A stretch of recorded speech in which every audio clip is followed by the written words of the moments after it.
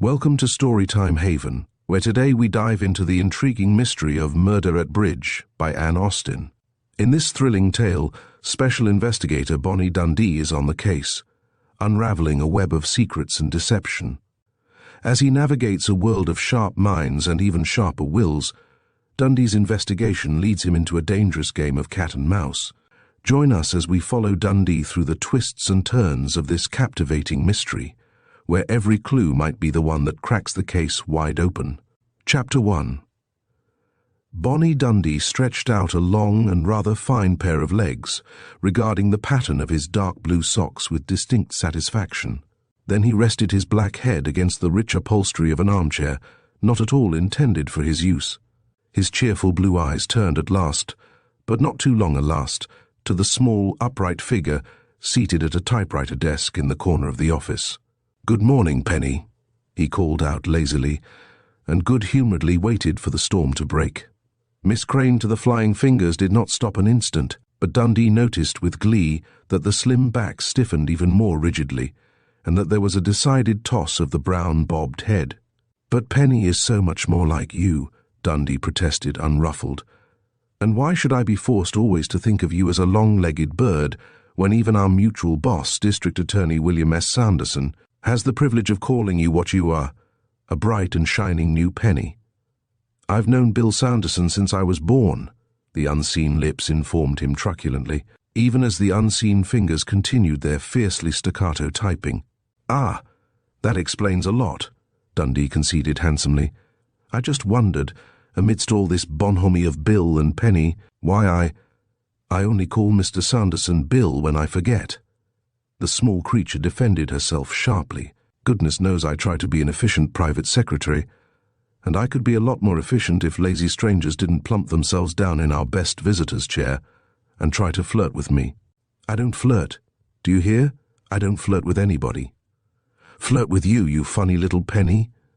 Dundee's voice was a little sad, the voice of a man who finds himself grievously misunderstood. "I only want you to like me if you can, and be a little nice to me. For after all, "Oh, I know!" Penny Crane jerked the finished letter from her typewriter and spun about on her narrow-backed swivel chair to face him. "I know you are Mr. James F. Dundee, Special Investigator attached to the office of the District Attorney, and that you have a right to drive me crazy if you want to." Dundee was genuinely amazed, contrite. "I beg your pardon most humbly, Miss Crane. I'll go back to my cell. Your office is almost as big and nice as this one," Penny retorted, but her sharp, bright brown eyes, really almost the color of a new penny, softened until they took on a velvety depth. Dundee did not fail to notice the softening, nor did the little heart-shaped face, with its low widow's peak, its straight short nose and its pointed little chin, made almost childish by the deep cleft which cut through its obvious effort to look mature and determined, fail to please him any more acutely than on the other days of the one short week he had been privileged at intervals to gaze upon it.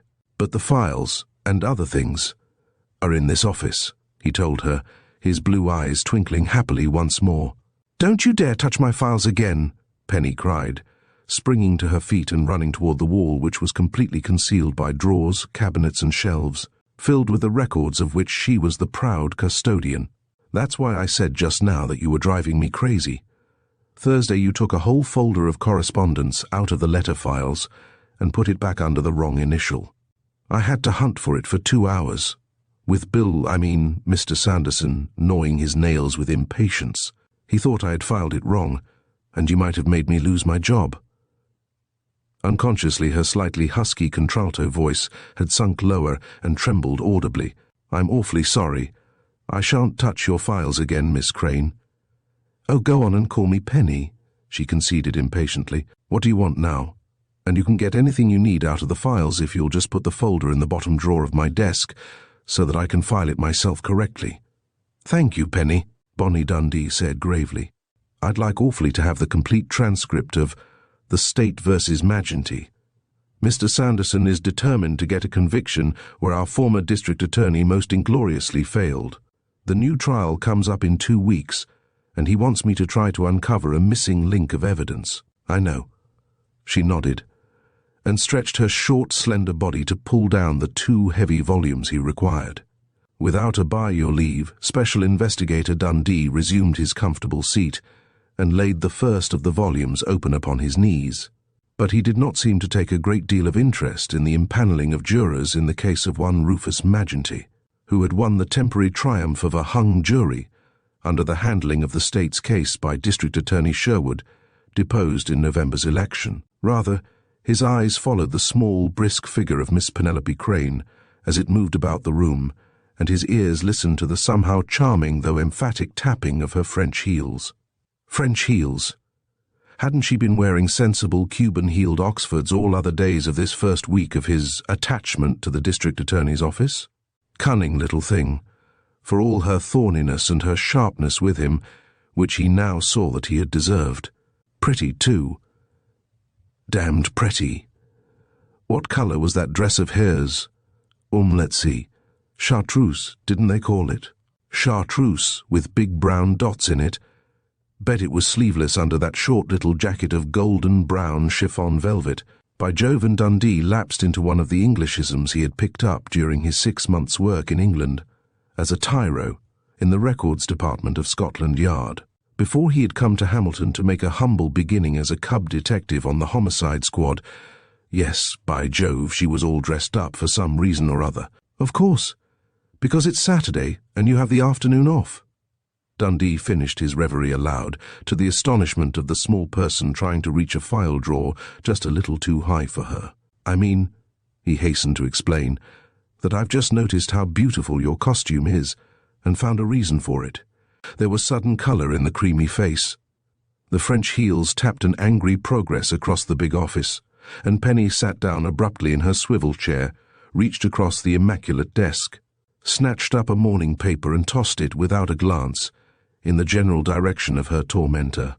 Page 3, column 2, first item, she informed him ungraciously, and then began to search with a funny sort of desperation for more work to consume her extraordinary energy. Bonnie Dundee grinned indulgently as he opened the Hamilton Morning News and turned to the specified page and column. Ah, my old friend, the society editress, in her very best style, he commented as he began to read aloud. Mrs. Juanita Selim, new and charming member, is entertaining the Forsyte Alumni Bridge Club this afternoon, luncheon to be served at the exclusive new Breakaway Inn on Sheridan Road. I've read it, and I'm busy. So shut up, Penny commanded, as she gathered up pencils to sharpen.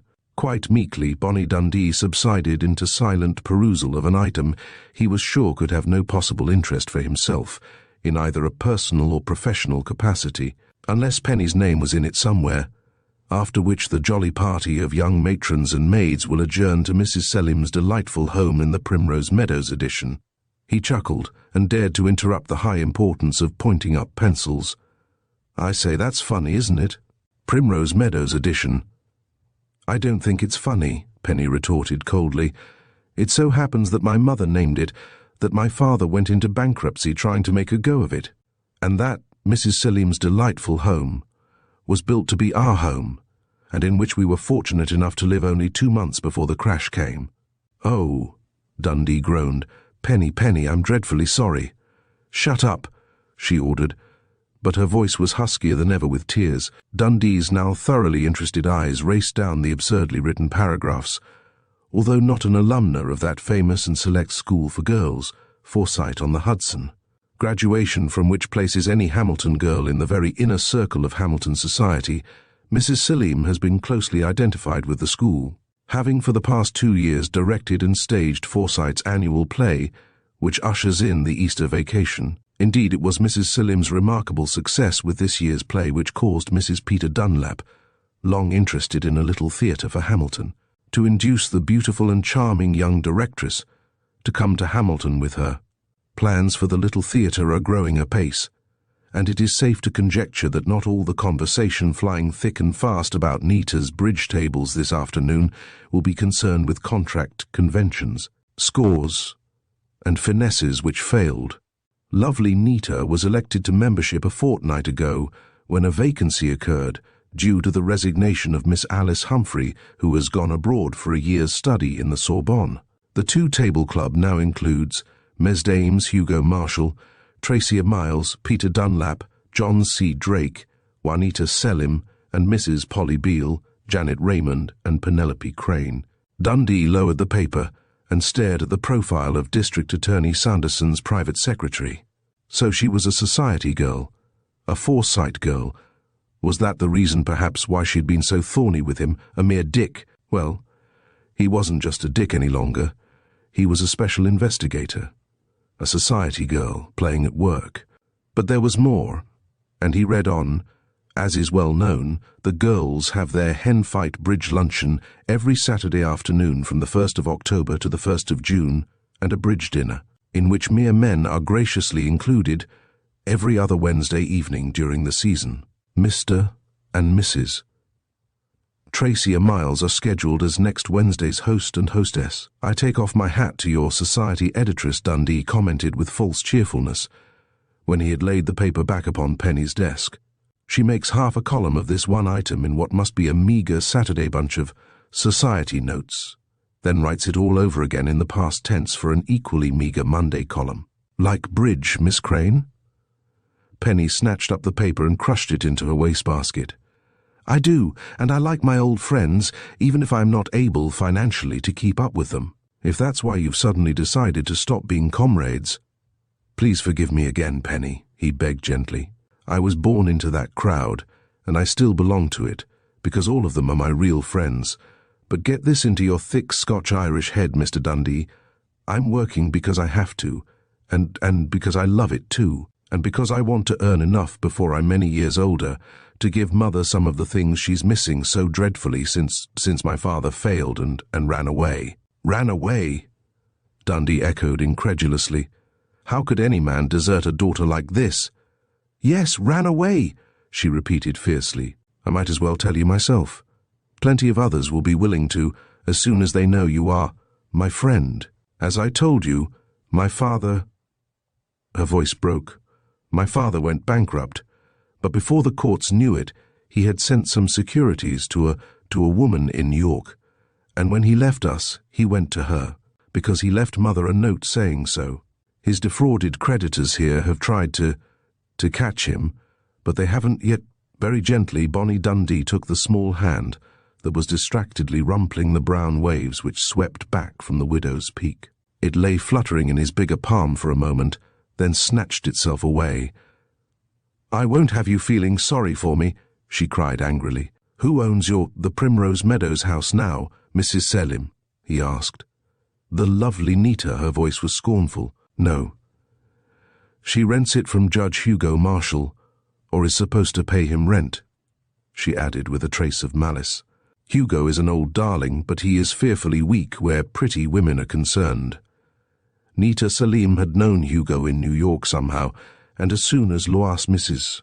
Dunlap, had got Nita off the train, the stranger in our midst hied herself to Hugo's office, and he's been tagging after her ever since, though most of the men in our crowd are as bad as or worse than poor old Hugo. How Karen keeps on looking so blissfully happy. Karen? Dundee interrupted.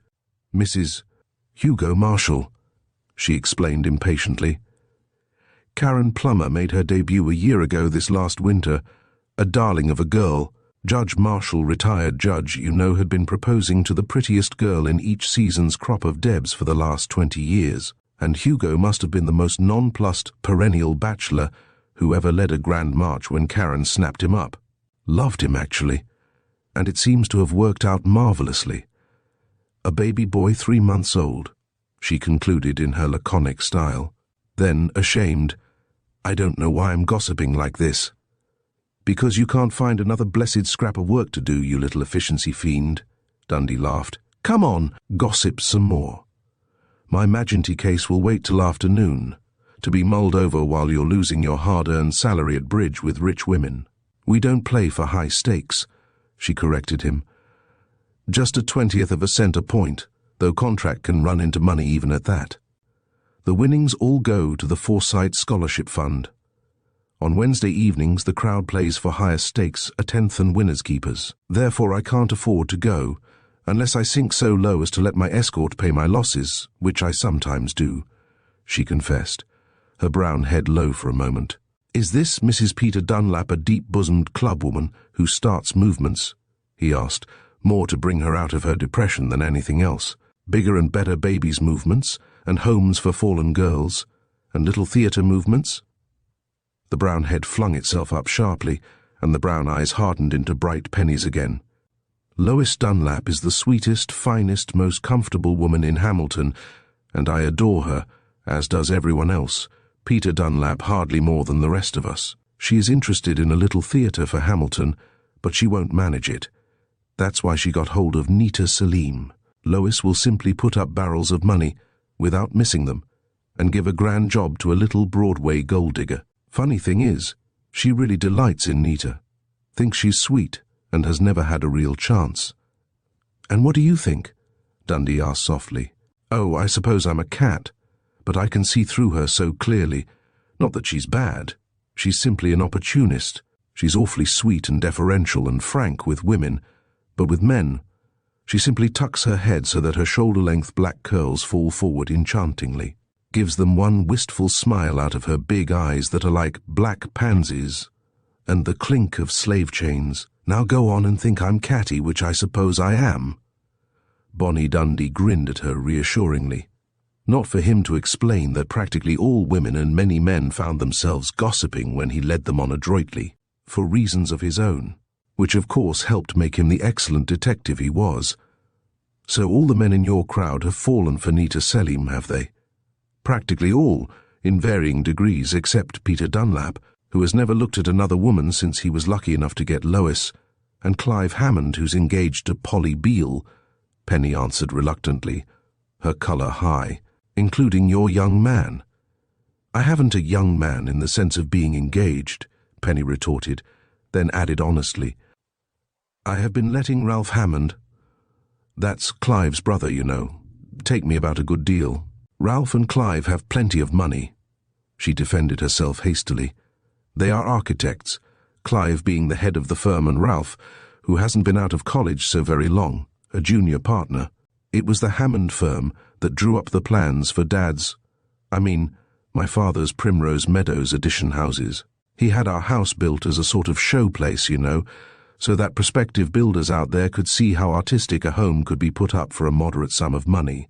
But he didn't quite finish even that, left half the gabled top story unfinished, and Nita has been teasing Hugo to finish it up for her.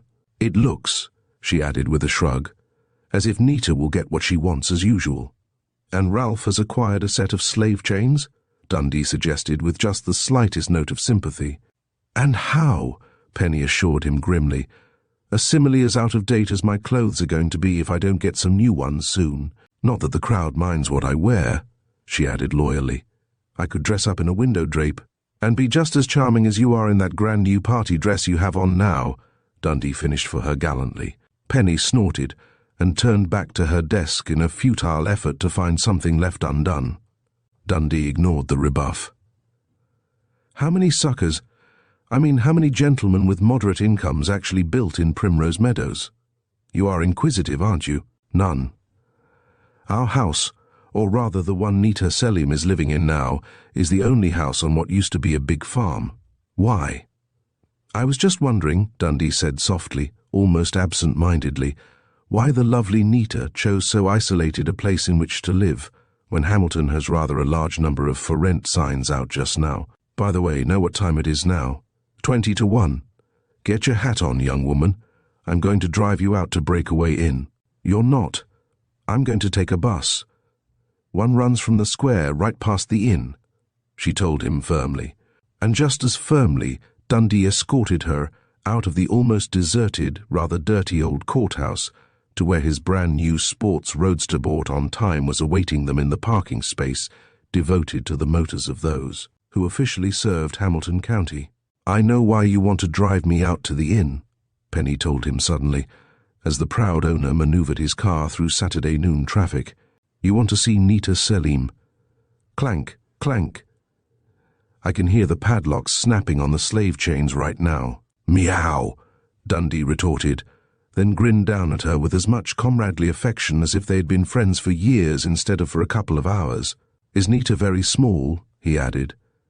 "Little enough to tuck herself under the arm of a man a lot shorter than you.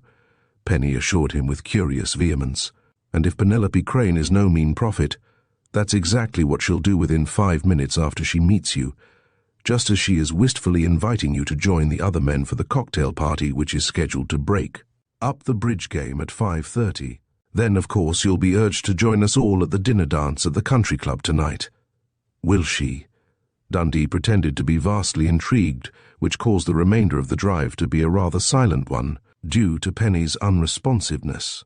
Breakaway Inn was intensely Spanish in architecture and transplanted shrubbery, but its stucco walls were of a rather more violent raspberry color than is considered quite aesthetic in Spain or Mexico. "There's Lois Dunlap's car just driving up," Penny cried, her face softening with the adoration she had freely professed for her friend, but it clouded again almost instantly. "And Nita Salim. I suppose Nita was a little ashamed to drive up in her own Ford coupe." As Dundee helped his new friend to alight, his eyes were upon the two women being assisted by a uniformed chauffeur from Lois Dunlap's limousine. In a moment, the four were a laughing, exclamatory group. "Oh, what a tall, grand man you've got yourself, Penny darling." The tiny, beautiful creature who could only be Mrs. Selim cried out happily. "May I meet him?" "I shouldn't let you," Penny answered frankly, "but I will. Mrs. Selim, Mr. Dundee, and Mrs. Dunlap, Mr. Dundee. How are you, Lois? And Peter and the brats?" "All well, Penny. Petey's off on a weekend fishing trip, and not one of the brats has measles, scarlet fever, or hay fever, thank God," Dundee heard Mrs. Dunlap say in the comfortable, affectionate voice that went with her comfortable, pleasant face and body. Nice woman. But his eyes were of necessity upon Nita Selim, for that miniature Venus was, as Penny had predicted, almost tucked under his arm by this time, her black pansy eyes wide and wistful, her soft black curls falling forward as she coaxed, "You'll come to the cocktail party at my house at 5:30, won't you, Mr. Dundee?" "Afraid I can't make it." Dundee smiled down at her. "I'm a busy man, Mrs. Selim. You see, I'm special investigator attached to the district attorney's office," he explained very deliberately.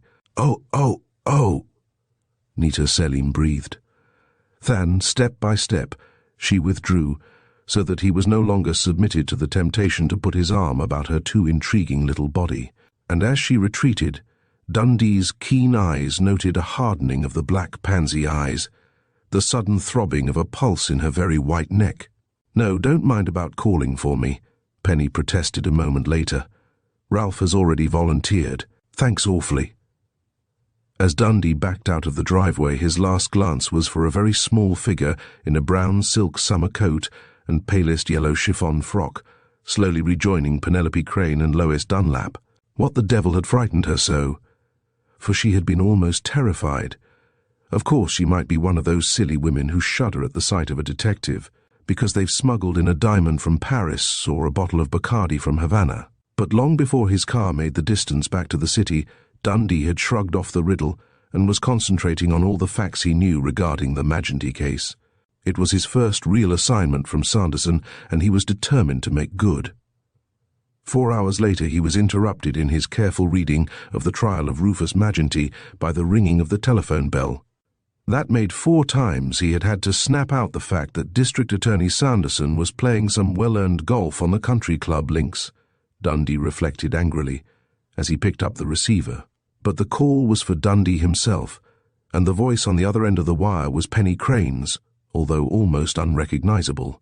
"Speak more slowly, Penny," Dundee urged. "What's that again? Good Lord, you say that Nita Selim." After a minute of listening and a promise of instant obedience, Dundee hung up the receiver. "My God," he said slowly, blankly. "Of all things murder, at Bridge Chapter 2.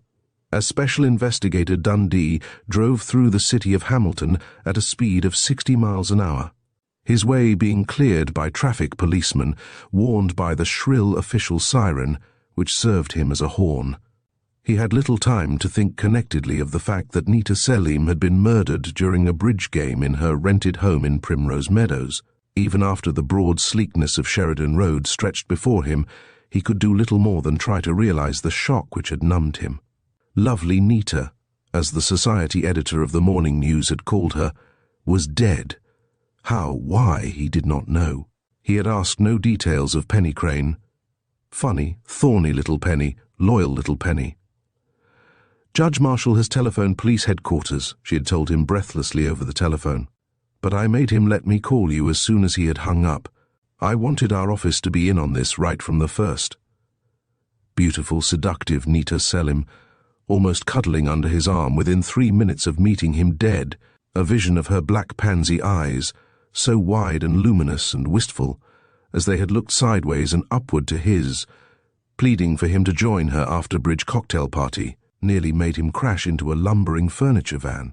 Those eyes were luminous no longer, could never again snap the padlocks of slave chains upon any man as Penny had expressed it.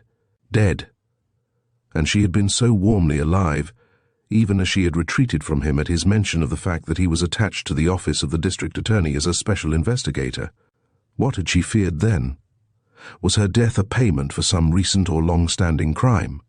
Or had she simply been withdrawing from contamination with a flat foot? No.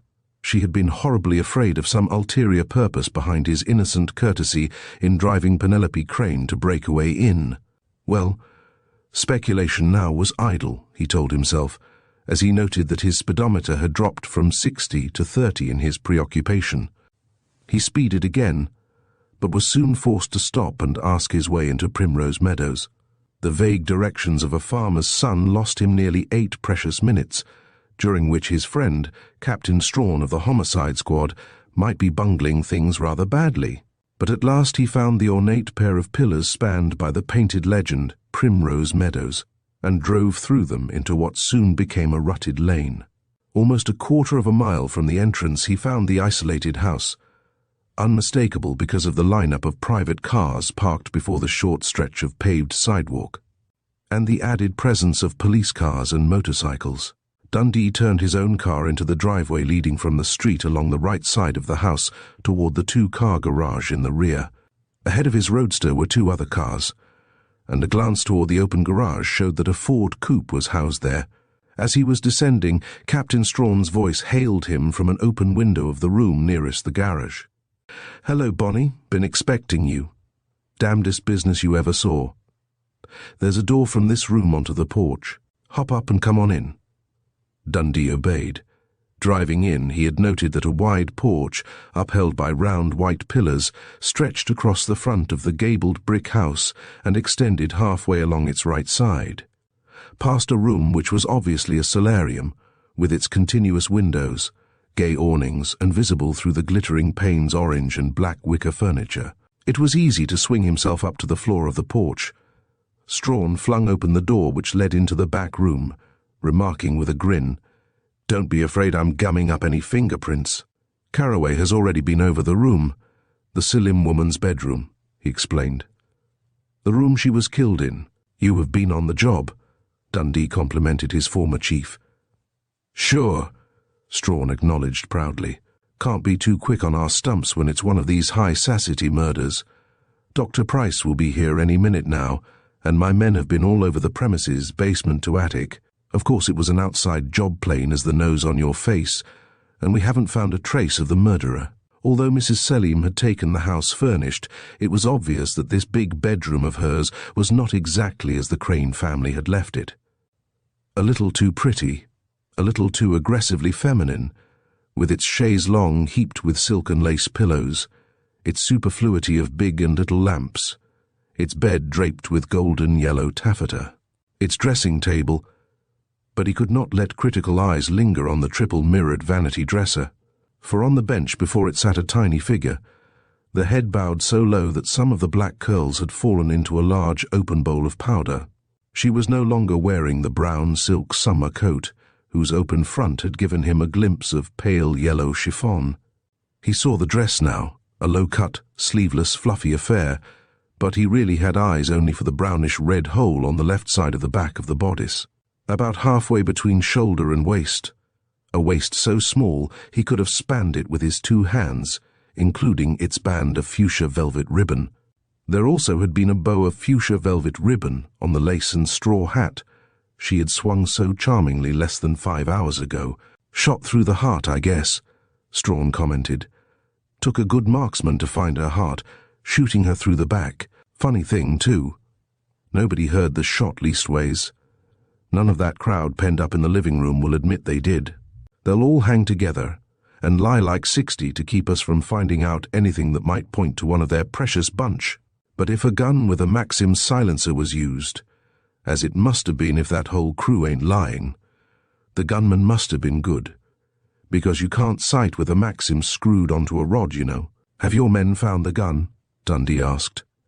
Of course not, or I'd know whether it had a Maxim on it or not, Strawn retorted. My theory is, he added impressively, that somebody with a grudge against this dame hired a gunman to hang around till he got her dead to rights, then plop. And he imitated the soft, thudding sound made by the discharge of a bullet from a gun equipped with a silencer. Doesn't it seem rather strange that a professional gunman should have chosen such a time with men arriving in cars, and the house full of women who might wander into this room at any minute, to bump off his victim? Dundee asked. Well, there ain't no other explanation, Captain Strawn contended. Outside of the fact that my men have gone over the whole house and grounds without finding the gun, I've got other evidence it was an outside job. Look. Dundee followed the chief of the homicide squad to one of the two windows that looked out upon the driveway. Both were open, since the May Day was exceptionally warm, even for the Middle West. The unscreened window from which he obediently leaned was almost directly in line with the vanity dressing table across the room. Look, see how them vines have been torn, Strawn directed, pointing to a rambler rose which hugged the outside frame of the window. And look hard enough at the flower bed down below and you'll see his footprints.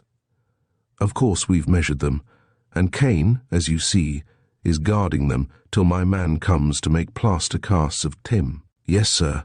He hoisted himself up to the window ledge, aimed as best he could, then slipped down and beat it across the meadow. Then, Dundee began slowly, I wonder why Mrs. Selim didn't see that figure crouched in the window, since she must have been powdering her face and looking into the middle of the 3 mirrors, the one which reflects this very window? How do you know she was powdering her face, not looking for something in a drawer? Strawn demanded truculently. For 3 reasons, Dundee answered almost apologetically. First, her powder puff, as I'm sure you noticed, is still clutched in her right hand. Second, there is no drawer open, and no drawer was open, unless someone has closed it since the murder, whereas on the other hand her powder box is open. Third, the left side of her face is unevenly coated with powder, while the other is heavily but evenly powdered. Therefore I can't see why she didn't scream, or turn around when she heard your gunman clambering up to her window, or even when he had crouched in it. I don't see how she could help seeing him.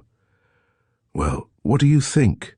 Strawn asked sourly, after he had tested the visibility of the window from the dressing table mirror. I'm afraid, Captain Strawn, that there are only 2 explanations possible. The first, of course, is that Nita Selim was quite deaf or very nearsighted. I happen to know from having met her today. You met her today? Strawn interrupted incredulously. Dundee explained briefly, then went on.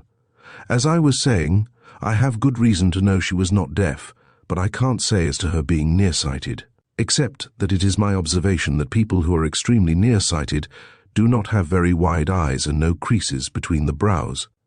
I am fairly sure she did not wear glasses at all, because glasses worn even a few hours a day leave a mark across the nose, or show pinched red spots on each side of the bridge of the nose.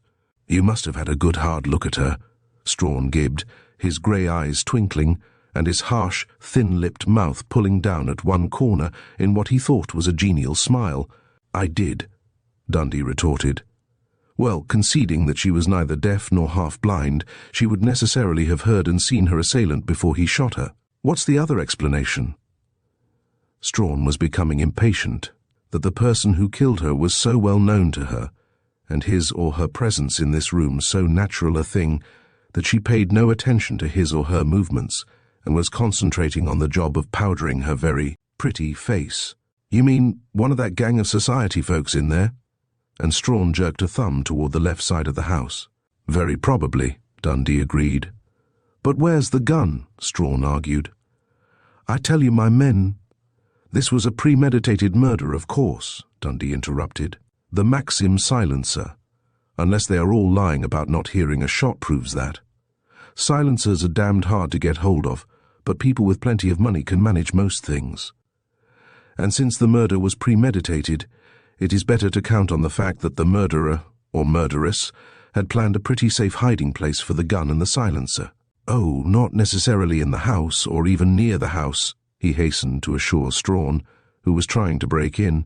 "By the way, how long after Mrs. Selim was killed was her death discovered? Or do you know? I haven't been able to get much out of that bunch in there, not even out of Penelope Crane, who ought to be willing to help, seeing as how she works for the district attorney. But I guess she's waiting to spill it all to you, if she knows anything, so you and Sanderson will get all the credit." "Now, look here, Chief," Dundee protested, laying a hand on Strawn's shoulder as he reverted to the name by which he had addressed the head of the homicide squad for nearly a year. "We're going to be friends, aren't we? Same as always? We know pretty well how to work together, don't we? No use to begin pulling against each other." "Guess so," Strawn growled, but he was obviously pleased and relieved. "Maybe you'd better have a crack at that crowd yourself. I hear Doc Price's car always has a bum spark plug. I'll stick around with him until he gets going good on his job, then, if you'll excuse me for butting in, I'll join your party in the living room. And good luck to you, Bonnie."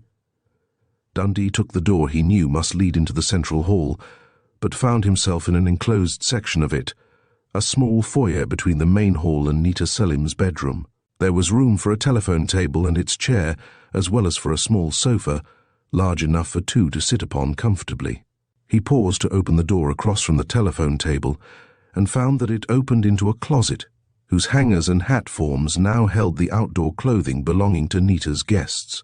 Nice clothes, the smart but unostentatious hats and coats of moneyed people of good taste, he observed a little enviously, before he opened the door which led into the main hall which bisected the main floor of the house until it reached Nita's room. Another door in the section behind the staircase leading to the gabled second story next claimed his attention. Opening it, he discovered a beautifully fitted guest's lavatory. There was even a fully appointed dressing table for women's use, so that none of her guests had had the slightest excuse to invade the privacy of Mrs. Selim's bedroom and bath, unless specifically invited to do so. Rather a well-planned house, this, Dundee concluded, as he closed the door upon the green porcelain fixtures, and walked slowly toward the wide archway that led from the hall into a large living room. He had a curious reluctance to intrude upon that assembled and guarded company of Hamilton's real society. They were all Penny's friends, and Penny was his friend. But his first swift, all-seeing glance about the room reassured him. No hysterics here. These people brought race and breeding even into the presence of death. Whatever emotions had torn them when Nita Selim's body was discovered were almost unguessable now. A stout, short woman of about 30 was tapping her foot nervously as she talked to the man who was bending over her chair.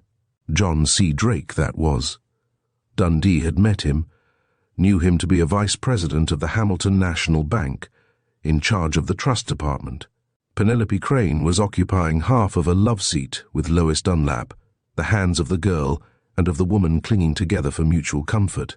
That tall, thin, oldish man, with the waxed grey moustache, must be Judge Hugo Marshall, and the pretty girl leaning trustingly against his shoulder must be his wife, Karen Marshall, who had jumped at her first proposal during her first season. Yes, well-bred people, he concluded, as his eyes swept on and then stopped, a little bewildered. Who was that man? He didn't belong somehow, and his hands trembled visibly as he tried to light a cigarette, leaning, not nonchalantly, but actually for support, against the brocaded coral silk drapes of a pair of wide, long windows set in the east wall. Suddenly Dundee had it. Broadway. This was no Hamiltonian, no comfortably rich and socially secure Middle Westerner. Broadway in every line of his too well-tailored clothes, in the polished smoothness of his dark hair. "Why, it's Mr. Dundee at last," Penny cried, turning in the S-shaped seat before he had time to finish his mental inventory of the room's occupants. She jumped to her feet and threaded a swift way over oriental rugs, and between the two bridge tables, still occupying the center of the big room, still cluttered with score pads, tally cards, and playing cards. "I've been wondering if you had stopped to have dinner first," she taunted him. Then, Laying a hand on his arm, she faced the living room eagerly. "This is Mr. Dundee, Folk Special Investigator attached to the District Attorney's Office, and a Grand Detective. He solved the Hogarth murder case, you know, and the Hillcrest murder. And he's my friend, so I want you all to trust him and tell him things without being afraid of him." Then, rather ceremoniously but swiftly, she presented her friends Judge and Mrs. Hugo Marshall, Mr. and Mrs. Tracy Miles, Mr. and Mrs. John C. Drake, Mrs. Dunlap, Janet Raymond, Polly Beale, Clive Hammond, and... At that point Penny hesitated, then rather stiffly included the Broadway man as Mr. Dexter Sprague of New York. "Thank you, Miss Crane," Dundee said. "Now will you please tell me, if you know, whether all those invited to both the bridge party and the cocktail party are here?" Penny's face flamed. "Ralph Hammond, Clive's brother, hasn't come yet. I rather imagine I've stood you up," she confessed with a faint attempt at gaiety. And Ralph Hammond was the man who had once belonged rather exclusively to Penny, and who, according to her own confession, had succumbed most completely to Nita Selim's charms, Dundee noted, filing the reflection for further reference. "Please, Mr. Dundee, won't you detain us as short a time as possible?" Lois Dunlap asked, as she advanced toward him. "Mr. Dunlap is away on a fishing trip, and I don't like to leave my 3 youngsters too long. They are really too much of a handful for the governess, over a period of hours. I shall detain all of you no longer than is absolutely necessary," Dundee told her gently. "But I am afraid I must warn you that I can't let you go home very soon, unless one or more of you has something of vital importance to tell, something which will clear up or materially help to clear up this bad business." He paused a long half-minute, then asked curtly, "I'm to conclude that no one has anything at all to volunteer?" There was no answer, other than a barely perceptible drawing together in self-defense of the minds and hearts of those who had been friends for so long. "Very well," Dundee conceded abruptly. "Then I must put all of you through a routine examination, since every one of you is, of course, a possible suspect." Chapter 3. "Goodbye, dinner," groaned the plump, blond little man who had been introduced as Tracy Miles as he sorrowfully patted his rather prominent stomach. "Don't worry, darling," begged the dark, neurotic-looking woman who was Flora Miles, his wife. "I'm sure Mr. Dundee will ask Lydia Pornita's maid, you know," she explained in an aside to Dundee, "to prepare a light supper for us if he really needs to detain us long, which I am sure he won't. How can you think of food now?" Polly Beale, the tall, sturdy girl with an almost masculine bob and a quite masculine tweed suit, demanded brusquely. Her voice had an unfeminine lack of modulation, but when Dundee saw her glance toward Clive Hammond, he realized that she was wholly feminine where he was concerned, at least. "Of course, we are all dreadfully cut up over poor Nita's death," gasped a rather pretty girl, whose most distinguishing feature was her crop of crinkly, light red hair. "I assume that to be true, Miss Raymond," Dundee answered. "But we must lose no more time getting at the facts. Just when was Mrs. Selim murdered?" At the brutal use of the word, a shudder rippled over the small crowd. Dexter Sprague, of New York, dropped his lighted cigarette where it would have burned a hole in a fine Persian rug if Sergeant Turner, on guard over the room for Captain Strawn, had not slouched from his corner to plant a big foot upon it. "We don't know exactly when it happened," Penny volunteered. "We were playing bridge, the last hand of the last rubber, because the men were arriving for cocktails, when Nita became dummy and went to her bedroom to make herself pretty for the men," Mrs. Drake mimicked. Then, realizing the possible effect of her cattiness on Dundee, she defended herself volubly. "Of course I liked Nita, but she did think so terribly much about her effect on men and all that, and was always fixing her makeup, and besides, you can't suspect me, because I was playing against Karen and Nita." "Thank you, Mrs. Drake," Dundee cut in. "Does anyone know the exact time Mrs. Selim left the room when she became dummy?" "I can tell you, because I had just arrived, the first of the men to get here," Tracy Miles volunteered. Obviously glad of the chance to talk a characteristic of the man, Dundee decided. "I looked at my watch just after I stepped out of my car, because I like to be on time to the dot, and Nita Mrs. Selim had said, Well, it was exactly 5:25, so I had 5 minutes to spare. Yes? Dundee speeded him up impatiently. Well, I came right into the hall and hung my hat in the closet out there, and then came in here. It must have been about 5:27 by that time, he explained, with the meticulousness of a man on the witness stand. I shouted, "Hello, everybody. How's tricks?" That's a joke, you know. How's tricks, meaning tricks in bridge. Yes, yes, Dundee admitted, frowning, but the rest of the company exchanged indulgent smiles, and Flora Miles patted her husband's hand fondly. Well, Nita jumped up from the bridge table. That one right there. Miles pointed to the table nearer the arched doorway. And she said, "Good heavens, is it 5:30 already? I've got to run and make myself pretty for just such great big men as you, Tracy." "Tracy, darling," Judge Marshall corrected, with a chuckle that sounded odd in the tensely silent room. Tracy Miles flushed a salmon pink and his wife's fingers clutched at his hand warningly. "Oh, Nita called everybody darling and didn't mean anything by it, I guess," he explained uneasily. "Just one of her cute little ways. Well, anyway, she came up to me and straightened my necktie, another one of her funny little ways, and said, 'Tracy, my own lamb, won't you shake up the cocktails for poor little Nita?' You know, a sort of way she had of coaxing people." "Yes, I know," Dundee agreed with a trace of a grin. "Go on as rapidly as you can, please." "I thought you wanted to know everything."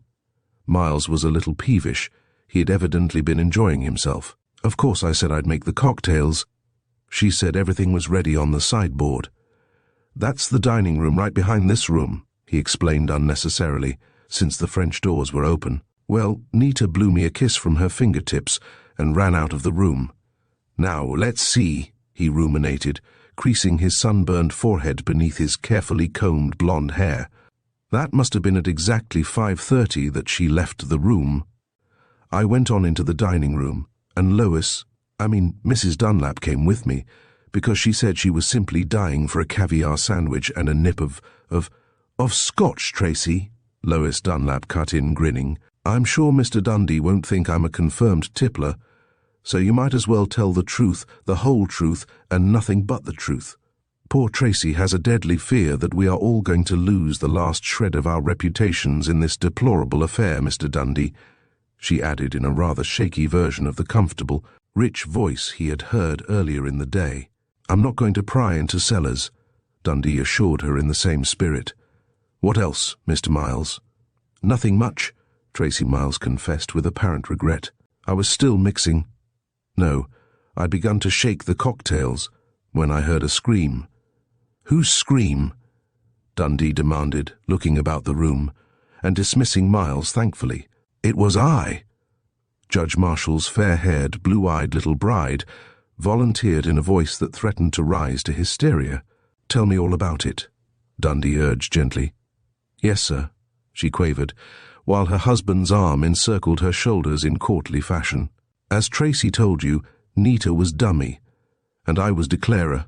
That is, I got the bid and played the hand. It was quite an exciting end for me to the afternoon of bridge, for I'm not usually awfully lucky.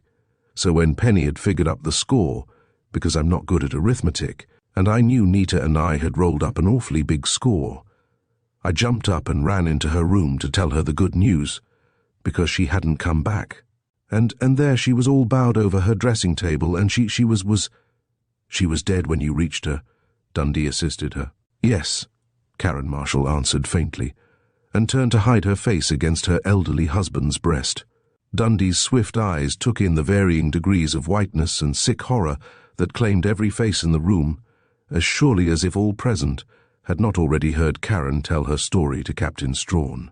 Tracy Miles looked as if he would have no immediate craving for his dinner, and Judge Marshall's fine, thin face no longer looked so well-preserved, as he prided himself that it did. As for Dexter Sprague, he almost folded up against the coral brocade draperies. It was the women, oddly enough, who kept the better control over their emotions. "Of course you all rushed in when Mrs. Marshall screamed?" he asked casually. 12 heads nodded mutely. "Did any or all of you touch the body or things in the room?" "Mr. Sprague touched her hair and lifted one of her hands," Penny contributed quietly. "But you know how it must have been. We can't any of us tell exactly every move we made, but there was some rushing about. The men mostly looking for whoever did it. Mrs. Marshall, did you see anyone at Allyn or near that room when you entered it? The white-faced young wife lifted her head and looked at him dazedly with drowned blue eyes. There wasn't anyone in that room, I know, she faltered. It felt horrible being in there with all alone. But near the room? In the main hall or in the little foyer where the telephone is? Dundee persisted. I don't think so. I can't remember seeing. Oh, Hugo. And again she crouched against her husband, who soothed her with trembling hands that looked incongruously old against her childish fair hair and face. Where were the rest of you exactly where, I mean? Dundee demanded, conscious that Captain Strawn had entered the room and was standing slightly behind him. There was such a babble of answers, given and then hastily corrected, that Dundee broke in suddenly. I want a connected story of the events leading up to the tragedy, and I want someone to tell it who hasn't lost his or her head at all. He looked about the company, as if speculatively, but his mind was already made up. Miss Crane, will you tell the story, beginning with the moment I left you and Mrs. Dunlap and Mrs. Selim today? Penny nodded miserably and was about to begin. Just a minute before you begin, Miss Crane, Dundee requested. I'd like to make notes on your story, and he drew from a coat pocket a shorthand book, hastily filched from Penny's own tidy desk. Yes, he answered the girl's frank stare of amazement. I can write shorthand of a sort, and pretty fast at that, though no other human being, I'm afraid, could read it but myself. As for you folks, he addressed the uneasy, silent group of men and women in Dead Nita's living room, I shall ask you not to interrupt Miss Crane unless you are very sure that her memory is at fault. Penelope Crane was about to begin for the second time, when again Dundee interrupted. Another half-second, please. On the first sheet of the new shorthand notebook, Dundee scribbled, Suggest you try to locate Ralph Hammond immediately. Very much in love with Mrs. Selim. Invited to cocktail party, did not show up. Tearing the sheet from the notebook, he passed it to Captain Strawn, who read it, frowning, and then nodded.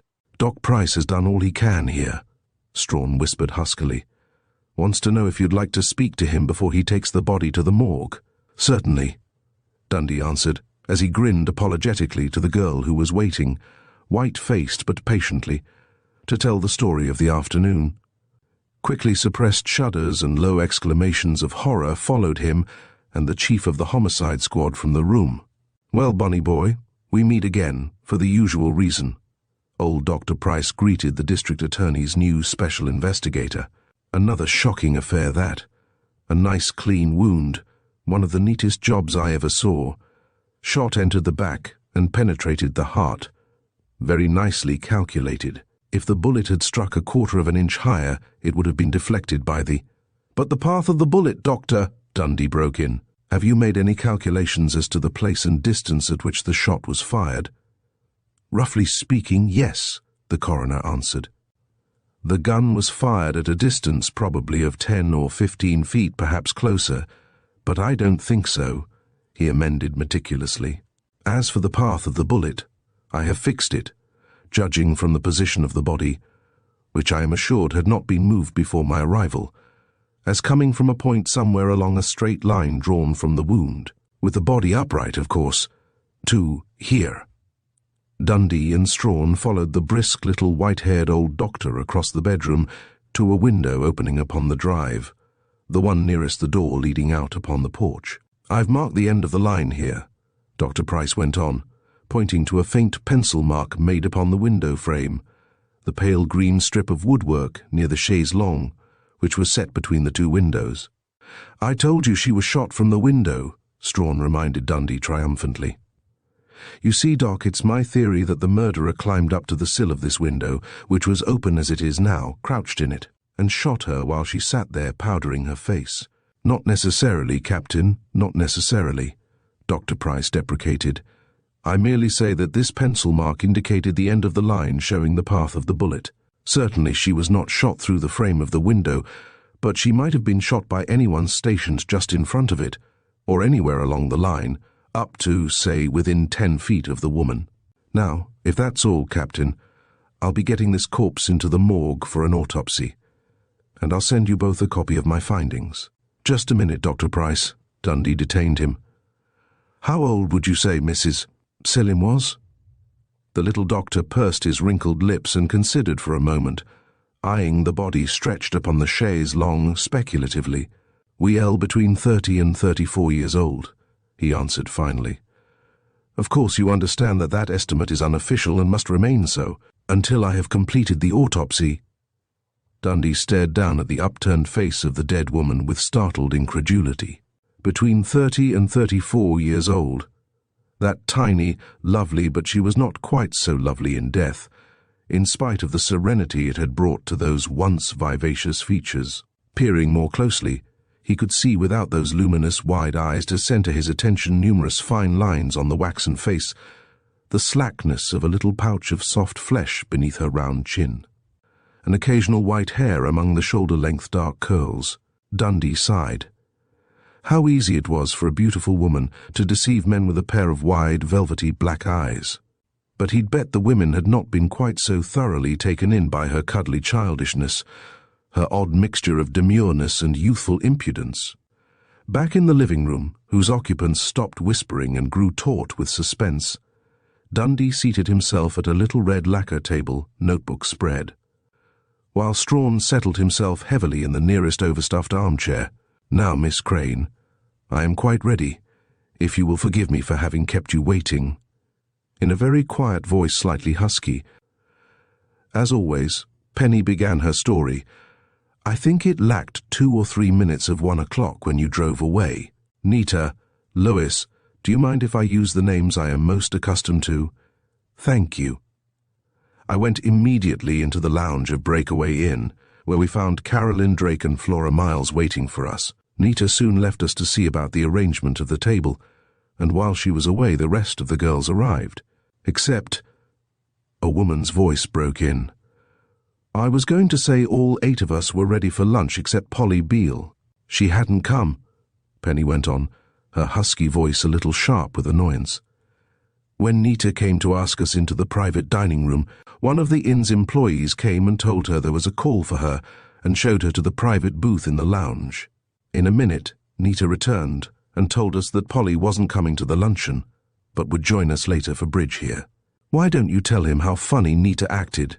Janet Raymond prompted. Penny flushed, but she accepted the prompting. "I think any of us might have been a little annoyed," she said steadily, as if striving to be utterly truthful. "Nita told us," she turned to Dundee, whose pencil was flying, "that Polly had made no excuse at all. In fact, she quoted Polly exactly, 'Sorry, Nita, can't make it for lunch. I'll show up at your place at 2:30 for bridge.'" "Nita couldn't bear the least hint of being slighted," Janet Raymond explained, with a malicious gleam in her pale blue eyes. "If it hadn't been for Lois and Hugo Judge Marshall, I mean Nita Selim would never have been included in any of our affairs, and she knew it. The Dunlaps can do anything they please because they're—" "Please, Janet," Lois Dunlap cut in, her usually placid voice becoming quite sharp.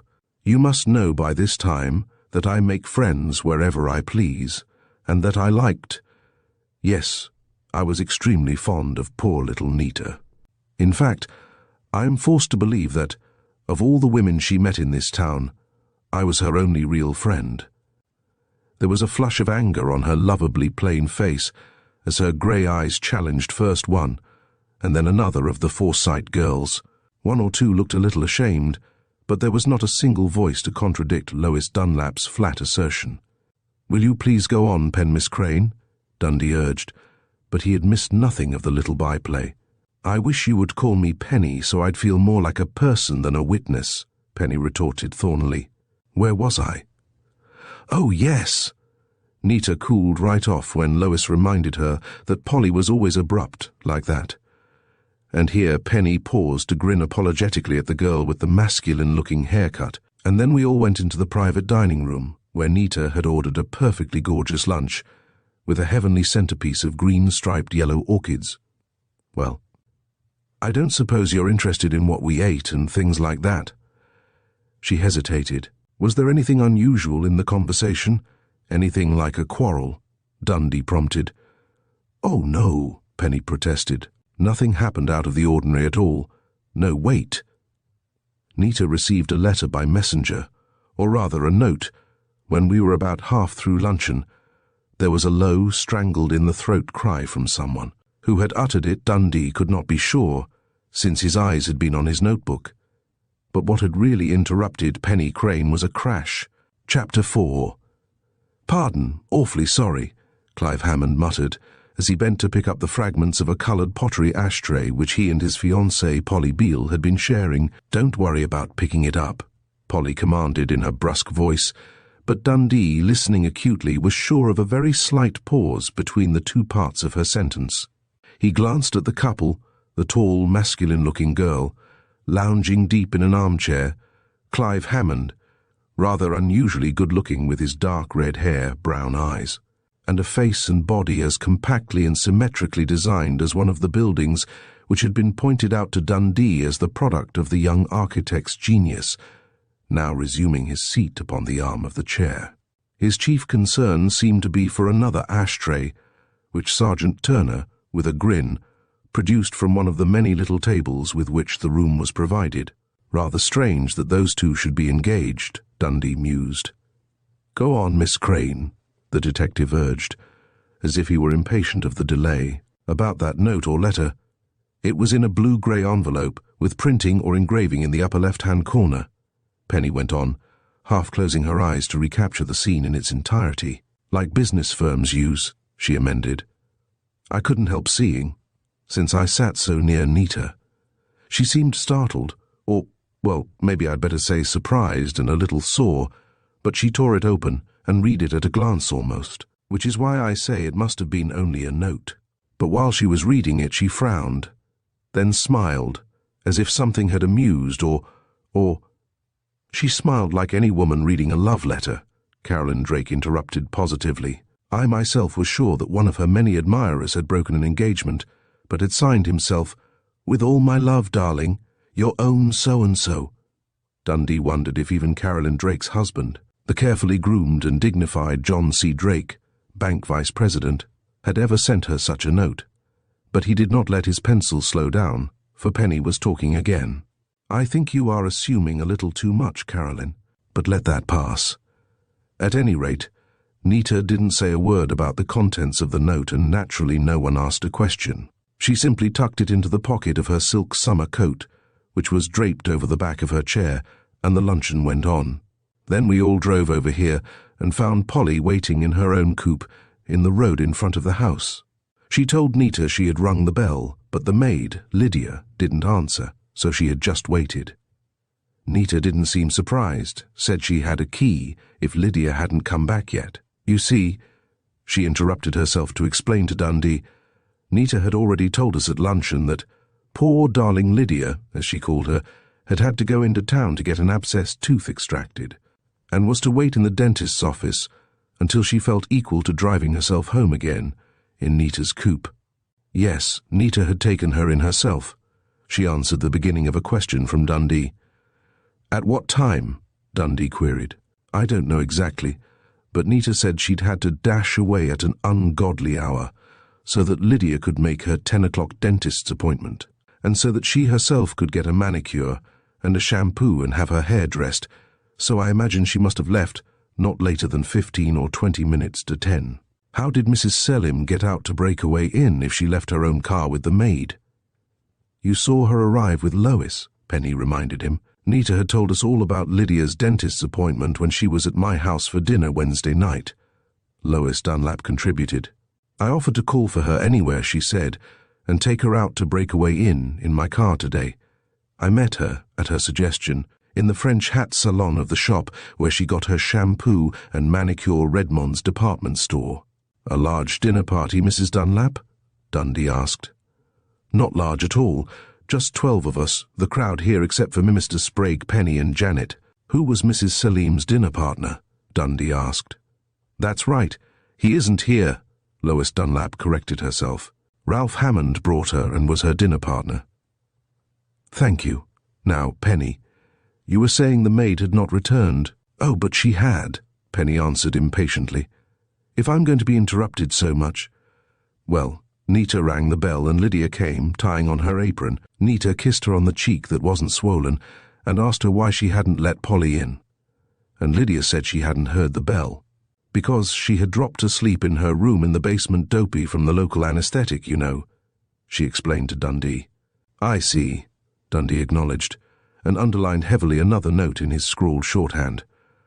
So Lydia took our hats and summer coats and put them in the hall closet, and then followed Nita, who was calling to her, on into Nita's bedroom. We thought she either wanted to give directions about the makings for the cocktails and the sandwiches, or to console poor Lydia for the awful pain she had had at the dentist's. So we didn't intrude. We made a dive for the bridge tables, found our places, and were ready to play when Nita joined us. Nita and Karen. Just a minute, Penny. Did any of you then or later, until Mrs. Marshall discovered the tragedy, go into Mrs. Selim's bedroom? There was no need for us to, Penny told him. There's a lavatory with a dressing table right behind the staircase. I, for one, didn't go into Nita's room until after Karen screamed. There was a chorus of similar denials on the part of every woman present. At Dundee's significant pressing of the same question upon the men, he was met with either laconic negatives or sharply indignant ones. All right, Penny. Go ahead, please. I was going to tell you how we were seated for bridge, if that interests you, Penny said, rather tartly. It interests me intensely, Dundee assured her, smiling. Then it was this way, began Penny, thawing instantly. Karen and Nita, Carolyn and I were at this table, and she pointed to the table nearer the hall. Flora, Polly, Janet and Lois were at the other. We played at those tables all afternoon. We simply pivoted at our own table after the end of each rubber. When Nita became dummy— Forgive me, Dundee begged, as he interrupted her again. I'd like to ask a question. Mrs. Dunlap, since you were at the other table, perhaps you will tell me what your partner and opponents were doing just before Mrs. Selim became dummy. Lois Dunlap pressed her fingertips into her temples as if in an effort to remember clearly. It's rather hard to think of bridge now, Mr. Dundee, she said at last. But yes, of course I remember. We had finished a rubber and had decided there would be no time for another, since it was so near. That last rubber, please, Mrs. Dunlap, Dundee suggested. Who were partners and just when was it finished? Flora— Lois turned toward Mrs. Miles, who had sat with her hands tightly locked and her great haggard dark eyes roving tensely from one to another. You and I were partners, weren't we? Of course. Remember, you were dummy and I played the hand. You went out to telephone, didn't you? That's right. I remember clearly now. Flora said she had to telephone the house to ask how her two babies, 6 and 4 years old they are, Mr. Dundee, and the rosiest dumplings. Well, anyway, Flora went to telephone. In the little foyer between the main hall and Mrs. Selim's room? Yes, of course, Lois Dunlap answered, but Dundee's eyes were upon Flora Miles, and he saw her naturally sallow face go yellow under its too thick rouge. I played the hand and made my bid, although Flora and I had gone down 400 on the hand before, Lois continued, with a rueful twinkle of her pleasant grey eyes. When the score was totted up, I found I'd won a bit after all. Our winnings go to the Forsyte Alumni Scholarship Fund, she explained. Yes, I know, Dundee nodded. And then Polly asked the other table how they stood, and Nita said, 1 game to go on this rubber, provided we make it. Karen was dealing the cards then, and Nita was looking very happy. She'd been winning pretty steadily, I think. Pardon, Mrs. Dunlap. How did the players at your table dispose of themselves then? That is, immediately after you had finished playing the last hand, and Mrs. Marshall was dealing at the other table. Lois screwed up her forehead. Let me think. I know what I did. I went over to watch the game at the other table, and stayed there till Tracy missed her. Miles came in for cocktails. I can't tell you exactly what the other 3 did. There was a strained silence. Dundee saw Polly Scales' hand tighten convulsively on Clive Hammond's, saw Janet Raymond flush scarlet, watched a muscle jerk in Flora Miles's otherwise rigid face. Suddenly, he sprang to his feet. I'm going to make what will seem an absurd request, he said tensely. I am going to ask you all, the women, to take your places at the bridge tables, and then— he paused for an instant, his blue eyes hard— I want to see the death hand played exactly as it was played while Nita Selim was being murdered. Chapter 5. Shame on you, Bonnie Dundee, cried Penny Crane, her small fists clenched belligerently. Death hand indeed. You talk like a New York tabloid. And if you don't realize that all of us have stood pretty nearly as much as we can, without having to play the hand at bridge, the very hand we played while Nita Selim was being murdered, and you haven't the decency and human feelings I've credited you with. A murmur of indignant approval accompanied her tirade and buzzed on for a moment after she had finished, but it ceased abruptly as Dundee spoke. Who's conducting this investigation, Penny Crane, you or I? You will kindly let me do it in my own fashion, and try to be content when I tell you that, in my humble opinion, what I propose is absolutely necessary to the solution of this case. Bickering Dundee grinned to himself, exactly as if they had known each other always, had quarrelled and made up with fierce intensity for years. Really, Mr. Dundee? Judge Hugo Marshall began pompously, embracing his young wife protectingly. I must say that I agree with Miss Crane. This is an outrage, sir, an outrage to all of us, and particularly to this frail little wife of mine, already half hysterical over the ordeal she has endured. Take your places, Dundee ordered curtly. After all, there was a limit to the careful courtesy one must show to Hamilton's inmost circle of society. Penny led the way to the bridge tables, the very waves of her brown bob seeming to bristle with futile anger. But she obeyed, Dundee exulted. The way to tame this blessed little shrew had been solved by old Bill Shakespeare centuries ago. As the women took their places at the two tables, arguing a bit among themselves, with semi-hysterical edges to their voices, Dundee watched the men, but all of them. With the exception of Dexter Sprague, that typical son of Broadway, so out of place in this company, had managed at least a fine surface control, their lips tight, their eyes hard, narrowed and watchful. Sprague slumped into a vacated chair and closed his eyes, revealing finely wrinkled, yellowish lids. Where shall we begin? Polly Beale demanded brusquely. Remember, this table had finished playing when Karen began to deal what you call the death hand, she reminded him scornfully. And Flora wasn't here at all. She had been dummy for our last hand. And had gone out to telephone, Dundee interrupted.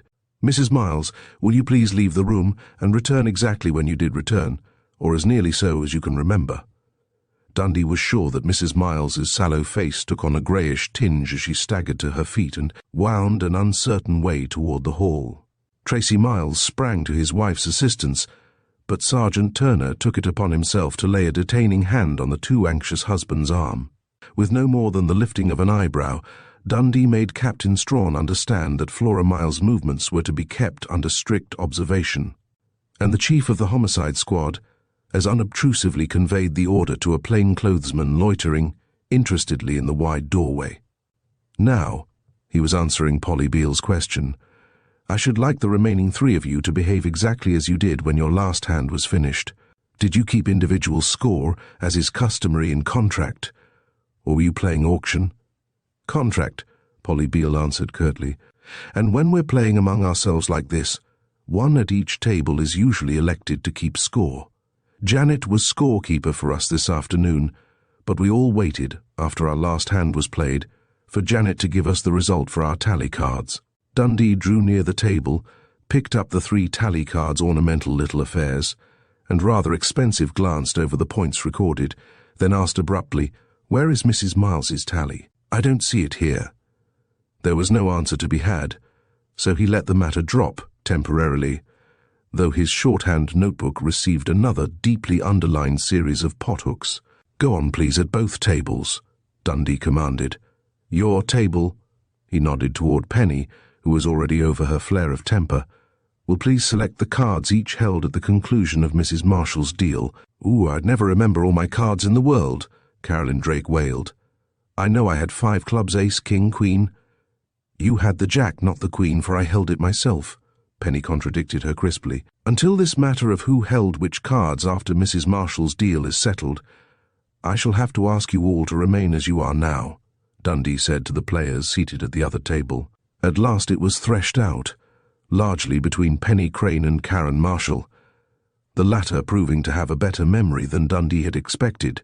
At last even Carolyn Drake's querulous fussiness was satisfied, or trampled down. Both Judge Marshall and John Drake started forward to inspect the cards, which none of the players was trying to conceal, but Dundee waved them back. "Please, I want you men, all of you, to take your places outside and return to this room in the order of your arrival this afternoon. Try to imagine that it is now, if I can trust Mr. Miles's apparently excellent memory." "Exactly. Pretty hard to do, considering it's now 7:15 and there's still no dinner in sight," Tracy Miles grumbled, then brightened. "I can come right back in then at 5:27, can't I?" That point settled, and the men sent away to be watched by several pairs of apparently indolent police eyes, Dundee turned to the bridge table, Nita's leaving of which had provided her murderer with his opportunity. "The cards are dealt," Penny reminded him. "Now I want you other three to scatter exactly as you did before," Dundee commanded, hurry and excitement in his voice. Lois Dunlap rose, laid down her tally card, and strolled over to the remaining table. After a moment's hesitation, Polly Beale strode mannishly out of the room, straight into the hall. Dundee, watching as the bridge players earlier that afternoon certainly had not, was amazed to see Clive Hammond beckoning to her from the open door of the solarium. So Clive Hammond had arrived ahead of Tracy Miles, had somehow entered the solarium unnoticed, and had managed to beckon his fiancée to join him there. Prearranged? And why had Clive Hammond failed to enter and greet his hostess first? Moreover, how had he entered the solarium? But things were happening in the living room. Janet Raymond, flushing so that her sunburned face outdid her red hair for vividness, was slowly leaving the room also. Through a window opening upon the wide front porch, Dundee saw the girl take her position against a pillar. Then, a thing she had not done before very probably, press her handkerchief to her trembling lips. But the bidding was going on, Karen Marshall piping in her childish treble, "3 spades." Dundee took his place behind her chair, then silently beckoned to Penny to shift from her own chair, opposite Carolyn Drake, to the chair Nita Selim had left to go to her death. She nodded understandingly. "Double," quavered Carolyn Drake, next on the left to the dealer, and managed to raise her eyebrows meaningly to Penny, her partner, who had not yet changed places. Penny, throwing herself into the spirit of the thing, scowled warningly. No exchanging of illicit signals for Penny Crane, but the instant she slipped into Nita Selim's chair, her whole face and body took on a different manner, underwent almost a physical change. She was Nita Selim now. She tucked her head, considered her cards, laughed a little breathless note, then cried triumphantly, "And I say 5 spades. What do you think of that, partner?" Then the girl who was giving an amazing imitation of Nita Selim changed as suddenly into her own character as she changed chairs. "Nita, I don't think it's quite Hoyle to be so jubilant about the strength of your hand," she commented tartly. "I pass." Karen Marshall pretended to study her hand for a frowning instant, then, under Penny's spell, announced with a pretty air of bravado, "6 spades. Your raise to 5 makes a little slam obligatory, doesn't it, Nita?" Carolyn Drake flushed and looked uneasily toward Penny, a bit of byplay which Dundee could see had not figured in the original game, but she bridled and shifted her plump body in her chair, as she must have done before. "I double a little slam," she declared. Then, still acting the role she had played in earnest that afternoon, she explained importantly, "I always double a little slam on principle." Penny, in the role of Nita, redoubled with an exultant laugh, then, as herself, said, "Pass," with a murderous glance at Mrs. Drake.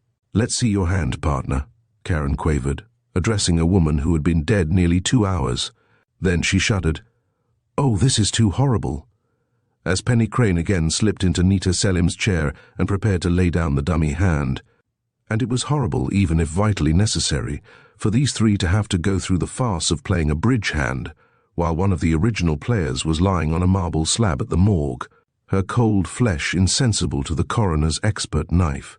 But Dundee said nothing, for Tracy Miles was already hovering in the doorway, ready for his cue to enter. Penny, or rather Nita, was saying, "How's this, Karen darling?" as she laid down the ace and deuce of spades, Karen's trumps. I hope you remember you are vulnerable, as well as we, Carolyn remarked in a sorry imitation of her original cocksureness as she opened the play by leading the ace of clubs. And how's this, partner? A singleton in clubs? Nita's imitator demanded triumphantly, as she continued to lay down her dummy hand, slapping the lone 9 of clubs down beside trumps, and this little collection of hearts as she displayed and arranged the king, Jack, 8 and 4 of hearts, and this, as a length of diamonds ace, Jack, 10, 8, 7 and 6, slithered down the glossy linen cover of the bridge table toward Karen Marshall. Now, if you don't make your little slam, infant, don't dare say I shouldn't have jumped you to 5. I figured you for a blank or a singleton in diamonds, and at least the ace of hearts, or, you cautious as you are, wouldn't have made an original 3-spade bid without the ace. Hop to it, darling. This is where I enter, Tracy Miles whispered to Dundee, and at a nod from the young detective, the pudgy little blonde man strode jauntily into the living room, proud of himself in the role of actor. Hello, everybody. How's tricks? He called genially. But there was a quiver of horror in his voice under its blitheness. Penny was quite pale when she sprang from her chair, but her voice seemed to be Nita's very own, as she sang out, "It can't be 5:30 already. Thank heaven I'm dummy, and can run away and make myself pretty for you and all the other great big men. Tracy, darling." Dundee's keen memory registered the slight difference in the wording of the greeting, as reported by this pseudo-Nita and the man she was running to meet. But Penny, as Nita, was already straightening Tracy Miles's necktie with possessive, coquettish fingers. Was coaxing, with head tucked alluringly, "Tracy, my honest lamb, won't you shake up the cocktails for Nita? The makings are all on the sideboard. Or I don't know my precious old Lydia, even if her poor jaw does ache most horribly." Then Penny, as Nita was on her way, pausing in the doorway to blow a kiss from her fingertips to the fatuously grinning but now quite pale Tracy Miles. She was out of sight for only an instant, then reappeared and very quietly retraced her steps to the bridge table. Unobtrusively, Dundee drew his watch from his pocket, palmed it as he noted the exact minute, then commanded curtly, "On with the game." As Tracy Miles passed the first bridge table, Lois Dunlap linked her arm in his, saying in a voice she tried to make gay and natural, "I'm trailing along, Tracy, simply dying for a nip of scotch. Nita's is the real stuff, which is more than my fussy old Pete can get half the time. And you know I loathe cocktails." The two passed on into the dining room, the players scarcely raising their eyes from their cards, which they held as if the game were real. Dundee, his watch still in his hand, advanced to the bridge table. Strolling from player to player, he made mental photographs of each hand, then took his stand behind Penny's chair to observe the horribly farcical playing of it. Poor little Penny, he reflected. She hadn't had a chance against that dumb bell across the table from her. Fancy anyone's doubling a little slam bid on a hand like Carolyn Drake's, or even calling an informatory double in the first place. Why hadn't she bid 4 clubs after Karen's original 3-spade bid, if she simply wanted to give her partner information? Not that she really had a bid. Karen's hand trembled as she drew the lone 9 of clubs from the dummy, to place beside Carolyn's ace. But Penny's fingers were quite steady as she followed with the deuce of clubs, to which Karen added, with a trace of characteristic uncertainty, the 8. "There's our book." Carolyn Drake exulted obediently, but she cast an apologetic glance toward Penny. "If we take one more trick, we set them." "Fat chance," Penny obligingly responded, and Dundee, relieved, knew that the farcical game would now be played almost exactly, and with the same comments as it had been played while Nita Selim was being murdered. "Thanks to Penny Crane." With a shamefaced glance upward at Dundee, Carolyn Drake then led the deuce of diamonds, committing the gross tactical error of leading from the queen. Karen added the jack from the dummy, and Penny shruggingly contributed her king to find the trick, as she had suspected in the original game, trumped by the 5 of spades, since Karen had no diamonds.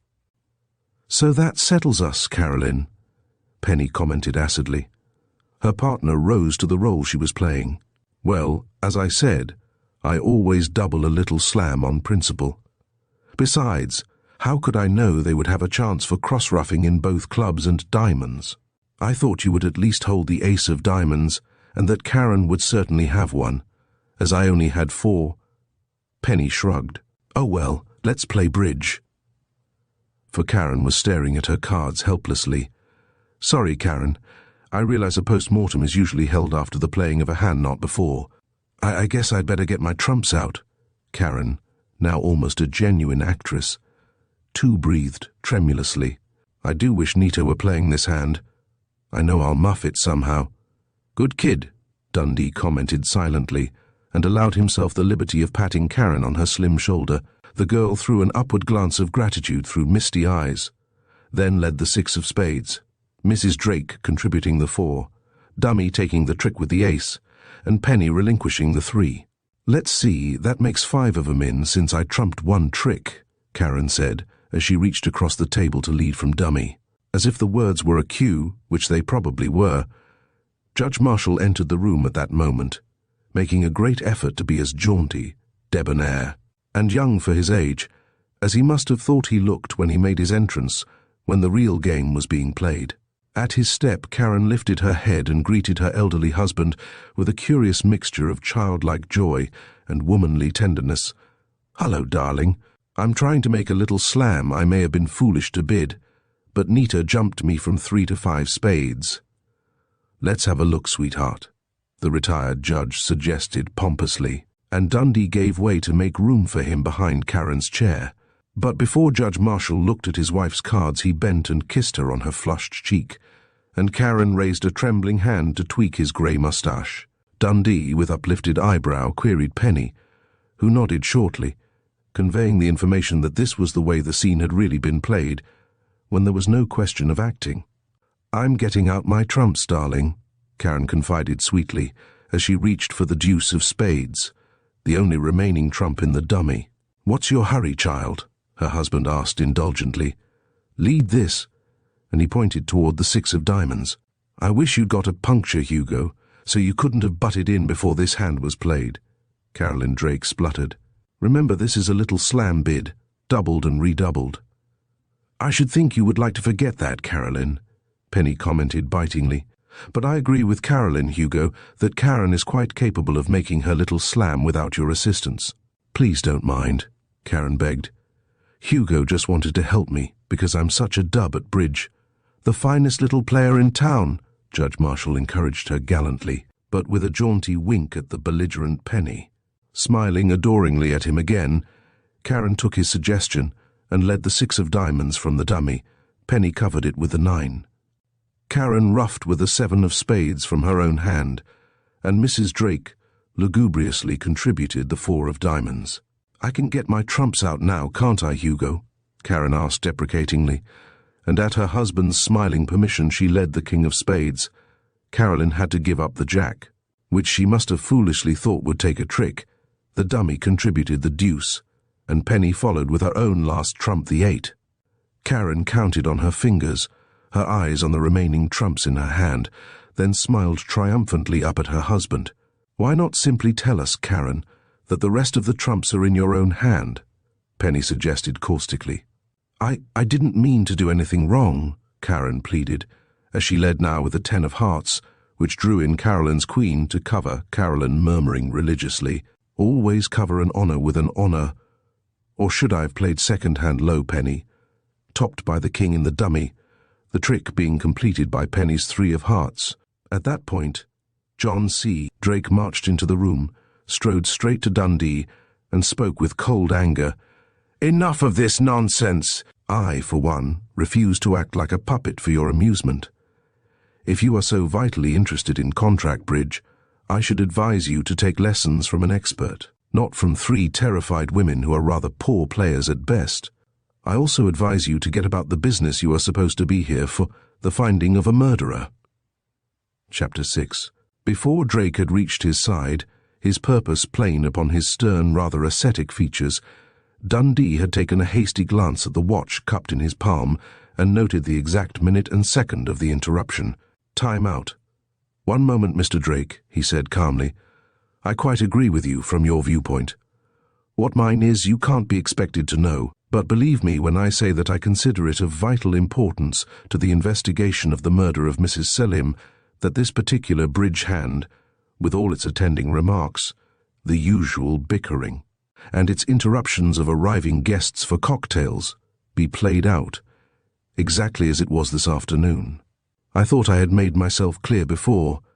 If you don't wish me to believe that you have something to conceal by refusing to take part in a rather grisly game, certainly I have nothing to conceal, John C. Drake snorted, angrily.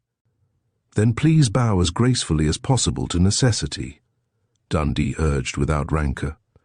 And may I ask, before we go on, if you made your entrance at this time and the facts of your arrival? Drake considered a moment, gnawing a thin upper lip. Beads of sweat stood on his high, narrow forehead. I walked over from the country club after 18 holes of golf with your superior, the district attorney, Drake answered, with nasty emphasis.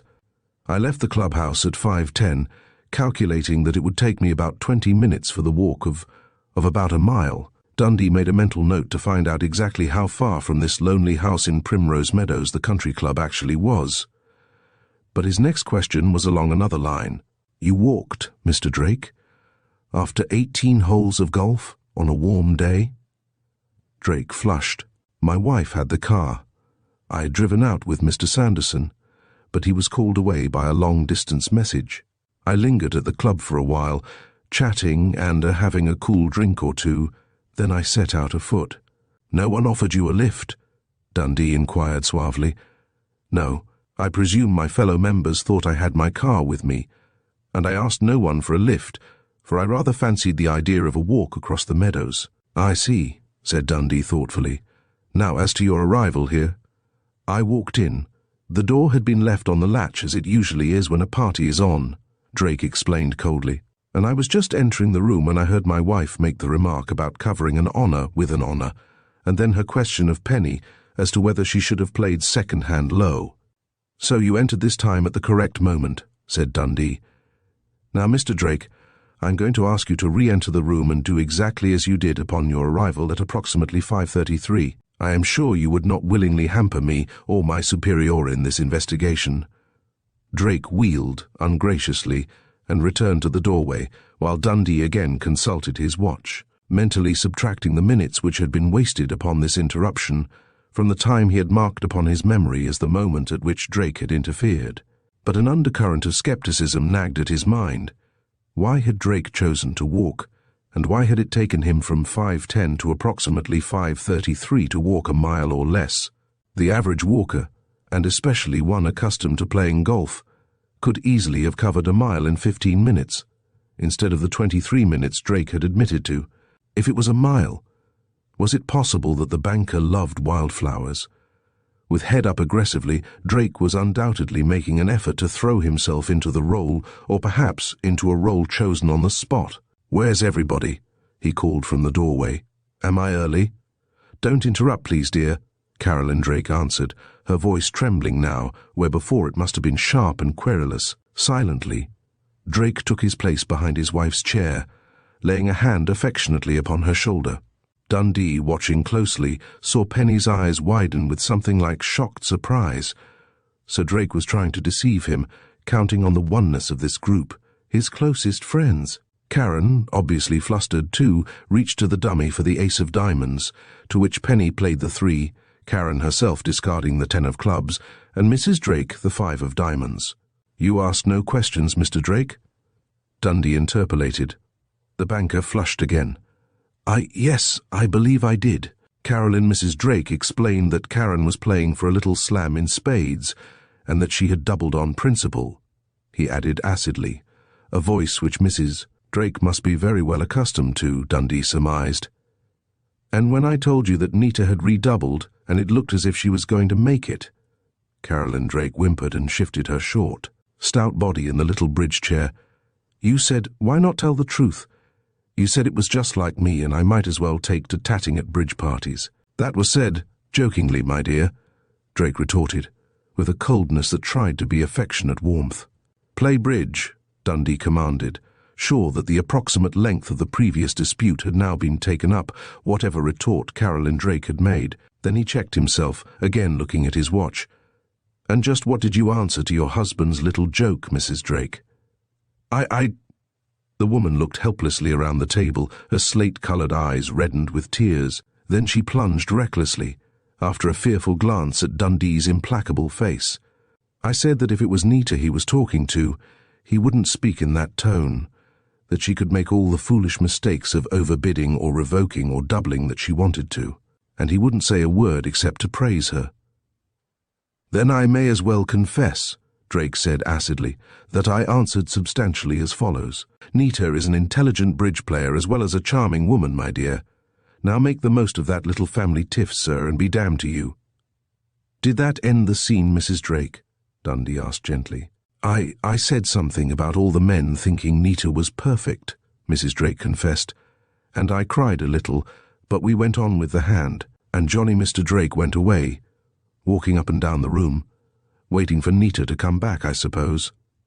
"Then go on with the game," Dundee ordered. "Silently now, as silently as the real game must have been played, because of the embarrassing scene between husband and wife. The sinister game was carried to its conclusion. Karen led the Jack of Hearts from the dummy.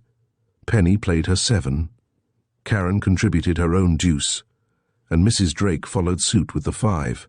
Again, Karen led from the dummy with the 4 of hearts, followed by Penny's 9, taking it with her own ace, Mrs. Drake throwing off the 5 of clubs. Karen then led the 6 of hearts. Carolyn Drake discarded the 6 of clubs. Dummy took the trick with the 8 of hearts, and Penny sloughed the 3 of clubs. With a faint imitation of the triumph with which she had played the hand the first time, Karen threw down her remaining 3 trumps. "I've made it a little slam." She tried to sound very triumphant. "Doubled and redoubled. How much did Nita and I make, Penny?" "Plenty." But before putting pencil to score pad, Penny cupped her chin in her hands and stared at Carolyn Drake. "I'd like to know, Carolyn, if it isn't one of your most cherished secrets, what possessed you to double in the first place?" Carolyn Drake flushed scarlet as she protested feebly. "I thought of course I could take 2 club tricks with my ace and king. That's why I doubled the little slam, of course. And my first double simply meant that I had 1 good suit. I thought if you could bid at all that my 2 doubletons—" "Oh, what's the use?" Penny groaned. "But may I remind you that it is not bridge to lead from a queen. You led the deuce of diamonds, when of course the play, since you had seen the ace in the dummy, was to lead your queen. Forcing the ace and leaving my king guarded to take a trick later. But Karen didn't have any diamonds at all," Carolyn defended herself. "A secret you weren't in on when you led from your queen," Penny reminded her. "Oh, well, we'll pay up and shut up." And she made a pretense of totting up the score, while Karen, who had risen, stood over her, like a bird poised for flight. At that instant, Dexter Sprague began to advance into the room, Janet Raymond at his side, her face flaming. "Behave exactly as you did before," Dundee commanded in a harsh whisper. "No time for coddling these people now." Dexter Sprague's face took on a yellower tinge, but he obeyed. "Greetings," he called in the jaunty, over-cordial tones of a man who knows himself not too welcome. "Where's Nita and everybody? Isn't that the cocktail shaker I hear?" Having received no answer from anyone present, Sprague strolled through the living room and on into the dining room, Janet following. Judge Marshall had nodded stiffly, and John C. Drake had muttered the semblance of a greeting. Were they all overdoing it a bit, this reacting of their hostility to the sole remaining outsider of their compact little group? Dundee stroked his chin thoughtfully, but Penny was saying in her abrupt, husky voice, "Above the line 1,250, below the line 720, making a total of 1,970 on this hand, Karen. Won't Nita be glad?" Karen gasped, then began to run totteringly, calling, "Nita! Nita!" But in the hall she collapsed, shuddering, crying in a child's whimper, "No, no, I can't go in there again." It was Dundee who reached her first, Dundee, and not her outraged and excited old husband. "Mrs. Marshall, listen, please," he begged in a low voice, as he lifted her so that her head rested against his arm. "You have been splendid, wonderful. Please believe that I am truly sorry to distress you so, and that very soon, I hope, you may go home and rest. I can't bear any more, Karen whimpered. Ignoring Judge Marshall's blustering, Dundee continued softly. You don't want the wrong person to be accused of this terrible crime, do you, Mrs. Marshall? Of course not. And you do want to help us all you can to discover who really killed Mrs. Selim? I suppose so, Karen conceded on a sob. Then I'll help you. I'll go to the bedroom with you, Dundee promised her with a sigh of relief. To the others he spoke sharply. Go back to the exact positions in living room and dining room and solarium that you occupied when Mrs. Marshall ran from the room. I think you're overdoing it, Bonnie, Captain Strawn protested. But sure, I'll see that they mind you. With Karen Marshall clinging to his arm, Dundee walked down the hall, beyond the staircase to an open door on his left, a door guarded by a lounging plainclothesman. Seated at the dressing table of the guest's lavatory was Flora Miles, her sallow, dark face so ravaged that she looked 10 years older than when he had first seen her an hour before. So you were in here when you heard Mrs. Marshall scream, Mrs. Miles? Dundee paused to ask. Yes, yes, she gasped, rising. And that horrible man has made me stay in here. Of course, the door was closed before. I telephoned home to ask about my children, and then I came in here to do my face over. You didn't hear your husband arrive? No, I didn't hear him arrive, Flora Miles faltered, her handkerchief dabbing at her trembling, over-rouged lips. I see, Dundee said slowly. He stepped into the little room, leaving Karen to stand weakly against the doorframe. Without a word to Mrs. Miles, he looked closely at the top of the dressing table and into the small wastebasket that stood beside it. You can see that I cold-creamed my face before I put on fresh powder and rouged, Flora Miles pointed out, with an obvious effort at offended dignity. After I came back, while you were making those poor girls play the hand over again, I went through the same motions, because you told all of us to behave exactly as we had done before. I see, Dundee agreed. Pretty clever. In spite of being almost frightened to death, Dundee said to himself, but he had been just a shade cleverer than she, for he had been in this room ahead of her, and there had been no balls of greasy face tissue in the wastebasket then. He was passing out of the room, offering his arm to Karen, when one of his underlined notes thrust itself upon his memory. May I see your bridge tally, please, Mrs. Miles? My bridge tally, she echoed blankly. Why, it must be on the table where I was playing. It is not, Dundee assured her quietly. Perhaps it is in your handbag. And he glanced at the rather large raffia bag that lay on the table. She snatched it up, slightly averting her body as she looked hastily through its contents. It isn't here. Oh, I don't know where it is. What does it matter? Without replying, Dundee escorted the trembling little discoverer of Nita Selim's body into the large ornate bedroom, murmuring as he did so, Don't be frightened, Mrs. Marshall. Mrs.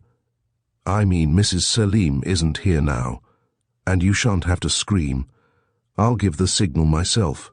I just want you to go through the same motions you did before. On jerky feet, the girl advanced to Nita's now deserted vanity dresser. I was calling to her all the time, she whispered. I didn't even wait to knock, and I began to tell her how much we'd made off that hand when she didn't answer. I didn't touch her, but I saw. Again, she gripped her face with her hands and was about to scream. I know, Dundee assured her gently. Then he shouted, Ready! Herded by Strawn, the small crowd of men and women came running into the room, Judge Marshall leading the way, Penny being second in line. Penny second. Why not Flora Miles, who had been nearer to that room than any of the others? If her story was true, Dundee asked himself. But all had crowded into the room, including Polly Beale and Clive Hammond, before Mrs. Miles crept in. Is this the order of your arrival? Dundee asked them all. Penny, who was standing against the wall just inside the doorway, spoke up, staring at Flora with frowning intentness. You're sort of mixed up, aren't you, Flora? I was standing right here until the worst of it was over. I didn't even go near Nita, and I know you didn't pass me. I remember that Tracy stepped away from the body and called you, and you weren't here. And then almost the next minute I saw you coming toward him from over there. And Penny pointed toward that corner of the room which held, on one angle, the door leading to the porch. And on its other angle, the window from which, or from near which, Nita Salim had been shot.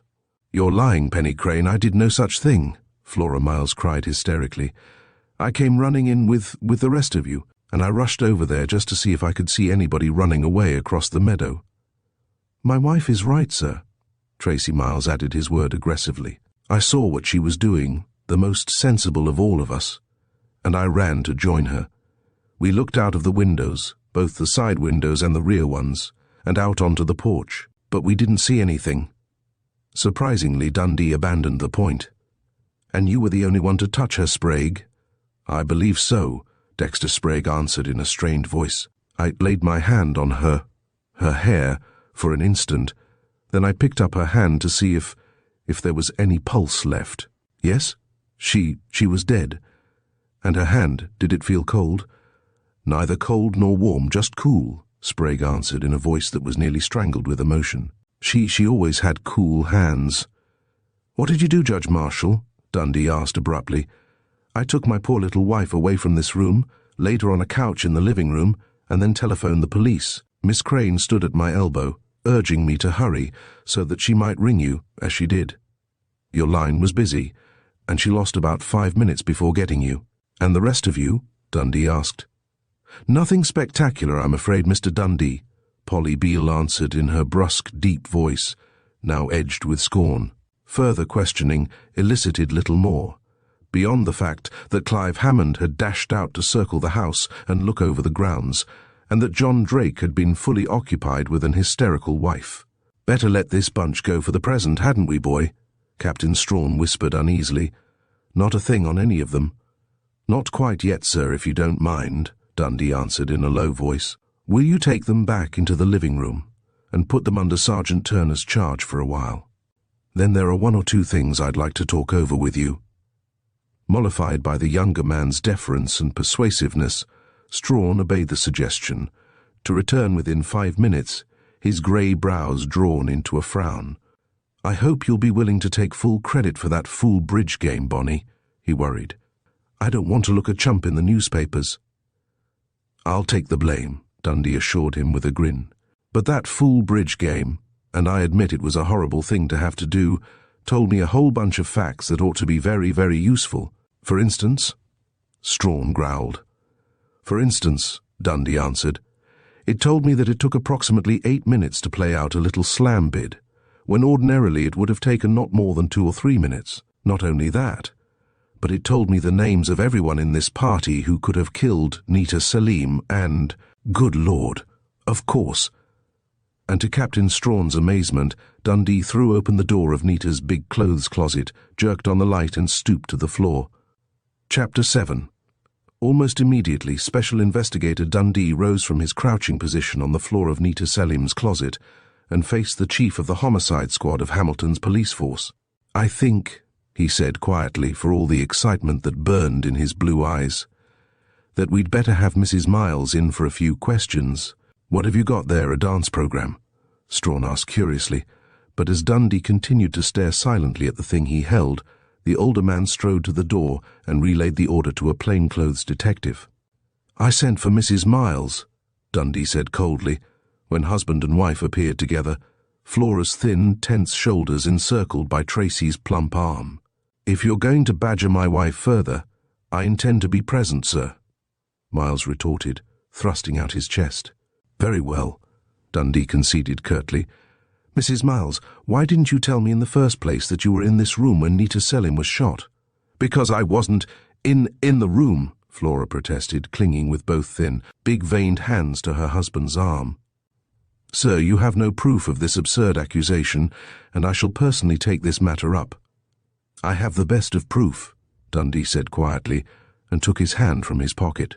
"You recognize this, Mrs. Miles? You admit that it is the tally card you used while playing bridge this afternoon?" No, it isn't mine," Flora cried hysterically, cringing against her husband, who began to protest in a voice falsetto with rage. Dundee ignored his splutterings. "May I point out that it is identical with the other tally cards used at Mrs. Salim's party today, and that on its face it bears your name?" Flora and he politely extended the card for her inspection. Yes, it must be mine," But I was not in this room when Nita was shot. But you will admit that you were in her clothes closet at some time during the 20 or more minutes that elapsed between your leaving the bridge game, when you became dummy, and the moment when Karen Marshall screamed. As Flora Miles said nothing, staring at him with great, terrified black eyes, Dundee went on relentlessly. Mrs. Miles, when you left the bridge game, you did not intend to telephone your house. You came into this room, and you lay in wait, hiding in her closet until Nita Selim appeared, as you knew she would, sooner or later. No, that's a lie. A lie, I tell you. The woman shrilled at him.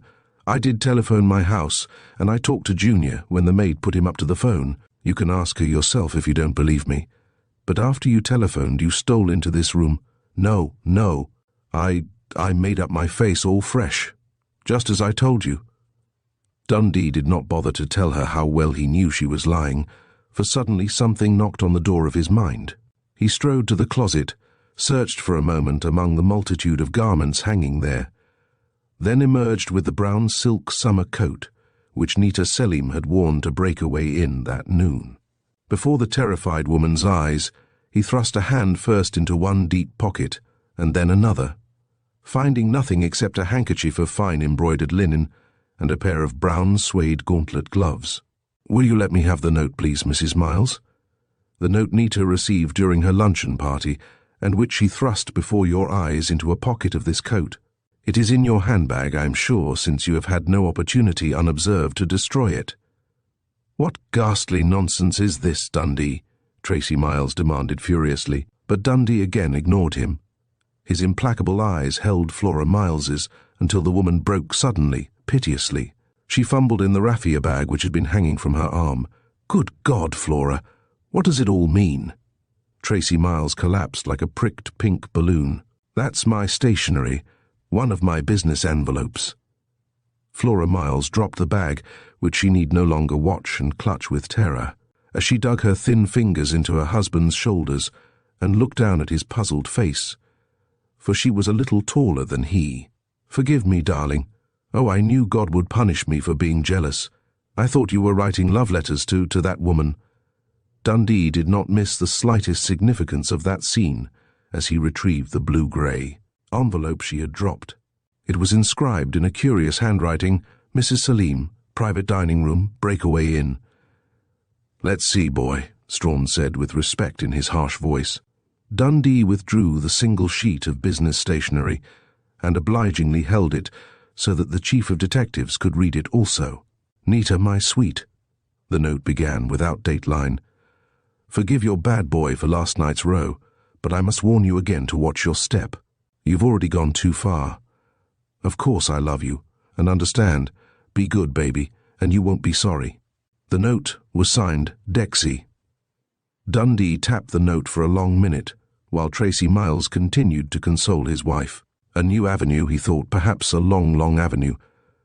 Mrs. Miles, he began abruptly, and the tear-streaked face turned toward him. You say you thought this letter to Mrs. Selim had been written by your husband? Yes, she gasped. I'm jealous-natured, I admit it, and when I saw one of our own, one of Tracy's business envelopes. You made up your mind to steal it and read it? Yes, I did. A wife has a right to know what her husband's doing, if it's anything like that. Her haggard black eyes again implored her husband for forgiveness. Before she went on, I did slip into Nita's room and go into her closet to see if she had left the letter in her coat pocket. I closed the door on myself, thinking I could find the light cord, but it was caught in one of the dresses or something, and it took me a long time to find it in the dark of the closet, but I did find it at last, and was just reading the note. You read it, even after you saw that the handwriting on the envelope wasn't your husband's? Dundee queried in assumed amazement. Flora's thin body sagged. I thought maybe Tracy had disguised his handwriting, so I read it and saw it was from D. Dexter, Mr. Miles. Do you know how some of your business stationery got into Sprague's hands? He's had plenty of opportunity to filch stationery or almost anything he wants hanging around my offices, as he does an idler. But Dundee was in a hurry. He wheeled from the garrulity of the husband to the tense terror of the wife. Mrs. Miles, I want you to tell me exactly what you know, unless you prefer to consult a lawyer first. Sir, if you're insinuating that my wife— Oh, let me tell him, Tracy. Mrs. Miles capitulated suddenly, completely. I was in the closet when Nita was killed, I suppose. But I didn't know she was being killed, because I was lying in there on the closet floor in a dead faint. Dundee stared at the woman incredulously, then suppressed a groan of almost unbearable disappointment. If Flora Miles was telling the truth, here went a flying his only eyewitness, probably, or rather, his only ear witness. Just when did you faint, Mrs. Miles? He asked, struggling for patience. Before or after Nita came into this room? I was just finishing the note with the light on in the closet and the door shut, when I heard Nita come into the room. I knew it was Nita, because she was singing one of those Broadway songs was so crazy about. I jerked off the light and crouched way back in a corner of the closet. A velvet evening wrap fell down over my head, and I was nearly smothering. But I was afraid to try to dislodge it for fear a hanger would fall to the floor and make an awful clatter. And then— She shuddered and clung to her husband. What caused you to faint, Mrs. Miles? Sir, my wife has heart trouble. What did you hear, Mrs. Miles? Dundee persisted. I couldn't hear very well, all tangled up in the coat and way back in the closet. But I did hear a kind of bang or bump. No, not a pistol shot. And because it came from so near me, I thought it was Nita or Lydia coming to get something out of the closet, and I'd be discovered. So I fainted. She drew a deep breath and went on. When I came to, I heard Karen scream, and then people running in. But all the time that awful tune was going on and on. Tune? Dundee gasped. Do you mean Nita Selim's song Flora Miles seemed to be dazed by Dundee's vehement question? Why, yes, Nita's own tune. That's what she called it. Her own tune. But Mrs. Miles, Dundee protested, ashamed that his scalp was prickling with horror. Do you mean to tell me that Nita was not dead when Karen Marshall screamed? Dead? Flora repeated, more bewildered.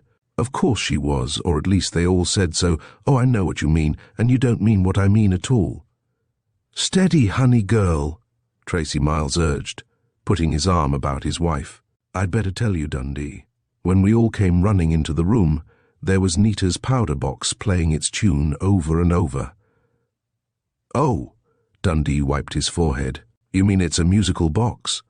Yes, and plays when the lid is off, Tracy answered, obviously delighted to have the limelight again. Well, of course, since Nita couldn't put the lid back on, it was still playing. What was the tune, honey? He asked his wife tenderly.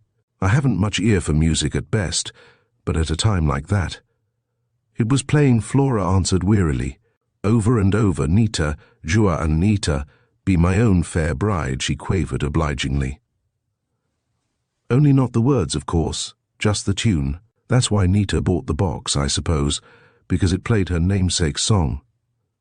Maybe one of her boss gave it to her, Tracy suggested lightly, patting his wife's trembling shoulder. Anyway, Dundee, the thing ran on and on, until it ran down, I suppose.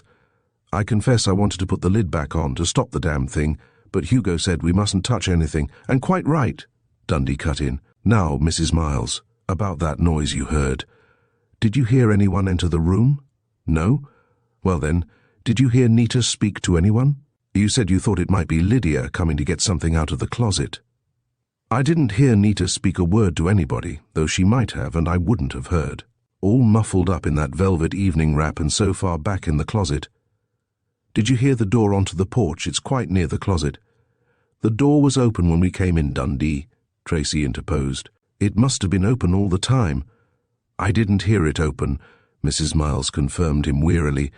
I tell you I didn't hear anything, except Nita's coming in singing, then the powder box playing its tune. And that bang or bump I told you about. And just where was that? Dundee persisted. I don't know, she shrilled, hysteria rising in her voice again. I told you it sounded fairly near the closet, as if somebody bumped into something. That's what it was like. That's exactly what it was like. And I was so frightened of being found in the closet that I fainted, and didn't come to until Karen screamed. She was babbling on, but Dundee was thinking hard. A very convenient feint that, for the murderer at least. But why not for Mrs. Miles herself? Odd that she should faint. Why hadn't she trumped up some excuse immediately and left the closet as Nita was entering the room? Was it, possibly, because she could think of nothing but the great relief of finding that it was Sprague, not her husband, who had been writing love letters to Nita Selim? A jealous woman. "Miles," he began abruptly, "I think you'd better tell me how your wife became so jealous of you and Nita Selim that she could get herself into such a false position." Tracy Miles reddened, but a gesture of one of his sunburned hands restrained his wife's passionate defense of him. "It's the truth that Flora is jealous-natured, and I suppose—" He faltered a moment, and his eyes did not meet his wife's, "that I like seeing her a little bit jealous of her old man. Sort of makes a man feel, well, big, you know, and pretty important to somebody." "So you were just having a bit of fun with your wife, so far as Mrs. Selim was concerned?" Dundee asked coldly. The blood flowed through the thinning blonde hair. "Well, not exactly," he admitted frankly. "You see, I did take a shine to Nita, and if I do say so myself, she liked me a lot. Oh, nothing serious. Just a little flirtation, like most of our crowd have with each other." "Mrs. Miles," Dundee interrupted with sudden harshness, "are you sure you did not know that that letter was from Dexter Sprague before you looked for it?" "Sir, if you are insinuating that my wife carried on a flirtation or an affair with that Sprague insect—" Tracy began to bluster, but Dundee's eyes were on Flora Miles, and he saw that her sallow skin had tightened like greyish silk over her thin cheekbones, and that her eyes looked suddenly dead and glassy. "You fainted, you say, Mrs. Miles," Dundee went on inexorably. "Was it because, by any chance, this note—" and he tapped the sheet which had caused so much trouble, revealed the fact that Nita Selim and Dexter Sprague were sweethearts or lovers? It was a battle between those two now. Both ignored Tracy's red-faced rage. Flora licked her dry lips. No, she whispered. "No, it was because I was jealous of Tracy and Nita. Yes, and I'd given her cause to be jealous, too." Tracy forced himself into the conversation. "One night, at the country club, Flora saw me and Nita stroll off the porch and down onto the grounds, and she had a right to be sore at me when I got back, because I'd cut a dance with her. My own wife, and it was only this very morning that I made a point of driving out of my way to buy this house, to see Nita. Not that I meant any harm, but I was being a little silly about her, and she was about me too. Not that I'd leave my wife and babies for any Broadway beauty under the sun." "Oh, Tracy—" "And you weren't going to tell me. Was there real jealousy now, or just pretense on Flora's part? You understand, don't you, Dundee?" Tracy demanded, man to man. "I was just having a little fun on the side, nothing serious, mind you. But of course I didn't tell Flora every little thing. No man does. There've been other girls, other women." "Tracy isn't worse than the other men," Flora flamed up. "He's such a darling that all the girls pet him and spoil him." Dundee could stand no more of Miles's complacent acceptance of his own rakishness, and certainly a girl like Nita Selim would have been able to bear precious little of it. Conceited ass. But Flora Miles was another matter, and so was Dexter Sprague. "You can join me in the living room if you like," Dundee said shortly, as he wheeled and strode toward the door. Was that quick, passionate kiss between husband and wife being staged for his benefit? "Pretty near through, boy." Strawn, who had been silent and bewildered for a long time, asked anxiously, as the two detectives passed into the hall. "Not quite. I've got to know several things yet," Dundee answered absently.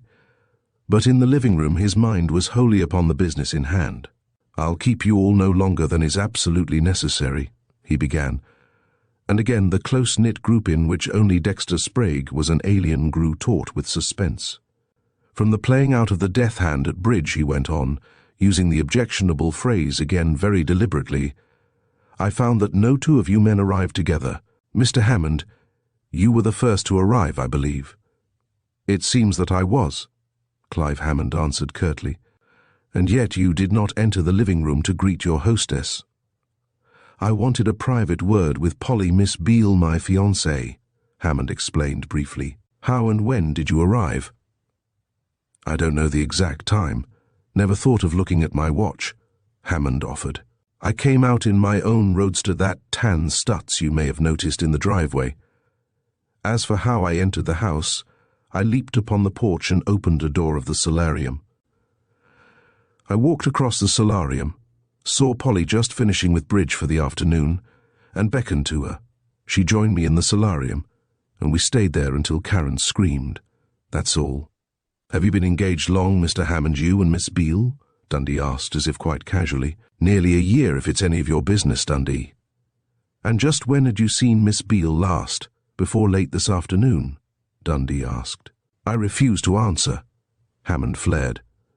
That at least is none of your damned business. I believe I can answer my own question, Mr. Hammond, Dundee said very softly. Chapter 8. Then why ask me? Hammond shrugged, but his eyes flickered toward Polly Beale. I thought perhaps you could give me a little additional information, Dundee soothed him. You see, it happens that I saw you, Miss Beale, and another young man come into the Stewart House dining room about 1:30 today, just when I was thinking of lunch for myself. The mysterious other young man was Clive's brother, Ralph Hammond. Polly Beale cut in brusquely. Your decision to lunch with your fiancé and his brother was quite a sudden one, Dundee asked courteously. Just when did you change your mind about Mrs. Selim's luncheon party at Breakaway Inn, Miss Beale? The tall girl threw up her mannishly cropped chestnut head. There is nothing at all sinister or even queer about it, Mr. Dundee. I was on my way to the luncheon when I decided to drive past Nita's house, on the chance that she might like me to drive her over. Then you didn't know that Mrs. Dunlap had already arranged to meet Mrs. Selim downtown this morning and to take her to the inn? Dundee asked. No, I didn't hear of the arrangement, Polly answered decidedly. You were a close friend of Mrs. Selim's, perhaps? Dundee prodded. Not at all. But that would not keep me from doing my hostess a courtesy. She hated her Ford and liked expensive cars, Polly added unemotionally. It was about 1:15 when I got here, I should say. Nita wasn't here, nor was her maid, but I saw Ralph's car parked in front of the house. Ralph Hammond's car? A woman squealed, but Dundee let Polly continue. I rang and he answered the door. Said he was alone in the house, going over the premises at Judge Marshall's request, Polly said evenly. That's right, Judge Marshall agreed hastily. Nita Mrs. Selim wanted the unfinished half of the gabled top story finished up, wanted a maid's room and bath, and a guest room and bath added to the living quarters already completed. I gave the commission for an estimate at least to the Hammond firm, since they had built the house originally for Crane Penny's father. I see, Dundee agreed. And you sent your brother, Mr. Hammond? He was the natural one to send, Clive Hammond retorted. Small job. All he had to do was to get together an estimate on additional furnace lines and radiators, electric wiring, plumbing, plastering, etc. Go on, Miss Beale, Dundee directed. Thanks. There was sarcasm in her brusque voice. But that's really about all I have to tell. Ralph complained that he was hungry and charged me with giving him too little of my time, the usual thing. I picked up Nita's phone, called Clive, and made the date for the three of us. Then I called Breakaway Inn, cancelled the luncheon part of the bridge party with Nita, and Ralph and I drove back to Hamilton. Dundee studied her strong, clever, almost plain face for a long minute. Certainly Polly Beale did not look like a liar, but he would have taken his oath that she was lying now, or rather not revealing the whole truth behind the actual facts of her movements that day. For instance, could a simple plea of her future brother-in-law make her do so discourteous a thing as to break a luncheon appointment, especially when such a course would not only disappoint her hostess and her friends, but disarrange the seating plan of a rather formal party? Of course the explanation was obvious. She had wanted first to see Nita and remonstrate privately with her for having so enslaved Ralph Hammond, when he was tacitly known to belong to Penny Crane, one of the sacred crowd. Failing that, she had found Ralph himself and had not expected to find him, had talked with him about Nita, and had quarrelled a bit with him perhaps over his love-sodden behaviour. and the crisis had become so acute that Polly had arbitrarily called upon Clive Hammond, and then had forced Ralph to accompany her. "Do you know, Miss Beale, why Ralph Hammond did not keep his engagement with Mrs. Selim this afternoon? Or rather, his promise to appear for cocktails and to be Miss Crane's partner for the rest of the evening dinner and dancing at the country club?" "I do not," Polly said crisply. "Hammond?" "Neither do I," Hammond retorted angrily. "Then it was not to discuss Ralph Hammond and his affairs that you beckoned Miss Beale to meet you in the solarium upon your arrival?" It was not a shade too much anger and emphasis, Dundee decided, and he wished heartily that Strawn's detectives would not delay much longer in bringing the missing young man into this already involved examination. "You say that you both were in the solarium from the time of your arrival, Hammond, until Mrs. Marshall screamed," Dundee continued. "Just what did you see and hear?" Dundee watched their faces keenly, but again they were well-bred, expressionless. It was Polly Beale who answered. "Naturally there was not absolute silence, but I am afraid we were not listening. We were rather engrossed in our conversation. We were seated near no windows, and I for one saw nothing, as well as heard nothing that I can recall." "Hammond?"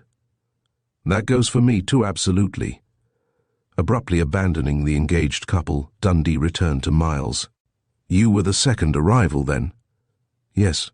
I parked my car along the curb in front of the house," Tracy answered readily, "and I came right on in." Anita jumped up. "Yes, we've had all that twice before," Dundee interrupted cruelly. "Now, Judge Marshall—" "One of my friends gave me a lift from town," Judge Marshall volunteered pompously. "Chap named Sampson. You may have heard of him, fine fellow, splendid lawyer.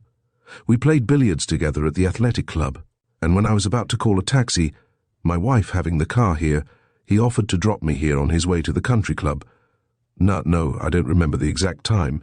Did not consult my watch. You came directly from the road into the house, Judge Marshall." "Certainly, sir. Did you see anyone?" "You mean, sir, did anyone see?" Judge Marshall demanded with pompous indignation. "No, no one, sir. If my word is not good enough for you, you can think what you damned please." "I think we are all getting a little too tired, Mr. Dundee," Penny Crane suggested, almost humble in her weariness. "I'm truly sorry," the young detective apologized. "But I can't leave things like this. Mr. Drake, you have said you walked over from the country club. You must have approached the house from the driveway side, the side of the house which contains Mrs. Selim's bedroom. Is that right?" "More or less, except that I skirted the house rather widely and arrived from the road, stepping upon the front porch and walking directly into the hall. I saw no one outside or near the house when I arrived," Drake answered, with less than his usual nastiness. "And saw no one running away across the meadows?" Dundee pressed. "No one at all," Drake retorted. "I wish to God I could truthfully say that I saw a gunman with a mask and a smoking revolver skulking through the wildflowers, but the absolute truth is that I saw no one." "Thank you, Mr. Drake. Now, Mr. Sprague, of New York." Sprague's nervously twitching face reddened darkly. I took a bus. I have no car of my own. I got off the bus on Sheridan Road, at the entrance to Primrose Meadows." "I see. And you walked the quarter of a mile to this house?"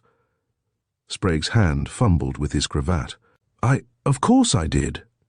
"I see. Now, Miss Raymond," Dundee pounced unexpectedly, so that the red-haired girl went very white beneath her freckles, "you observed Mr. Sprague toiling down the rutty road, hot and weary, but romantic in the sunset." Mrs. Drake let out a nervous giggle, then clapped her hand over her mouth. I wasn't looking that way," Janet Raymond stammered. I just went out on the porch for a breath of fresh air, and you were completely surprised when Mr. Sprague came walking up the flagstone path." Dundee persisted, for he knew she was lying, knew that she had stationed herself there to watch for Sprague. Yes, I was." He stopped and talked for a while, before we came in and joined Tracy and Lois in the dining room, where Tracy was mixing cocktails. "But," she flared suddenly, "I don't see why you have to badger all of us, when it must have been Lydia, the maid, who killed Nita. Because—" "Oh, Janet, shame on you," Penny cried furiously. "Where is the maid now, Captain Strawn?" Dundee asked. I haven't seen her yet. Because she's in her room in the basement, Bonnie, Strawn answered. Sort of forgot about her, didn't you? And he chuckled at the younger man's discomfiture. But I got her story out of her, you bet. Nothing to it, though. One of my boys, Collins, it was found her in that short, dark hall that runs between the Selim woman's bedroom and the kitchen. Sicker'n a pup she was, it was a mess. Said I'd better have her up and question her if she's well enough, Dundee interrupted, as tactfully as possible. It seems that she had an abscessed tooth out today, with gas and a local anesthetic. Now, Miss Raymond, will you tell me exactly what you meant by saying it must have been Lydia who killed her mistress? I certainly will, the red-haired girl cried defiantly. What I can't see is why Tracy and Lois and Dexter Sprague didn't think of it too. It's as plain as yes as the nose on my face, Dundee cut in grimly, but with a glance at Strawn. Just stick to the facts, however, Miss Raymond, and maybe we can all agree with you. Well, when Mr. Sprague and I went into the dining room, there were Lois and Tracy cutting up like a couple of children, Janet began, determined to take her time. When they saw us, Lois said, Good Lord, Tracy, get busy, or your job as bartender will be taken away from you, and Tracy began to shake cocktails at the sideboard. Guess I'd better tell it, Janet, for what it's worth. Lois cut in impatiently. It's nothing more nor less than that I had to ring twice for poor Lydia before she came, she explained to Dundee. Tracy is full of original ideas about cocktails and wanted some sort of bitters. He was going to shout for Lydia, but I stepped on the button under the dining table, and the poor thing in the basement nursing her jaw probably didn't hear. Tracy and I got to kidding, as Janet says, and had scarcely noticed how long Lydia was in coming. I rang again, and she came. That's all. That isn't all, Janet denied angrily. I was there when Lydia came in, and she was looking white as a ghost except for her swollen jaw. What's more, she acted so dumb Tracy had to tell her twice what he wanted. And then she said Nita didn't have any of those bitters anyway. An open and shut case against poor Lydia. Penny Crane broke in derisively. Go pluck daisies, Janet. You'd be of a lot more help. Here's your maid, Bonnie, Captain Strawn announced lazily, as one of his plainclothesmen appeared in the arch between dining and living room, dragging by the hand a woman who was resisting strangely, her apron pressed to her face. You are Lydia? Dundee asked, his voice kinder than it had been for many minutes. Oh, it's Lydia Carr, Captain Strawn. Thank you. Don't be afraid. And I'm sorry about the tooth. Come along in. I'll not keep you long. The woman's knees seemed about to fail her, but with a sudden effort she released the detective's grip on her wrist. Very tall she was, very bony in her black cotton dress. Pathetic, too, with her thin, iron-grey hair and that apron concealing the left half of her face. It was odd, Dundee thought, that it was not the swollen jaw she chose to cover. Mrs. Dunlap sprang to her feet and hurried across the room. Don't mind, Lydia, please. You must not be so sensitive, she said gently, and even more gently pulled down the concealing apron. Good God, Dundee breathed, and Strawn nodded his understanding of the younger man's horror. For the left half of Lydia Carr's face was drawn and puckered and ridged almost out of human semblance. Even the eye was ruined, a milky ball which the puckered, hairless eyelid could never cover again. Poor Lydia is ashamed of her scarred face, Lois Dunlap explained, her arm still about the maid's shoulder. She isn't quite used to it yet, but none of us mind. You were burned recently, Lydia? Dundee asked pityingly. That's my business. The woman astounded him by retorting harshly. How did it happen, Lydia? Dundee persisted, puzzled. I had an accident. It was my own fault. Lois Dunlap's kind grey eyes caught and held Dundee's firmly. I think, if Nita could speak to you now, Mr. Dundee, that she would beg you not to try to force Lydia's confidence on this subject. Nita was devoted to Lydia, we can all testify to that. And one of the sweetest things about her was her constant effort to protect Lydia from questions and curious glances. I, for one, know that Nita often begged Lydia to submit to a skin grafting operation, regardless of expense. When that kind voice choked on tears, Dundee abruptly abandoned his intention to press the matter further. Lydia, your mistress had been married, or was still married, wasn't she? The woman's single slate-grey eye stared into his expressionlessly. She had Mrs. in front of her name to use when she felt like it. That's all I know. I never saw her husband if she had one. I only worked for her about 5 years. You say she used her married name when she felt like it. What do you mean by that, Lydia? I mean she was an actress and used her stage name, Juanita Lee, pronounced like it was spelled plain Lee, but she was mostly called Nita Lee. An actress, you say? Dundee repeated thoughtfully. I had heard of her only as director of the Forsyte School plays. What shows was she in? She was what they call a specialty dancer in musical comedy, Lydia answered. Sometimes she had a real part, and sometimes she only danced. She was a good hoofer and a good trooper, she added, the Broadway terms falling strangely from those austere lips. And when she wasn't in a show, she sometimes got a job in the pictures. She never had a real chance in the movies, though, because they mostly wanted her to double for the star in long shots, where dancing comes into the picture, or in close-ups where they just show the legs, you know. I see, Dundee agreed gravely. Where were you during the 15 minutes or so before your mistress was shot, Lydia? I was down in my room in the basement, the woman answered. Miss Nita was going to get Judge Marshall to build me a room on the top floor. She hated for me to have to sleep in the basement, but I didn't mind. You were not required to be on duty for the party? No, she answered in her harsh, flat voice. I'd fixed the sandwiches and put out the liquors for the cocktails, set them all out on the dining table and sideboard, and Miss Nita had told me to go and lie down as soon as I was through. So I did. I had an abscessed tooth pulled this morning, and I was feeling sick. Did you hear the kitchen bell at all? Dundee went on. I dropped off to sleep. That fool dentist had shot me full of dope. But I did hear the bell, and I come up to answer it. Mrs. Dunlap said she'd rung twice, and I said I was sorry. Lydia, did you go into your mistress' bedroom before or after you answered that bell? Dundee asked with sudden sharpness. I did not. I didn't even know she was in her bedroom until I saw her sitting at her dressing table dead. The harsh voice hesitated over the last word, but it did not break. And just when did you first see her, after she was dead? I went into the kitchen thinking something else might be needed. Then I heard a scream. It sounded like it come from Miss Nita's bedroom, and I run along the back hall that leads from the kitchen to her bedroom. I heard a lot of people running and yelling. Nobody paid any attention to me. You came into the room? No, sir, I did not. I stopped in the doorway.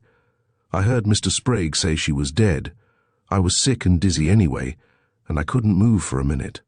I sort of slipped down to the floor, and I guess I must have passed out. And then I was sick to my stomach, and I didn't seem to care if I never moved again. Why, Lydia? Dundee asked gently. Because she was the only friend I had in the world, and I couldn't have loved her better if she'd been my own child, Lydia answered, and the stern voice had broken at last. I was still there in the back hall when a cop come and asked me a lot of questions, and then that man, she pointed to Captain Strawn, said I could go and lay down. He helped me down the basement stairs. Dundee tapped his teeth with a long pencil he had kept so busy that evening tapped them long and thoughtfully.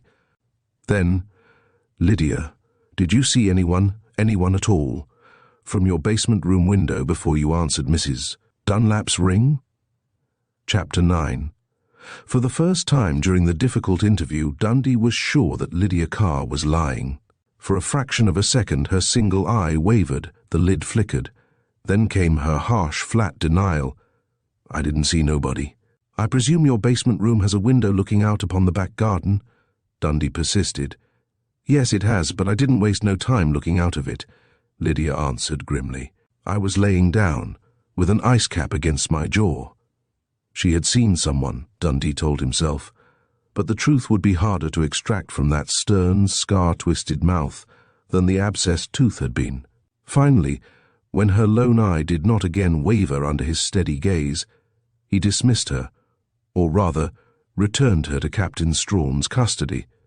Well, Janet, I hope you're satisfied, Penny Crane said bitingly, as she dashed unashamed tears from her brown eyes. If ever a maid was absolutely crazy about her mistress. I'm not satisfied, Janet Raymond retorted furiously. She's just the sort that would harbor a grudge for years and then all hopped up with dope. "Stop it, Janet," Lois Dunlap commanded with a curtness that set oddly upon her kind, pleasant face. "Listen here, Dundee," Tracy Miles broke in, almost humbly. "My wife is getting pretty anxious about the kiddies. The nurse quit on us yesterday and my little wife is worrying herself sick over our boy just 3 months old." Judge Marshall joined the protest. "I'm all for assisting justice, sir, having served on the bench myself, as you doubtless know, but—" "I'm all right, really, Hugo," Karen Marshall faltered. "Please be patient a little longer," Dundee urged apologetically. After all, only one of these people could be guilty of Nita Salim's murder, and it was beastly to have to hold them like this. But one was guilty. "You knew Mrs. Salim in New York, Sprague?" he asked, whirling suddenly upon the man with the Broadway stamp. "I met Nita Lee, as I always heard her called, when I was assistant director in the Altamont Studios out on Long Island," Sprague answered, his black eyes trying to meet Dundee's with an air of complete frankness. "Wonderful little girl, and a great dancer. Screamed damned well, too.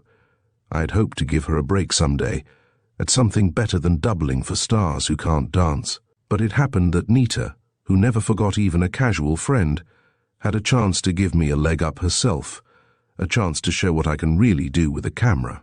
I knew I'd seen your name somewhere," Dundee exclaimed. "So you're the man the Chamber of Commerce is dickering with, going to make a movie of the founding, growth and beauties of the city of Hamilton, aren't you?" "If I get the contract, yes," Sprague answered with palpably assumed modesty. "My plans naturally call for a great deal of research work, a large expenditure of money, a very careful selection of stars. I see," Dundee interrupted. Then his tone changed, became slow and menacing in its terrible emphasis. "And you really couldn't let even a good friend like Nita Salim upset those fine plans of yours, could you?" "Sprague?" Even as he put the sinister question, the detective was exulting to himself. "Light at last. Now I know why this Broadway bounder was received into an exclusive crowd like this. Every last female in the bunch hoped to be the star of Sprague's motion picture. I don't know what you're driving at, Dundee." Sprague was on his feet, his black eyes blazing out of a chalky face. "If you're accusing me of killing Nita Salim?" Dundee asked lazily. "Oh no, not yet, Sprague. I was just remembering a rather puzzling note of yours I happened to read this afternoon. That note you sent by special messenger to Breakaway Inn this noon, you know." He had little interest for the sudden crumpling of Dexter Sprague into the chair from which he had risen. Instead, as Dundee drew the note from his coat pocket, his eyes swept around the room, noted the undisguised relief on every face. The almost ghoulish satisfaction with which that close-knit group of friends seized upon an outsider as the probable murderer of that other outsider whom they had rashly taken into their sacred circle. Even Penny Crane, thorny little stickler for fair play that she was, relaxed with a tremulous sigh. "You admit that this note, signed by what I take to be your pet name, was written by your hand, Sprague?" Dundee asked matter-of-factly, as he extended the sheet of bluish notepaper. Yes, I wrote it," Sprague faltered. "But it doesn't mean a thing, not a damned thing, just a little private matter between Nita and myself." "Rather queer wording for an unimportant message, Sprague," Dundee interrupted. "Let me refresh your memory.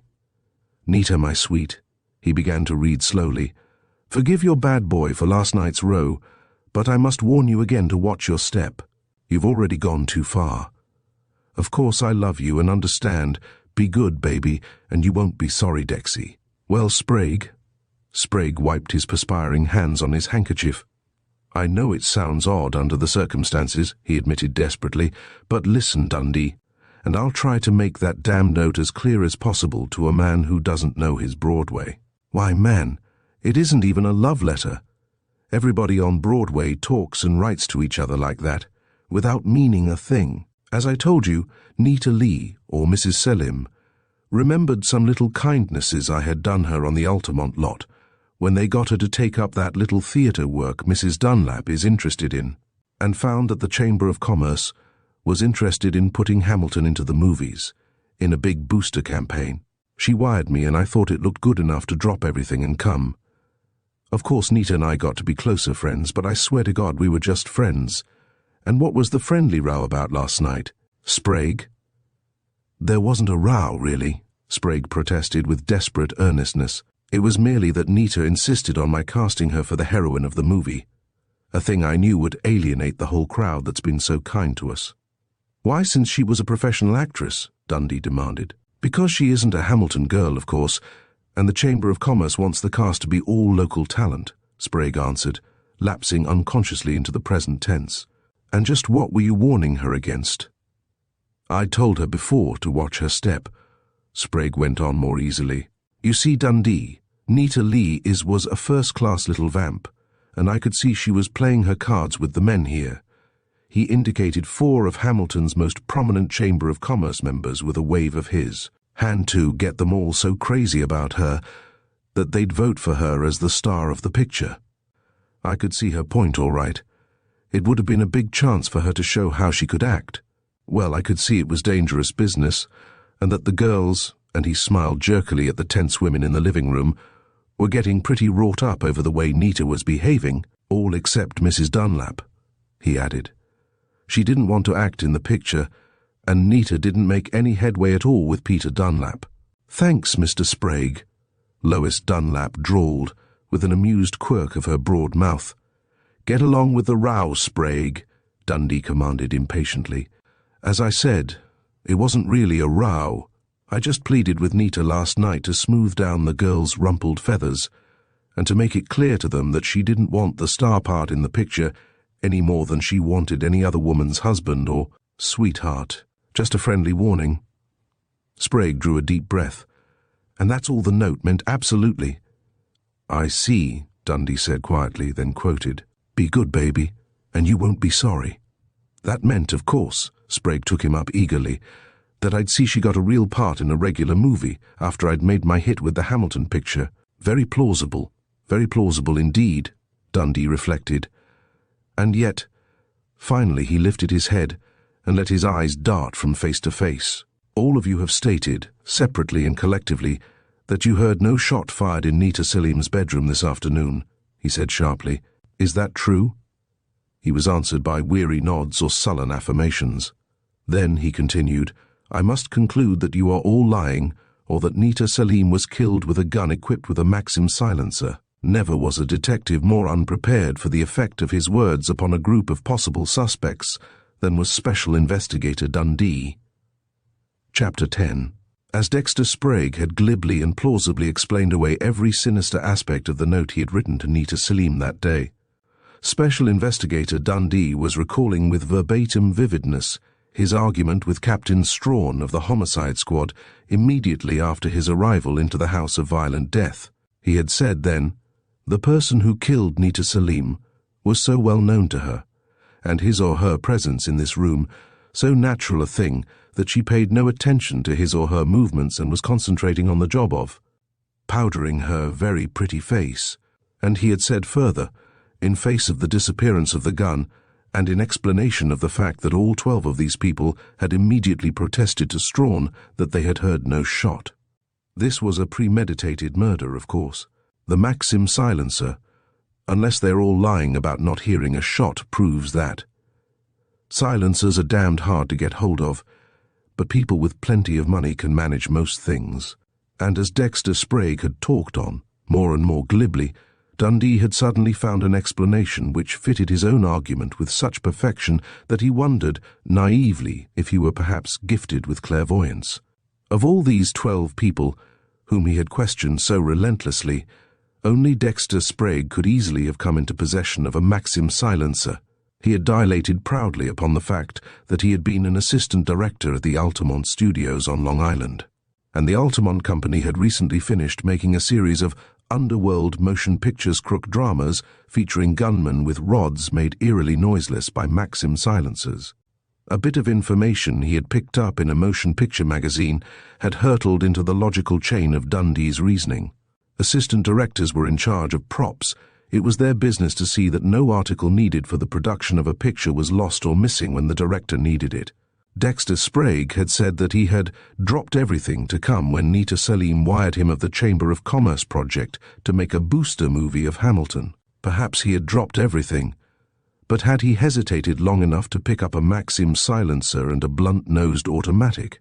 And was the row which Sprague had been so glibly explaining away an ancient one? A row so deadly that when Nita Selim had refused to heed his written warning, her murder had become necessary. It was with all this in mind that Bonnie Dundee flung his challenge. "I must conclude that you are all lying, or that Nita Selim was killed with a gun equipped with a Maxim silencer." And his eyes, terrible with their command that the weakling should break and confess, were upon Dexter Sprague. But Sprague did not break. He stared back blankly. If his eyes and his attention had included the whole group, it is possible that what happened would not have taken Dundee so completely by surprise. He had paid little attention to a sort of concerted gasp, a slight movement among the group farthest from him. But not even his intense concentration upon Sprague could prevent his hearing Karen Marshall's childish voice, tremulous with fear. "No, no, Hugo, don't." He whirled from Sprague in time to see Judge Marshall disengaging his arm from his young wife's clinging fingers, to note with profound astonishment that Drake was stepping hastily aside, so that not even his coat sleeve might be brushed by the advancing figure of the elderly, retired judge. And before Judge Marshall had time to speak, Dundee saw that a blight had touched at last the solid friendship of the women, that they did not look at each other with that air of standing together whatever happened, but that their eyes, not meeting at all, became secret, calculating, afraid. "Sir," Judge Marshall began pompously, when he had planted himself squarely before the young detective, "it shall never be said of me that I have tried, even in the slightest way, to hamper the course of justice." "I am sure of that, Judge Marshall," Dundee replied courteously, but his pulses were hammering.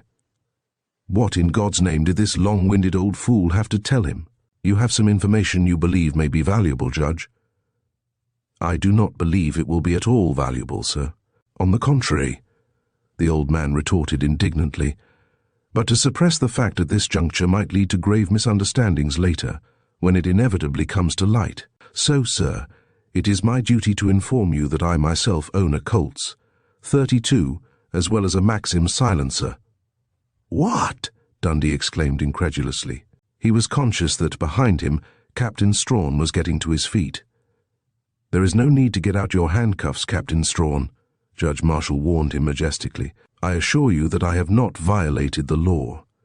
Every judge, active and retired, is entitled to a permit to carry a weapon, and I long ago availed myself of the privilege. Nor am I about to make a confession of murder."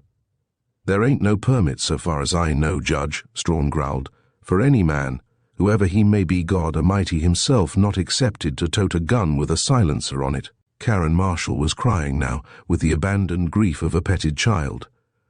"Granted, Captain," Judge Marshall snapped, "but it happens that I do not tote my gun with the silencer on it. If it interests you, I may as well explain that I came by the silencer several years ago when I was on the bench. A notorious Chicago gunman, on trial for murder here, and acquitted by a feeble-minded jury, made me a present of the very silencer he had used in killing his victim, an ironic gesture, a gesture of supreme insolence, but an entirely safe gesture, since he well knew that a man once acquitted of a crime cannot again be placed in jeopardy for the same offense."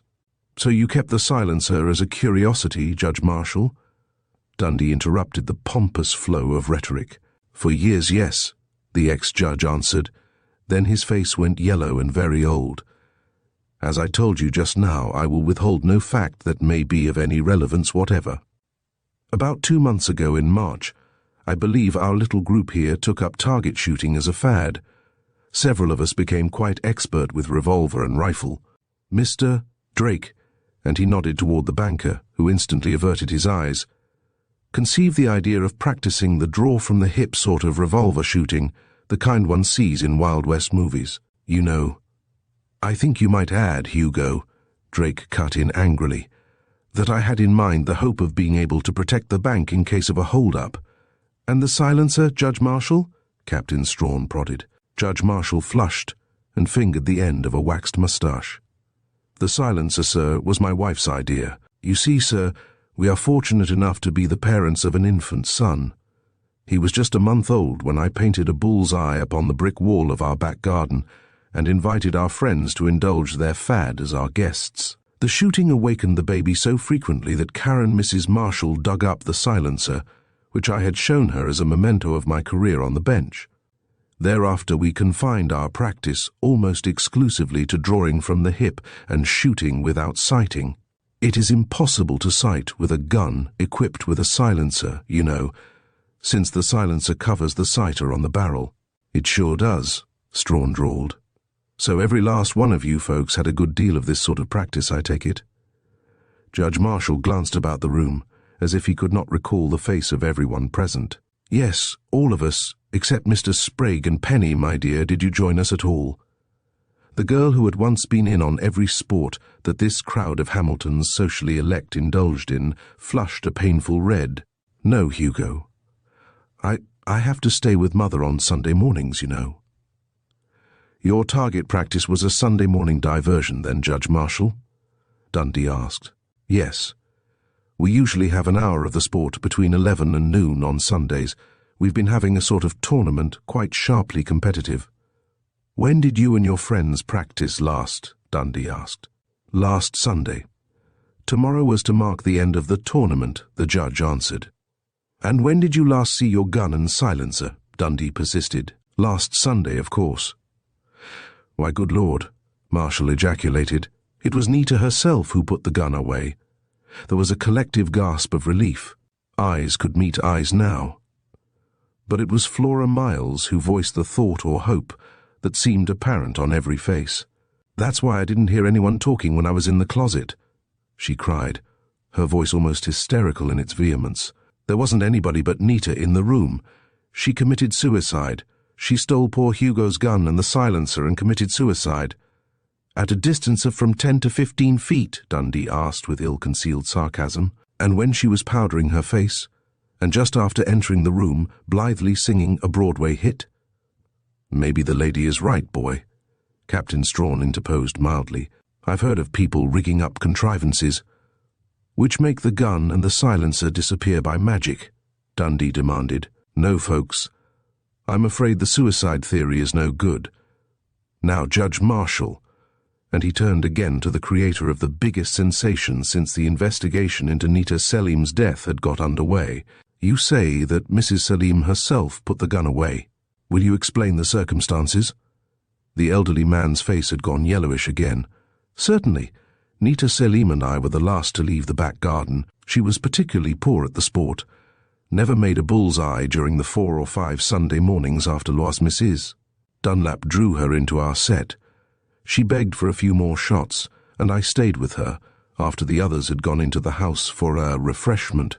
She fired the last bullet in the chamber of the Colts, and together we walked to the house, entering the little room at the rear where all sorts of sports equipment are kept: fishing rods and tackle, golf clubs, bows and arrows, skis, etc.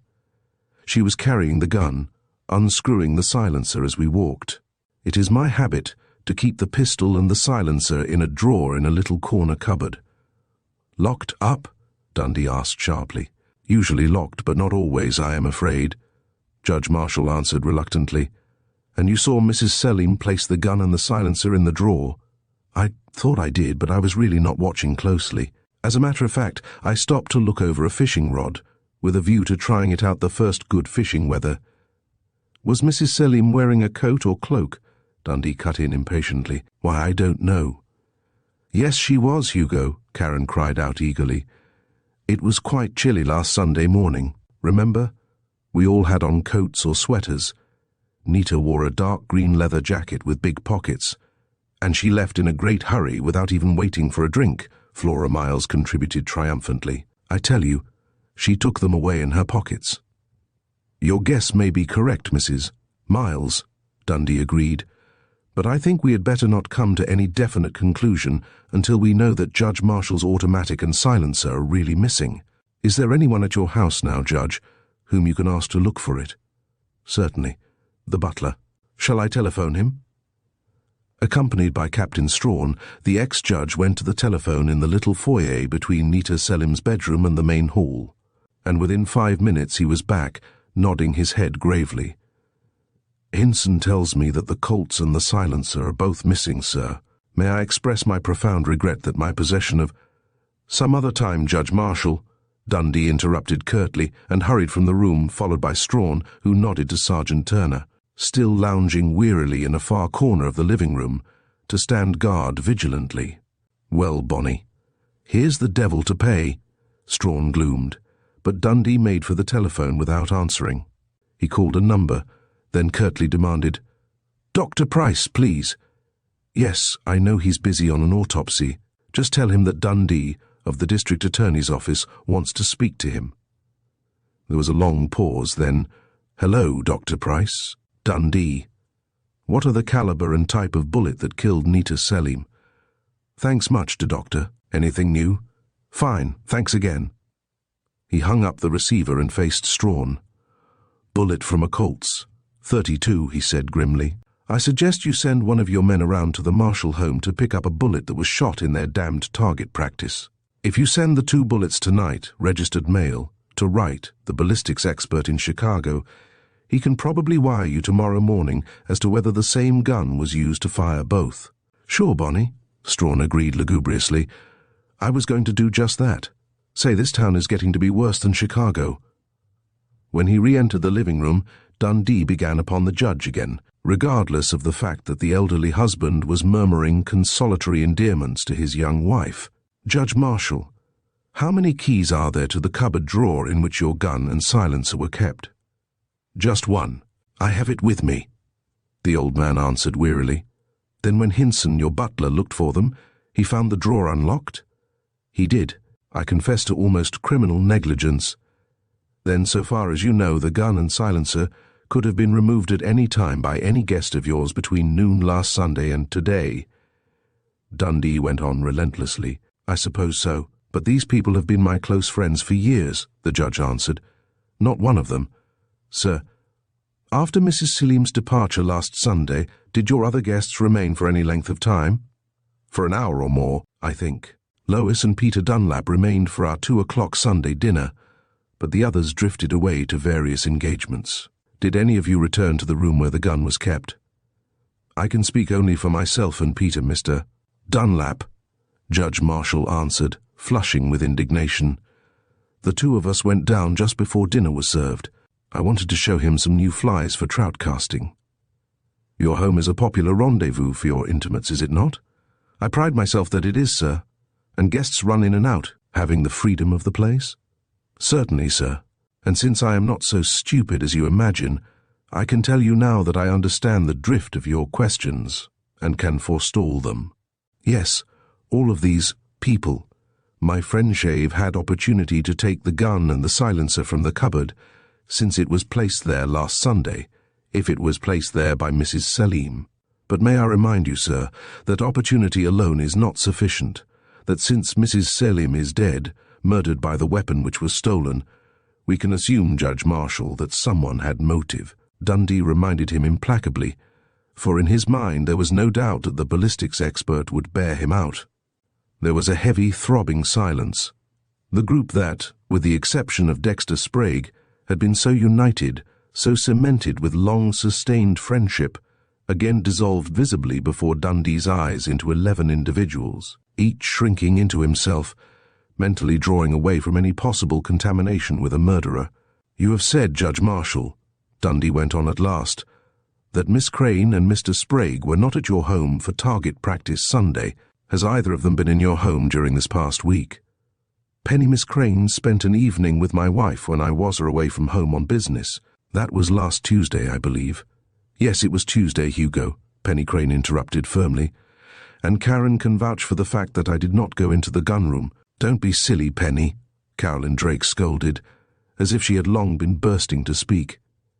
"Giving an alibi, as if any of us who were playing bridge while that woman was being shot needs any alibi.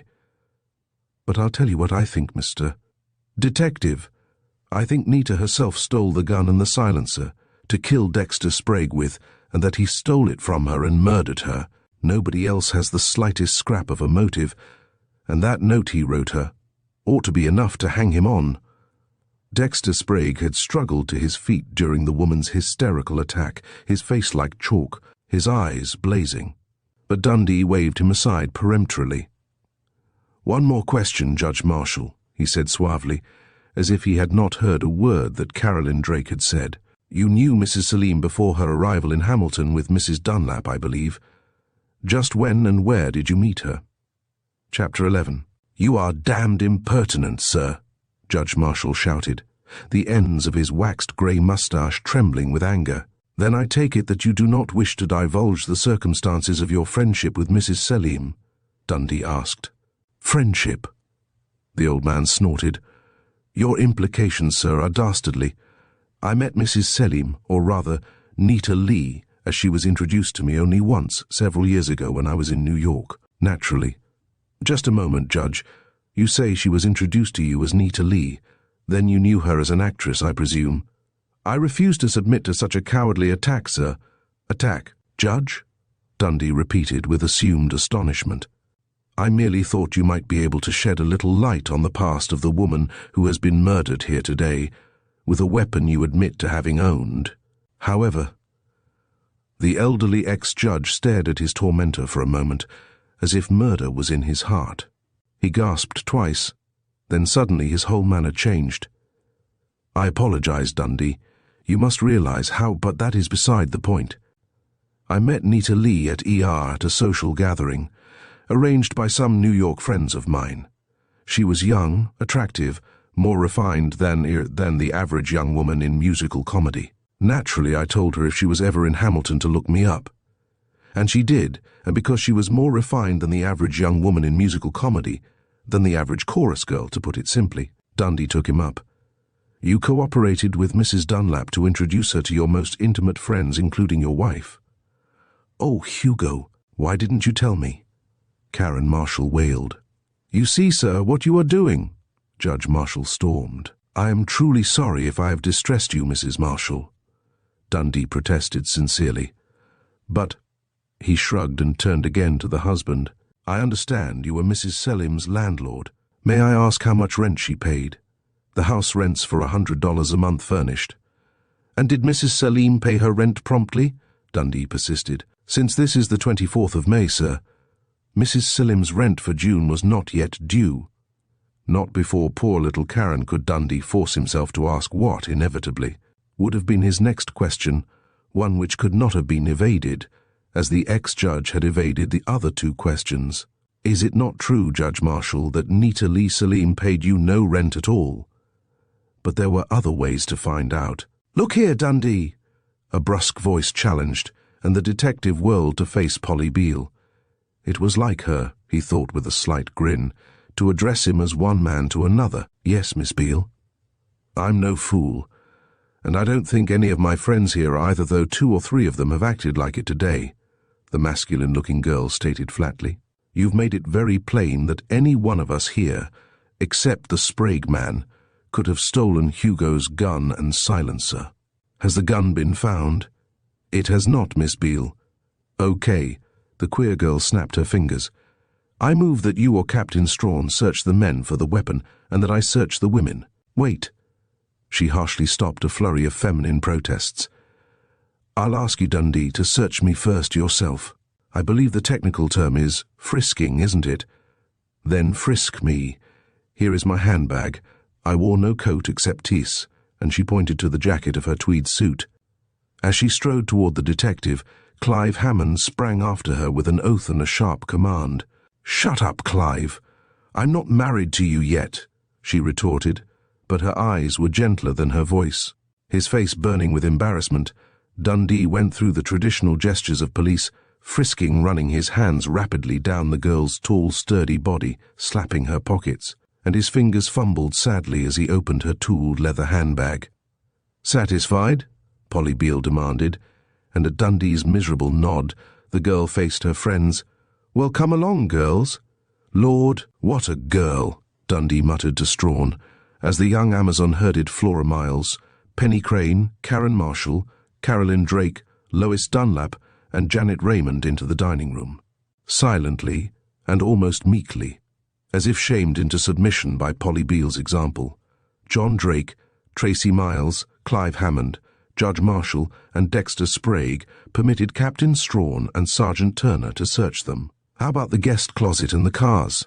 Dundee asked of Strawn in a low voice when the fruitless, unpleasant task was finished. "Gone over with a fine-tooth comb long ago," Strawn assured him gloomily. "And not a hiding place in or outside the house that the boys haven't poked into, including the meadow as far as anyone could throw from the bedroom window." The women were filing back into the room, some pale, some flushed, but all able to look each other in the eye again. With surprising jauntiness, Polly Beale saluted Dundee. "Nothing more deadly on any of us than Flora's triple-deck compact. I thank you with all my heart, Miss Beale," Dundee said sincerely. "And now I think you may all go to your homes. Of course you understand," he interrupted a chorus of relieved ejaculations, "that all of you will be wanted for the inquest, which will probably be held Monday. And, what's more," Captain Strawn cut in, to show his authority, "I want all of you to hold yourselves ready for further questioning at any time." There was a stampede for coats and hats, a rush for cars as if the house were on fire, or Dundee reflected wryly, as if those he had tortured were afraid he would change his mind, rushing away with hatred of him in their hearts. Only Penny Crane held back, maneuvering for a chance to speak with him. "I don't have to go with the rest, do I?" she begged in a husky whisper. "And why not?" Dundee grinned at her, but he was glad there was no hatred in her eyes. "I'm attached to the district attorney's office too, aren't I?" "Right, and you've been a brick this evening. I don't know what I should have done without you." "Well, I can't see that you've done much with me," she gibed, "but I'd like to stick around. If you're going to do some real Sherlocking, can't be done, Penny. I want to stay here alone for a while and mull things over, but I'd like to have a long talk with you tomorrow. Come to Sunday dinner. Mother loves murder mysteries," she suggested. Then realization swept over her. Her brown eyes widened, filled with terror. "Stop thinking one of us did it. Stop, I tell you." "Can you stop, Penny?" he asked gently, but she fled from him, sobbing wildly for the first time that long, horrible evening. Dundee, watching from the doorway of the lighted hall, saw the chauffeur open the rear door of the Dunlap limousine, saw Penny catapult herself into Lois Dunlap's outstretched arms. "When did the Dunlap chauffeur call for his mistress?" he asked Strawn, who stood beside him. "About 10 minutes after you arrived," Strawn answered wearily. "Said he dropped Mrs. Dunlap and the Selim woman at about 2:30 and had been—" "Knows nothing, of course."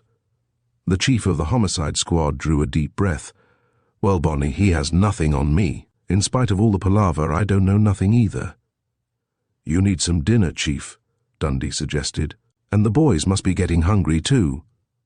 "Somebody's got to guard the house, I suppose," Strawn gloomed. "Not that it will do any good. And what about that maid, that car woman? Shall I lock her up on general principles?" "No, I want to have another talk with her. And if she bucks at spending the night here, I'll take her to the Rhodes house and turn her over to my old friend, Mother Rhodes. We haven't anything on her, you know." "No, nor on anybody else, except that old fool, Marshall, and we can't clap him into jail yet," Strawn agreed, his grey eyes twinkling. "Take your crew on in, Chief," Dundee urged. "I'll stick till midnight or longer if you don't mind. You can arrange to have a couple of the boys to relieve me about 12.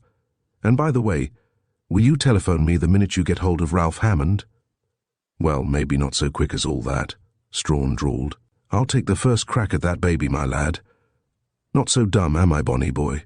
Not so dumb. I can put 2 and 2 together, as well as the next one pretty near, as well as the district attorney's new special, Investigator." Although Bonnie Dundee had taken Captain Strawn's none-too-gentle parting gibe with good grace, it was a very thoughtful young detective who set about locking himself into the house in which Nita Selim had been murdered. Captain Strawn had beaten him to the job that evening by at least 20 minutes. Had the old detective stumbled upon something which Dundee, for all his spectacular thoroughness, had overlooked, or had been unable to turn up because Strawn had suppressed it? What if Strawn's parting boast was not an idle one, and he really had the goods on Ralph Hammond? Had the old chief been laughing up his sleeve during the farce of playing out the death hand at bridge, and during the merciless quizzing of old Judge Marshall? But Dundee's native common sense quickly routed his gloom. Captain Strawn was too direct in his methods, too afraid of antagonizing the rich and influential, to have permitted even a special investigator from the district attorney's office to torment those 12 people needlessly. Probably Strawn, feeling a little hurt at having played second fiddle all evening, had simply wanted to get him fussed, was even now chuckling over the effect of his parting boast. Much cheered, Dundee lingered in the dining room, whose windows he had made fast against any intrusion, so that his task of guarding the house alone might be minimized. As he glanced at the table, with its silver plates heaped with tiny sandwiches of caviar and anchovy paste, its little silver boats of olives and sweet pickles, he discovered that he was very hungry indeed. As he munched the drying sandwiches and sipped charged water, the various liquors for cocktails on the sideboard offered a temptation which he sternly resisted. Dundee's thought boiled and churned, throwing up picture after picture of Nita Selim, alive and then dead, of Penny Crane, bless her, helping him at the expense of her loyalty to lifelong friends, of Flora Miles, lying desperately and then confessing to a shameful theft, of Karen Marshall gallantly playing out the death hand, of Karen's stricken, childish face when she learned that her elderly husband had met and at least flirted with Nita Selim at a chorus girls' party. At that last picture, Dundee flushed so that his skin prickled. Had he made a fool of himself, or was he right in his suspicion that Hugo Marshall had given Nita Selim this cottage rent-free? That point should be easily settled at any rate. Ruefully reflecting that appetizers do not make a satisfactory meal, he betook himself to the dead woman's bedroom. Yes, his memory had served him well.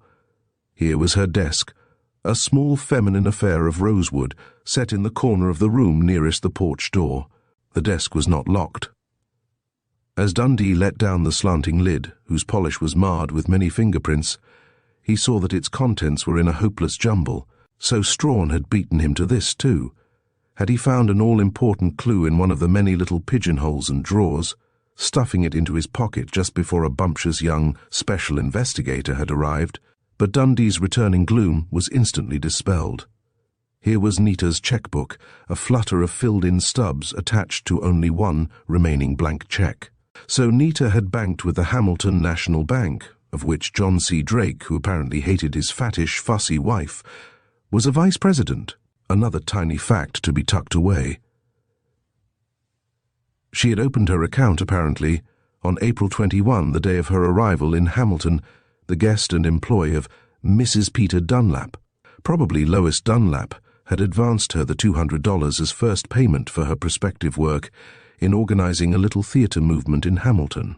Turning rapidly through stubs, Dundee stopped twice, whistling softly with amazement each time. For on April 28th, and again on May 5th, Nita Selim had deposited $5,000. Where had she got the money?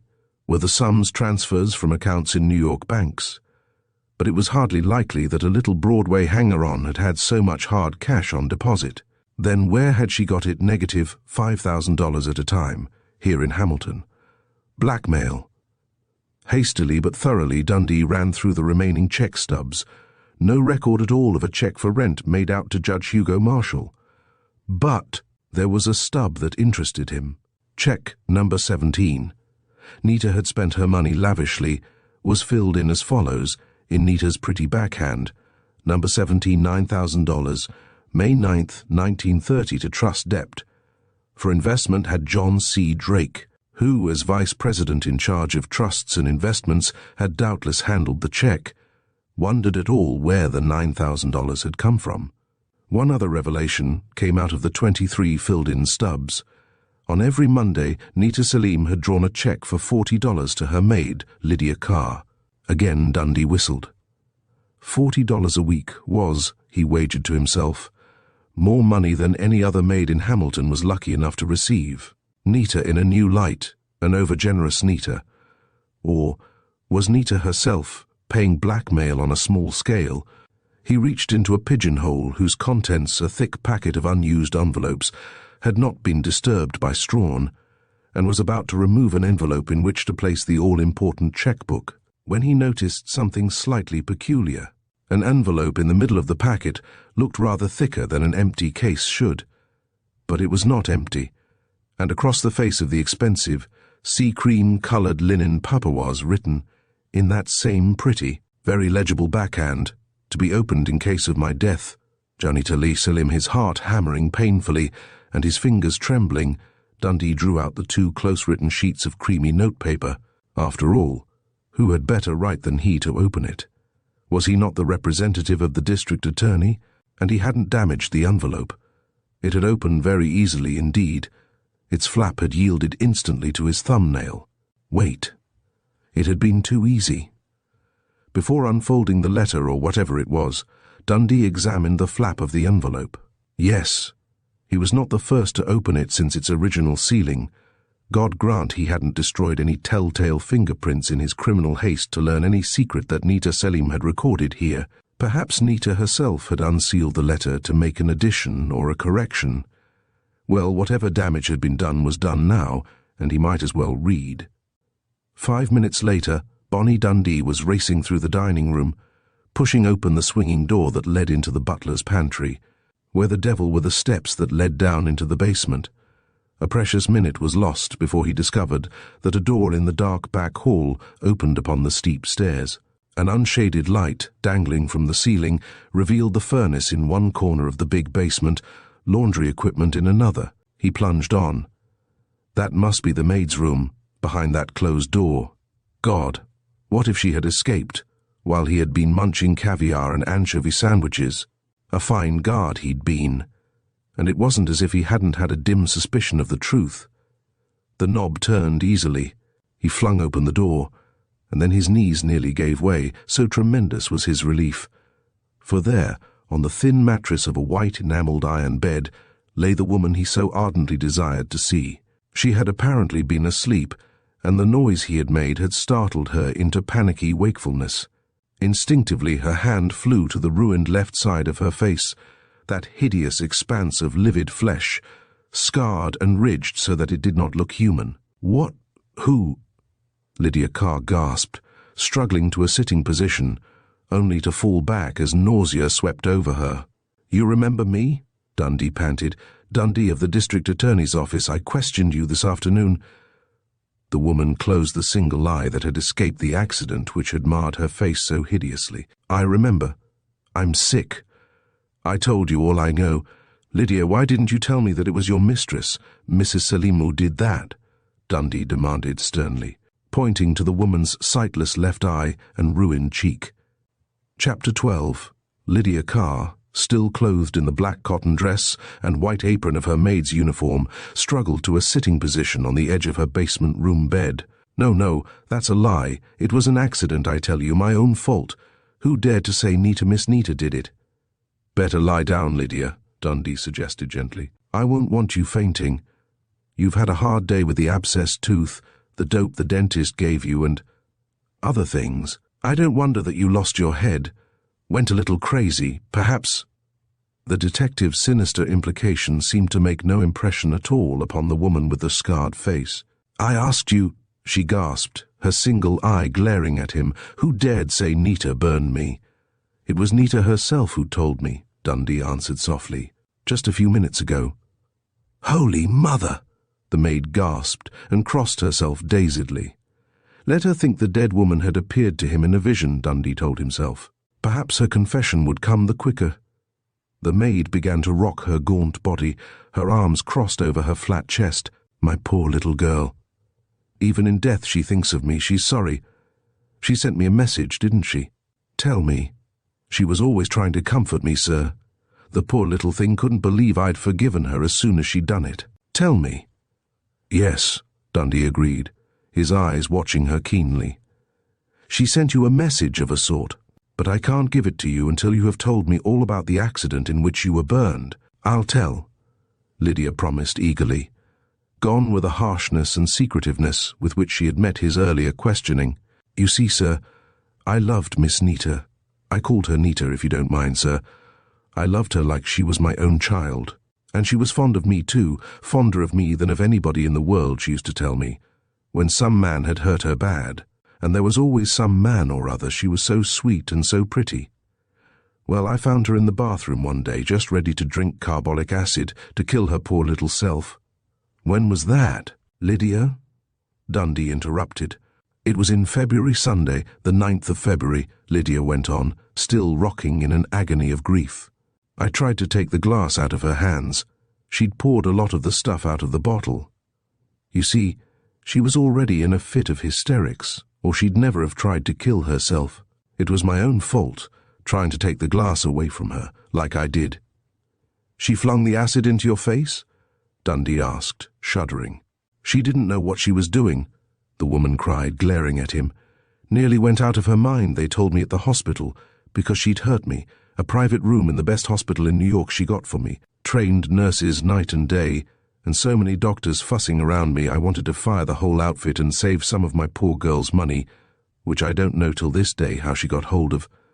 Dundee let her sob and rock, her arms for a while, unmolested. In February, Nita Selim had had to borrow money to pay doctor and hospital bills, had borrowed it or gold dug it, and in May she had been rich enough to have $9,000 to invest. Lydia, you never forgave Nita Selim for ruining your life as well as your face, Dundee charged her suddenly. You're a liar, she cried passionately. I know what I felt. It's my face and my life, ain't it? I tell you, I didn't even bear a grudge against her, the poor little thing, eating her heart out with sorrow for what she'd done till the very day of her death, always trying to make it up to me, paying me too much money for the handful of work I had to do, what with her eating out nearly all the time and throwing away stockings the minute they got a run in 'em. Forgive her? I'd have crawled from here to New York on my hands and knees for Nita Lee. Dundee studied her horribly scarred face, made more horrible now by what looked like genuine grief. Lydia, who was the man over whom your mistress wanted to commit suicide? The single tear-reddened eye glared at him suspiciously, then became wary. I don't know. Was it Dexter Sprague, Lydia? Sprague. She spat the name out contemptuously. No, she didn't know him then, except to speak to at the moving picture studio. When did he become her lover, Lydia? Dundee asked casually. The woman stiffened, became menacingly hostile. Who says he was her lover? You can't trick me, Mr. Detective. I'd cut my tongue out before I'd let you make me say one word against my poor girl. Dundee shrugged. He knew a stone wall when he ran up against one.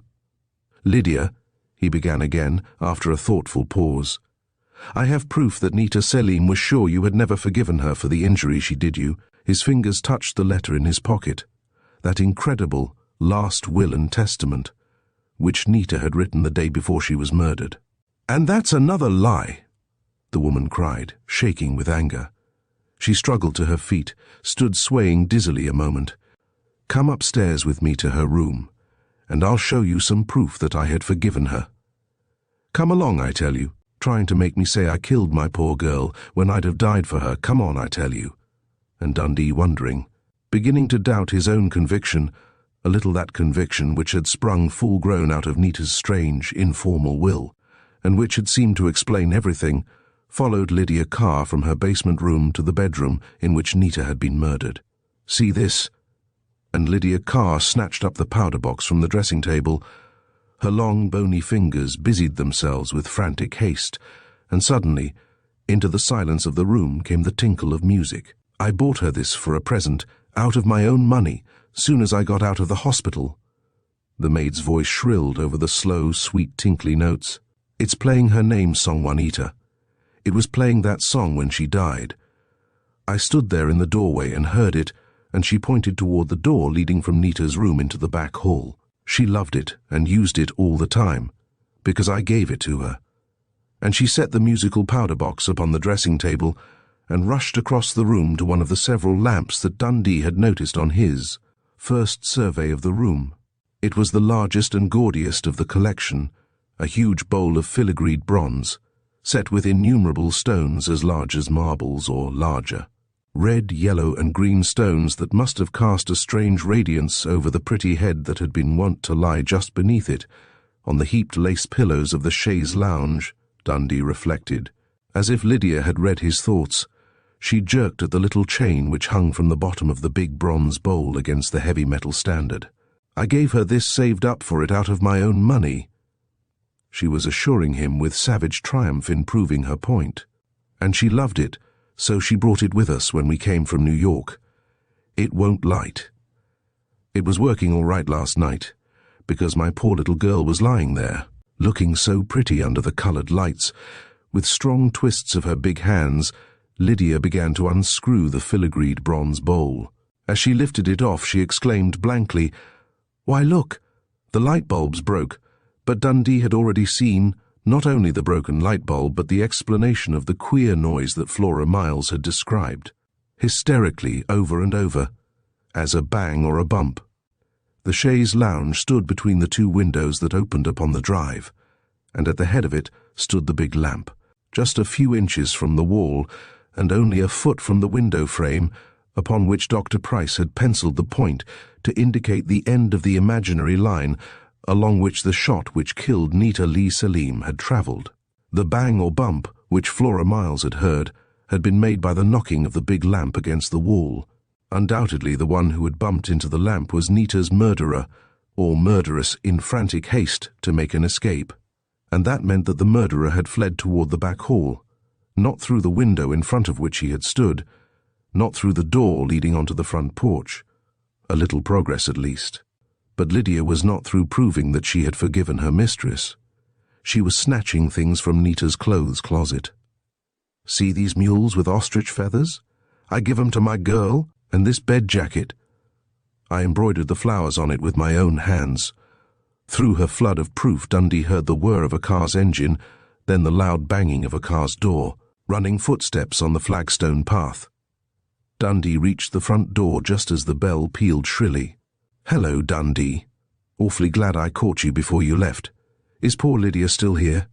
"Come in," Mr. Miles Dundee invited, searching with a puzzled frown the round blonde face of Tracy Miles. "Yes, Lydia is still here. Why?" "Then I'm in luck, and I think Lydia is too poor old girl. You see, Dundee," Miles began to explain as he took off his new straw hat to mop his perspiring forehead, "the crowd all ganged up when our various cars reached Sheridan Road, and by unanimous vote we elected to drive over to the country club for a meal in one of the small private dining rooms to escape the questions of the morbidly curious, you know." "Yes, what about it?" Dundee interrupted impatiently. "Well, I admit we were all pretty hungry in spite of, well, of course we were all fond of Nita, but—" "What about Lydia?" Dundee cut him short. "I'm getting to it, old boy," Miles protested, with the injured air of an unappreciated small boy. "While we were waiting for our food, somebody said, 'Poor Lydia, what's going to become of?' And somebody else said that it was harder on her Nita's death, than on anybody else, because Nita was all she had in the world. And then Lois is always practical. Ran to telephone police headquarters to see what had been done with Lydia, and to see if it would be all right for Flora and me to take her home with us." "Just a minute, Miles. Whom did Mrs. Dunlap talk to at headquarters?" "Why, Captain Strawn, of course," Miles answered. "He told Lois that you were still out here questioning Lydia again, and that it was all right with him, whatever you decided. So as soon as I had finished eating, I drove over." "Is Mrs. Miles with you?" Dundee interrupted again. "Well, no," Miles admitted uncomfortably. "You see, the girls felt a little squeamish about coming back, even on an errand of mercy." Dundee grinned. He had no doubt that Flora Miles had emphatically refused the possibility of another grueling interview. "Why do you and Mrs. Miles want to take Lydia home with you?" he asked. "To give her a home and a job," Miles answered promptly. "She knows us. We're used to her poor old scarred face, and the youngsters, Tam and Betty, are not a bit afraid of her.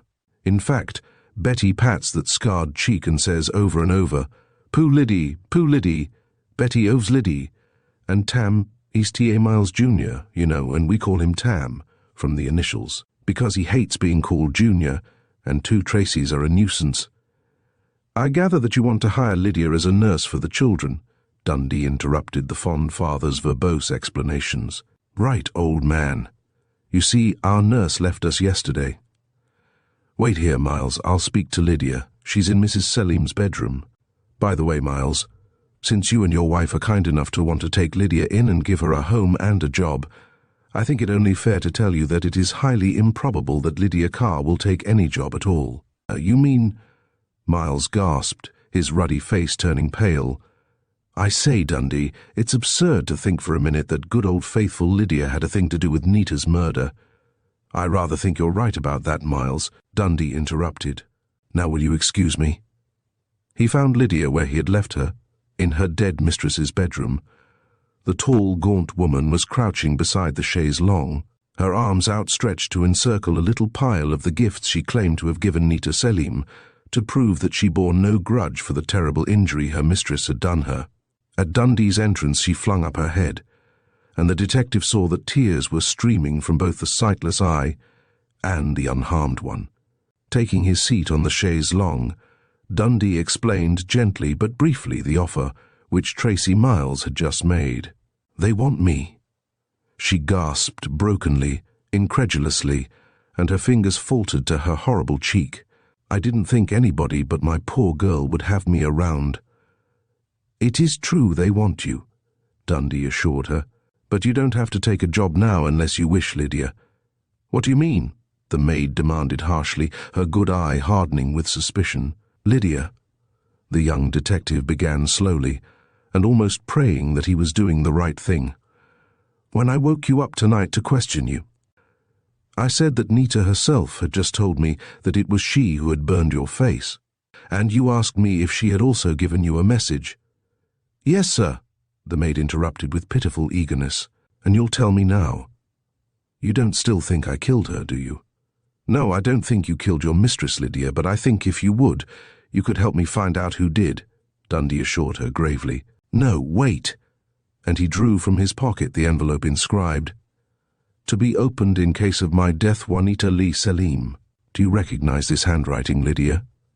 "It was wrote by her own hand," the maid answered, her voice husky with tears. "Is that the message, sir?" "You never saw it before?" Dundee asked sharply. No, I didn't know my poor girl was thinking about death," Lydia moaned. "I thought she was happy here. She was tickled to pieces over being taken up by all them society people, and on the go day and night." "Lydia, this is Mrs. Selim's last will and testament," Dundee interrupted, withdrawing the sheets slowly and unfolding them. "It was written yesterday, and it begins, 'Knowing that any of us may die any time, and that I, Juanita Lee Selim, have good cause to fear that my own life hangs by a thread that may break any minute.'" "What did my poor girl mean?" Lydia Carr cried out vehemently. "She wasn't sick. Ever.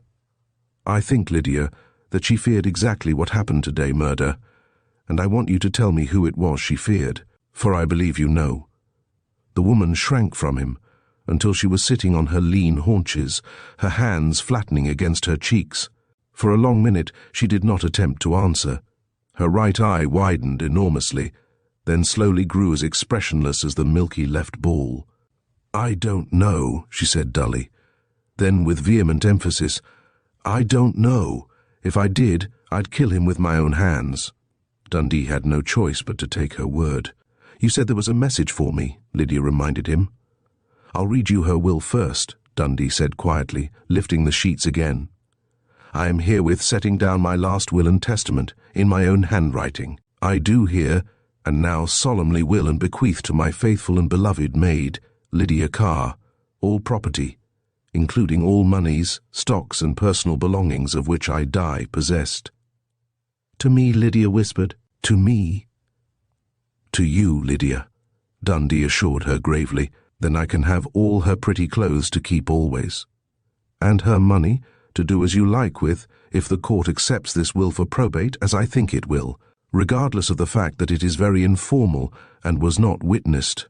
"But she didn't have any money," Lydia protested. "Nothing but what Mrs. Dunlap paid her in advance for the work she was going to do. Lydia, your mistress died possessed of nearly $10,000. Dundee fixed her bewildered grey eye with his blue ones. $10,000, all of which she got right here in Hamilton, and I want you to tell me how she got it." "But I don't know. I don't believe she had it." Dundee shrugged. Either this woman would perjure her soul to protect her mistress's name from scandal, or she really knew nothing. "That is all of the will itself, Lydia," he went on finally, "except her command that her body be cremated without funeral services of any kind."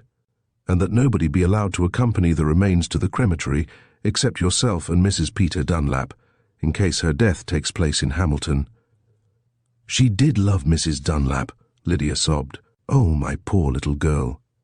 And there is also a note for you, which I took the liberty of reading, in which Mrs. Selim minutely describes the clothes in which she wishes to be cremated, as well as the fashion in which her hair is to be dressed." "Let me see it." Lydia plunged forward on her knees and snatched at the papers he held. "For God's sake, let me see." Chapter 13.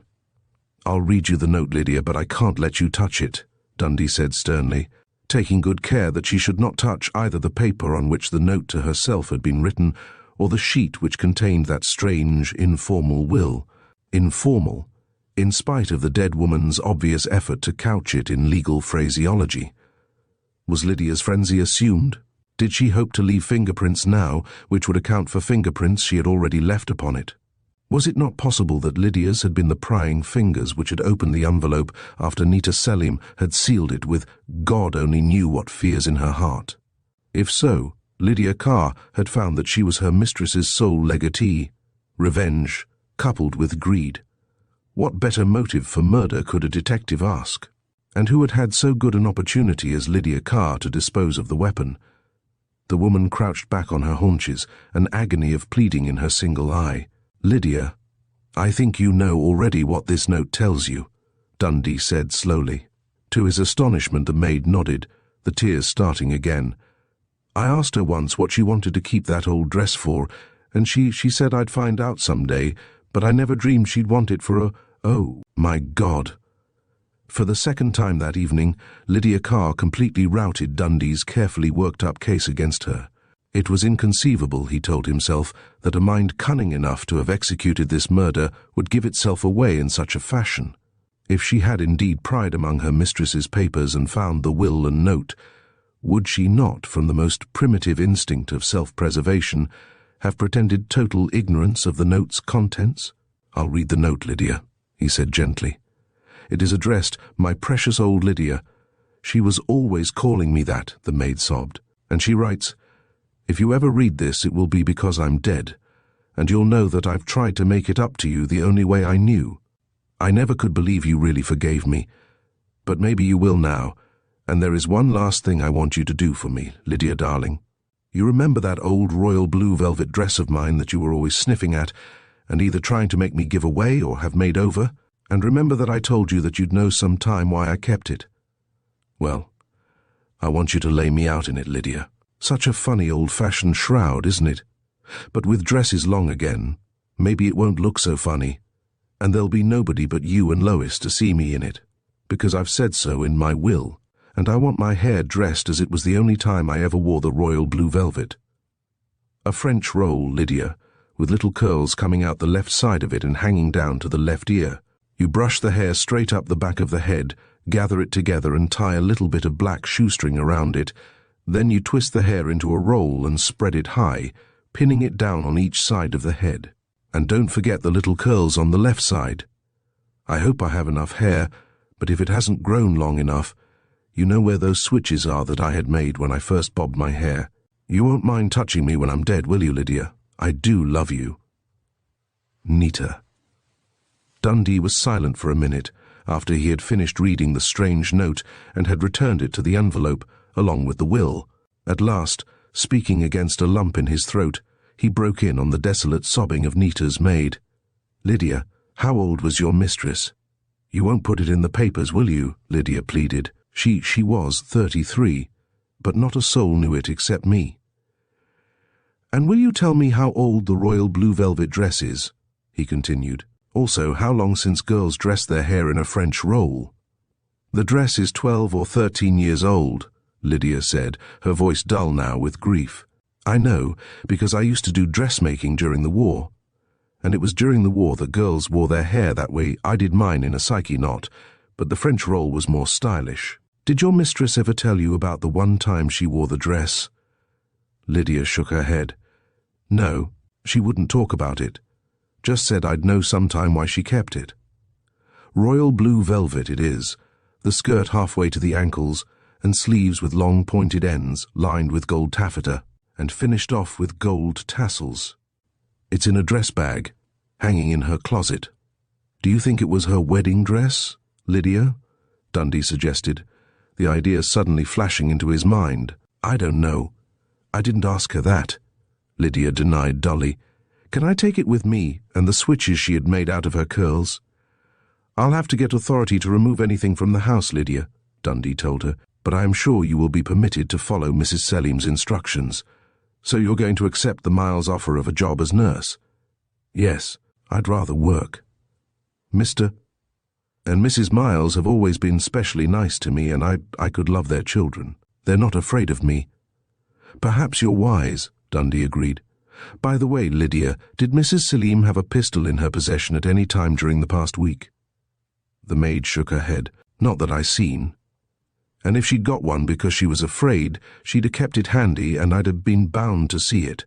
Convinced of her sincerity, he was about to let her go to pack her bag when another belated question occurred to him. Lydia, will you tell me what engagements Mrs. Selim had this last week? The woman scowled, fanatically jealous, Dundee guessed, of her mistress's reputation, but at last she answered defiantly, Let me see. Mr. Sprague had Sunday dinner here, and spent the afternoon. But Sunday night it was young Mr. Ralph Hammond.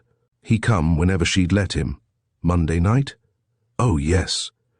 She had dinner at the country club with the Mileses and the Drakes and the Dunlaps. Mr. Miles brought her home because Mr. Sprague wasn't invited. Tuesday night, let me think. Yes, that's the night Judge Marshall was here. Nita had sent for him to talk about finishing up the attic. So that was the business engagement, which Judge Marshall had hemmed and hawed over, Dundee reflected triumphantly. And Wednesday night, Lydia was continuing with a certain pride in her mistress's popularity, she was at a dinner party at the Dunlaps. Did Mr. Peter Dunlap ever call on Mrs. Selim alone? Lydia was curiously resentful. He wasn't ever here. Nita said to me she wished Mr. Peter liked her as well as Mrs. Lois did. Thursday night? Mr. Ralph Hammond took her somewhere to dinner, to some other town, I think, but I wasn't awake when they got home. Nita never would let me set up for her, said I needed my rest, so I always went to bed early. And yesterday, Friday? Dundee demanded tensely. For Friday she had been driven to making her last will and testament. She was home all day, but about 4:30 Mr. Drake came, Lydia said slowly, as if she too were wondering. She was awfully restless, couldn't sit still or eat. I ought to have suspicioned something, but she was often like that lately. Mr. Drake stayed about an hour. I didn't see him leave, because I was cooking Nita's dinner. But little good it did, because she didn't eat it. So there was plenty for Mr. Sprague when he dropped in about 7. Did Sprague spend the evening? I guess so, but I don't know. Nita made me take the Ford and drive into town for a picture show. She was in bed when I got back and... But she checked herself hastily. Did Nita seem strange, troubled, excited? Did she look as if she'd been crying? Dundee prodded. I didn't see her, the maid acknowledged. I knocked on her door, but she told me to go on to bed, that she wouldn't need me. But now I think back, her voice sounded queer. Maybe she was crying, but I don't know. And this morning? She seemed all right, just excited about the party and worried about my tooth. Mr. Ralph Hammond come to make the estimates on finishing up the top floor, and we left him here. What was her attitude toward Mr. Miles when he dropped in on her this morning? Dundee interrupted. Mr. Miles? Lydia echoed, frowning. He wasn't here this morning, or if he was, it was after Nita and I left for town, while the maid was packing a bag, which Dundee would examine before she was allowed to take it away with her. The detective rejoined Tracy Miles, who had made himself as comfortable as possible in the living room. Lydia's going with you, and is grateful for your wife's kindness, Dundee informed him, and felt his heart warm to the boresome, egotistical little cherub of a man when he saw how Miles's face lit up with real pleasure. By the way, Miles, you saw Ralph Hammond when you called here this morning, didn't you? Yes, Miles answered with some reluctance. He answered the door when I rang and told me Lydia and Nita had gone into town. Mr. Miles, Dundee began slowly, throwing friendliness and persuasion into his voice, I know how all you folks stick together, but I'd appreciate it a lot if you'd tell me frankly whether you noticed anything unusual in Hammond's manner this morning. Unusual? Miles repeated, frowning. He was a little short with me because he was busy, and I suspect a little jealous because I'd come calling on Nita. He broke off abruptly in obvious distress. Look here, Dundee. I didn't mean to say that, but I suppose you'll find out sooner or later.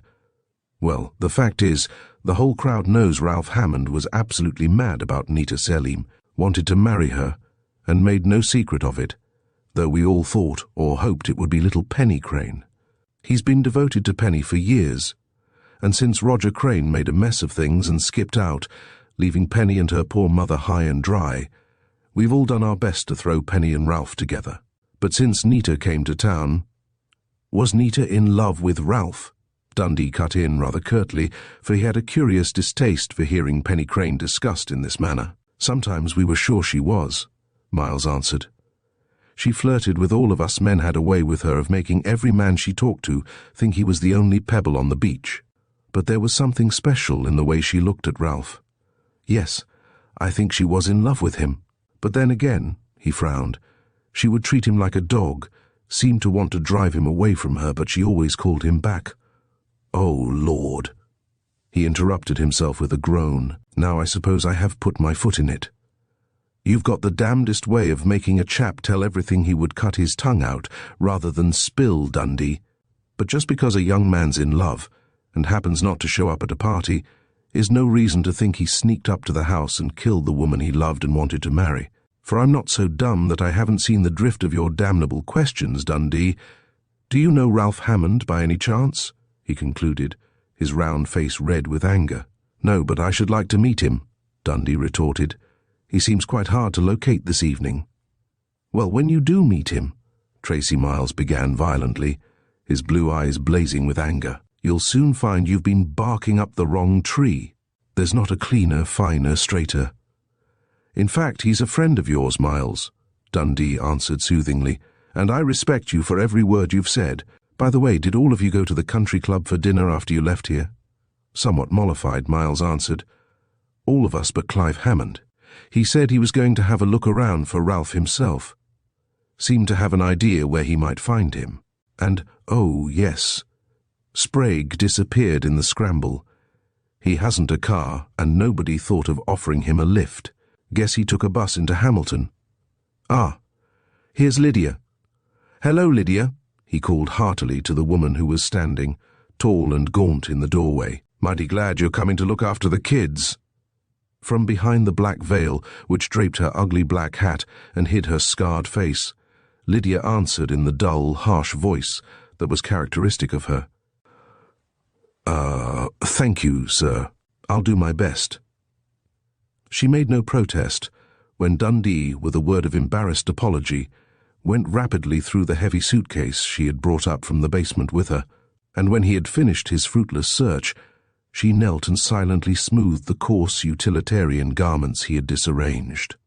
5 minutes later, Dundee was alone in the house where murder had been committed under such strange and baffling circumstances that afternoon. He was not nervous, but again he made a tour of inspection of the first floor and basement, looking into closets and testing windows to make sure they were all locked. Everywhere there were evidences of the thoroughness of the police detectives who had searched for the weapon with which Nita Selim had been murdered. In the basement, as he had subconsciously noted on his headlong dash to question Lydia Carr, the furnace doors swung open and the lids of the laundry tubs had been left propped up after the unavailing search. He plodded wearily up the basement stairs and on into the kitchen. Perhaps the icebox had something fit to eat in it, the fruit intended for Nita's and Lydia's Sunday breakfast. Those caviar and anchovy sandwiches had certainly not stuck with him long. He was making his way toward the electric refrigerator when he stopped as suddenly as if he had been shot. The kitchen door, which he had taken especial pains to assure himself was locked, when he had made the rounds immediately after the departure of Captain Strawn and his men, was standing slightly ajar. Someone had entered this house. Dundee stared blankly at the door, which was equipped with a Yale lock. Someone with a key. But why had the door been left ajar? To make escape more noiseless? With the toe of his shoe, Dundee pushed the door to and heard the click of the lock. Then all thought of food routed from his mind. Made a quick but almost silent dash into the dining room, to secure one of the pair of tall wax tapers, which, in their silver candlesticks, served as ornaments for the sideboard. If the intruder was still in the house, he could be nowhere but in that unfinished half of the gabled top story. The nearest stairs were those in the back hall, and Dundee took them two at a time, regardless of the noise. Who had preceded him stealthily? By the aid of his lighted candle, he discovered an electric switch at the head of the stairs, flicked it on, and found himself in a wide hall, one wall of which was finished with buff-tinted plaster and with 3 doors, the other of rough boards with but a single door. With his candle held high so that its light should not blind him, and well aware that it made him a perfect target, Dundee opened the unpainted door and found himself in the dark, musty-smelling room that had served Nita Selim and the cranes before her as a storeroom. From the ceiling dangled a green cord ending in a cheap clear glass bulb, but its light was sufficient to penetrate even the farthest low nooks made by the 3 gables. He blew out his candle and dropped it, as useless now. A quick tour convinced him that nothing human was concealed behind one of Nita Selim's empty wardrobe trunks, or behind one of the several pieces of heavy old furniture, undoubtedly left behind by the dispossessed Crane family. Big footprints on the thick dust which coated the floor showed him that he was being no more thorough than Captain Strawn's brace of plainclothes detectives had been much earlier that evening. 2 pairs of giant footprints. With an exclamation, he discovered a smaller, narrow pair of prints, and followed their winding trail all around and across the attic. And then he remembered. Ralph Hammond's footprints, of course, made that morning, as he went about his legitimate business of measuring and estimating for the job of turning the storeroom into bedrooms and bathrooms. Dundee had not realized that he was frightened until he was in the hall again, facing one of the 3 doors in the plastered wall. With surprise, and some amusement, he became aware that his hands were trembling, and that his knees had a curious tendency to buckle. The fact that the door directly in front of him was open about 2 inches served, for some odd reason, to steady his nerves. Pushing the door wide open with his foot, for he never forgot the possibility of incriminating fingerprints which might easily be obliterated, he discovered a light switch near the door frame. The instant illumination from a ceiling cluster revealed a large bedroom, and less clearly, another and smaller room beyond it, facing as the house faced toward the south. Knees and hands steady again, he investigated the finished portion of the gabled story swiftly. A charming layout, he told himself. Had Penny Crane once enjoyed this delightful little sitting room, with its tiny balcony built out upon the sloping roof? And it gave him pleasure to think that this big, well-furnished but not fussily feminine bedroom had once been hers, as well as the small but perfect bathroom whose high, narrow window overlooked the back garden. The closets, dresser drawers, and highboy drawers were completely empty, however, of any traces of her occupancy or that of any other. With these rooms going to waste, why, he suddenly asked himself, had Nita Selim coaxed Judge Marshall to have the unfinished half of the gabled attic turned into bedrooms and baths? Why couldn't Lydia have slept up here, if Nita thought so much of her faithful and beloved maid? But even as he asked himself the question, Dundee realized that the answer to it had been struggling to attract his attention. These rooms had not been wasted.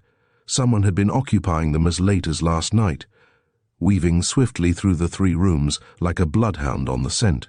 Dundee collected the few but sufficient proofs to back up his intuitive conviction. A copy of the Hamilton Evening Sun, dated Friday, May 23, left in an armchair in the sitting room. All windows raised about 6 inches from the bottom, so that the night breeze stirred the hand-blocked linen drapes. And clinging to these drapes, the faint but unmistakable odor of cigarette smoke.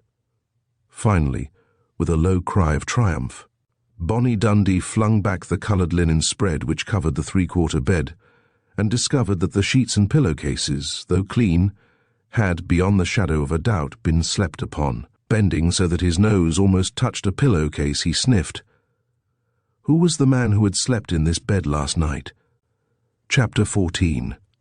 With the thrill of his discovery singing blithely along his nerves, Bonnie Dundee, special investigator for the district attorney, had at first hugged the intention of following the new trail alone. Hadn't Captain Strawn taunted him not too good-naturedly about his ability to get along without the younger man's help? But he was glad, both selfishly and unselfishly, when, half an hour later, he threw open the front door of dead Nita's house to the chief of the homicide squad, Carraway, the fingerprint expert, and the two plainclothesmen who had searched the top floor for the missing weapon, or the murderer himself soon after the murder had been committed. For if Strawn needed his help, Dundee needed the expert machinery which Strawn captained, and it was good to feel the grip of gratitude in the old chief's handclasp, and to see the almost shy twinkle of apology in his hard old grey eyes. Dundee led the way up the front stairs to the upper floor, glad to hear the heavy tread of official feet behind him. "I guess you've got it all doped out who the Selim woman's gentleman friend was," Strawn commented genially, as he followed Dundee into the pleasant big bedroom.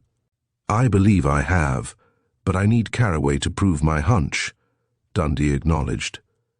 Eagerly, swiftly, he displayed his first tangible finds: the open windows, the drapes smelling of cigarette smoke, the evening paper of the day before, the faint odour and greasiness of Barber's pomade upon the pillowcase of the bed, which had clearly been slept in since the linen was changed. "Now, Collins Harmon," Dundee whirled upon the two silent plainclothesmen, "I want to know what you saw in these rooms when you searched them early this evening that you don't see now. You looked into the closets and drawers, of course." "Yes, sir," Collins answered. "And they was all empty, Dundee. Me and Harmon didn't waste time smelling pillowcases, and I admit we didn't pay no attention to that there newspaper," Dundee echoed. "Are you sure? You too, Harmon?" "What are you driving at, boy?" Captain Strawn asked indulgently. Briefly, with disappointment flattening his voice, Dundee told of his finding the kitchen door ajar after he had made sure it was locked on his first rounds of the house. "I worked it out this way," he continued, despite Strawn's grin. "Dexter Sprague was Nita's lover, as I had thought all along. He was in the habit of spending the night here, whenever Nita would give him an evening of her company. He was here last night, according to the maid, Lydia Carr. Nita sent her into Hamilton to a picture show. Nita and Sprague quarrelled last night, but I am positive he spent the night here anyway. Certainly there was no actual rupture, since Sprague worded his note to her as he did. I have another strong reason for thinking his belongings were here at least until noon today, but that can wait for the moment. Furthermore, I am positive that Sprague descended by the back stairs and went around the house to join the cocktail party, which was to follow the Henbridge party." "How do you make that out, Bonnie?" Strawn asked, his grin wiped away. "Try to remember how Sprague looked when you first got here," Dundee suggested. "I saw him 20 minutes after you did, but he was wearing an immaculate stiff collar, and there were still traces of talcum powder over a close shave, and you will remember that he said he had made a half-hour's trip by bus, and had walked the quarter of a mile from the bus stop on Sheridan Road to this house. It was a mighty hot afternoon, Chief." "Not conclusive," Strawn growled. "Then here's another straw to add to the weight of my conclusion," Dundee went on unshaken. "You remember that Janet Raymond was on the front porch watching for Sprague, while the death hand of bridge was being played? Oh, she tried to protect him. Wait, I'll read you the notes I made when I was questioning her. I looked them up while I was waiting for you. Here. I had said to Miss Raymond, 'You observed Mr. Sprague toiling down the rutty road, hot and weary, but romantic in the sunset.' And she answered, stammering, 'I wasn't looking that way.' And I knew she was lying, knew that she had been taken completely by surprise when Sprague suddenly appeared from the rear of the house. What's more, she betrayed herself and him by admitting that she was surprised. Then, because the girl is undoubtedly in love with Sprague and was mortally afraid he had killed Nita Selim, she tried frantically to throw suspicion on Lydia Carr by telling how Lydia had failed to answer Mrs. Dunlap's first ring. Good Lord, wait a minute, I want to think," he interrupted himself to exclaim. After a full minute, while he had stood very still, with his fingers pressed against his closed eyes, Dundee began slowly, "I believe that's it. Listen, boys." He turned to the two plainclothesmen, urgent pleading in his voice. "Would you both take your oath that there was no bag, say a small Gladstone overnight bag, anywhere in these rooms when you searched them this evening?" The two detectives glanced at each other, their faces reddening. It was Harmon, the older of the pair, who swallowed hard before answering. "We'd been told to look for a man hiding and for a gun." Then he squared his shoulders as if to receive the blame like a man. "Yes, sir." There was a little black grip on the closet shelf. "I went through it myself, but there wasn't no gun in it. Just a pair of pajamas and a couple of shirts, one of 'em dirty, some socks and collars and a shaving kit." Dundee drew a deep breath and clapped the red-faced detective on the back in high good humor. "There simply had to be a bag somewhere." He laughed. "This is the way of it, Strawn. Nita and Sprague rode last night. Sprague tried to make it up, but Nita must have been through with him. Probably told him last night to clear his things out and not come back. She thought he had done so. Probably he did leave before she got up. At any rate, she was so sure he was gone and his things with him that she and Lydia went to town this morning and left Ralph Hammond here to go through the place as freely as he liked, making his estimates on the job of finishing up the other half of this floor. And Ralph, but let that wait for the moment. Got any real proof that it was Sprague who stayed here and not the Hammond boy?" Strawn interrupted shrewdly. "I'm coming to the proof," Dundee assured him. "Or rather, the rest of the proof that I haven't already given you. You're damned hard to convince, Chief. But let me go on with my theory, which I think covers the facts. At luncheon, when Nita received that note from Sprague, I imagine she got a hunch that he hadn't taken her seriously, that he had not removed his belongings. You remember Penny Crane said Nita had Lydia follow her into her bedroom as soon as Nita got home from the luncheon? Well, it's my hunch that Nita asked Lydia if Sprague's things were gone when she cleaned these rooms this morning, and that Lydia said no. Nita then probably told Lydia to pack them herself, and I feel positive that Lydia did so, for she must have felt safe when she protested to me that Sprague was not Nita's lover. I also feel sure that Sprague arrived at least half an hour before he said he did, by some back path across the meadow, that he came up to these rooms that he considered his, found his things packed, but went about shaving and changing his shirt and collar regardless.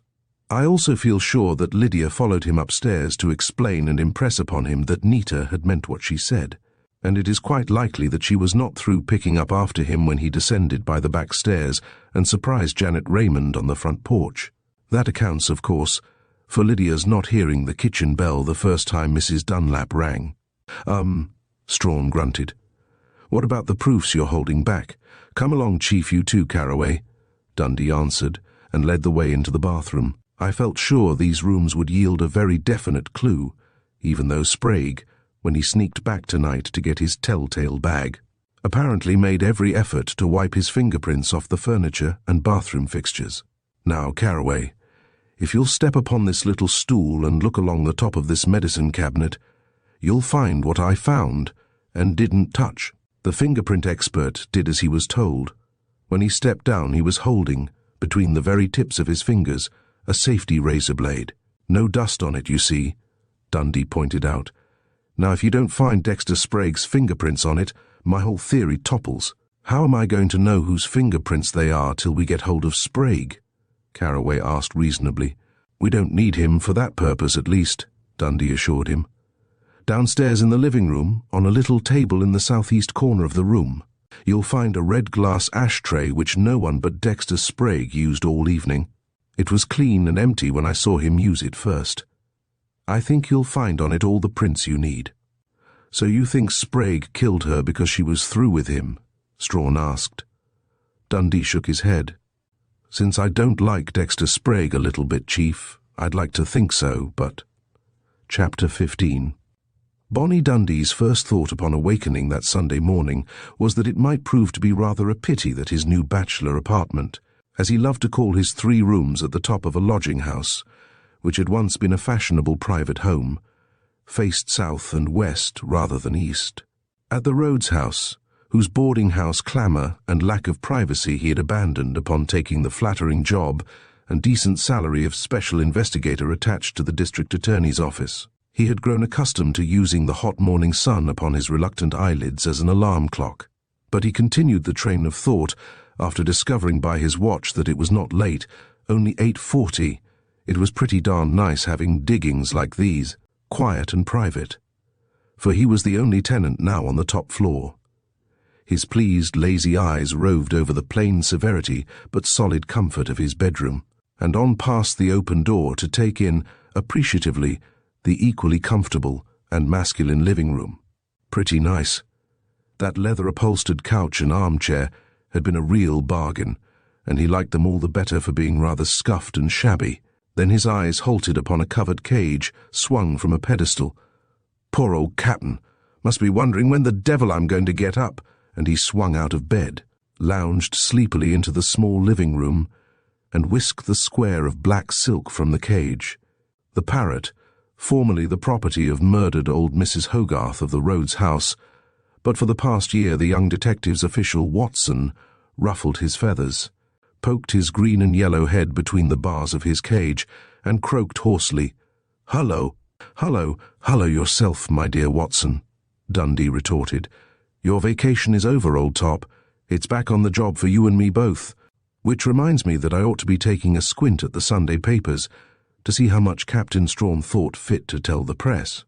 He found the Hamilton Morning News in the hall just outside his living room door.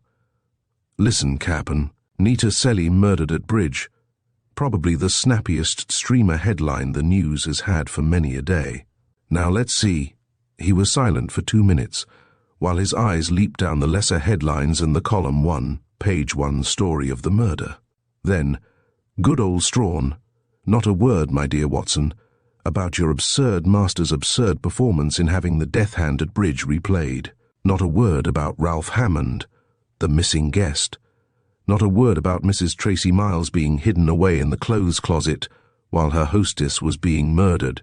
In fact, my dear Watson, not a word about anything except Strawn's own theory that a hired gunman from New York or Chicago, preferably Nita's hometown, New York, of course, sneaked up, crouched in her window, and bumped her off, and life-size photographs of the big footprints under the window to prove his theory. By golly, Captain, I clean forgot to tell my former chief that I'd found Nita's will, and note to Lydia. He'll think I deliberately held out on him. Well, I can't sit here all day gossiping with you, my dear Watson. Much work to be done. Then Sunday dinner with poor little Penny." 4 hours later, a tired and dispirited young detective was climbing the stairs of an ugly, 5-story, walk-up apartment house in which Penny Crane and her mother had been living since the financial failure and flight of the husband and father, Roger Crane. "Hello there." It was Penny's friendly voice, hailing him from the topmost landing of the steep stairs. All winded, poor thing. His tired, unhappy eyes drank her in the freshness and sweetness of a domestic Penny, so different from the thorny little office Penny who prided herself on her efficiency as secretary to the district attorney. Penny in flowered voile, with a saucy, ruffled white apron, but there were purplish shadows under her brown eyes, and her gaiety lasted only until he had reached her side. "Shh! Have they found Ralph?" she whispered anxiously. He could only answer no, and he almost choked on the word. "Mother's all of a twitter at my having a detective to dinner," she whispered, trying to be gay again. "She fancies you'll be wearing size 11 shoes and a 6-shooter at your belt. Yes, Mother, it's Mr. Dundee." She did not look all of a twitter, this pretty but rather faded middle-aged little mother of Penny's. A gentle dignity and patient sadness, which Dundee was sure were habitual to her, lay in the faded blue eyes and upon the soft, sweet mouth. But Mrs. Crane was ushering him into the living room, and its charm made him forget for the moment that the Cranes were to be pitied because of their come-down in life. For every piece of furniture seemed to be authentic early American, and the hooked rugs and fine brocaded damasks allied themselves with the fine old furniture to defeat the ugliness with which the Maple Court apartments. Architect had been fiercely determined to punish its tenants. "'Excuse me, gotta dish up." Penny flung over her shoulder as she ran away and left him alone with her mother. Dundee liked Mrs. Crane for making no excuses about a maid they could not afford, liked the way she settled into a lovely ancient rocking chair and set herself to entertain him while her daughter made ready the dinner. Not a word was said about the horrible tragedy which had occurred the day before in the house which had once been her home. They talked of Penny's work, and the little gentlewoman listened eagerly, with only the faintest of sighs, as Dundee humorously described Penny's fierce efficiency and District Attorney Sanderson's keen delight in her work. "Bill Sanderson is a nice boy," the woman of perhaps 48 said of Hamilton's 35-year-old district attorney. "It is nice for Penny to work with an old friend of the family. Or was. Until—" And that was the nearest she came to mentioning the murder before Penny summoned them to the little dining room. Because Penny was watching him and was obviously proud of her skill as a cook skill recently acquired, he was sure Dundee ate as heartily as his carefully concealed depression would permit. There was a beautifully browned 2-rib roast of beef, pan-browned potatoes, new peas, escalloped tomatoes, and, for dessert, a gelatine pudding which Penny proudly announced was Spanish cream, the secret of which she had mastered only that morning. "I was up almost at dawn to make it, so that it would set in time," she told him, and by the quiver of her lip Dundee knew that it was not Spanish cream which had got her up. "I'm going to help wash dishes," he announced firmly, and Penny, with a quick intake of breath, agreed. "Hadn't you better take a nap, Mother?" she added a minute later, as Mrs. Crane, with a slight flush on her faded cheeks, began to stack the dessert dishes. "You mustn't lay a hand on these dishes, or Bonnie and I will have our dishwashing picnic spoiled. Run along now. You need sleep, dear." "Not any more than you do, poor baby," Mrs. Crane quavered, and then hurried out of the room, since gentlewomen do not weep for strangers. "I called you Bonnie, so Mother would know we are really friends," Penny explained, her cheeks red, as she preceded him through the swinging door into the miniature kitchen. "You'll stick to that being friends, no matter what happens, won't you, Penny?" Dundee said in a low voice, setting the fragile crystal dishes he carried upon the porcelain drainboard of the sink. "I knew you had something bad to tell me." "It's about Ralph, I suppose?" Her husky voice was scarcely audible above the rush of hot water into the dishpan. "You'd better tell me straight off, Bonnie. I'm not a very patient person.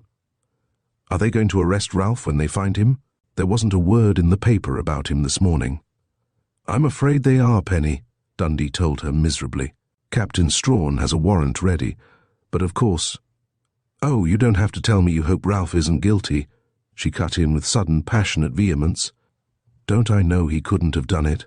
They always arrest the wrong person first, the blundering idiots." It was the thorny Penny again, the Penny with glittering eyes which matched her nickname, but Dundee felt better able to cope with this Penny. "I'm afraid I'm the chief idiot, but you must believe that I'm sorry it should be a friend of yours," he told her, and reached for the plate she had rinsed of its suds under the hot water tap. "Shoot the works," she commanded with hard flippancy. "Of course I might have known that Captain Strawn's theory about a gunman was just dust in our eyes, and that only a miracle could keep you from fastening on poor Ralph, since he and the gun are both missing. Naturally, it wouldn't occur to you that it might be an outsider. Someone who had followed Nita and her lover, Sprague, from New York to kill her for having left him for Sprague. Oh no, certainly not," she gibed, to keep from bursting into tears. "An outsider would hardly have had access to Judge Marshall's pistol and Maxim's silencer," he reminded her. "And Captain Strawn received a wire from a ballistics expert in Chicago this morning, confirming our conviction that the same gun which fired the bullets against Judge Marshall's target fired the bullet which killed Nita. Selim, you've washed that plate long enough. Let me dry it now. And there are other things, Penny." Such AAS she challenged in her angry, husky contralto. "Sprague admitted to me this morning, after I had confronted him with proofs, that he sometimes slept in the upstairs bedroom." "I told you they were lovers," Penny interrupted, "and that he slept there Friday night, after he and Nita had quarreled. He still contends that the row was over that movie of Hamilton business," Dundee went on, as if she had not spoken.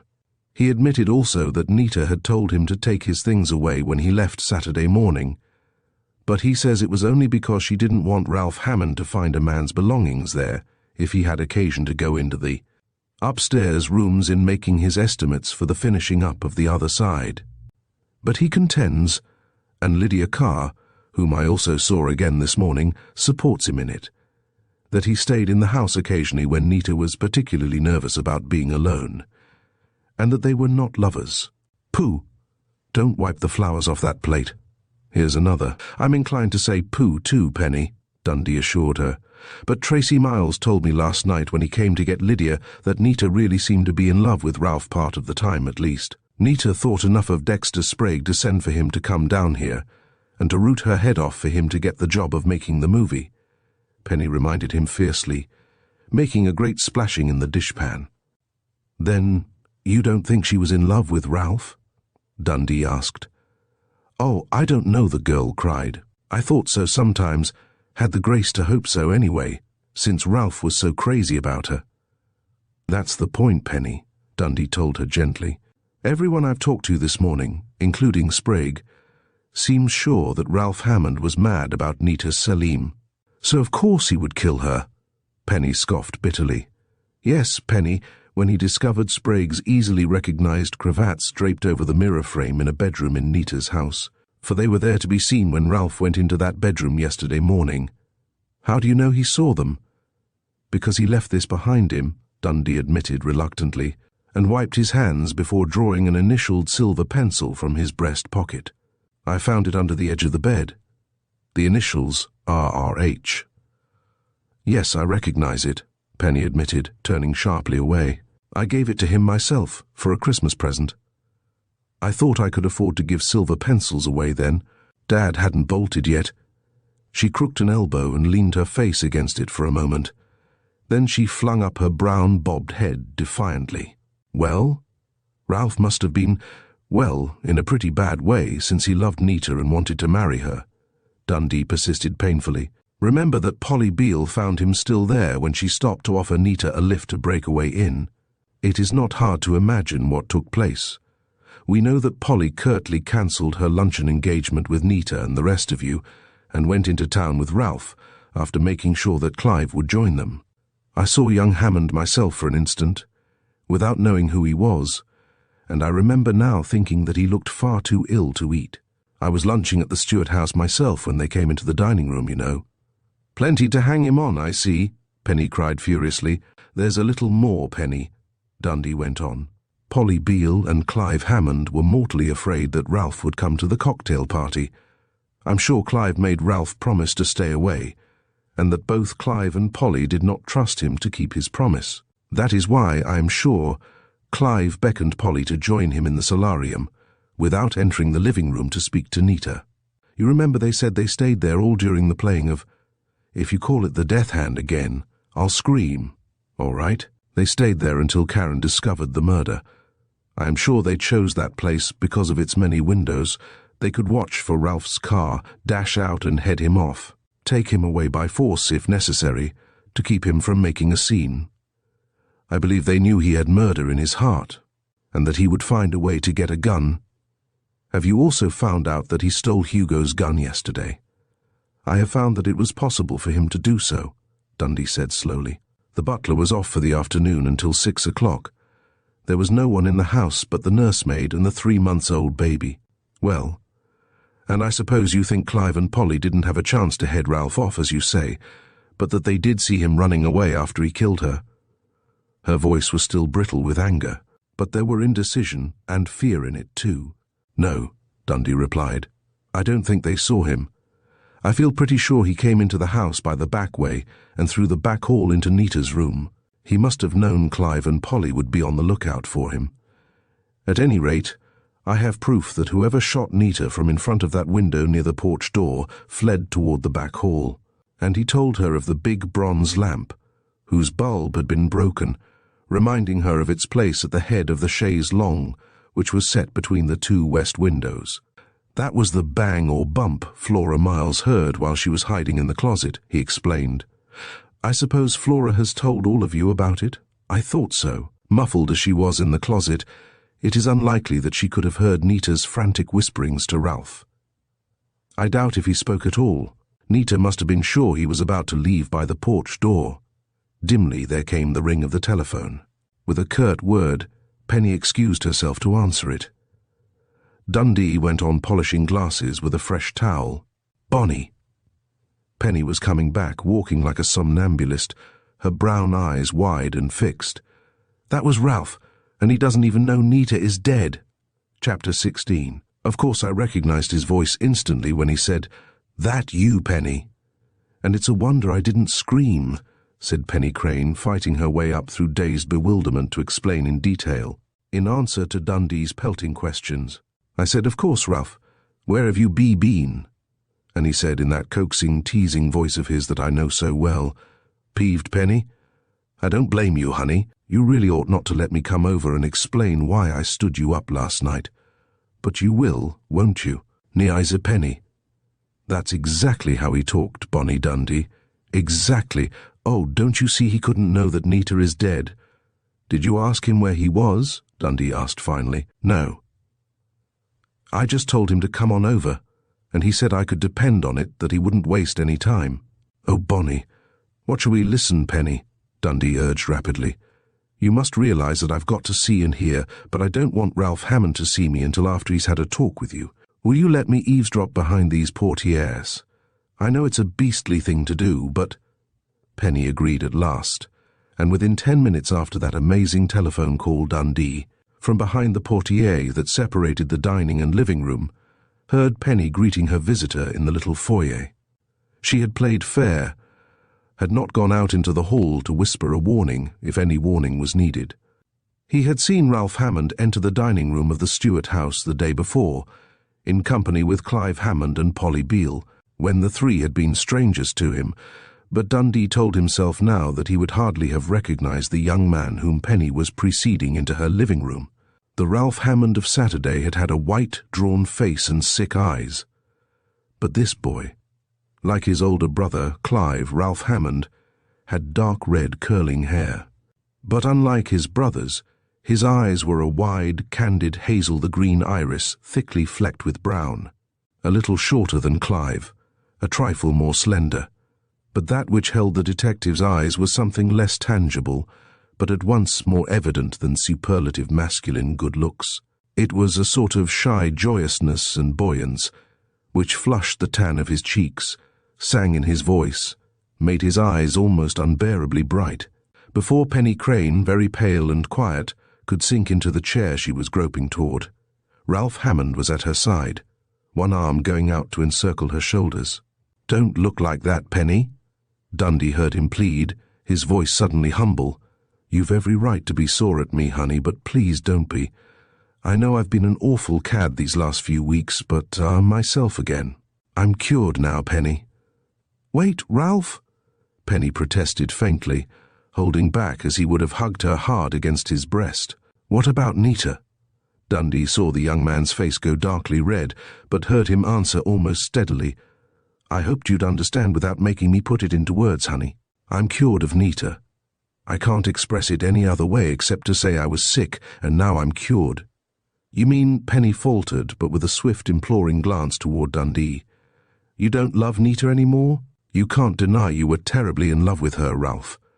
Lois told me last night, that Nita had told her in strictest confidence that she had promised to marry you, just Thursday night." The boy's face was very pale as he dropped his hands from Penny's shoulders, but Dundee, from behind the portieres, was not troubling to spy for the moment. He was too indignant with Penny for having withheld from him the vital fact of Nita's engagement to Ralph Hammond. "That's true, Penny," Ralph was saying dully. "You have a right to know, because I'm asking you to marry me now. I did propose to Nita again Thursday night, and she did accept me. I confess now I was wild with happiness." "Why did she refuse you before?" Penny cut in, and Dundee silently thanked her for asking the question he would have liked to ask himself. "Was it because she wasn't sure she was in love with you?" "You're making it awfully hard for me, honey," the boy protested, then admitted humbly, "Of course you want to know, and you should know. No, she said all along, almost from the first, that she loved me more than I could love her, but that there were reasons. 2 reasons, she always said, and once I asked her jealously if they were both men, but she looked so startled and then laughed so queerly that I didn't ask again. Then I thought it might be because I was younger than she was, though I can't believe she is more than 23 or so, and I'm 25, you know. And once I got cold sick because I thought she might still be married, but she said her husband was married again, and I wasn't to ask questions or worry about him. But she did accept you Thursday night, Penny persisted. Yes, the boy admitted, his face darkly flushed again. This is awfully hard, honey, but I'll tell you once for all and get it over with. I took her to dinner. We drove to Burnsville because she said she was sick of Hamilton. When we were driving back, she suddenly became very queer, reckless, defiant, and she asked me if I still wanted to marry her, and I said I did. I asked her right then to say when, and she said she'd marry me June 1st, but she added, "and the boy," to Dundee's watching eyes, seemed to be genuinely puzzled again by what must have sounded so odd at the time, that she'd marry me June 1st if she lived to see the day. "Oh," Penny gasped. Then, controlling her horror, she asked with what sounded like real curiosity, "Then what happened, Ralph? Why do you propose to her on Thursday and to me on Sunday?" A gorgeous actress sacrificed to the typewriter, Dundee told himself, as he waited for Ralph Hammond's reluctant reply. "Can't we forget it, honey? You do love me a little, don't you? Can't you take my word for it that I'm cured now forever?" Penny's hands went up to cover her face, and Dundee had the grace to feel very sorry indeed for her. Sorry even if she intended to give her promise to Ralph Hammond, as a sick feeling in his stomach prophesied that she was about to do. "How can I know you're really cured if I don't know what cured you?" "I suppose you're right," the boy admitted miserably. "There's no need to ask you not to tell anyone else. Although I don't want to see her again, ever. Why, Penny, I wouldn't even tell Polly and Clive yesterday, after it happened, though Polly guessed and went upstairs. I tried to keep her back." "I don't quite understand, Ralph," Penny interrupted. "You mean something happened when you were at Nita's house yesterday morning?" "Yes. Judge Marshall had promised Nita to have the unfinished half of the top story turned into a maid's bedroom and bath, and a guest bedroom and bath. Clive let me go to make the estimates. Of course I was glad of the chance to see Nita again. I hadn't been with her since Thursday night. But she had to take Lydia in for a dentist's appointment, and they left me alone in the house.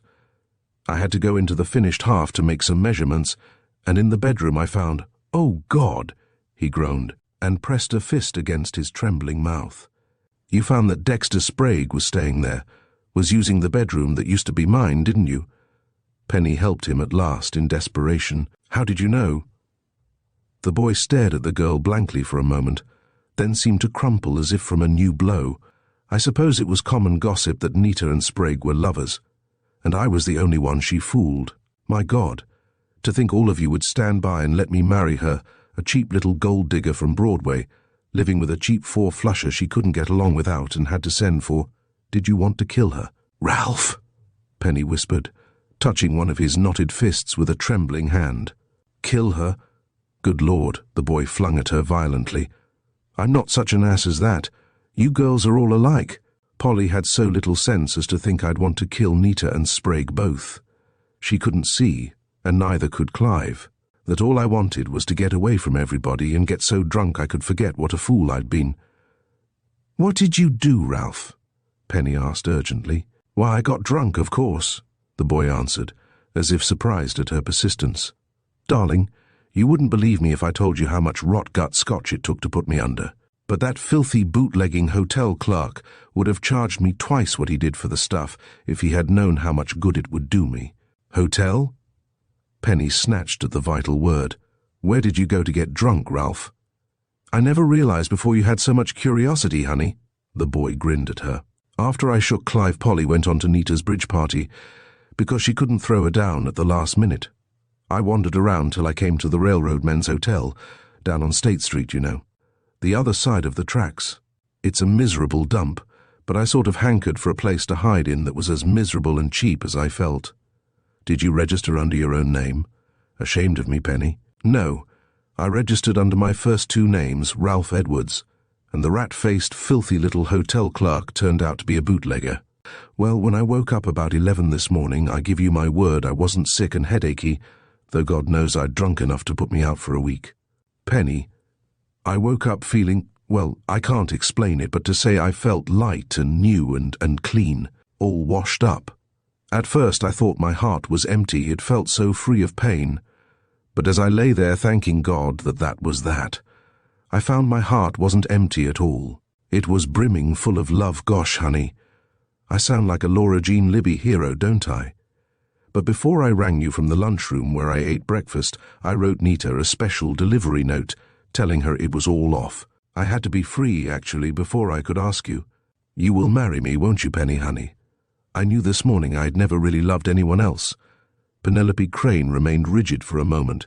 Then very slowly she laid both her hands on his head, for he had knelt and buried his face against her skirt. But as she spoke, her brown eyes, enormous in her white face, were upon Dundee, who had stepped silently from behind the portiere. Yes, I'll marry you, Ralph. You may come in now, Mr. Dundee. Chapter 17. It was nearly 9 o'clock Monday morning, and Special Investigator Dundee sat alone in the District Attorney's office, impatiently awaiting Sanderson's arrival. Coroner Price, with the approval of Captain Strawn of the Homicide Squad, had set the inquest into the murder of Juanita Lee Selim for 10 o'clock, and there was much that Dundee wished to say to the District Attorney before that hour arrived. When the thoroughly tired and dispirited young detective had returned to his apartment late Sunday afternoon, after having seen Ralph Hammond completely exonerated of any possible complicity in the murder of Nita Selim, he'd found a telegram from the District Attorney, filed in Chicago, called Chicago Serious Illness of Mother, Stop Returning Hamilton, 8:10 Monday morning stop, see by papers you are on Selim job, stop good but watch, your step Sanderson. Well, and Dundee grinned ruefully. He had been on the job all right, but would Sanderson consider that he had watched his step? At any rate, he had been thorough, he congratulated himself, as he weighed the big manila envelope containing his own transcription of the copious shorthand notes he had taken during the first hours of the investigation. A smaller envelope held Nita's telltale checkbook, her amazing last will and testament, and the still more startling note she had written to Lydia Carr.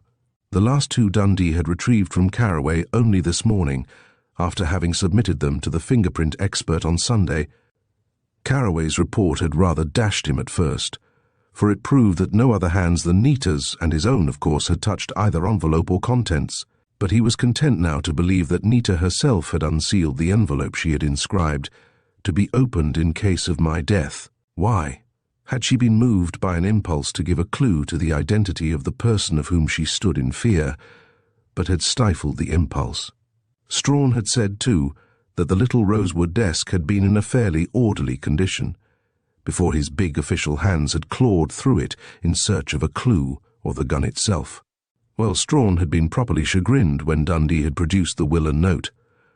Why did she stick it away in a pack of new envelopes, if she wanted it to be found? Strawn had demanded irritably, and had not been appeased by Dundee's suggestion, because she did not want Lydia, in dusting the desk, to see it and be alarmed. Yes, he had been busy enough, but what actually had he to show for his industry? He had worked up 3 good cases, the first against Lydia Carr, the second against Dexter Sprague, and the third against Ralph Hammond only, to have them knocked to pieces almost as fast as he had conceived them. Of course, Lydia Carr might be lying to give Sprague an alibi, but Dundee was convinced that she was telling the truth, and that she hated Sprague too much to fake an alibi for him. Of course, there was always Judge Marshall, but... Through the closed door came sounds which Dundee presently identified as connected with Penny Crane's arrival, the emphatic click of her heels, the quick opening and shutting of desk drawers. The downhearted young detective debated the question of taking his perplexities out to her, but decided against it. She probably wanted to hear no more of his theories, was undoubtedly burning with righteous indignation against him because of Ralph Hammond. Did she still consider herself engaged to Ralph, in spite of the fact that young Hammond had gallantly insisted upon releasing her from her promise as soon as he suspected that it had been given merely to prove her faith in his innocence? It was a decidedly unhappy young detective whom Sanderson greeted upon his arrival at 9 o'clock. The new district attorney, who had held office since November, was a big, good-natured, tolerant man who looked younger than his 35 years because of his freckles and his always rumpled mop of sandy hair. But those who sought to take advantage of his good nature in the courtroom found themselves up against as keen a lawyer and prosecutor as could be found in the whole state, or even in the Middle West. "Well, boy," he greeted Dundee genially, but with an undertone of solemnity in his rich, jury-swaying baritone. "Looks like we've got a sensational murder on our hands. It's not every day Hamilton can rate a headline like Broadway Belle Murdered at Bridge, to quote a Chicago paper. But I'm afraid there's not enough mystery in it to suit your tastes." Dundee grinned wryly. "I've been pretty down in the mouth all morning because there's a little too much mystery, Chief. Fairly open and shut, isn't it?" Sanderson asked, obviously surprised. "New York gets too hot for this Selim baby, probably mixed up with some racketeers being the favorite boyfriends of Broadway belles. If one can believe the tabloids. Lois Dunlap offers her a job to organize a little theater in Hamilton, which the fair Nita would certainly have described as a hick town, and which she wouldn't have been found dead in if she could have helped it." And the district attorney grinned at his own witticism. "But Broadway Nita jumps at it. Her racketeer sweetie has a long arm, however, and Nita gets hers. Justly enough, probably, but I wish to the Lord she had chosen some other town to hide in. Lois Dunlap is the finest woman in Hamilton, but she's too damned promiscuous in her friendships. As it is now, some of the best friends I have in the world are mixed up in this mess, even if it is only as innocent victims of circumstance." Until then, Dundee had let his chief express his pent-up convictions without interruption, and indeed, Sanderson's courtroom training had fitted him admirably for long speeches. But he could keep silent no longer. "That is what has been worrying me, Chief," he interrupted. "Captain Strawn has given the papers very little real information, but the truth is, I am afraid one of your friends was not an innocent victim of circumstance." District Attorney Sanderson sat down abruptly in the swivel chair at his desk. "Just what do you mean, Dundee?" "I mean, I am convinced that one of Mrs. Selim's guests was her murderer. But I'd like to tell you the whole story, and let you judge for yourself." "My God!" Sanderson ejaculated. Slowly he drew out a handkerchief and mopped his freckled brow. "If I hadn't had a good many years of experience with criminals, Dundee, I'd say it is obvious on the face of it that none of those four men, Judge Marshall, Tracy Miles, Johnny Drake, Clive Hammond, could have committed such a cheap, sensational crime as murdering a hostess during a bridge game. Not that I haven't wanted to commit murder myself over many a game of bridge," he added, with the irrepressible humor for which he was famous. Then he groaned, the rueful twinkle still in his eye. "I'm afraid we're in for a lot of gruesome kidding. Why, last night, in the club car of my train, 3 tables of bridge players could scarcely play a hand for wisecracking about the dangers of being dummy. Well, boy, now that I've talked myself past the worst shock, suppose you give me the lowdown. But I warn you, I'm going to take a powerful lot of convincing." Painstakingly, and in the greatest detail, Dundee told the whole story, beginning with his arrival Saturday evening at the Selim house, including the ghastly replaying of the death hand at bridge, a phrase, by the way, which the prosecutor instantly adopted, and ending with Ralph Hammond's establishing of an alibi, to the entire satisfaction of Captain Strawn, as well as of Dundee himself. He was interrupted frequently, of course, scoffingly at first, then with deepening solemnity and respect on the part of the district attorney. "Let me see the plan of the house again," he said when Dundee had finished. "Also, that table you've worked up showing the approximate time and order of arrival of the 4 men. "Thanks." You see, sir," Dundee repeated at last, "the list of possible suspects includes Lydia Carr, Dexter Sprague, John C. Drake, Judge Marshall, Polly Beale, Flora Miles, Janet Raymond, Clive Hammond." "But Polly and Clive were in the solarium together all the time," Sanderson objected. "So they said," Dundee agreed. "But it is a very short trip from the solarium by way of the side porch into Nita's bedroom, and either Polly Beale or Clive Hammond could have made that trip on the pretext of speaking to Nita about Ralph. Motive: murder to end blackmail. Naturally, such a theory would not include both of them, but if one of them was being blackmailed and made use of the pretext of warning Nita of Ralph's overwrought condition—" "Sprague, your man," Sanderson interrupted with relief. "Motive: jealousy because Nita was ditching him to marry Ralph. As for the gun and silencer, It seems pretty clear to me that Nita herself stole it from Judge Marshall and that Sprague got it away from her. You say the maid, Lydia, went upstairs to tell Sprague he had to pack his things and take them away for good. Very well.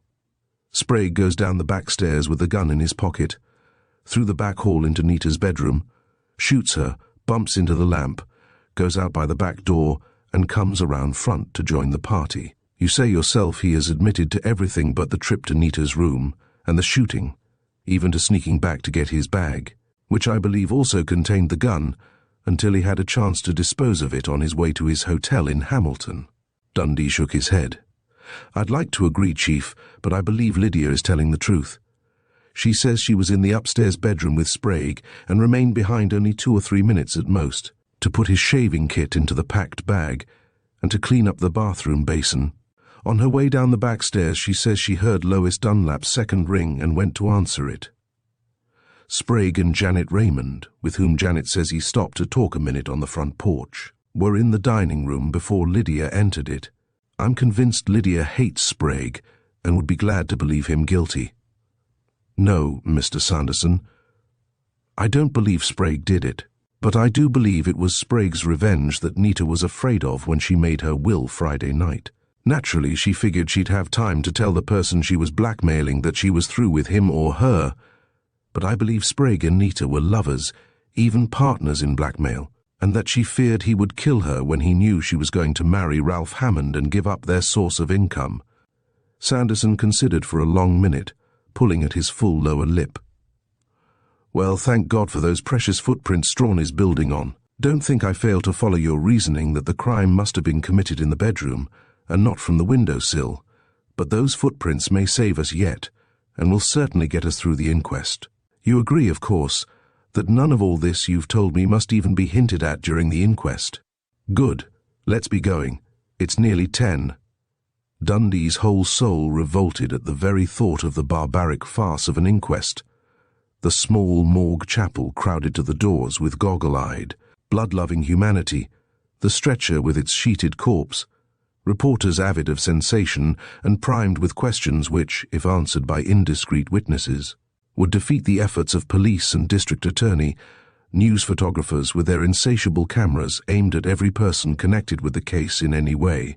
Mercifully, this particular inquest upon the body of Juanita Lee Selim promised to be quickly over, for Coroner Price, in conference with Sanderson, Dundee and Captain Strawn, had gladly agreed to call only those witnesses and extract from them only such information as the authorities deemed advisable. Lydia Carr, whose black veil had defeated the news camera leveled at her poor scarred face, was the first witness called by Coroner Price, and she was required for the single purpose of identifying the body as that of her mistress. To 2 perfunctory questions, have you any information to give this jury regarding the cause and manner of the deceased's death, and have you any personal knowledge of the identity of any person, man or woman, of whom the deceased stood in fear of her life? Lydia answered a flat no and was then dismissed. Karen Marshall, looking far too young to be the wife of the elderly ex-judge, Hugo Marshall, was the second witness called. Dr. Price guided her gently to a brief recital of her discovery of the dead body of her hostess, emphasizing only the fact that, so far as she could see, the bedroom was unoccupied, except by the corpse at the time of the discovery. He then handed her the photostatic copy of a blueprint of the ground floor of the Selim house, with a penciled ring drawn around the bedroom. Karen falteringly identified it, as well as the pencil-drawn furniture, and was immediately dismissed to the packed rows of spectators and reporters. Dr. Price himself took the stand next and described, in technical terms, the wound which had caused death and the caliber of the bullet he had extracted from the dead woman's heart. I find also from the autopsy, he concluded, that the bullet traveled a downward slanting path. I should add, moreover, that I have made exact mathematical calculations using the position of the body and of the wound as a basis, and found that a line drawn from the wound and extended at the correct slant ends at a point 50, 1.8 inches high, upon the right-hand side of the frame of the window nearest the porch door, and he obligingly passed the marked blueprint among the jury. When it was in his own hands again, he added, "It is impossible to state the exact distance the bullet travelled, more nearly than to say the shot was fired along the line I have indicated, at a distance of not more than 15 feet and not less than 10. Captain Strawn rose and was permitted to question the witness. "Dr. Price, that blueprint shows that the bedroom is 15 feet in width, don't it?" "That is correct." "Have you also measured the height of that windowsill from the floor?"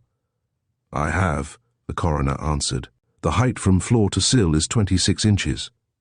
Now, doctor, from your calculations, would it be possible for a man crouching in the open window to fire a shot along the path you have calculated?" "It would," Dr. Price answered. "But as I have pointed out, it is impossible for me to say at exactly what distance from the body the shot was fired." But Strawn, of course, was amply satisfied. And so were Dundee and the district attorney, for it suited their purposes admirably for the public to be convinced at this time that an intruding gunman had murdered Nita Selim. Captain Strawn, sworn in, told briefly of his being called to the scene of the crime, of the activities of Carraway, the fingerprint expert, and of the exhaustive search of his squad of detectives.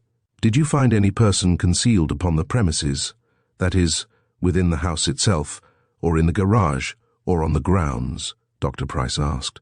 "No, sir." "Did you or your men discover the weapon with which the deceased was killed?" "No, sir." "Did you question all persons in the house at the time of the crime as to whether or not a shot had been heard?" "I did. The answer in every case was that they heard no shot." "And you also questioned every person present in an effort to place responsibility for the death of Mrs. Selim?" "I did. I couldn't find that anyone present had anything to do with it." "Who were these persons?" Dr. Price then asked. "Judge and Mrs. Hugo Marshall, Mr. and Mrs. Tracy A. Miles, Mr. and Mrs. John C. Drake, Mrs. Peter Dunlap, Miss Janet Raymond, Miss Polly Beale, Miss Penelope Crane, Mr. Clive Hammond, Mr. Dexter Sprague of New York, and Mrs. Selim's maid, Lydia Carr," Captain Strawn answered promptly, rolling out the names of Hamilton's elect with sonorous satisfaction, which obviously had the desired effect in convincing the jury that not among those proud names, at least, could be found the name of the murderer. "Did you find on the premises any clue which you consider of importance to this jury?" "I did. A bunch of footprints under the window you've been talking about. Here are life-size photographs of them, Doctor." And the rambler rose vines that climb up the outside of the window had been torn. After the photographs had been duly inspected by the jury of 6, Dr. Price said, "That is all, and thank you, Captain Strawn. Mr. Dundee."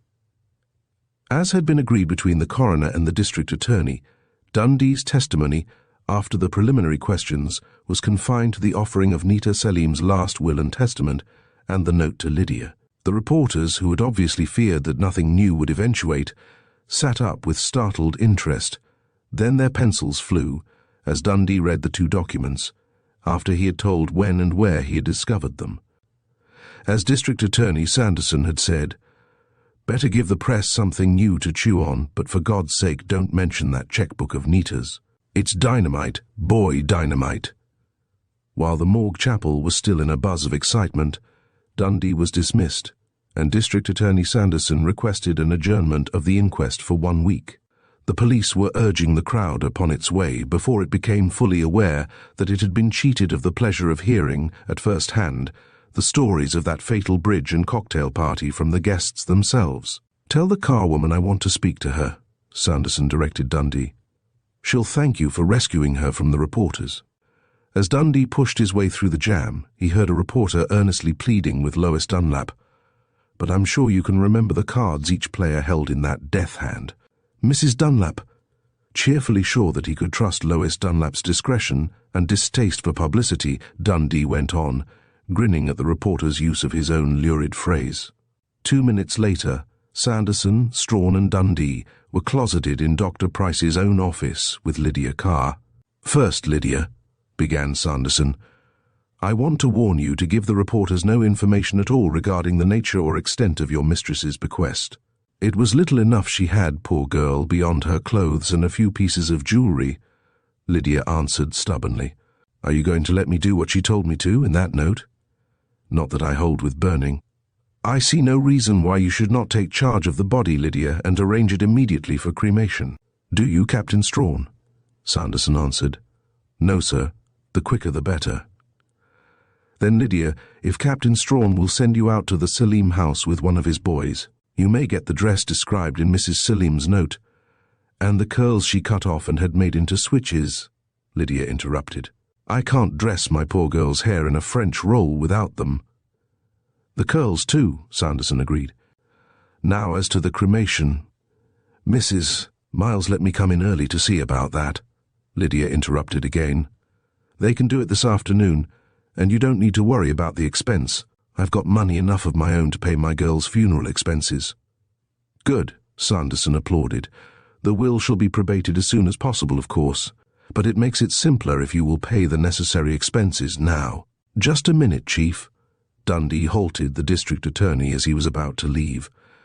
Under the circumstances, I think it highly advisable that we get pictures of the burial dress. I suggest you have Lydia bring the things to your office before she lays out the body, and that Carraway photograph the dress there, from all angles.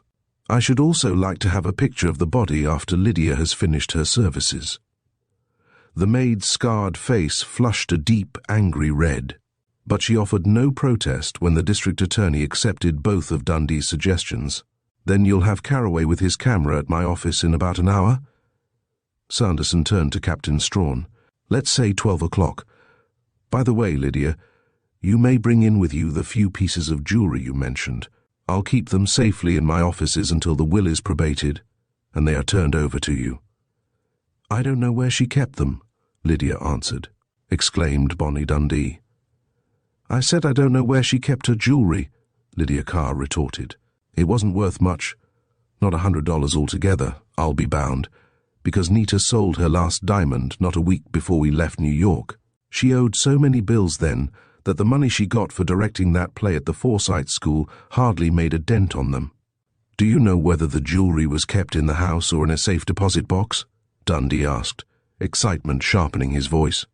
It must have been in the house, because she wore the different pieces any time she pleased, the maid answered. I didn't ask no questions, and I didn't happen to see her get it out or put it away. I didn't ever do much lady's maid work for her, like dressing her or fixing her hair, just kept her clothes and the house in order, and did what little cooking there was to do. Her dressing table, Dundee prodded. Her desk? The maid shook her head. I was always straightening up the drawers in both her dressing table and her desk, and she didn't keep the jewelry in either one of them places. Captain Strawn, when you searched the dressing table and desk for the gun or anything of importance, did you have any reason to suspect a secret drawer in either of them? No, Bonnie. They're just ordinary factory furniture. I tapped around for a secret drawer, of course, but there wasn't even any place for one, Strawn assured him with an indulgent grin. I want to see Penny Crane, Dundee cried, making for the door. Then you'd better come along to the courthouse with me, Sanderson called after him. I sent her back to the office as soon as the inquest was adjourned. The two men passed through the now deserted morgue chapel and almost bumped into a middle-aged man, obviously of the labouring class in spite of his slicked-up Sunday appearance. You're the district attorney, ain't you, sir? He addressed Sanderson in a nervous, halting undertone. Yes, what is it? I come to the inquest to give some information, sir, but it was adjourned so quick I didn't have time. Who are you? Sanderson interrupted impatiently. I'm Rawlins, sir. I worked for the poor lady, Mrs. Selim, gardening one day a week. Come to my office, Sanderson commanded quickly as a lingering reporter approached on a run. No, I'm sorry, Harper, he said hastily, cutting into the reporter's questions. Nothing new. You may say that the police have thrown out a dragnet, and he grinned at the trite phrase for the gunman who killed Mrs. Selim, and will offer a reward for the recovery of the weapon, a Colt's. 32 equipped with a Maxim silencer. Come along, George, and I'll explain just what Mrs. Sanderson and I have in mind. The district attorney and Dundee strode quickly away, and the man, Rawlins, after a moment of indecision, trotted after them.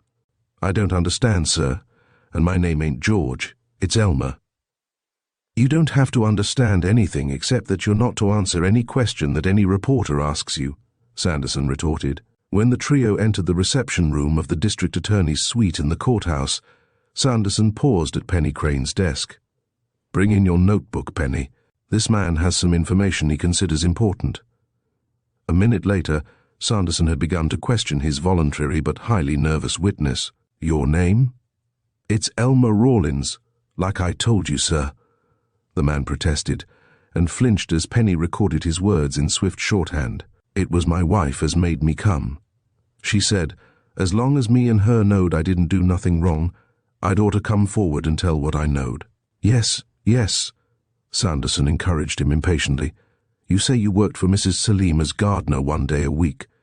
"Yes, sir, but I tended to her hot water and her garbage. Twice a day it was I had to go and stoke the little laundry heater that heats the hot water tank in summertime when the steam furnace ain't being used. I live about a mile beyond the Crane place, that is, the house the poor lady was killed in." "Did you come to stoke the laundry heater Saturday evening?" Dundee interrupted. "Excuse me, sir." He turned to the district attorney. "But this is the first time I've seen this man." "No, sir, I didn't stoke it Saturday night," Rawlins answered uneasily. "You see, I was coming up the road to do my chores at 6:30, like I always do. But before I got to the house, I seen a lot of policemen's cars and motorcycles, and I didn't want to get mixed up in nothing, so I turned around and went home again. I didn't know what was up, but when me and the wife went into Hamilton Saturday night in our flivver, we seen one of the extries and read about how the poor lady was murdered. But that ain't what I was getting at, sir." "Well, what are you getting at?" Sanderson urged. "Well, the extry said the police had found some footprints under the frontmost of them two side windows to Mrs. Selim's bedroom, and went on to talk about the rose vines being tore, and straight off I said to the missus, 'Them's my footprints. Minnie's my wife's name.'" "Your footprints," Sanderson ejaculated, then shook with silent laughter. "There goes Strawn's case, Bonnie." But immediately he was serious again, as the import of this new evidence came to him. "Tell us all about it, Rawlins. When did you make those footprints?" "Friday, sir. That's the day I gardened for Mrs. Selim. You see, sir, the poor little lady told me she was kept awake nights when there was a high wind, by the rose vines tapping against the windows. Says she, 'I think they's somebody trying to get into my room, Elmer.' And I could see the poor little thing was mighty nervous anyway, so I didn't waste no time. I cut away a lot of the rose vine and burned it when I was burning the garbage and papers in the incinerator out back." "Is that all, Rawlins?" Sanderson asked.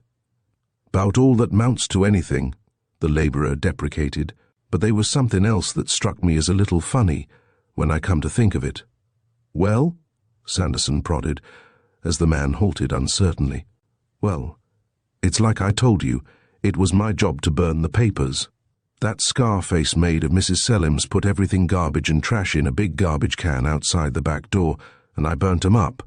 So I was kinda surprised Saturday morning, when I went to stoke up the laundry heater, to find somebody'd been meddling with my drafts and had let the fire go clean out. I had to clean out the ashes and build a new fire." "You're trying to say, I suppose, that you could tell by the ashes that someone had been burning papers in the laundry heater?" Sanderson asked, with a quick glance at Dundee's tense face. "That's right, sir," Rawlins agreed eagerly. "You know what kind of ashes a mess of paper makes layers of white ashes, sir? That kinda looks like paper's yit." "Yes, I know." "And you found layers of white ashes, which you took particular pains to clean out?" Sanderson asked bitterly. "Yes, sir. So's I could build a new fire." "Did you speak to the maid, ask her if she'd been meddling with your drafts?" "Yes, sir, I did," the man answered with a trace of the belligerence he had undoubtedly shown to Lydia. "She said she didn't open no dampers, claimed the heater was the same as usual when she left Friday night to go to a movie. So I reckon it was the poor lady herself, burning up love letters maybe, or some such truck." "You're to keep your reckons to yourself, Rawlins," Sanderson cut in emphatically. "Remember now, you're not to tell anybody else what you've just told me. If that's all, you can go now, and I'm much obliged to you. Leave your address with the young lady here. You'll be needed later, of course." The relieved man hurried out of the room on Penny's heels. Sanderson shrugged, then, when the door had closed, began heavily, "It looks like you're right, Bonnie, about that blackmail business.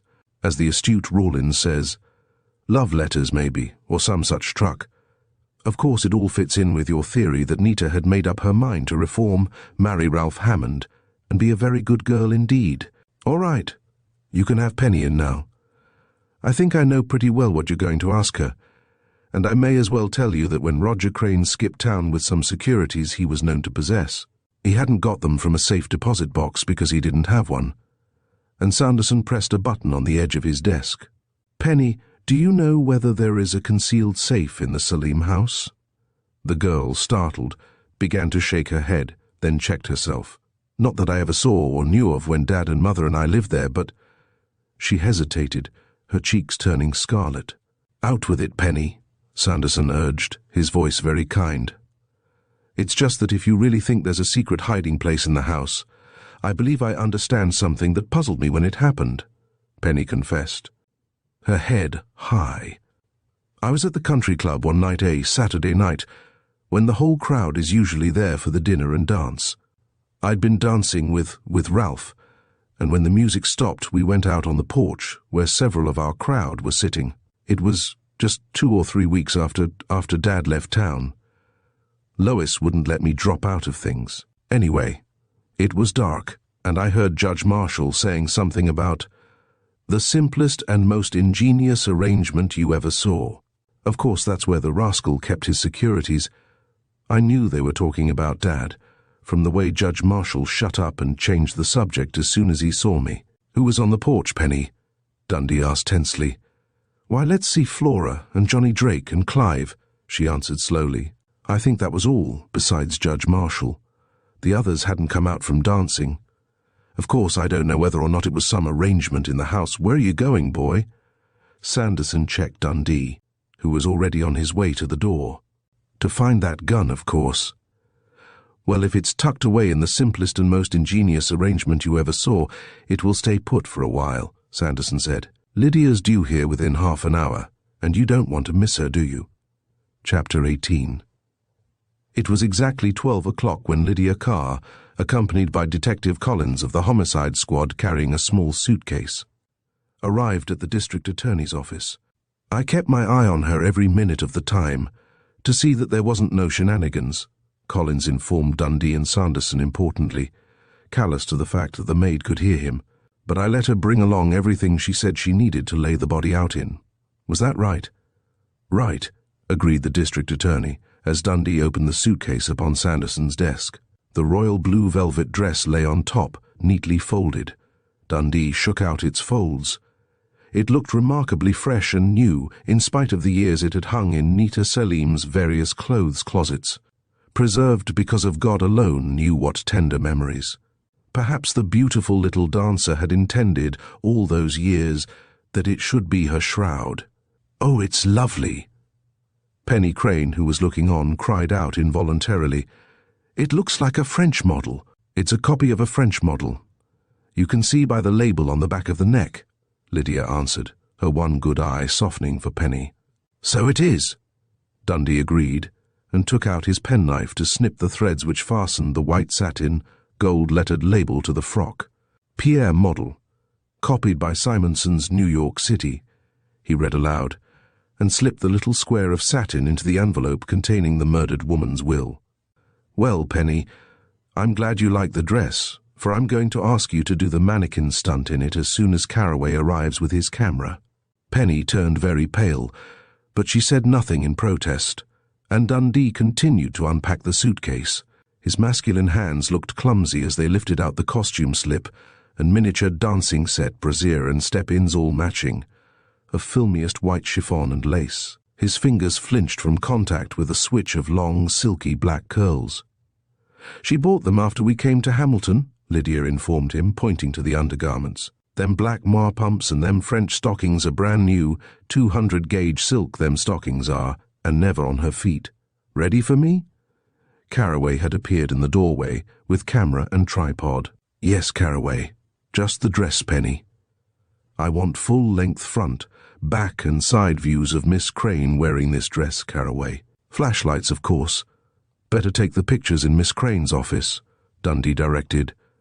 You stay here, Lydia. I want to talk with you while that job is being done. Yes, sir, Lydia answered, and accepted without thanks the chair he offered. "I suppose you have read the Hamilton Morning News today, Lydia?" "I have. May I have that paper, Chief?" "Thanks. Now, Lydia, I want you to read again the paragraphs that are headed New York, May 25, and tell us if the statements are correct." Lydia accepted the paper, and her single eye scanned the following lines obediently. New York, May 25. Up. Mrs. Juanita Lee Selim, who was murdered Saturday afternoon in Hamilton, was known along Broadway as Nita Lee. Chorus girl and specialty dancer. Her last known address in New York was Naboue, West 54th St., where she had a 3-room apartment. According to the superintendent, E.J. Black, Miss Lee, as he knew her, lived there alone except for her maid, Lydia Carr, and entertained few visitors. Irving Ween, publicity director for Altamont Pictures, when interviewed by a reporter in his rooms at the Cadillac Hotel late today, said that Nita Lee had been used for bits and as a dancing double for stars in a number of recent pictures, including Nightlife and Boy Howdy, both of which have dancing sequences. Musical comedy programs for the last year carry her name only once in the list of ladies of the ensemble of the review, What of It? Miss Eloise Pendleton, head mistress of Foresight on the Hudson, mentioned in the dispatches from Hamilton, confirms the report that Mrs. Selim, as she was known there, twice directed the annual Easter musical comedy presented by that fashionable school for young ladies, but could add nothing of interest to the facts given above, beyond asserting that Mrs. Selim had proved to be an unusually competent and popular director of their amateur theatricals. "Yes, that's correct, as far as it goes," Lydia commented, resentment strong in her harsh voice as she returned the paper to Dundee. "Have you anything to add?" Dundee caught her up quickly. "No, sir." Lydia shook her head, her lips in a grim line. Then resentment burst through. They don't have to talk like she was a back number on Broadway just because she was tired of the stage and going in for movies. District Attorney Sanderson took her in hand then, pelting her with questions about Nita's New York gentleman friends. But he made no more headway than Dundee. "We know that Nita Selim was afraid of Sanderson," began again angrily. "Who was it, someone she'd known in New York or somebody in Hamilton?" "I don't know," Lydia told him flatly. "But you do know she was living in fear of her life, don't you?" Dundee interposed. Well, yes, I suppose she was," Lydia admitted reluctantly. "But I thought she was just afraid to live out there in that lonesome house away, off at the end of nowhere. Was she afraid of Dexter Sprague?" Sanderson shot at her. Would she have asked him to stay all night if she'd been afraid of Lydia demanded scornfully. And would she have asked him to rig up a bell from her bedroom to mine, if it was him she was afraid of? "A bell?" Dundee echoed. "Yes, sir. It has a contraption under the rug, right beside her bed, so she could step on it, and it would ring in my room, which was underneath hers. Mr. Sprague bought the wire and stuff, bored a hole through her bedroom floor, and fixed it all himself." "Did anyone know Nita had taken this precaution to protect herself?" Dundee asked. "Mrs. Lois did, because one day not long ago she stepped on it accidentally when she was in Nita's room. The bell buzzed in my room and I come up to answer it, and Nita explained it to Mrs. Lois. So that was why no attempt had been made to murder Nita while she slept," Dundee told himself triumphantly. For of course, it was more than probable that Lois Dunlap had innocently spread the news of Nita's nervousness and her ingenious method of summoning help instantly. There was a knock at the door. "Come in. All finished, Carraway. Fine. I'd like to see the prints as soon as possible, and now I'd like you to go over to the morgue with Lydia, and wait there until she has the body dressed in these clothes, and the hair done according to the instructions Mrs. Selim left. I'll leave the posing to you, but I want a full-length picture as well as a head portrait." As Lydia's work roughened, knuckly hands were returning the funeral clothes to the suitcase. Another question occurred to Dundee. "Lydia, did you know, before I questioned you at the Miles home yesterday, that Sprague had returned for that bag he had left in the bedroom upstairs?" Her scarred cheek flushed livid, but the maid answered with defiant honesty, "Yes, I did. He spoke to me through my basement window just before you come running down to talk to me. He'd sneaked back, but he could tell from seeing your car outside that you was there. and he asked me to go up and get the bag and set it outside the kitchen door for him. I said I wouldn't do it, it was too risky. Then you were pretending to be asleep when I entered your room. Yes, I was, but I had been asleep before Mr. Sprague called me. While you was ding-donging at me about Nita burning my face, I heard Mr. Sprague open the kitchen door. He had a key Nita had give him, so as he could slip in unnoticed if he happened to come when Nita had other company. He didn't hardly make any noise at all, but I heard it, because I was listening for it. You'd left the door to the basement stairs open, and my door too, so I heard him. Did you hear him come down? Yes, I did. There's a board on the back stairs that squeaks, and I heard it plain while you were still at me hammer and tongs, Lydia answered. He was in the house not more'n 2 minutes all told, and when I figured he was safely out, I went upstairs with you to show you the presents I'd give Nita after she burnt me, to prove I'd forgive her. Why didn't you tell me, Lydia? Why did you protect Sprague? I know you don't like him, Dundee puzzled. I wasn't thinking about him, Lydia told him flatly. I was thinking about Nita. I didn't want any scandal on her, and I knew what the police and the newspapers would say if they found out Mr. Sprague had been staying all night sometimes. Are you prepared to swear Sprague had time to do nothing but go up to the bedroom and get his bag? I am. When Lydia and Carraway had left together, Dundee rose and addressed the district attorney.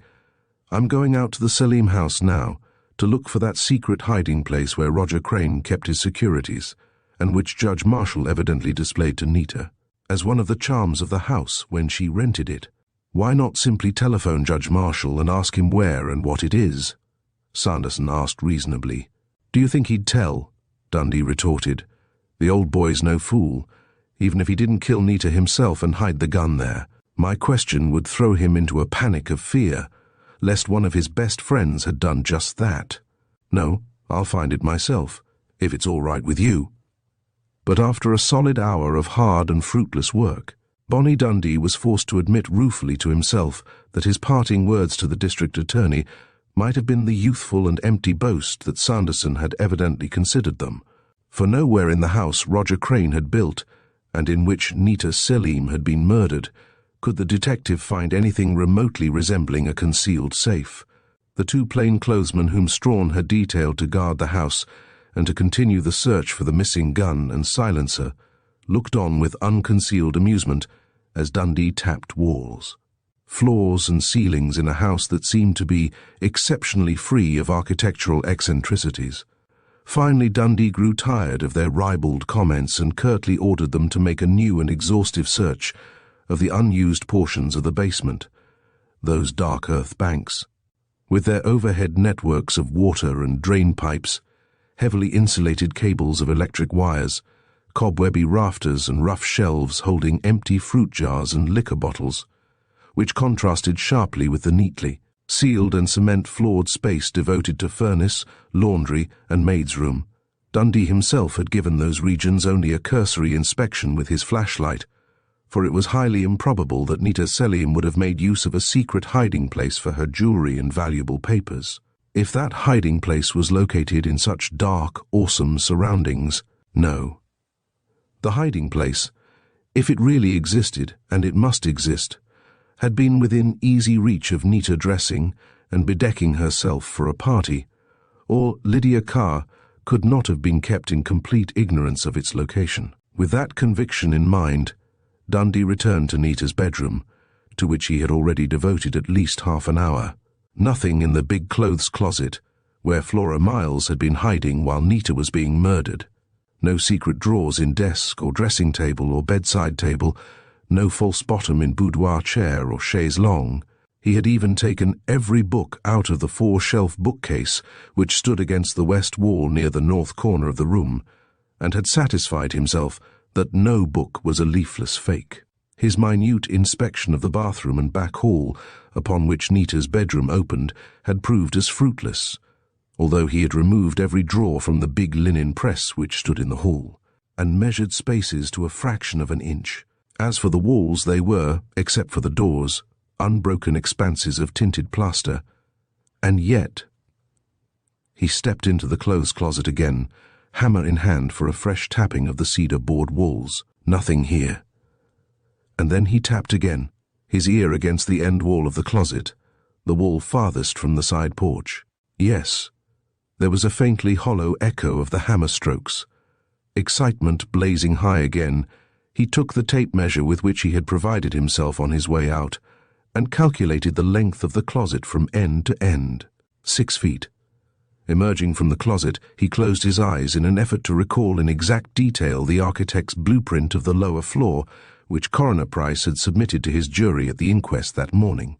Yes, that was right. The inner end wall of Nita's clothes closet was also the back of the guest closet in the little foyer that lay between Nita's bedroom and the main hall. Within 10 minutes, much laying on of the tape measure had produced a startling result. Instead of having a wall in common, the guest closet and Nita's clothes closet were separated by exactly 11 inches. Why the waste space? The blueprint, bearing the imprint of the architects Hammond and Hammond, showed no such walled-up cubbyhole. Exultantly, Dundee again entered Nita's closet and went over every inch of the narrow horizontal cedar boards, which formed the end wall. But he met with no reward. Not through this workmanlike, solidly constructed wall had an opening been made. But in the foyer closet he read a different story. Its back wall had an amateurish look. This closet was not cedar-lined, as was Nita's, but was painted throughout in soft ivory. But it was the back wall of the closet in which Dundee was interested, unlike the other walls which were of plaster. The back was constructed of 6-inch wide boards, the cheapness of the lumber not concealed by its coat of ivory paint. No self-respecting builder had put in that wall of broad, horizontal boards. And then, directly beneath the shelf, which was set regulation height, just above the pole on which swung a dozen coat hangers, Dundee found what he was looking for. A short length of the cheap board, a queer scrap to have been used even in so shoddy a job as that wall was, 8 inches long, and set square in the center of the wall, just below the shelf and pole. If he had not been looking for something odd, however, Dundee acknowledged to himself, he would not have noticed it. Did anyone ever notice the back walls of closets?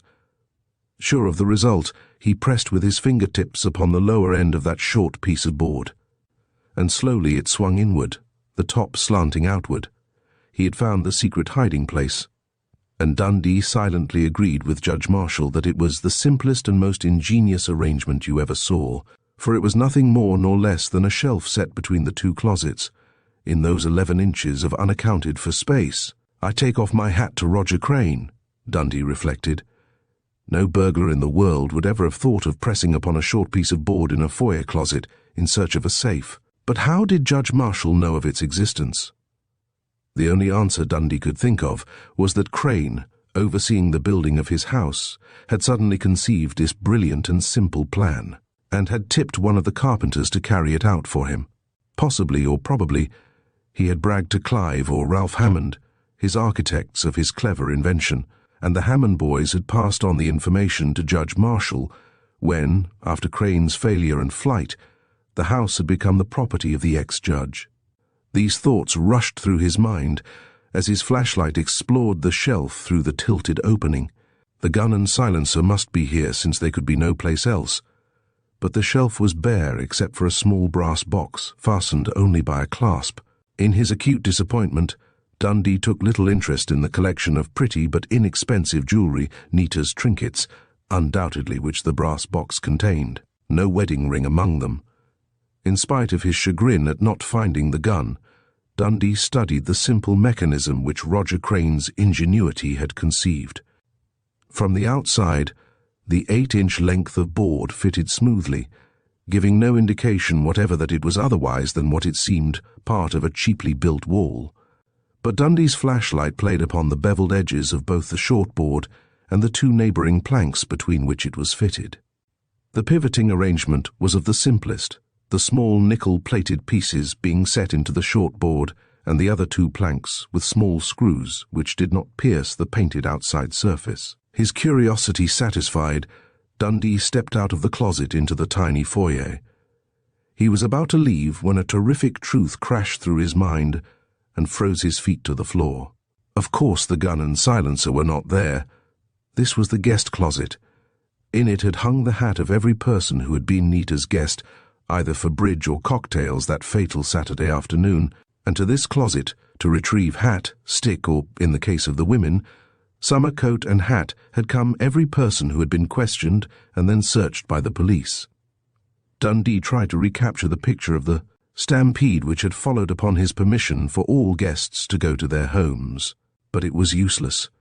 He had stayed in the living room with Strawn, had taken not the slightest interest in the scramble for hats, coats, and sticks, for Strawn had previously assured him that the guest closet had been thoroughly searched.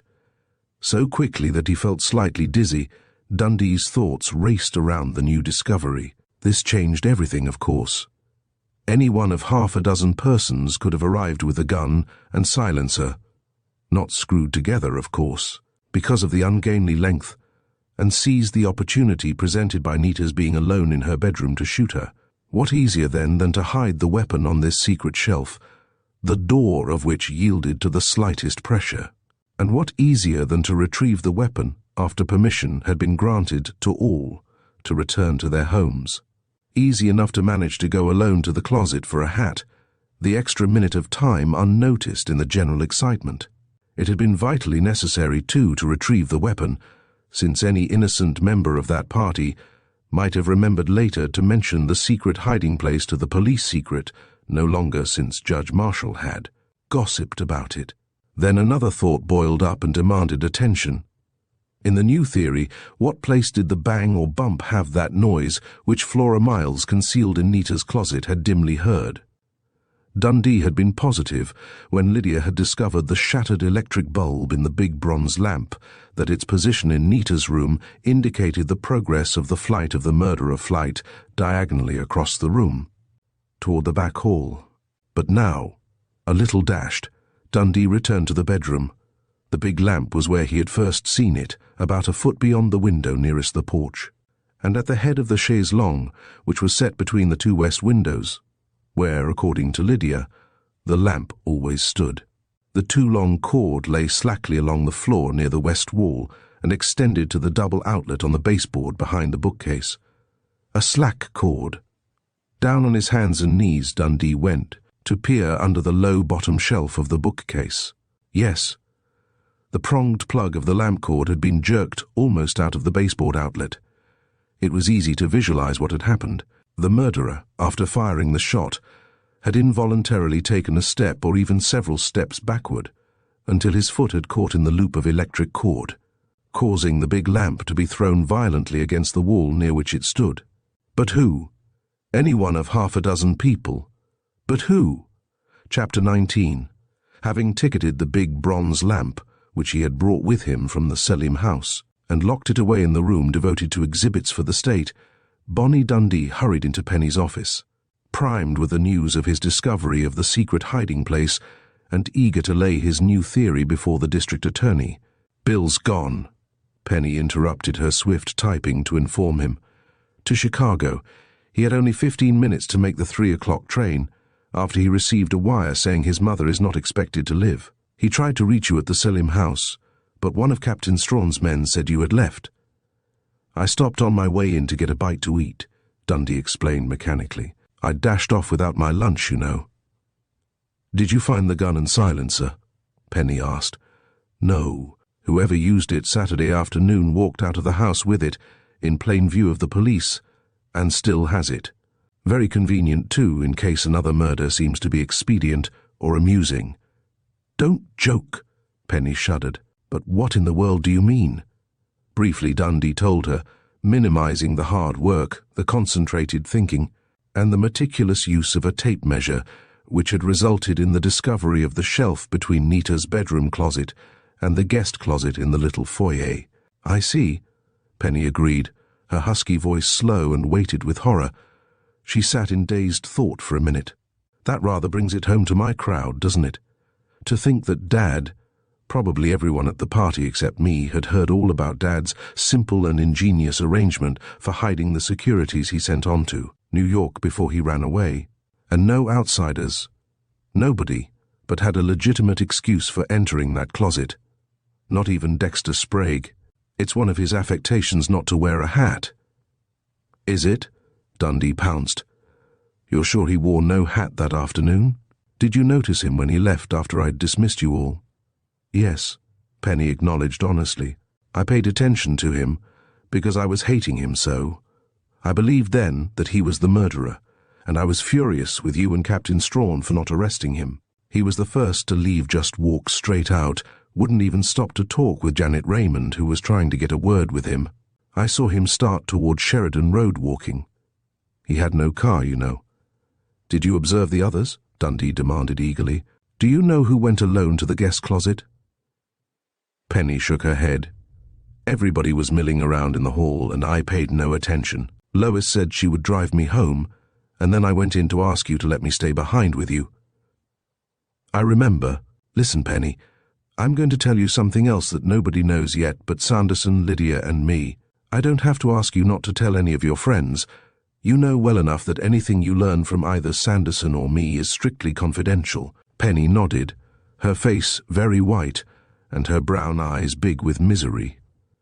I have every reason to believe that Nita Selim was a blackmailer, that she came to Hamilton for the express purpose of bleeding someone she had known before, or someone on whom she had the goods from some underworld source or other. At any rate, Nita banked $10,000 mysterious dollars negative $5,000 on April 28 and $5,000 on May 5. I talked to Drake last night, and I have his word for it, that the money was in bills of varying denomination, none large, when Nita presented it for deposit. Therefore it seems clear to me that Nita got the money right here in Hamilton. Otherwise it would have come to her in the form of checks or drafts or money orders. And it seems equally clear to me that she did not bring that large amount of cash from New York with her, or she would have deposited it in a lump sum in the bank immediately after her arrival. Yes, Penny agreed. But why are you telling? Of course I'm interested. Because I want you to tell me the financial status of each of your friends, Dundee said gently. I know how hard it is for you. You could find out from others, so I might as well tell you, Penny interrupted with a weary shrug. Judge Marshall is well-to-do, and Karen's father. Her mother is dead-settled, $100,000 on her when she married. She has complete control of her own money. The Dunlaps are the richest people in Hamilton, and have been for 2 or 3 generations. Lois was first family but poor when she married Peter, but he's been giving her an allowance of $20,000 a year for several years, not for running the house, but for her personal use. Clothes, charities, hobbies, like the little theatre she brought Nita here to organize. I wouldn't say she spends a great deal of it on dress, Dundee interrupted with a grin. Lois doesn't give a hang how she looks or what anyone thinks of her, which is probably one reason she is the best-loved woman in our crowd, Penny retorted loyally. The Miles money is really Flora's, and she has the reputation of being one of the shrewdest businessmen in town. When she married Tracy nearly 8 years ago, he was just a salesman in her father's business, the biggest dairy in the state. Clover Blossom butter, cream, milk and cheese, you know.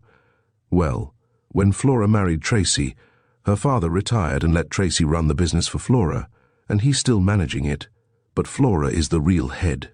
Now, let's see. Oh, yes, the DeDrakes. Johnny is vice president of the Hamilton National Bank, as you know, and owns a big block of the stock. Carolyn has no money of her own, except what Johnny gives her, and I rather think he isn't any too generous. They don't get along very well together, do they?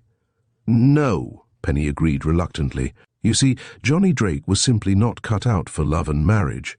He's a born ascetic, would have been a monk 2 or 3 centuries ago, but he cares as much for Carolyn as he could for any woman. The Hammond boys have some inherited money, and Clive has made a big financial success of architecture. That leaves only Janet and Polly, doesn't it? Polly's an orphan and has barrels of money, and will have barrels more when her aunt, with whom she lives, dies and leaves her the fortune she has always promised her. And Janet Raymond.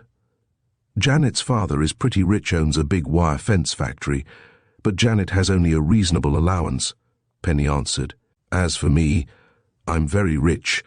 I get $35 whole a week to support myself and mother on. Dundee remained thoughtfully silent for a long minute. Then, all you girls are alumni of Forsyth on the Hudson, Anita Selim came here immediately after she had directed a Forsyte play. Tell me, Penny, was any of the Hamilton girls ever in disgrace while in the Forsyte school? Penny's face flamed. I'm sorry to disappoint you, but so far as I know, there was never anything of the sort. Of course, we all graduated different years, except Karen and I might not have heard, but no, she denied vehemently. There wasn't any scandal on a Hamilton girl ever. I'm sure of it. But her very vehemence convinced Bonnie Dundee that she was not at all sure. He looked at his watch. 4 o'clock. By this time, Nita Selim, tiny cold body, royal blue velvet dress, black curls piled high in an old-fashioned French roll. Bullet-torn heart were nothing more than a little heap of grey ashes.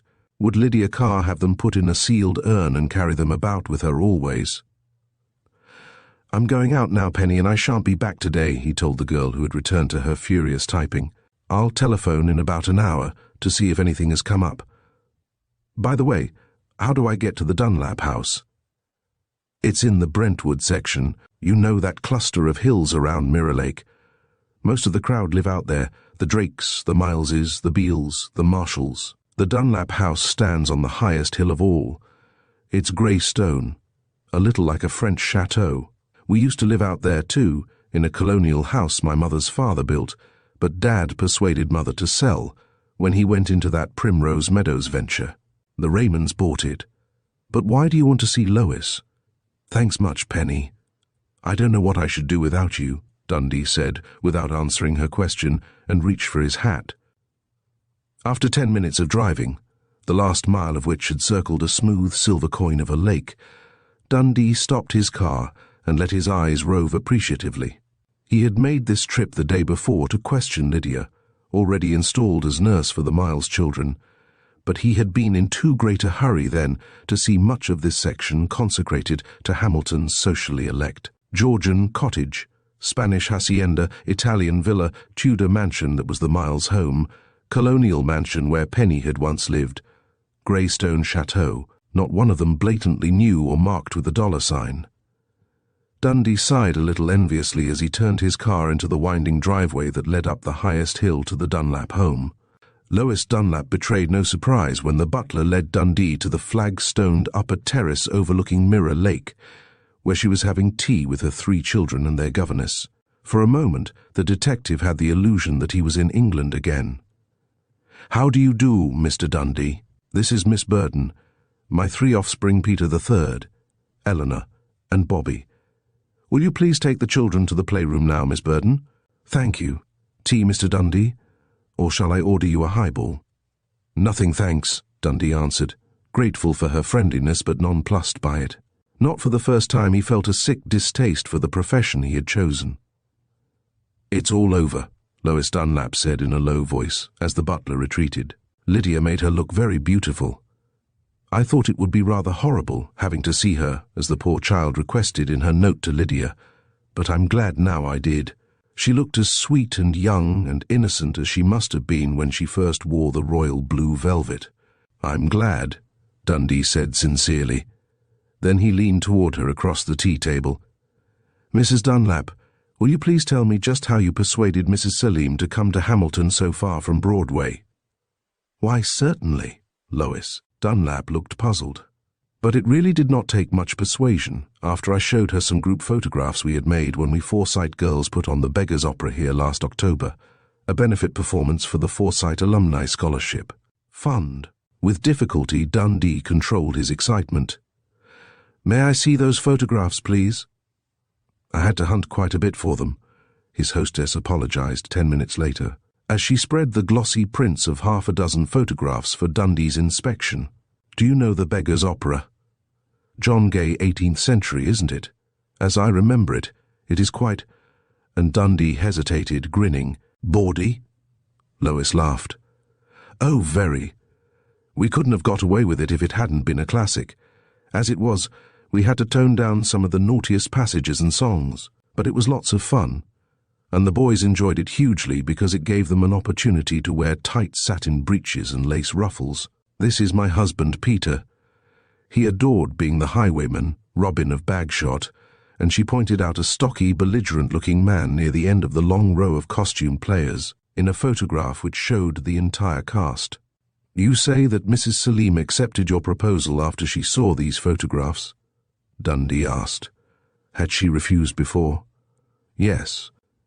I'd gone to New York for the annual Easter play which the Forsyth School puts on, because I'm intensely interested in semi-professional theatricals, Lois explained. Nita had done a splendid job with the play the year before, and I spoke to her, after this year's show was over, about coming to Hamilton. She was not at all interested, but polite and sweet about it, so I invited her to have lunch with me the next day, and showed her these photographs of our own play in the hope that they would make her take the idea more seriously. We had borrowed a little theatre director from Chicago, and I knew we had done a really good job of the Beggars' Opera. The local reviews, these stills, look extremely professional. I don't wonder that they interested Nita, Dundee cut in. Will you tell me what she said? She rather startled me, Lois Dunlap confessed. I first showed her this picture of the whole cast, and as I was explaining the play a bit, she didn't know the Beggars' Opera. She almost snatched the photograph out of my hands. As she studied it, her lovely black eyes grew perfectly enormous. I've never seen her so excited since— What did she say? Dundee interrupted tensely. Why, she said nothing just at first. Then she began to laugh in the queerest way, almost hysterically. I asked her why she was laughing. I was a little huffy, I'm afraid. And she said the men looked so adorably conceited and funny. Then she began to ask the names of the players. I told her that McKeith, he's the highwayman hero, you know, was played by Clive Hammond, that my Peter was Robin of Bagshot, that Johnny Drake was another highwayman, Matt of the Mint, that Tracy Miles played the jailer, Lockett. Did she show more interest in one name than another? Yes. When I pointed out Judge Marshall as Peachum the Fence, she cried out suddenly, Why, I know him. I met him once on a party. Is he really a— And she laughed as if she knew something very funny about Hugo, as no doubt she did. He was an inveterate lady killer before his marriage, as you may have heard. Do you think her first excitement was over seeing Judge Marshall among the players? Dundee asked. No, Lois answered, after considering a moment. I'm sure she didn't notice him until I pointed him out. The face in this group that seemed to interest her most was Flora Miles. Flora played the part of Lucy Lockett, the jailer's daughter, and Karen Marshall, the other feminine lead. Polly Peachum, you know. But it was Flora's picture she lingered over, so I showed her this picture, and Lois Dunlap reached for the portrait of Flora Miles, unexpectedly beautiful in the 18th century costume-tight bodice and billowing skirts. She questioned you about Mrs. Miles? Dundee asked. Yes, all sorts of questions, her name, and whether she was married and then who her husband was, and if she had had stage experience. Lois answered conscientiously. She explained her interest by saying Flora looked more like a professional actress than any of the others, and that we should give her a real chance when we got our little theatre going. I asked her if that meant she was going to accept my offer, and she said she might, but that she would have to talk it over with a friend first. Just before midnight she telephoned me at my hotel that she had decided to accept the job. Dundee's heart leaped. It was very easy to guess who that friend was, but he controlled his excitement, asked his next question casually, did she show particular interest in any other player? Yes, she asked a number of questions about Polly Beale, and seemed incredulous when I told her that Polly and Clive were engaged. Polly played Mrs. Peachum, and was a riot in the part, but Nita's intuition was correct. Flora carried off the acting honours. Oh, yes, she also asked, quite naively, if all my friends were rich too, and could help support a little theatre. I reassured her on that point. And, Dundee reflected silently, upon a point much more important to Nita Selim. Aloud, he said, I don't see you among the cast. Oh, I haven't a grain of talent. Lois Dunlap laughed. I can't act for 2 cents, can I, Peter darling? Here's the redoubtable Robin of Bagshot in person. Mr. Dundee, my husband. The detective rose to shake hands with the man he had been too absorbed to see or hear approaching. You're the man from the district attorney's office. Peter Dunlap scowled, his hand barely touching Dundee's. I suppose you're trying to get at the bottom of the mystery of why my wife brought that Selim woman. Don't call her that Selim woman. Peter! Lois Dunlap interrupted with more sharpness than Dundee had ever seen her display.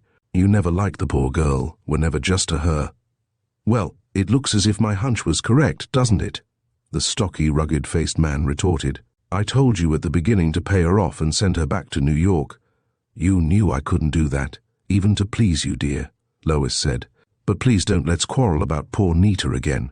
She's dead now, and I want to do anything I can to help bring her murderer to justice." "There's nothing you can do, Lois, and I hope Mr. Dundee will not find it necessary to quiz you again." Dundee reached for his hat. "I hope so too, Mr. Dunlap. By the way, you are president of the Chamber of Commerce, aren't you?" "Yes, I am. And we're having a meeting tonight, at which that Sprague man's bid on making a historical movie of Hamilton will be turned down unanimously. Now that the Selim woman isn't here to vamp my fellow members into doing anything she wants, I think I can safely promise you that Dexter Sprague will have no further business in Hamilton, unless it is police business." "Thanks for the tip, Mr. Dunlap," Dundee said evenly. "I hope you enjoyed your fishing trip. Where do you fish, sir?" "A tactful way of asking for my alibi, eh?" Dunlap was heavily sarcastic. "I left Friday afternoon for my own camp in the mountains, up in the northwest part of the state. I drove my own car, went alone, spent the weekend alone, and got back this noon. I read of the murder in a paper I picked up in a village on my way home. I didn't like Nita Selim, and I don't give a damn about her being murdered, except that my wife's name is in all the papers. Any questions?" "None, thanks," Dundee answered curtly, then turned to Lois Dunlap, who was watching the two men with troubled, embarrassed eyes. "I am very grateful to you, Mrs. Dunlap, for your kindness."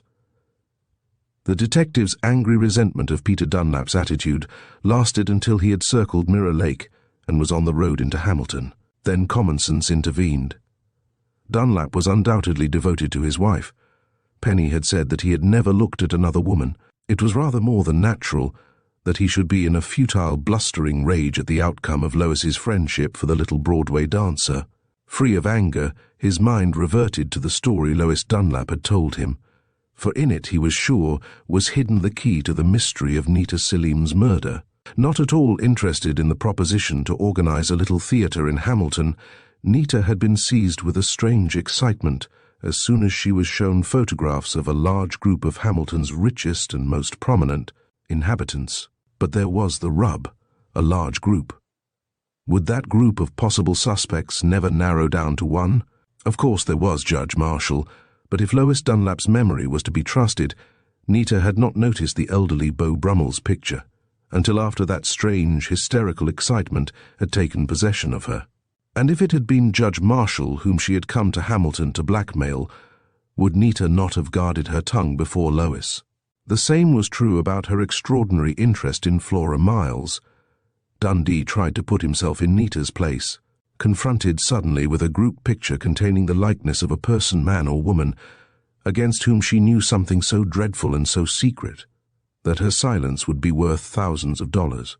Would he have chattered of that very person? No, of anyone else but that particular person. It was easy to picture Nita, her head whirling with possibilities, hitting upon the most conspicuous player in the group dark. Tense, theatrical Flora already pointed out to her as one of the two female leads in the opera. But of whom had she really been thinking? Again, a blank wall. For in that group photograph of the cast of The Beggar's Opera had appeared every man, woman and girl who had been Nita's guest on the day of her murder. Dundee, paying more attention to his driving, now that he was in the business section of the city, saw ahead of him the second-rate hotel where Dexter Sprague had been living since Nita had wired him to join her in Hamilton. On a sudden impulse, the detective parked his car in front of the hotel and 5 minutes later was knocking upon Sprague's door. "Well, what do you want now?" the unshaven, pallid man demanded ungraciously. Dundee stepped into the room and closed the door. "I want you to tell me the name of the man Nita Selim came here to blackmail, Sprague." "Blackmail?" Sprague echoed, his pallid cheeks going more yellow. "You're crazy. Nita came here to take a job. She came here to blackmail someone, and I'm convinced that she sent for you to act as a partner in her scheme." "No, wait, I'm convinced, I tell you," Dundee assured him grimly. "But I'll make a trade with you, in behalf of the district attorney. Tell me the name of the person she blackmailed, and I will promise you immunity from prosecution as her accomplice. Get out of my room." And Dexter Sprague's right forefinger trembled violently as it pointed toward the door in a melodramatic gesture. "Very well, Sprague," Dundee said. "But let me give you a friendly warning. Don't try to carry on the good work. Nita got $10,000, but she also got a bullet through her heart, and the gun which fired that bullet is safely back in the hands of the killer. You're not going to get that movie job, and I was just afraid you might be tempted." Good afternoon. Chapter 20. It was Wednesday evening, 4 whole days since Nita Leigh Selim, Broadway dancer, had been murdered while she was dummy at bridge. Plainclothesmen, in pairs, day and night shifts, still guarded the lonely house in Primrose Meadows. But Dundee had taken no interest in the actual scene of the crime since Carraway, fingerprint expert, had reported negatively upon the secret shelf between Nita's bedroom closet and the guest closet. So far as any tangible evidence went, only Dundee's fingers had pressed upon the pivoting panel and explored the narrow shelf. The very lack of fingerprints had of course confirmed Dundee's belief that the murderer's hand had pressed upon that swinging panel, had quested in vain for the incriminating documents or letters which had been the basis of Nita's blackmail scheme, had deposited upon the shelf the gun and silencer with which the murder had been accomplished, and had later retrieved the weapon in perfect safety, a hand loosely wrapped in a handkerchief or protected by a glove, the hand of a cunning, careful, cold-blooded murderer, or murderess. But who? Bonnie Dundee, brooding at his desk in the living room of his small apartment, reflected bitterly that he was no nearer the answer to that question than he had been an hour after Nita Selim's death. "Well, my dear Watson," he addressed his caged parrot finally, "what do you say? Who killed Nita Selim?" The parrot stirred on his perch, thrust out his hooked beak to nip his master's prodding finger, then disdainfully turned his back. "I don't blame you, Captain," Dundee chuckled. "You must be as sick of that question as I am, and what a pity it ever had to be asked. If the murderer had not been so hasty, or so pressed for time that he really could not wait to listen to Nita, he would have learned from Nita herself that she had decided to be a very good girl, and had burned the papers all because she was genuinely in love with Ralph Hammond. One comfort we have, my dear Watson, the murderer still does not know that Nita burned the papers Friday night. Sooner or later, when he believes police vigilance has been relaxed, he'll go prowling about that house. And to Captain Strawn, who doesn't take the slightest stock in my theory, will go credit for the arrest. Unless—" Dundee reached for a telegraph form and again scanned the penciled message. Only that afternoon had it occurred to him to ask the telegraph company for a copy of the wire by which Dexter Sprague, according to his own story, had been summoned to Hamilton by Nita Selim. The manager had been obliging, had looked up the message and copied it with his own hand. It was a night letter, and had been filed in Hamilton, April 2004, the 3rd day after Nita's arrival.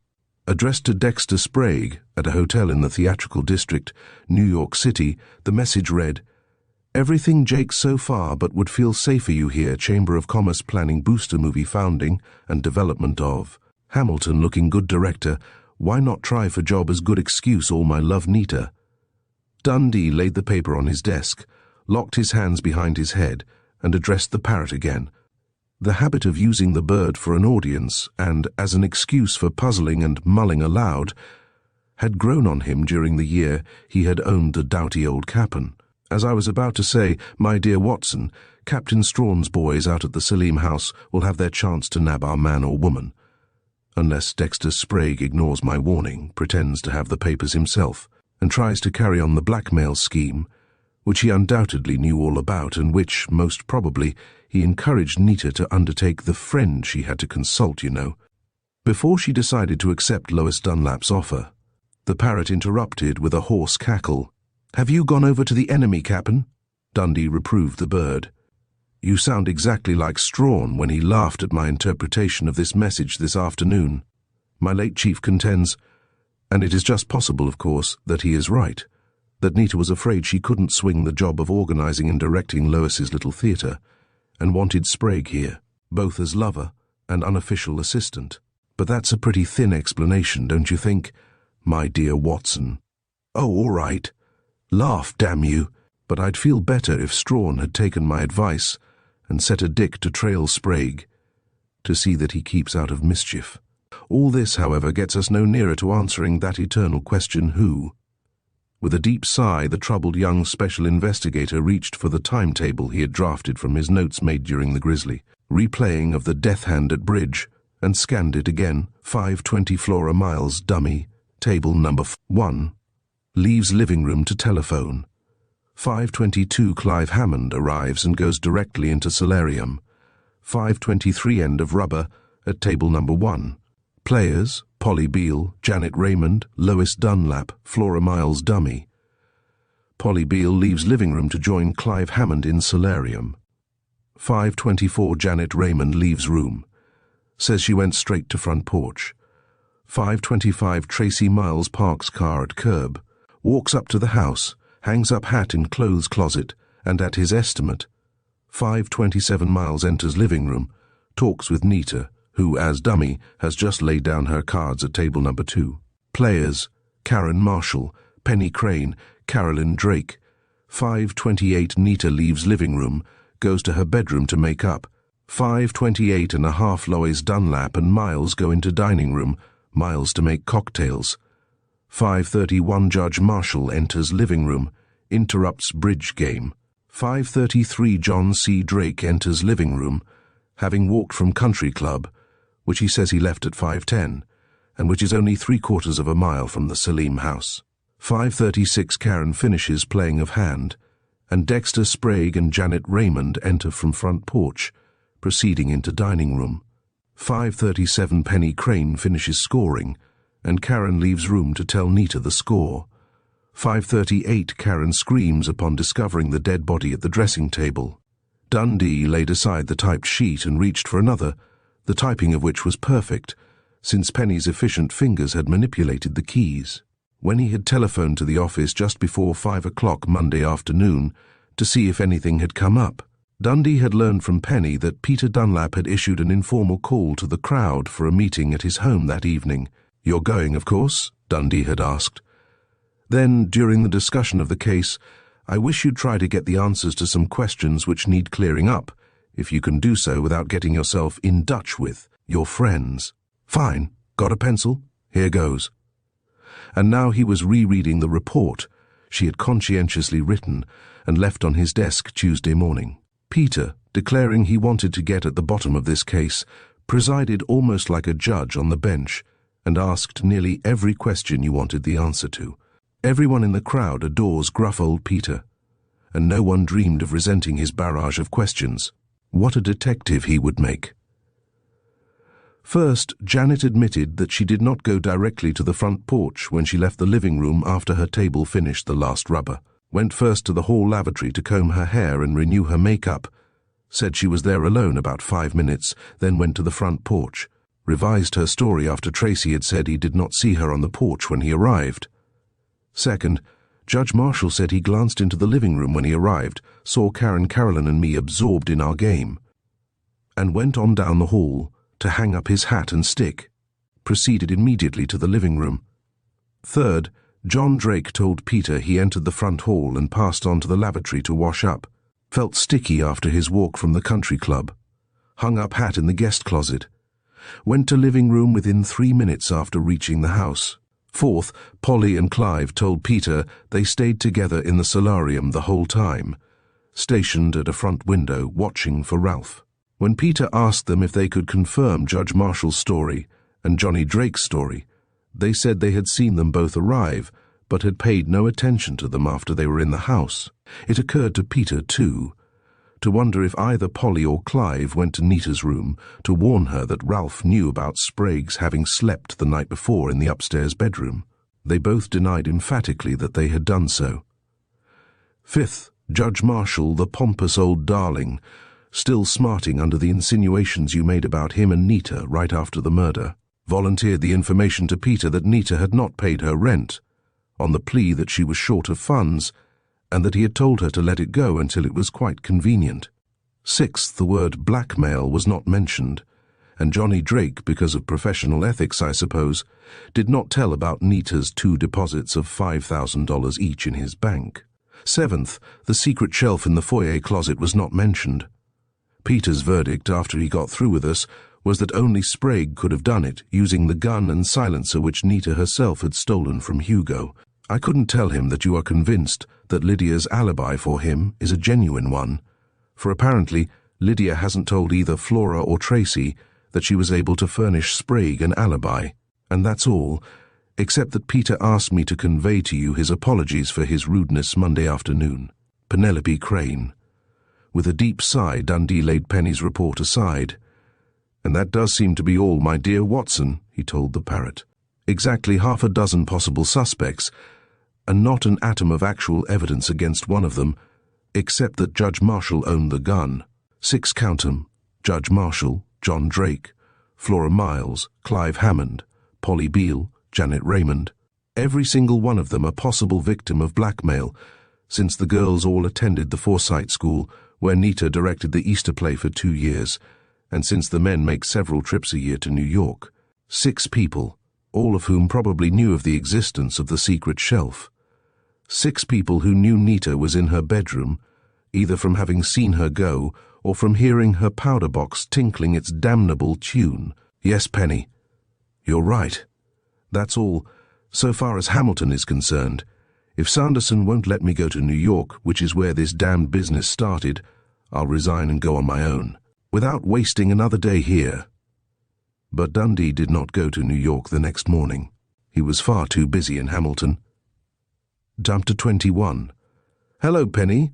Dundee greeted the district attorney's private secretary Thursday morning at 5 minutes after 9. "Any news from Sanderson?" "Yes," Penny Crane answered listlessly. "A night letter.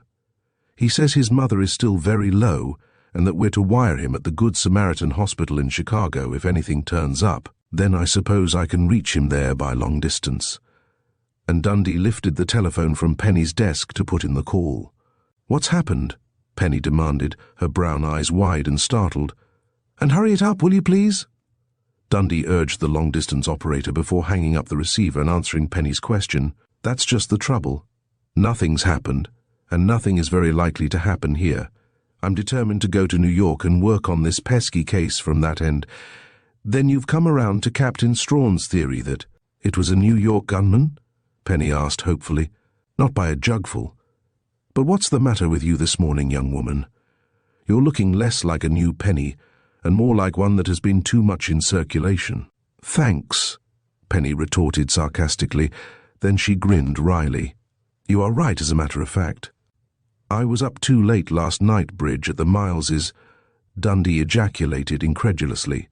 So the bridge party did take place, in spite of the Society editor's discreet announcement yesterday that owing to the tragic death of Mrs. Selim, the regular every other Wednesday dinner bridge of the Forsyth Alumni Association will not be held this evening at the home of Mr. and Mrs. Tracy Miles as scheduled. "It wasn't a dinner bridge, and it really wasn't intended to be a party," Penny corrected him. "It just sort of happened, and of all the ghastly evenings—" "Tell me about it," Dundee suggested. "Knowing this town's telephone service as I do, I'll have plenty of time to listen, and you don't know how all agog I am for inside gossip on Hamilton's upper crust." "Idiot," Penny flung at him scornfully. "You know society would bore you to death, but I don't think you would have been exactly bored last night, knowing as I do your opinion of Dexter Sprague." "Sprague? Good Lord. Was he there? This does promise to be interesting. Tell me all." "Give me time," Penny snapped. "I might as well talk, since there's almost no work for me to do, with Bill away. Ralph called me up last night at dinner time and asked me if I felt equal to playing bridge again.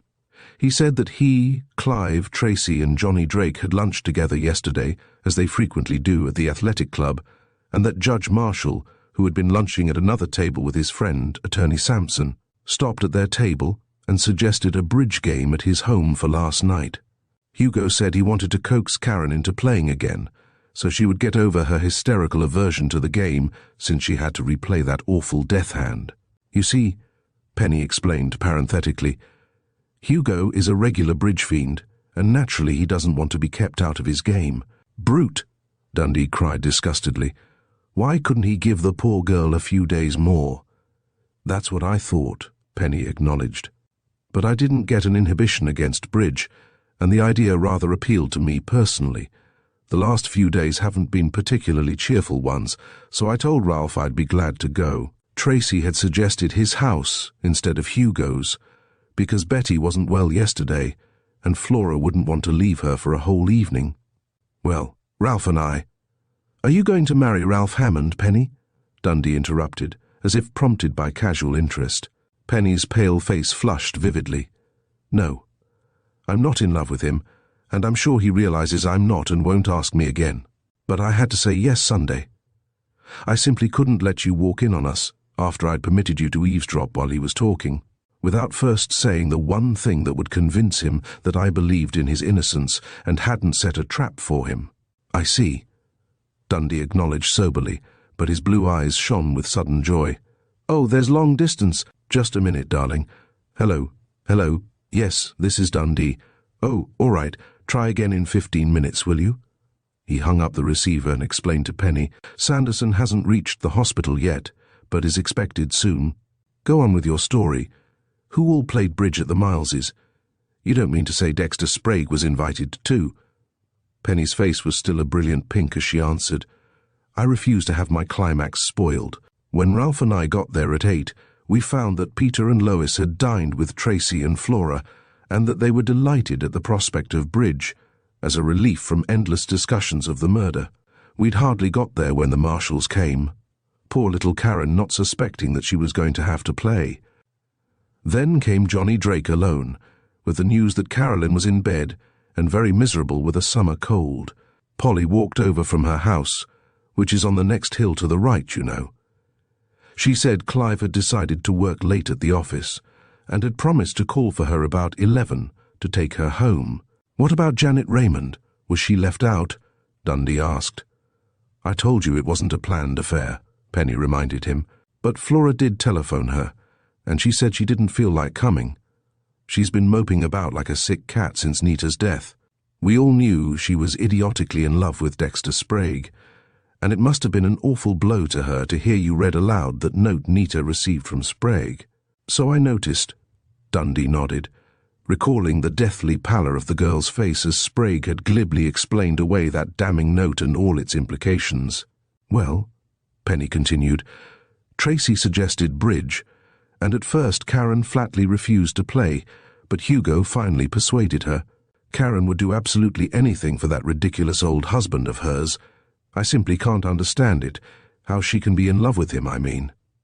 I thought you liked Judge Marshall, Dundee laughed. Oh, I do, in a way. But fancy a young girl like Karen being in love with him.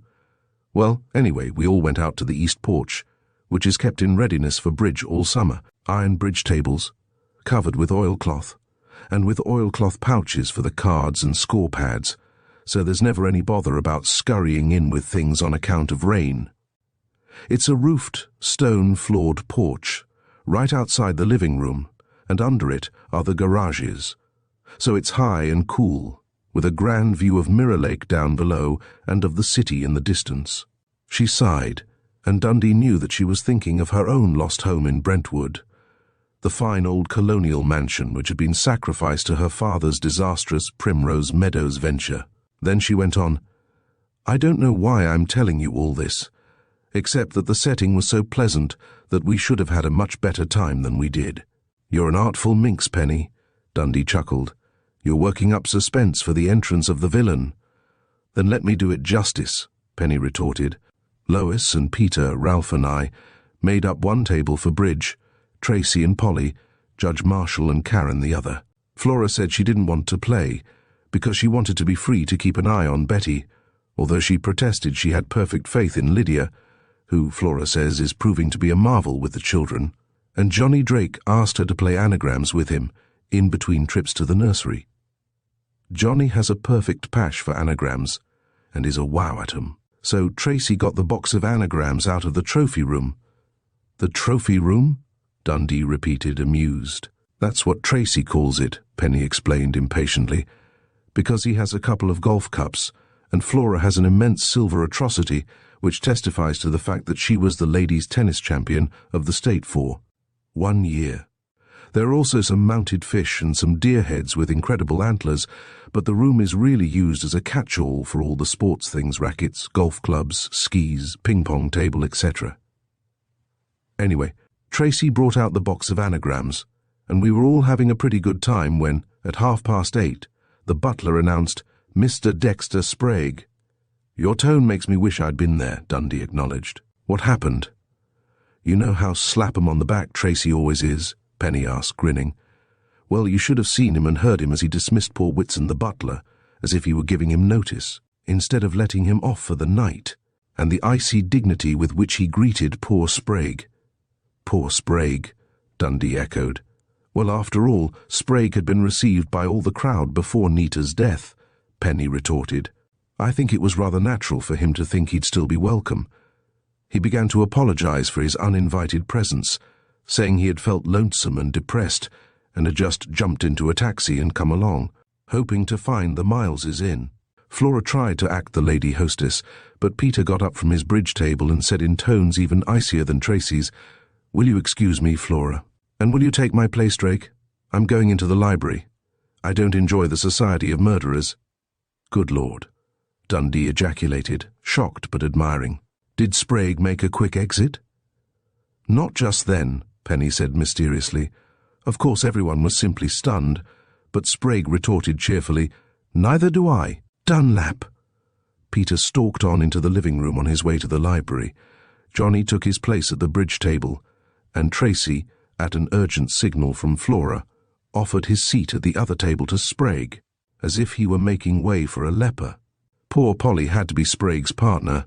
Flora, as if she were terrified at what might happen, you know how frightfully tense and nervous she is, made an excuse to run upstairs for a look at Betty, and something terrible did happen, Dundee guessed. "You're looking positively ghoulish. Out with it." After about half an hour of playing without pivoting, Penny went on imperturbably, Hugo bid 3 spades. Karen raised him in a trembling voice to 5 spades. Hugo, of course, went to a little slam, and Dexter Sprague, if you can believe me, said, "Better not leave the table, Karen. A little slam bid in spades has been known to be fatal to the dummy." Dundee was genuinely shocked, but before he could say more, the telephone rang. Sanderson at last. "Hello? Chicago? Oh, hello, Captain Strawn. What's tat? Oh, my God. Where did you say the body is?" He listened for a long minute, then, with a dazed, "Thanks, I'll be over." He hung up the receiver. "Sprague murdered." He answered the horrified question in Penny's eyes. "Body discovered this morning about 9 by one of the Miles maids, in what you described just now as the trophy room. Shot just below the breastbone, Captain Strawn says." "The trophy room?" Penny cried. "Then that's where he was all the time after he disappeared so strangely last night." "Whoa, Penny," Dundee commanded. "Get hold of yourself. You're shaking all over. I want to know everything you know, as quickly and as accurately as you can tell it. Go right on." "Poor Dexter," Penny groaned, covering her convulsed face with her hands. "To think that he was dead when we were saying such horrid things about him." "Don't waste sympathy on him, honey," Dundee cut in, his voice very gentle but urgent. "If he had heeded my warning Monday, he wouldn't be dead now."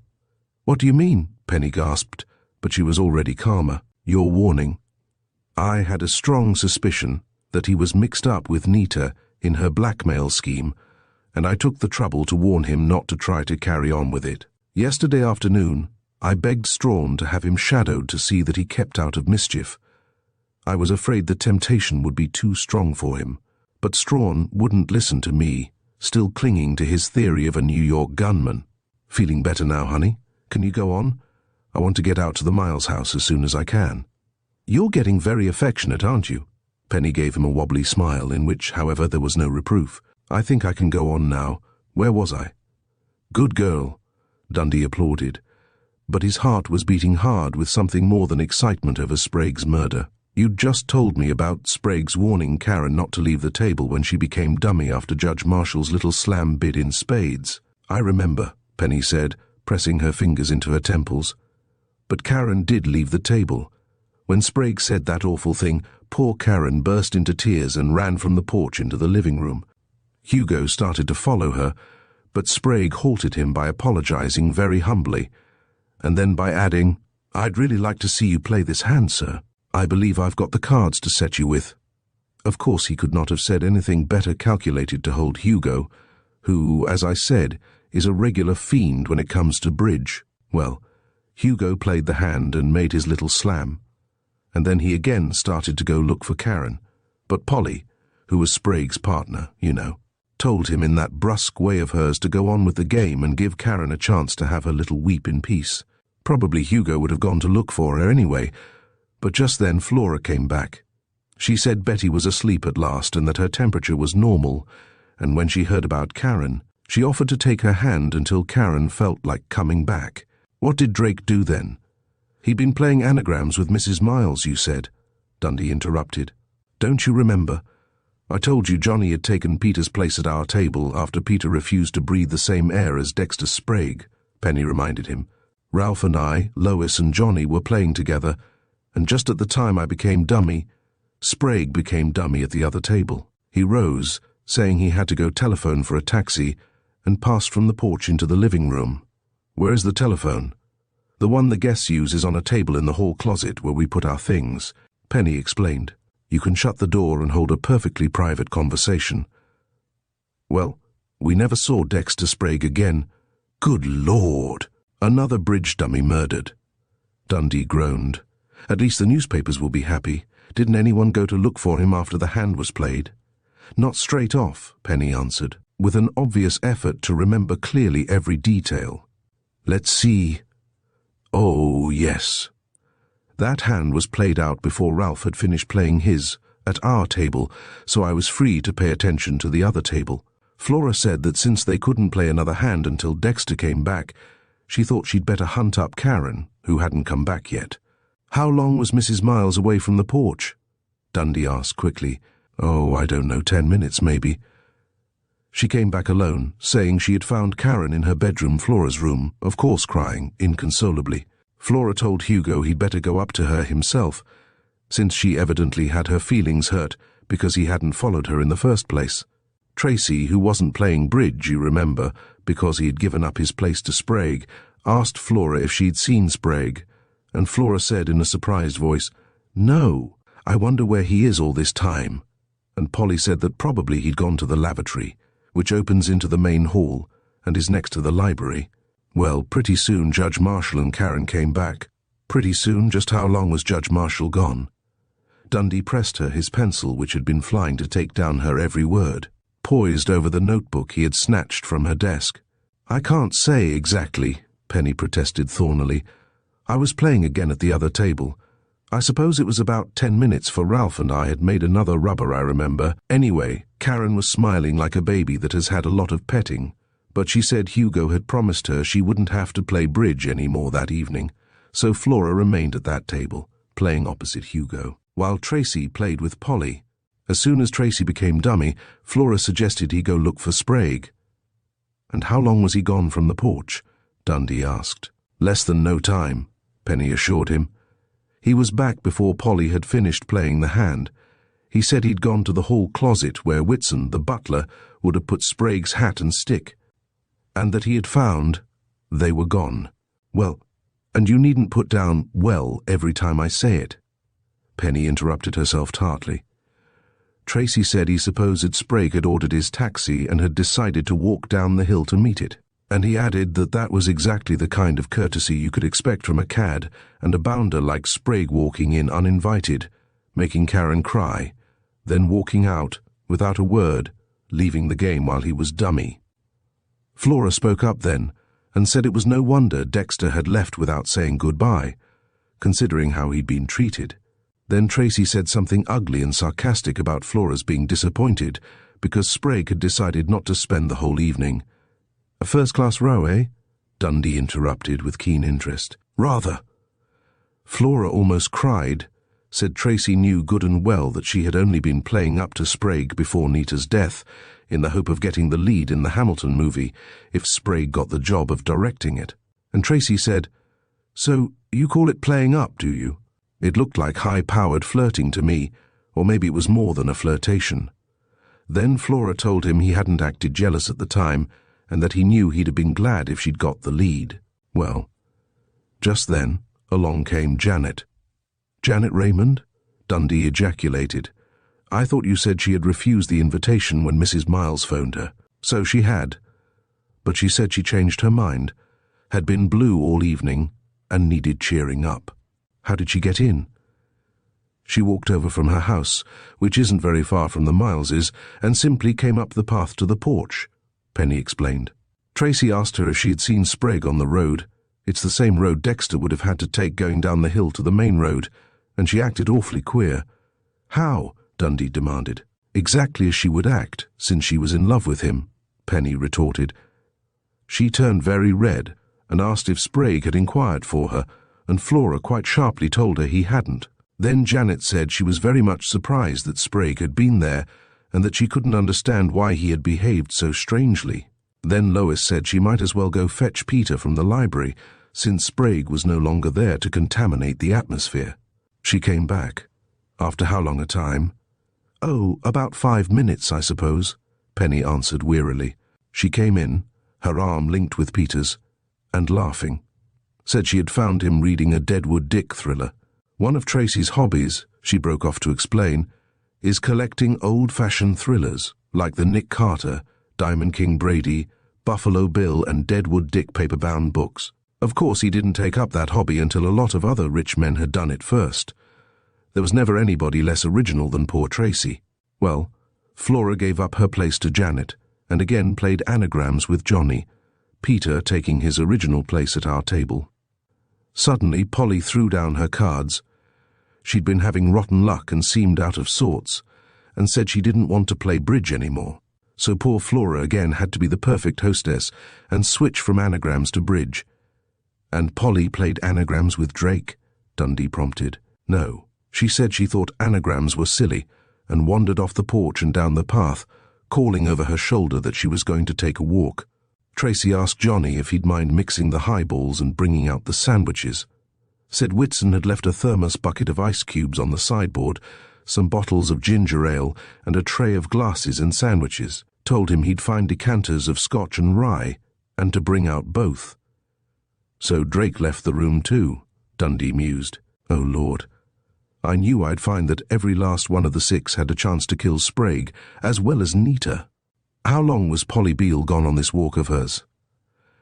"She came in with a pink water lily, said she'd been down to the lily ponds, and that Flora had enough to spare her one," Penny answered. "She couldn't have been away more than 10 minutes, because Johnny was just mixing the highballs, according to our preference for scotch or rye, or plain ginger ale, which both Ralph and I chose.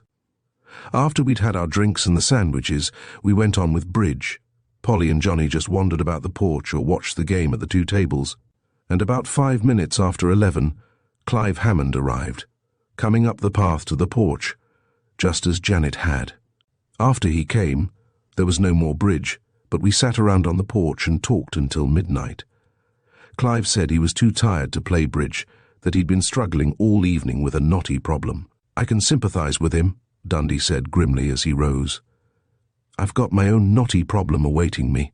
When that call comes through from Chicago, tell Sanderson the bad news and say I'll telephone him later." Chapter 22.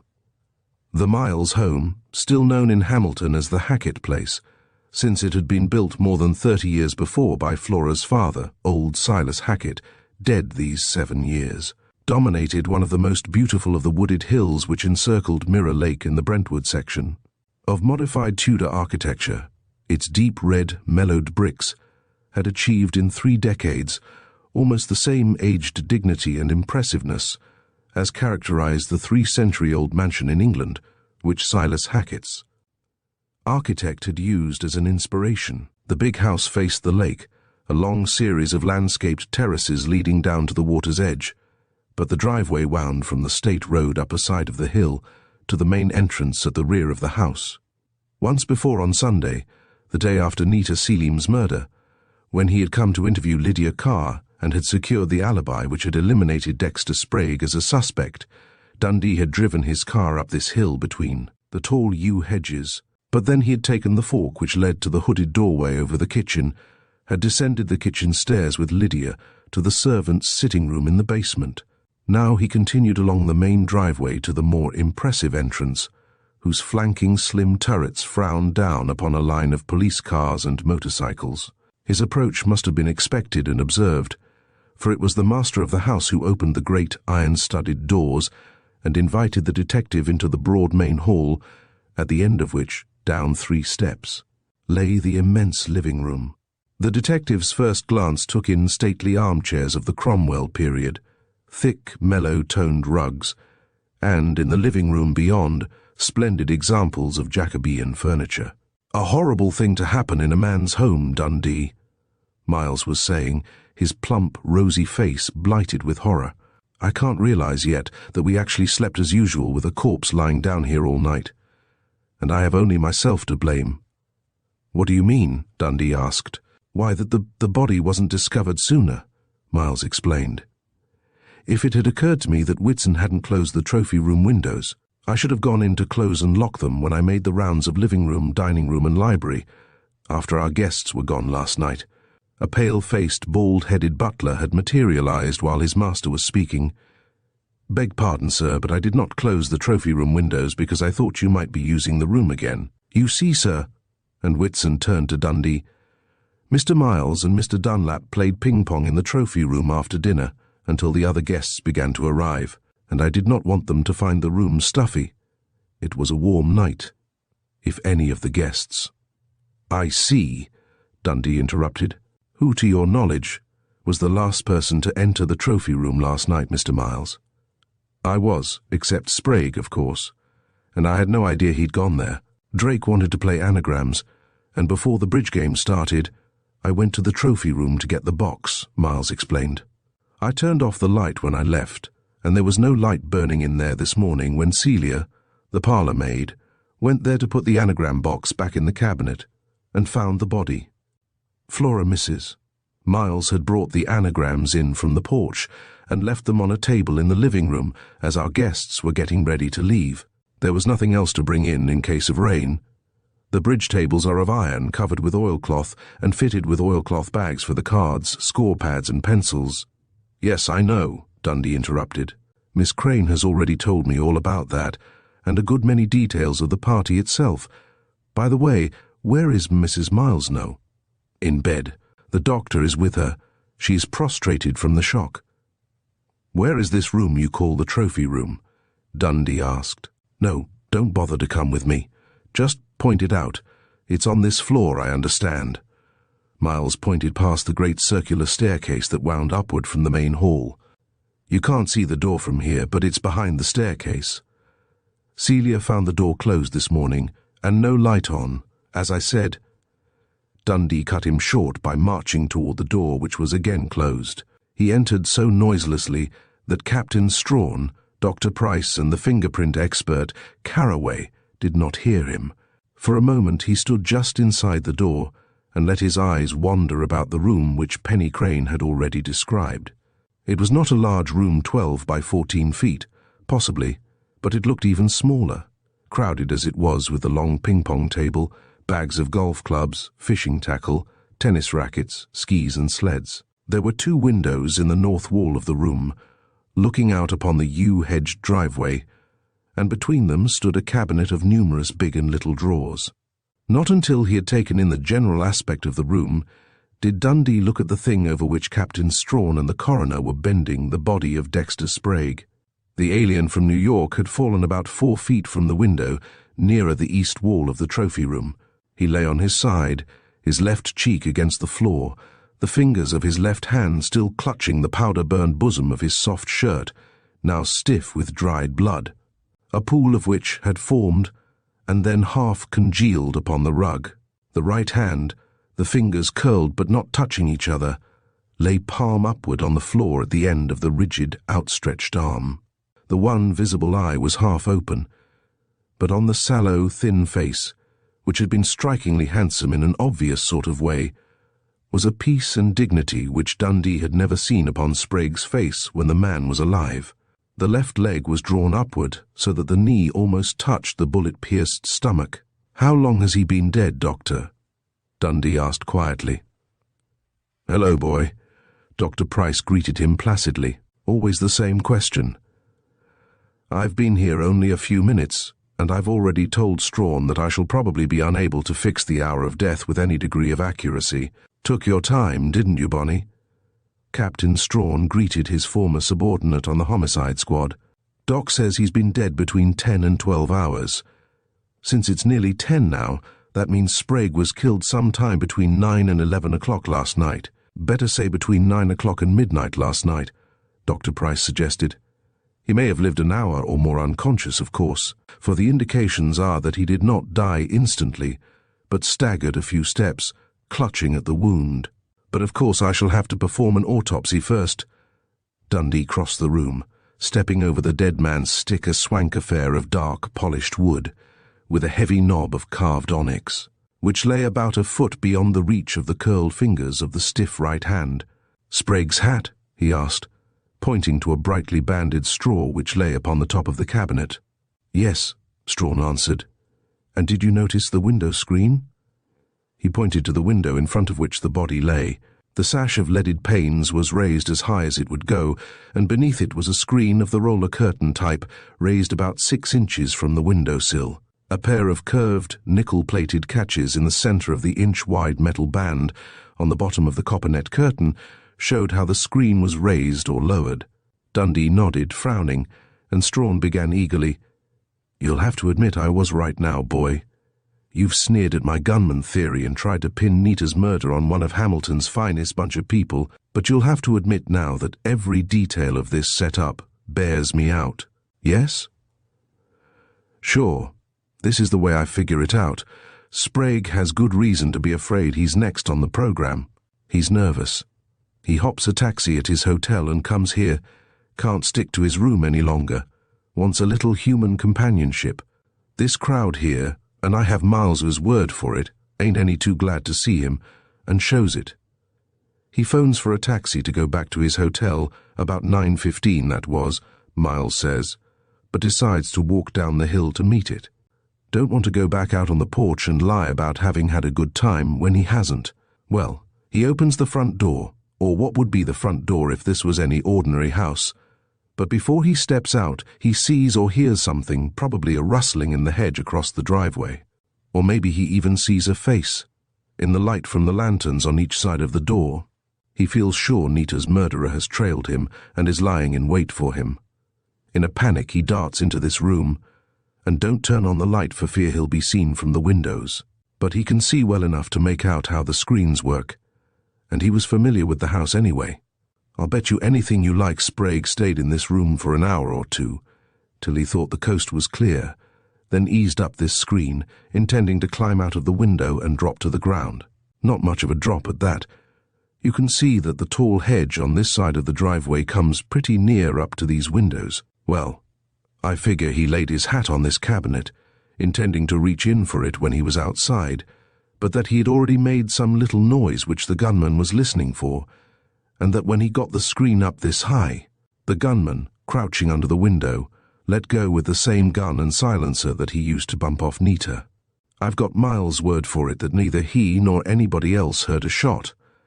Of course, nobody knew Sprague was in here, and since his hat and stick was both missing from the hall closet, they took it for granted he'd beat it. Any objections to that theory, boy?" "Just a few, one in particular," Dundee said, "but I grant it's a good one, provided Dr. Price's autopsy bears you out as to the course of the bullet. And that Carraway finds Sprague's fingerprints on that contrivance for raising the screen, even then." But Dundee was not allowed to finish his sentence, for Strawn was summoned to the telephone by Whitson. When he returned, there was a slightly bewildered look on his heavy old face. "That's funny. Collins, the lad I sent to check up on the taxi companies, says he's located the driver that answered Sprague's call last night. The driver says he was called about, told to come immediately, and to wait for Sprague at the foot of the hill, on the main road. He says he waited there until 10:30, then went on back to town, sawing a boiled owl. It doesn't look exactly as if Sprague were afraid of anyone outside of this house last night, does it?" Dundee asked. "By the way, I suppose you've sent for everyone who was here?" "Sure." But again Captain Strawn looked uncomfortable. but we haven't been able to locate the Beale girl and Clive Hammond. Chapter 23. I'd give a good deal to know which of those two suggested that it would be a good idea to get married the first thing this morning, Dundee mused aloud, as he put down the second extra which the Hamilton Morning News had had occasion to issue that Thursday.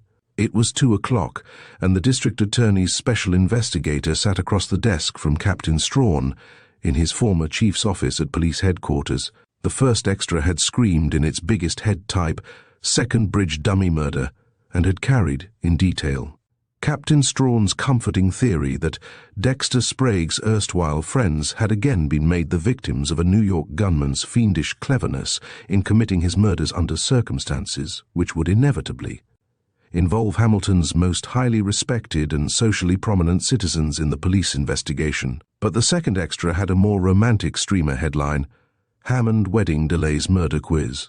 The story beneath a series of smaller headlines began, "At the very moment -9:05 o'clock this morning, when Celia Hunt, maid in the Tracy Miles home in the Brentwood district of Hamilton, was screaming the news of her discovery of the dead body of Dexter Sprague, New York motion picture director. In what is known as the trophy room, Miss Polly Beale and Mr. Clive Hammond were applying for a marriage license in the municipal building.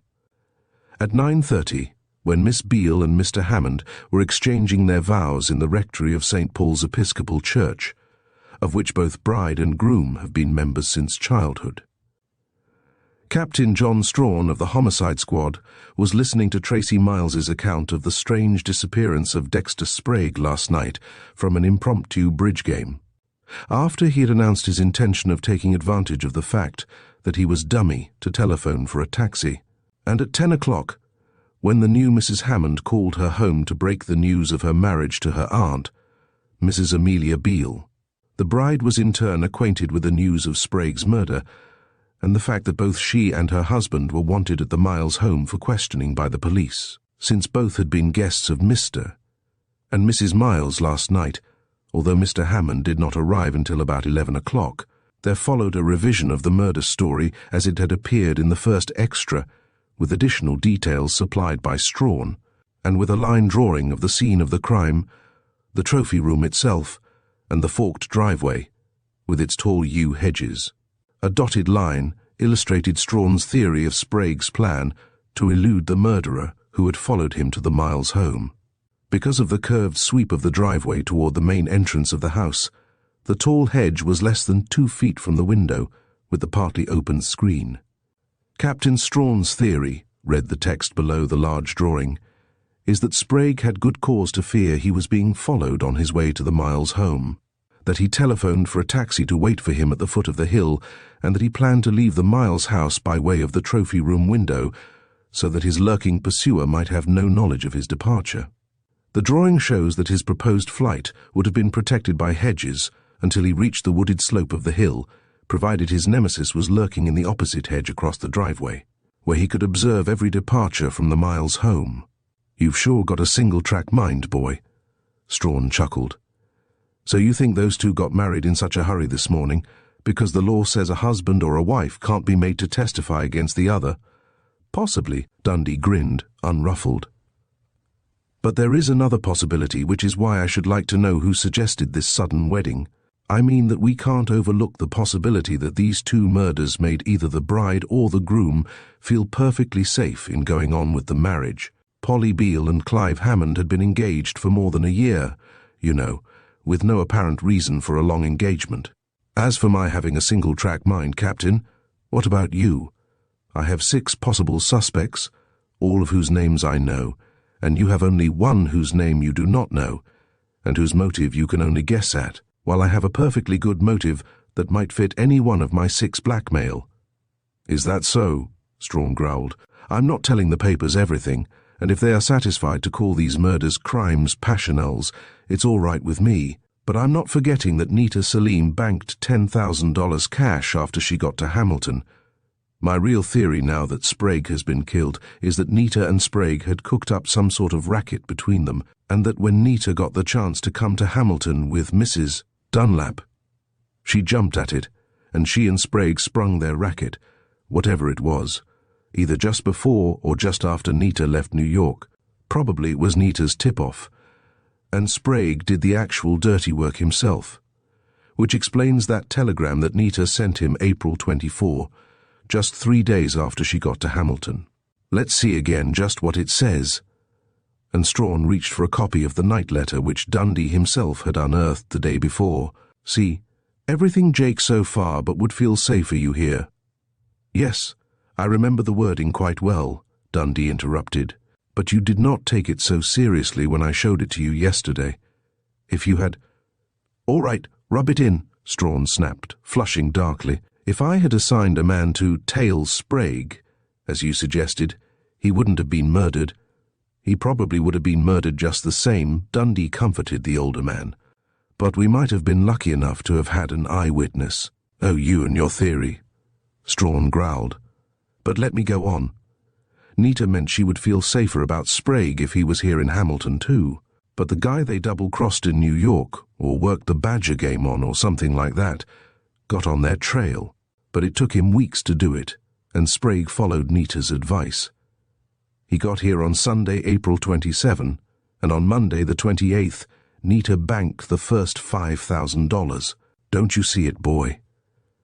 Sprague brought with him the dough they'd got for their stunt, and thought it was safer for Nita to bank it in her name, since it wasn't the name she was known by in New York anyway. We've checked up on Sprague pretty thoroughly. He didn't have a bank book, either on his body or in his room, and every bank in town denies he had an account with them. If that theory is correct, it makes Nita Salim a pretty low character, Dundee mused aloud. Not only did she kick him out as a lover, but she double-crossed him as her partner in crime by willing the whole wad to Lydia Carr. Sprague must have received quite a shock when he heard Nita's will read at the inquest. Yeah, Strawn agreed. It looks like Mrs. Dunlap picked a sweet specimen to make a friend out of. Well, that's my theory, and I think it explains everything. Their victim in New York simply hired a gunman, or come down here himself, when he got on their tracks. Of course it was a good stunt to make it look like a local crime figured he'd fool me just as he fooled you. So the murderer simply trailed Nita around, and saw that whole bunch of society people shooting at a target at Judge Marshall's place, with a gun equipped with a Maxim silencer. Too good an opportunity to be missed, so he bides his chance to swipe the gun and silencer. To make sure it will look like a local crime, he pops off Nita when that same bunch is at her house. But it takes a few days longer before he has the same opportunity to get Sprague. But it come last night and he grabbed it. A very plausible theory, and one which, in general, the whole city of Hamilton has been familiar with since the night Nita was murdered, Dundee remarked significantly. What do you mean? Strawn demanded. It's waterproof, ain't it? Doc Price says the bullet an A, .32 caliber .1 at that entered Sprague's body just below the breastbone and travelled an upward course till it struck the extreme right side of the heart. The bullet entered exactly where it would have to if the murderer was crouching under that window while Sprague was raising the screen. And we have Carraway's report that it was Sprague's fingerprints on those nickel-plated things you have to press together to make the screen roll up or down. Furthermore, I haven't a doubt in the world that the ballistics expert in Chicago will report that the bullet was fired from the same gun that killed Nita Salim. Neither have I, Dundee agreed. But what I meant was that you had obligingly furnished the murderer, who fits my theory with a theory he or she would not have upset for the world. Listen. And he bent forward very earnestly. I'm willing to grant that Sprague was shot from the outside through the window when Sprague raised the screen, but there our theories part company. I believe that the murderer was a guest in the Salim home last night, that he or she had made an appointment to meet Sprague there, on the promise of paying the hush money he had demanded, in spite of my warning to him not to carry on with the blackmail scheme. Naturally, he or she, and I'll say he from now on, for the sake of convenience, had no intention of being seen entering that room. The bridge game was suggested by Judge Marshall at noon. There was plenty of time for the rendezvous to be made with Sprague. As I see it, the murderer told Sprague to excuse himself from the game when he became dummy, and to go to the trophy room and wait there until the murderer had a chance to slip away and appear beneath the window. Sprague had been promised that, when he raised the screen at a tap or a whispered request, a roll of bills would be handed to him, but he received a bullet instead. And which one of your 6 suspects have you picked on? Strawn asked sarcastically. That's just the trouble. There are still 6, Dundee acknowledged with a wry grin.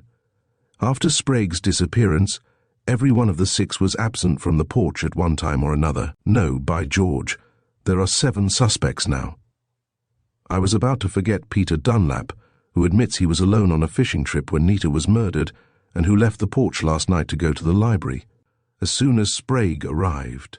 As for the movements of the original 6 after Sprague disappeared, Polly Beale took a walk about the grounds, Flora Miles went upstairs to hunt for Karen Marshall, and was gone more than 10 minutes. Drake went to the dining room to get the refreshments, and no one can say exactly how long he was gone. Judge Marshall went up to get his wife, and had time to make a little trip on the side. Janet Raymond walked over from her home, and past that very window, arriving after Sprague had disappeared. And finally, Clive Hammond arrived alone in his car, which he parked within a few feet of that window. This morning he gets married. "A telegram, sir," interrupted a plainclothesman who had entered without knocking. Strawn snatched at it, read it, then exulted. "Read this, boy. I guess this settles the business." The telegram had been filed half an hour before and was from the city editor of the New York Evening Press. "Working on your theory of New York gunmen, responsible murders of Juanita Lee Selim and Dexter Sprague, the paper has discovered that Selim woman was seen at nightclubs several times during January-February with, quote, Swallowtail Sammy, end quote. Underworld name for Sam Savelli, stop. Savelli taken for ride, Tuesday, April 22nd, 2 days after Selim woman left New York. Stop, police here working on theory Savelli slain by own gang after they were tipped off. Savelli was double-crossing them. Stop in exchange for this tip. Can you give us any suppressed information, your possession, stop. Savelli had brother, who is known to us to have promised revenge, Swallowtail. Sammy's murder, stop, be a sport captain. Well, that puts the lid on it, don't it? Strawn crowed. I'll send Sergeant Turner to New York on the 5 o'clock train. Pretty decent of that city editor to wire me this tip, I'll say. And are you going to reciprocate by wiring him about the $10,000 Nita banked here? Dundee asked. Sure. Why not? There's no use that I can see to keep it back any longer, now that no one can have any excuse to think, as you've been doing, that it was blackmail paid by a Hamiltonian. Then, Dundee began very slowly, if you really think your case is solved, I'll make one suggestion. Take charge of Lydia Carr and put her in a very safe place. Why? Strawn looked puzzled. Because, when you published the fact that Nita and Sprague got $10,000 for tipping off Savelli's gang that he was double-crossing them, and that Nita willed the money to Lydia, the Avenger's next and last job would be to get Lydia, since his natural conclusion would be that Lydia had been in on the scheme from the beginning, Dundee explained. God, boy, you're right, Strawn exclaimed, and his heavy old face was very pale as he reached for the telephone and called the number of the Miles residence. I'm going to put it up to her that it will be best for her to be locked up as a material witness, for her own protection. 5 minutes later, Strawn restored the receiver to the hook with a bang. Says she won't budge, he explained unnecessarily. Says she ain't afraid and the Miles kids need her. Well, it's her own funeral, but I guess you are convinced at last? Dundee slowly shook his head. Almost, but not quite, Chief. Lord, but you're stubborn. Here's a watertight case. A very pretty and a very satisfactory case, but not exactly watertight, Dundee interrupted. There's just one little thing. What do you mean? Strawn demanded irritably. Have you forgotten the secret shelf behind the guest closet in the Selim house? Dundee asked. I can afford to forget it, since it hasn't got a thing to do with the case, Strawn retorted angrily. There's not a scrap of evidence. Of course it does not fit into your theory, Dundee agreed. For Swallowtail, Sammy's avenging brother could not have known of its existence. But there is one thing about that secret shelf and its pivot door which I don't believe you can afford to forget, Captain. Yeah? Strawn snarled. Yeah. I refer, of course, to the complete absence of fingerprints on the door and on the shelf itself. Carraway didn't even find Nita Selim's fingerprints, since Nita would have had no earthly reason for carefully wiping off her fingerprints after she removed the papers she burned on Friday night. It's a dead sure fact that someone else who had no legitimate business to do so touched that pivoting panel and the shelf and carefully removed all traces that he had done so. And, he continued grimly, until I find out who that someone is, I, for one, won't consider the case solved. 15 minutes later, Dundee was sitting at Penny Crane's desk in her office of the District Attorney's suite, replacing the receiver upon the telephone hook, after having put in a call for Sanderson, who was still in Chicago, keeping vigil at the bedside of his dying mother. "Did you find out anything new when you questioned the crowd this morning?" Penny asked. "Besides the fact that Polly and Clive got married this morning. I wasn't surprised when I read about the wedding in the Extra. It was exactly like Polly to make up her mind suddenly, after putting Clive off for a year." "So it was Polly who held back," Dundee said to himself. Aloud, "No, I didn't learn much new, Penny. You're a most excellent and accurate reporter, but there were one or two things that came out. For instance, I got Drake to admit to me, in private, that Nita did give him an explanation as to where she got the $10,000. "Yes?" Penny prompted eagerly. "Drake says," Dundee answered dryly, "that Nita told him it was back alimony, which she had succeeded in collecting from her former husband. Unfortunately, she did not say who or where the mysterious husband is." "Pooh!" scoffed Penny. "Don't you see?" She just said that to satisfy Johnny's curiosity. After all, it was the most plausible explanation of how a divorcee got hold of a lot of money, so plausible that Drake may have thought of it himself, Dundee reflected silently. Aloud, he continued his report to the girl who had been of so much help to him. Among other minor things that came out this morning, and which the papers did not report, was the fact that Janet Raymond tried to commit suicide this morning by drinking shoe polish. Fortunately, her father discovered what she had done almost as soon as she had swallowed the stuff, and made her take Ipecac, and then sent for the doctor. "Oh, poor Janet," Penny groaned. She must have been terribly in love with Dexter Sprague, though what she saw in him... Dundee made no comment, but continued with his information. Another minor development was that Tracy Miles admitted that he and Flora had quarreled over Sprague after all of you left, and that Flora took 2 sleeping tablets to make sure of a night's rest. "She's been awfully unstrung ever since Nita's murder," Penny defended her friend. "She told us all Monday night at Peter's that the doctor had prescribed sleeping medicine. Now you look here, Bonnie Dundee," she cried out sharply, answering an enigmatic smile on the detective's face. "If you think Flora Miles killed Nita Selim and Dexter Sprague because she was in love with Dexter and learned he was Nita's lover from that silly note—" "Whoa, Penny," Dundee checked her. "I'm not linking exactly that. But I've just remembered something that had seemed of no importance to me before." "And what's that, Mr. Smart Alec?" Penny demanded furiously. "Before I answer that question, will you let me do a little theorizing?"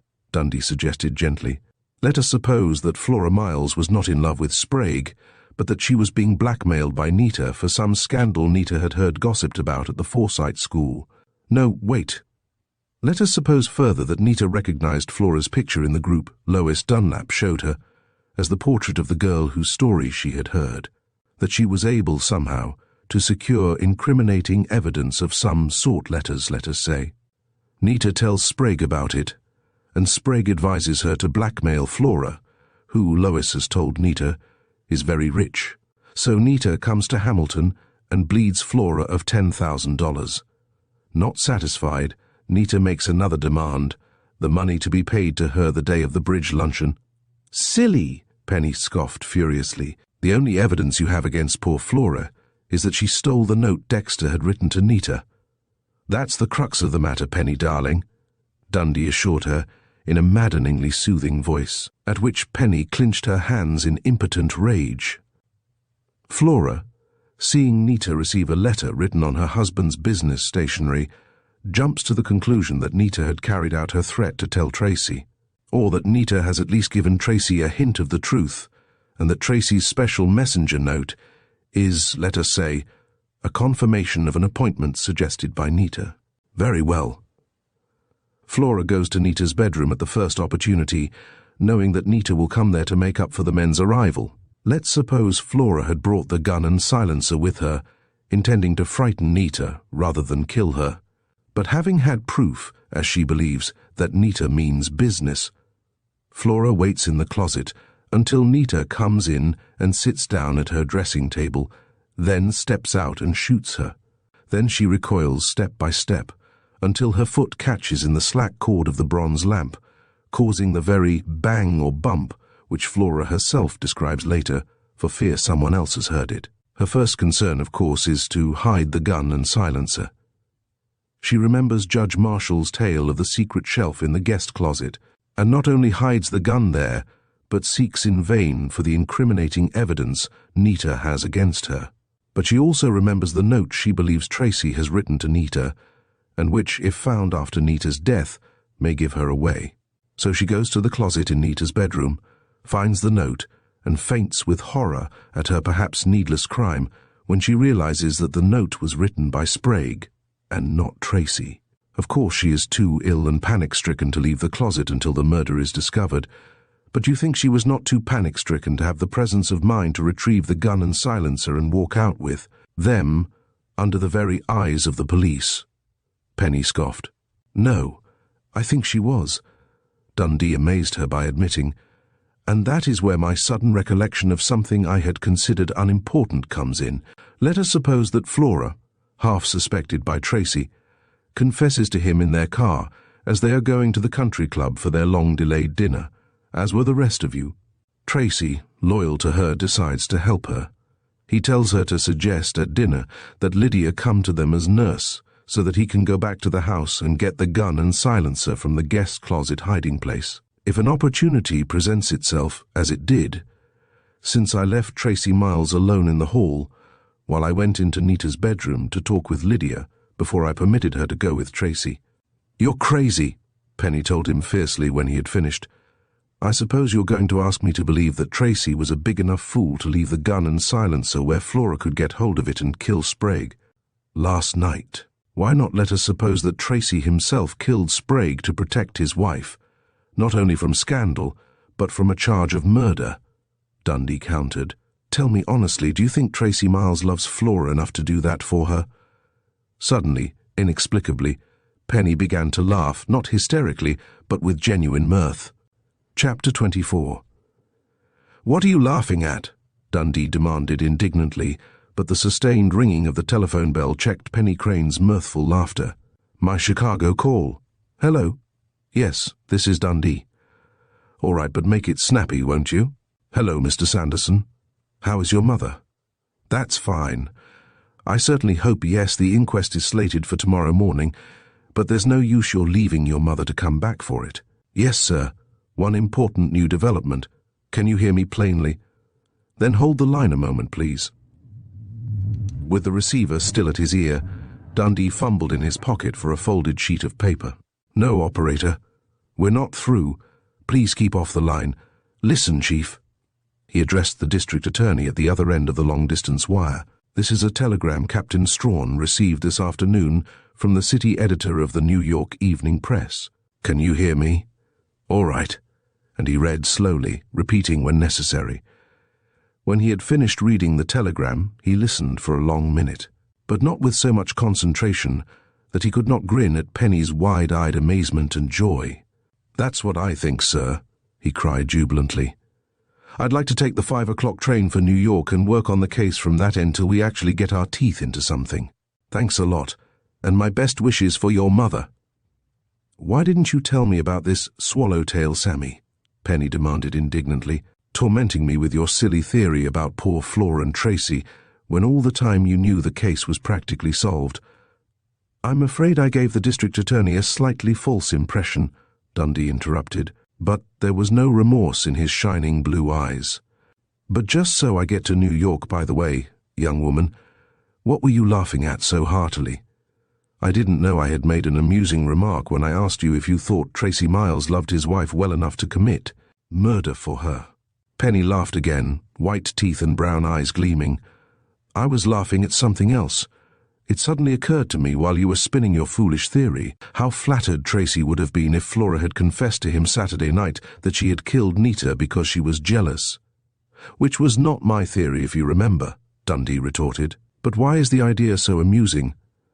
Deep in his heart, I suppose any man would really be a bit flattered if his wife loved him enough to be that jealous. You don't know Tracy Miles as well as I do, Penny assured him, her eyes still mirthful.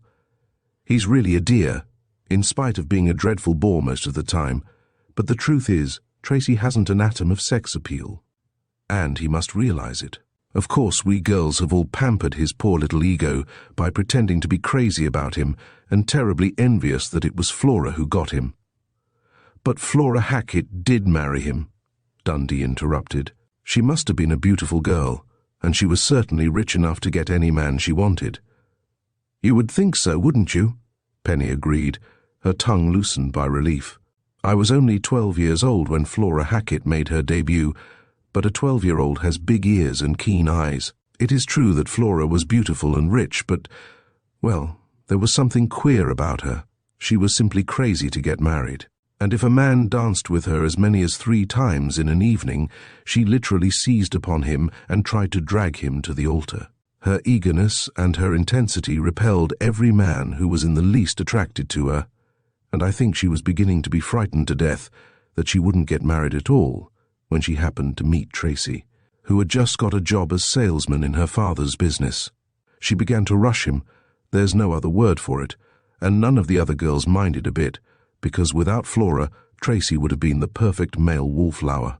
They became engaged almost right away, and were married 6 months or so later.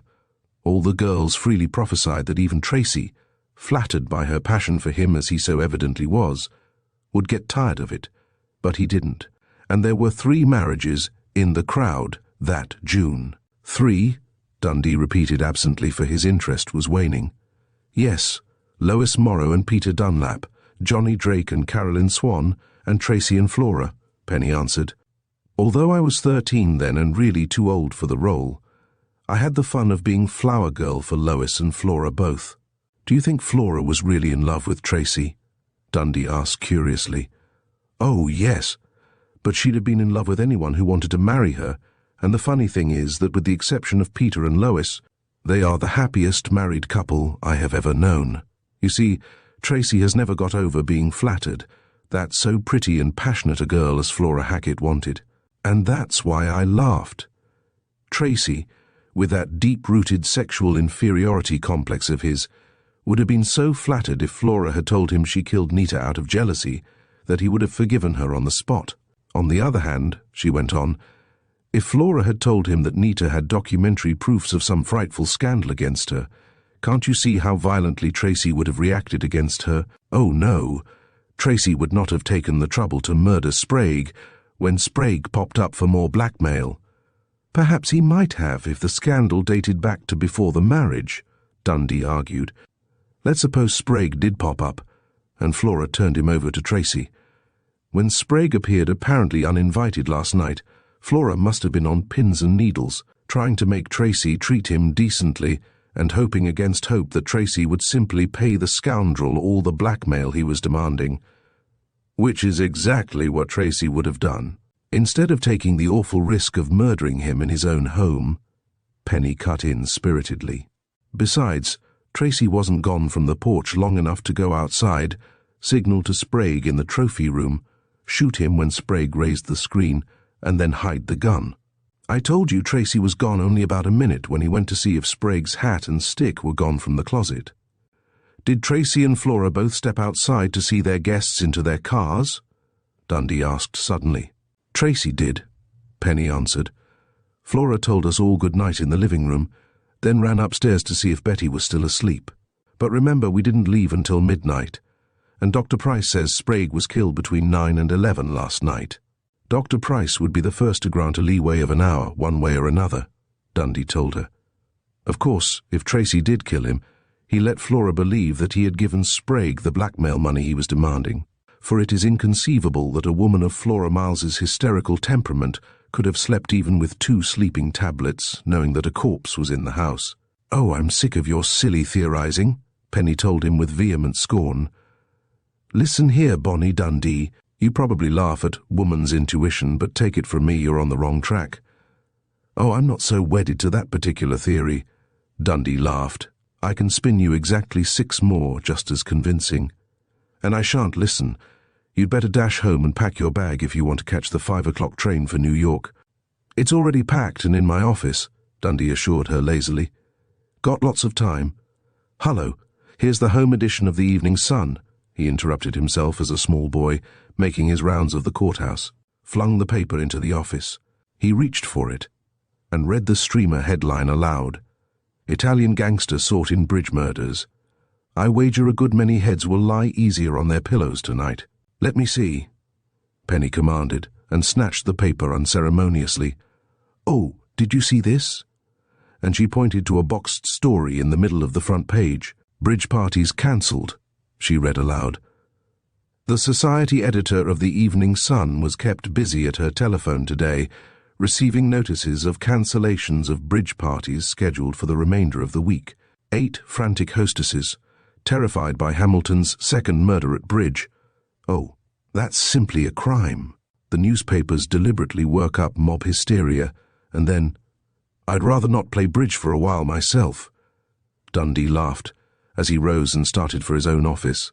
And don't you dare leave the room when you become dummy if you have the nerve to play again. Remember, that gun and silencer are still missing. What do you mean? You don't think there'll be more? Dundee became instantly contrite before her terror. I didn't mean it, honey, he said gently. I think it is more than likely that the gun is at the bottom of Mirror Lake. But do take care of yourself, and by that I mean don't work yourself to death. Any messages for anyone in New York? Penny's pale face quivered. If you happen to run across my father, which of course you won't, tell him that Mother would like him to come home. At intervals during the 16-hour run to New York, Penny's faltering words returned to haunt the district attorney's special investigator. Although he would have preferred to devote his entire attention to mapping out the program he intended to follow when he reached the city which, he fully believed, had been the scene of the first act of the tragic drama he was bent upon bringing to an equally tragic conclusion.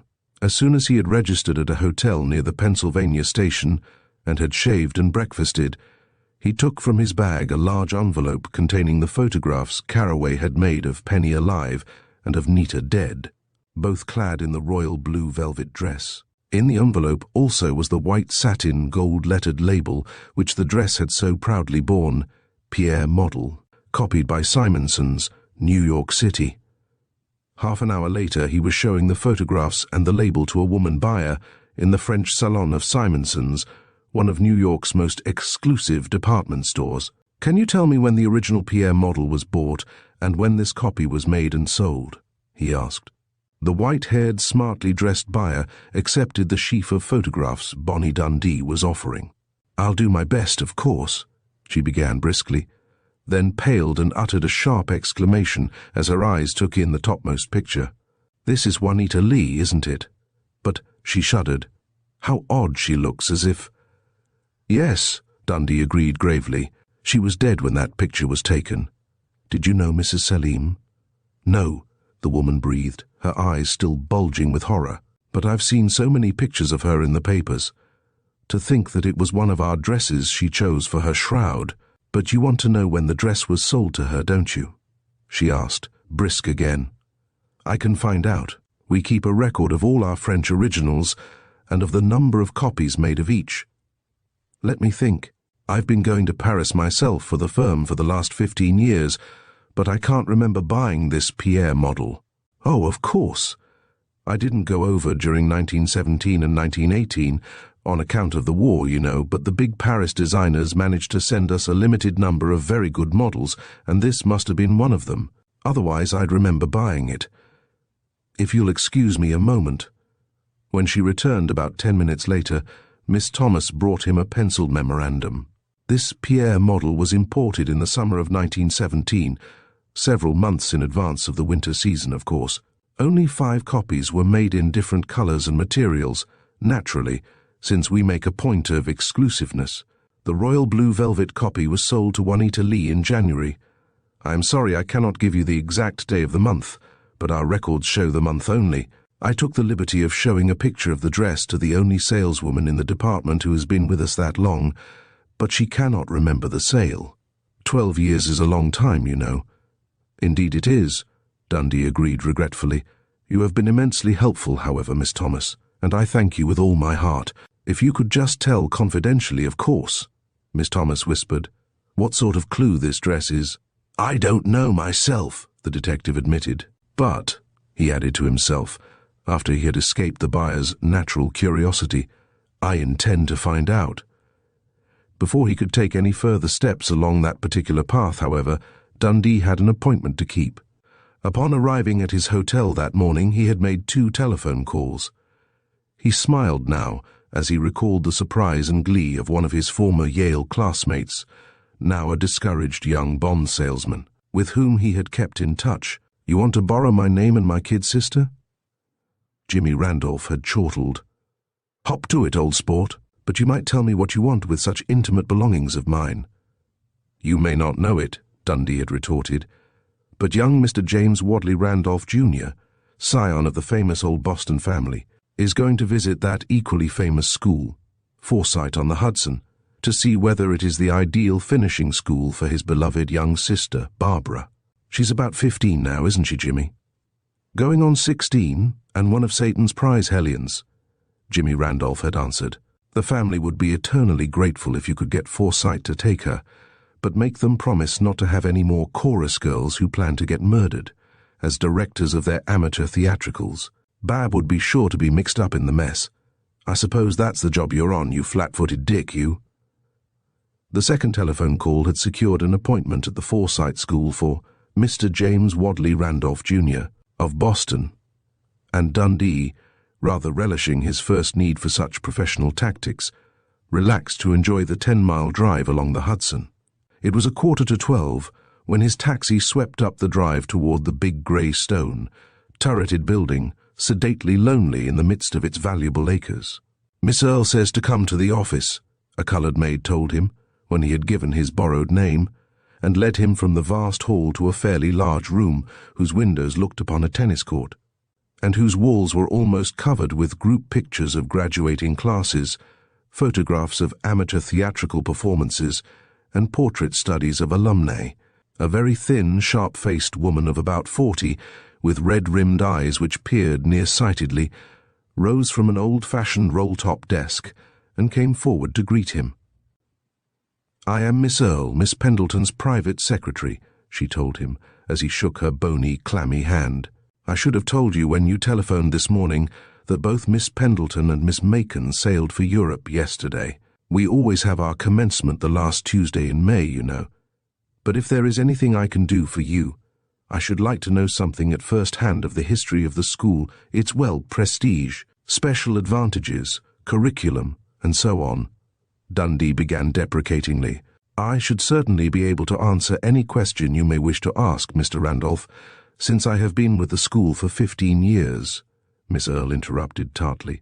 "Then Forsyth must take younger pupils than I had been led to believe, Miss Earle," Dundee said, with his most winning smile. "I was never a pupil here," the secretary corrected him, but she thawed visibly. "Of course, I was a mere child when I finished business school, but I have been here 15 years. 15 years of watching rich society girls dawdle away 4 or 5 years, just because they've got to be somewhere before they make their debut. But I mustn't talk like that, or I'll give you a wrong impression, Mr. Randolph. Of its kind, it is really a very fine school, very exclusive. Riding masters, dancing masters, a golf pro, and our own golf course, native teachers for French, Italian, German, and Spanish. Oh, the school is all right, and will probably not suffer any loss of prestige on account of that dreadful murder out in the Middle West." "Murder?" Dundee echoed, as if he had no idea what she was talking about. "Haven't you been reading the papers?" Miss Earle rallied him with a coquettish smile. "But I don't suppose Boston bothers with such sordid things," she added, her thin-lipped mouth tightening. "Miss Pendleton was all cut up about it, because Mrs. Selim, or Juanita Lee, as she was known on Broadway, had directed our Easter play the last 2 years. And the reporters simply hounded us the first 2 days after she was murdered out in Hamilton, where a number of our richest girls have come from." "By Jove!" Dundee exclaimed. "Was the Selim woman connected with this school, really? I only read the headlines, never pay much attention to murders in the papers." "I wish," Miss Earle interrupted tartly, fresh tears reddening her eyes. that people wouldn't persist in referring to her as that Selim woman. When I think how sweet and friendly she was, and to Dundee's surprise she choked on tears before she could go on. Of course I know it's dreadful for the school, and I ought not to talk about it when you've come to see about putting your sister into the school, but Nita was my friend, and it simply makes me— You admired and liked her very much? Dundee asked, forgetting his role for the moment. Yes, I did, and Miss Pendleton liked her too. And you can imagine how clever and popular she was when a wonderful woman like Mrs. Peter Dunlap, who was Lois Morrow when she was in school here, admired her so much she took her to Hamilton with her to direct plays for a little theatre. Why, I never met anyone I was so congenial with. The secretary went on passionately. The girls here snub me and make silly jokes about me behind my back and call me nicknames. But Nita was just as sweet to me as she was to anyone, even Miss Pendleton herself. Were you with her much? Dundee dared ask. With her much? I should say I was, she asserted proudly. I have a room here, live here the year round, and both years Nita shared my room, so she would not have to make the long trip back to New York every night during the last week of rehearsals. We used to talk until 2 or 3 o'clock in the morning, say. She broke off in sudden terror. You aren't a reporter, are you? A reporter? Good Lord, no, Dundee denied in all sincerity. Then he made up his mind swiftly. This woman hated the school and all connected with it, had grown more and more sour and envy-bitten every year of the 15 she had served here, and she liked Nita Leigh Selim better than anyone she had ever met. The opportunity for direct questioning was too miraculous to be ignored, so he changed his tone suddenly and said very earnestly, No, I am not a reporter, but I am not James Wadley Randolph, Jr. I am James F. Dundee, Special Investigator attached to the Office of the District Attorney of Hamilton, and I want you to help me solve the mystery of Mrs. Selim's murder. It took nearly 10 precious minutes for Dundee to nurse the terrified but obviously thrilled woman over the shock, and to get her into the mood to answer him freely. But I shan't and can't tell you anything bad about Nita, she protested vehemently, wiping her red-rimmed eyes. The papers are all saying now that she got $10,000 for double-crossing some awful racketeer named Swallowtail Sammy, but I know she didn't get the money that way. She was too good. From Nita's confidences to you, do you have any idea how she did get the money? Dundee asked. Miss Earle shook her head. I don't know, but she got it honorably. I know that. Maybe she found her husband and made him pay alimony. Dundee controlled his excitement with difficulty. Did she tell you all about her marriage and divorce? Again, Miss Earle shook her head. The only time she ever spoke of it was last year, the first year she directed our play, you know. I asked her why she didn't get married again, and she said she wasn't divorced, because she didn't know where her husband was, and it was too expensive to go to Reno. Of course, she may have found him or something, and got a divorce some time this last year, and this money she got was a settlement. She must have got a divorce, since she was planning to be married again to a young man in Hamilton, Dundee assured her soothingly. The way everybody puts the very worst interpretation on everything when a person gets murdered. Miss Earle stormed. If poor Nita had belonged to a rich family, like the girls here, they would have spent $1 million if necessary to hush up any scandal on her. I've seen it done, she added, darkly and venomously. Chapter 25. Bonnie Dundee's heart leaped, but he forced himself to go softly. I suppose, he said casually, a fashionable school like this has plenty of carefully hushed-up scandals. I'll say it has, Miss Earle retorted inelegantly and with ghoulish satisfaction. Money can do anything. It makes my blood simply boil when I think of how those Forsyte girls in Hamilton, so smug and snobbish in their hick town, society must be running poor Nita down, now that she's dead and can't defend herself. If the truth were only known about some of Dundee could almost have embraced the homely, life-soured spinster. She was making his task so easy for him. I've met them all, of course, since Mrs. Selim was murdered, he said deprecatingly, and I must say they seem to be remarkably fine women and girls. Oh, are they? Miss Earle snorted. Flora Hackett, Mrs. Tracy Miles she is now, didn't happen to tell you the nice little fuss she kicked up when she was here, did she? Oh no, I guess not. She looks, Dundee agreed, like a girl who would have made things lively. I'll say so. Miss Pendleton nearly had nervous prostration. Miss Earle plunged on, then fear blanched her face for a moment. You know you've promised you'll never tell Miss Pendleton or Miss Macon that you talked to me.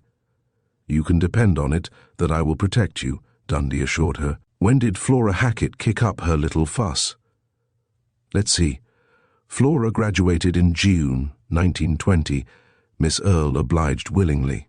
So it must have been in 1919, yes, because she had one more year here. Of course they let her come back. She took the lead in our annual Easter play in 1919, and just because Serena Hart complimented her and told her she was almost as good as a professional. Serena Hart. Dundee wonderingly repeated the name of one of America's most popular and beloved stage stars. Yes, Serena Hart, Miss Earle repeated proudly. She was a Forsyte girl too, and of course she did go into the chorus herself, after she graduated in Let's See -1917. Because it was the second year after I'd come to work here, and Miss Pendleton nearly died, because she was afraid Forsyte's precious prestige would be lowered.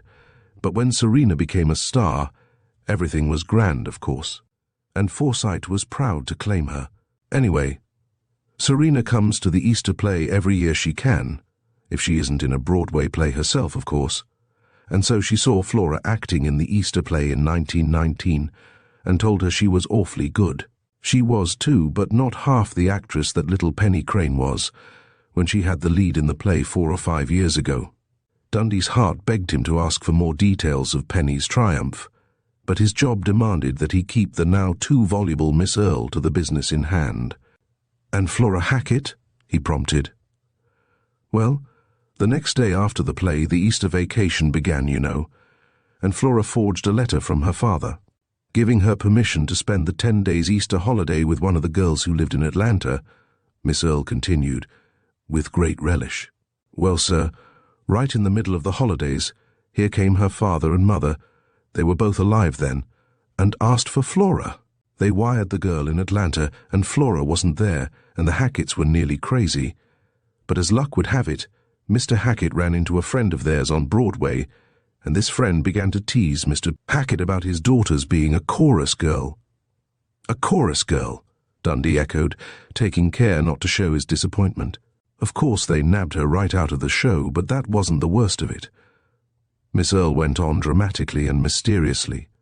"They tried to hush it up, of course, but the word went through the school like wildfire that Flora wasn't only in the chorus, but that she was living with an actor she'd been writing fan letters to long before the Easter play went on." "Did you hear his name?" Dundee asked. "No," Miss Earle acknowledged regretfully. "But I'll bet anything it was the truth.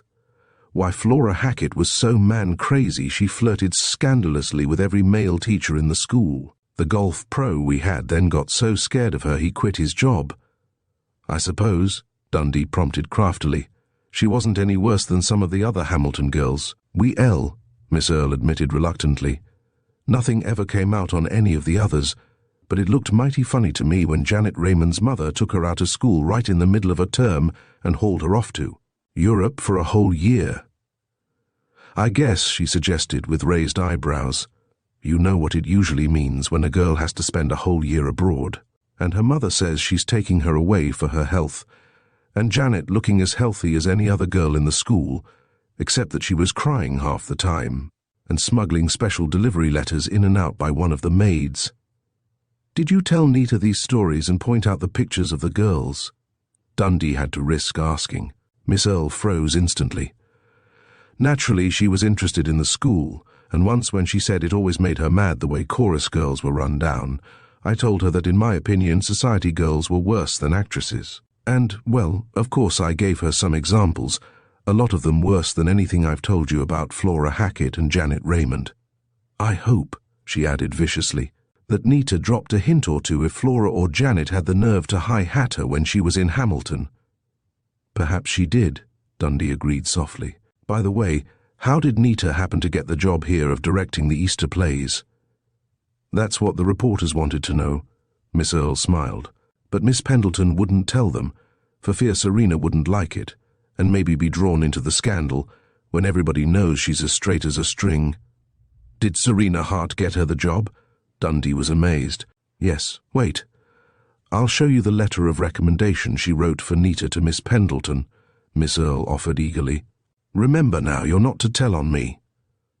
She went to a tall walnut filing cabinet and quickly returned with a note, which she thrust into Dundee's willing hands. He read, "Dear Miss Pendleton, the bearer, Juanita Lee, is rather badly in need of a job, and I have suggested that she apply to you for a chance to direct the Easter play. I have known Miss Lee personally for 10 years and have the highest regard, both for her character and for her ability. Since you usually stage musical comedies, I think Miss Lee, who has been a specialty dancer as well as an actress in musical comedy for about 12 years, would be admirably suited for the work. Knowing my love for Forsyte as you do, I do not have to assure you that I would suggest nothing which would be detrimental to the school's best interests. Fondly yours, Serena Hart." She was wrong there, but I know it wasn't Nita's fault. Miss Earle, who had been looking over his shoulder, commented upon the last sentence of the letter. "Is Miss Hart appearing in a play now?" Dundee asked.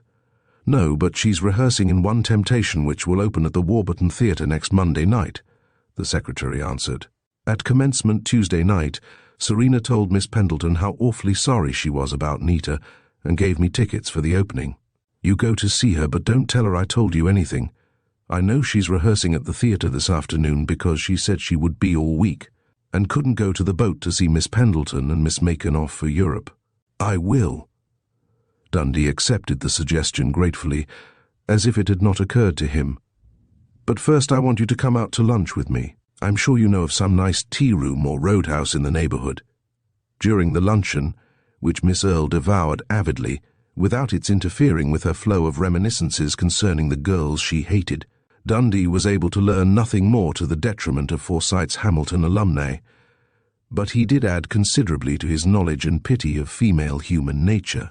It was nearly 3 o'clock when he presented his card, with a message penciled upon its back, to the aged doorkeeper who drowsed in the alley which led to the stage entrance of the Warburton Theatre, just off Broadway near Times Square, and 15 minutes later he was being received in the Star's dressing room by Serena Hart herself. "You're working on poor Nita's murder?" she began without preamble, as she seated herself at her dressing table and indicated a decrepit chair for the detective. "I was wondering how much longer I could keep out of it. Of course you've been pumping that poor, foolish virgin Gladys Earle. Why, girls who look like that are always called God. I'm tired. We've been at it since 10 this morning, but thank the Lord we're through now for the day." Dundee studied her with keen interest and decided that, almost plain though she was even more magnetic than when seen from the footlights. Rather carelessly dressed, long brown hair rather tousled, her face very pale and haggard, without the makeup which would give it radiance on Monday night. Serena Hart was nevertheless one of the most attractive women Dundee had ever met, and one of the kindest, he felt suddenly sure. "When did I first meet Nita Lee?" She repeated his question. "Let me think. Oh, yes. The first year after I went on the stage, minus 1917. We were in the chorus together in Teasing Tilly, a rotten show, by the way. The other girls of the chorus were awfully snooty to me because I was that anathema, a society girl, but Nita was a darling. She showed me the ropes, and we became quite intimate around the theatre only, however, since my parents kept an awfully strict eye on me.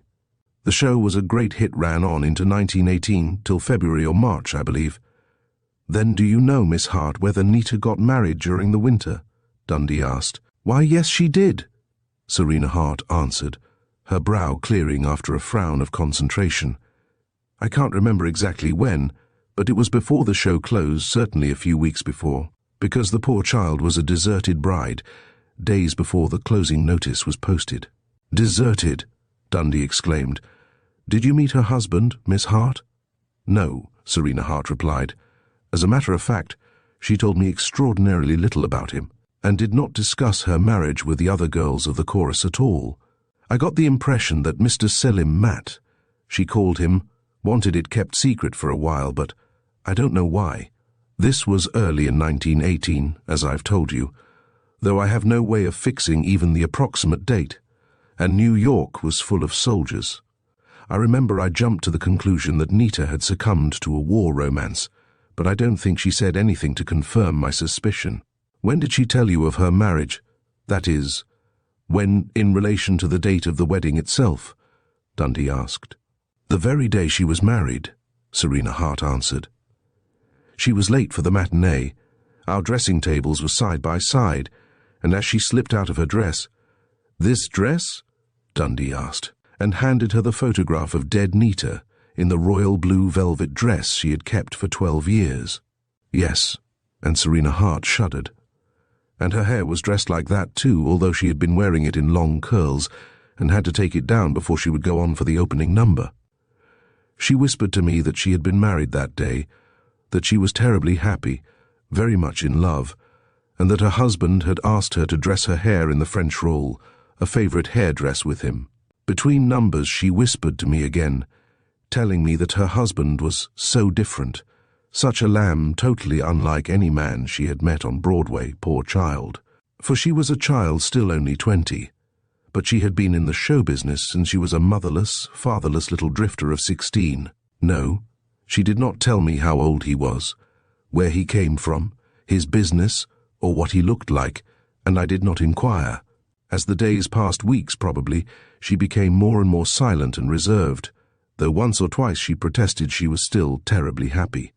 Then came a day when she did not show up for the performance at all. The next night she told me in just a few words that her husband had left her after a quarrel and had not returned.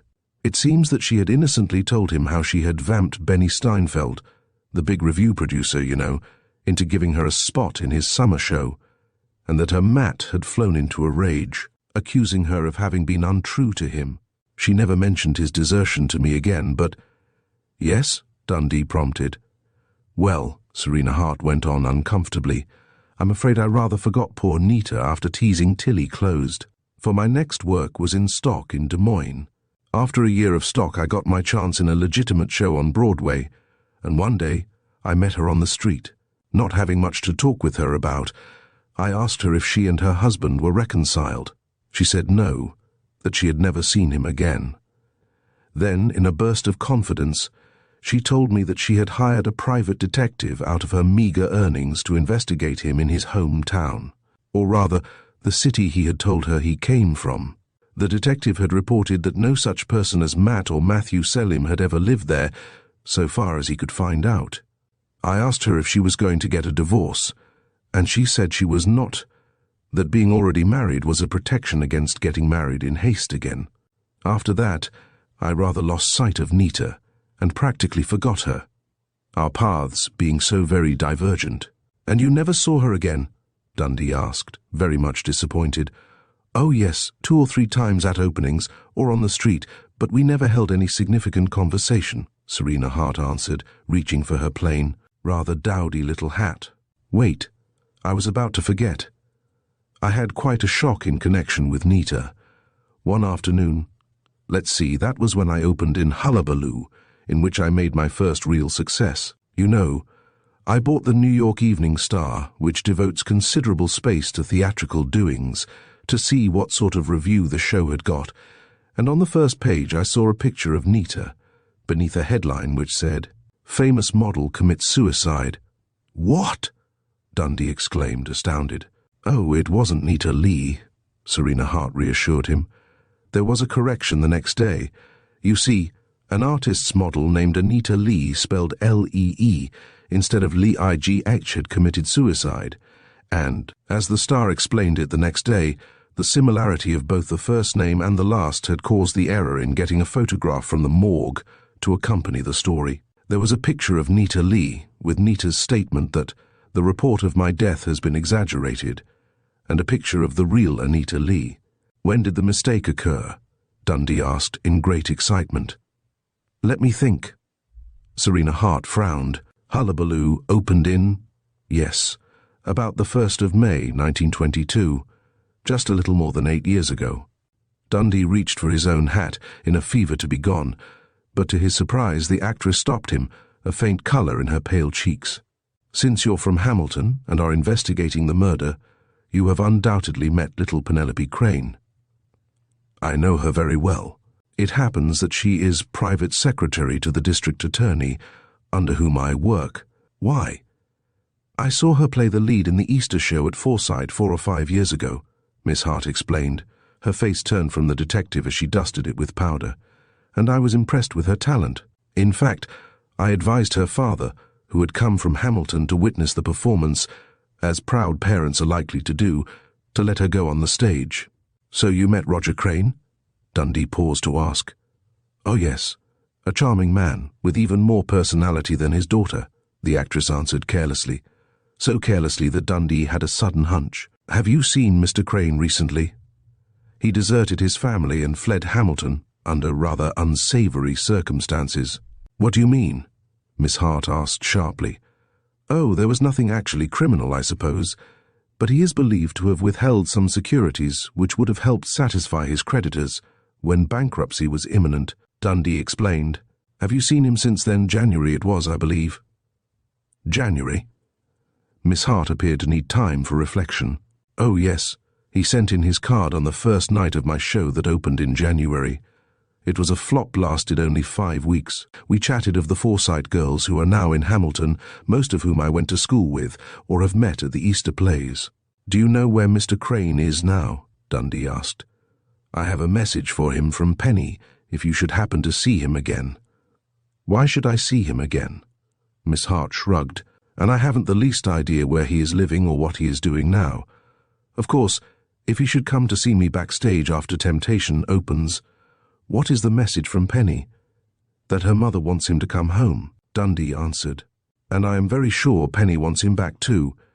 The mother is one of the sweetest, gentlest, most tragic women I have ever met, and you have seen Penny for yourself. The disgrace has been very hard on them. It would be splendid if Roger Crane would come back and redeem himself. Half an hour later, Bonnie Dundee, in the file room of the New York Evening Star, was in possession of the bound volume of that newspaper for the month of May, 1922. On the front page of the issue of May 3rd, under the caption which Serena Hart had quoted so accurately, was a picture of a young, laughing Nita Leigh, her curls bobbed short, a rose between her gleaming teeth. And in the issue of May 4th appeared 2 pictures side by side, exotic, straight-haired, slant-eyed Anita Lee, who had found life so insupportable that she had ended it, and the same photograph of living, vital Nita Lee. When he returned the files, he asked the girl in charge, "Does this copyright line beneath this picture," and he pointed to the photograph of Nita, which had appeared erroneously, "mean that the picture was syndicated?" The girl bent her head to see. "Copyright by Metropolitan Picture Service," she read aloud. "Yes, that's what it means." When the Evening Star was owned by Mr. Magnus, he formed a separate company called the Metropolitan Picture Service, which supplied papers all over the country with a daily picture service, in mat form. But the picture syndicate was discontinued about 5 years ago when the paper was sold to its present owners. "Are their files available?" Dundee asked. "If they are, I don't know anything about it," the girl told him, and turned to another seeker after bound volumes of the paper. "It doesn't matter," Dundee assured her, and asked for a sheet of blank paper, on which he quickly composed the following telegram. Addressed to Penny Crane, "Please search files all 3 Hamilton papers, week of May 4th to 11th year of 1922, for story and pictures on suicide. Anita Lee artists, model stop, say nothing to anyone not. Even Sanderson, if he is there, stop wire result in his hotel."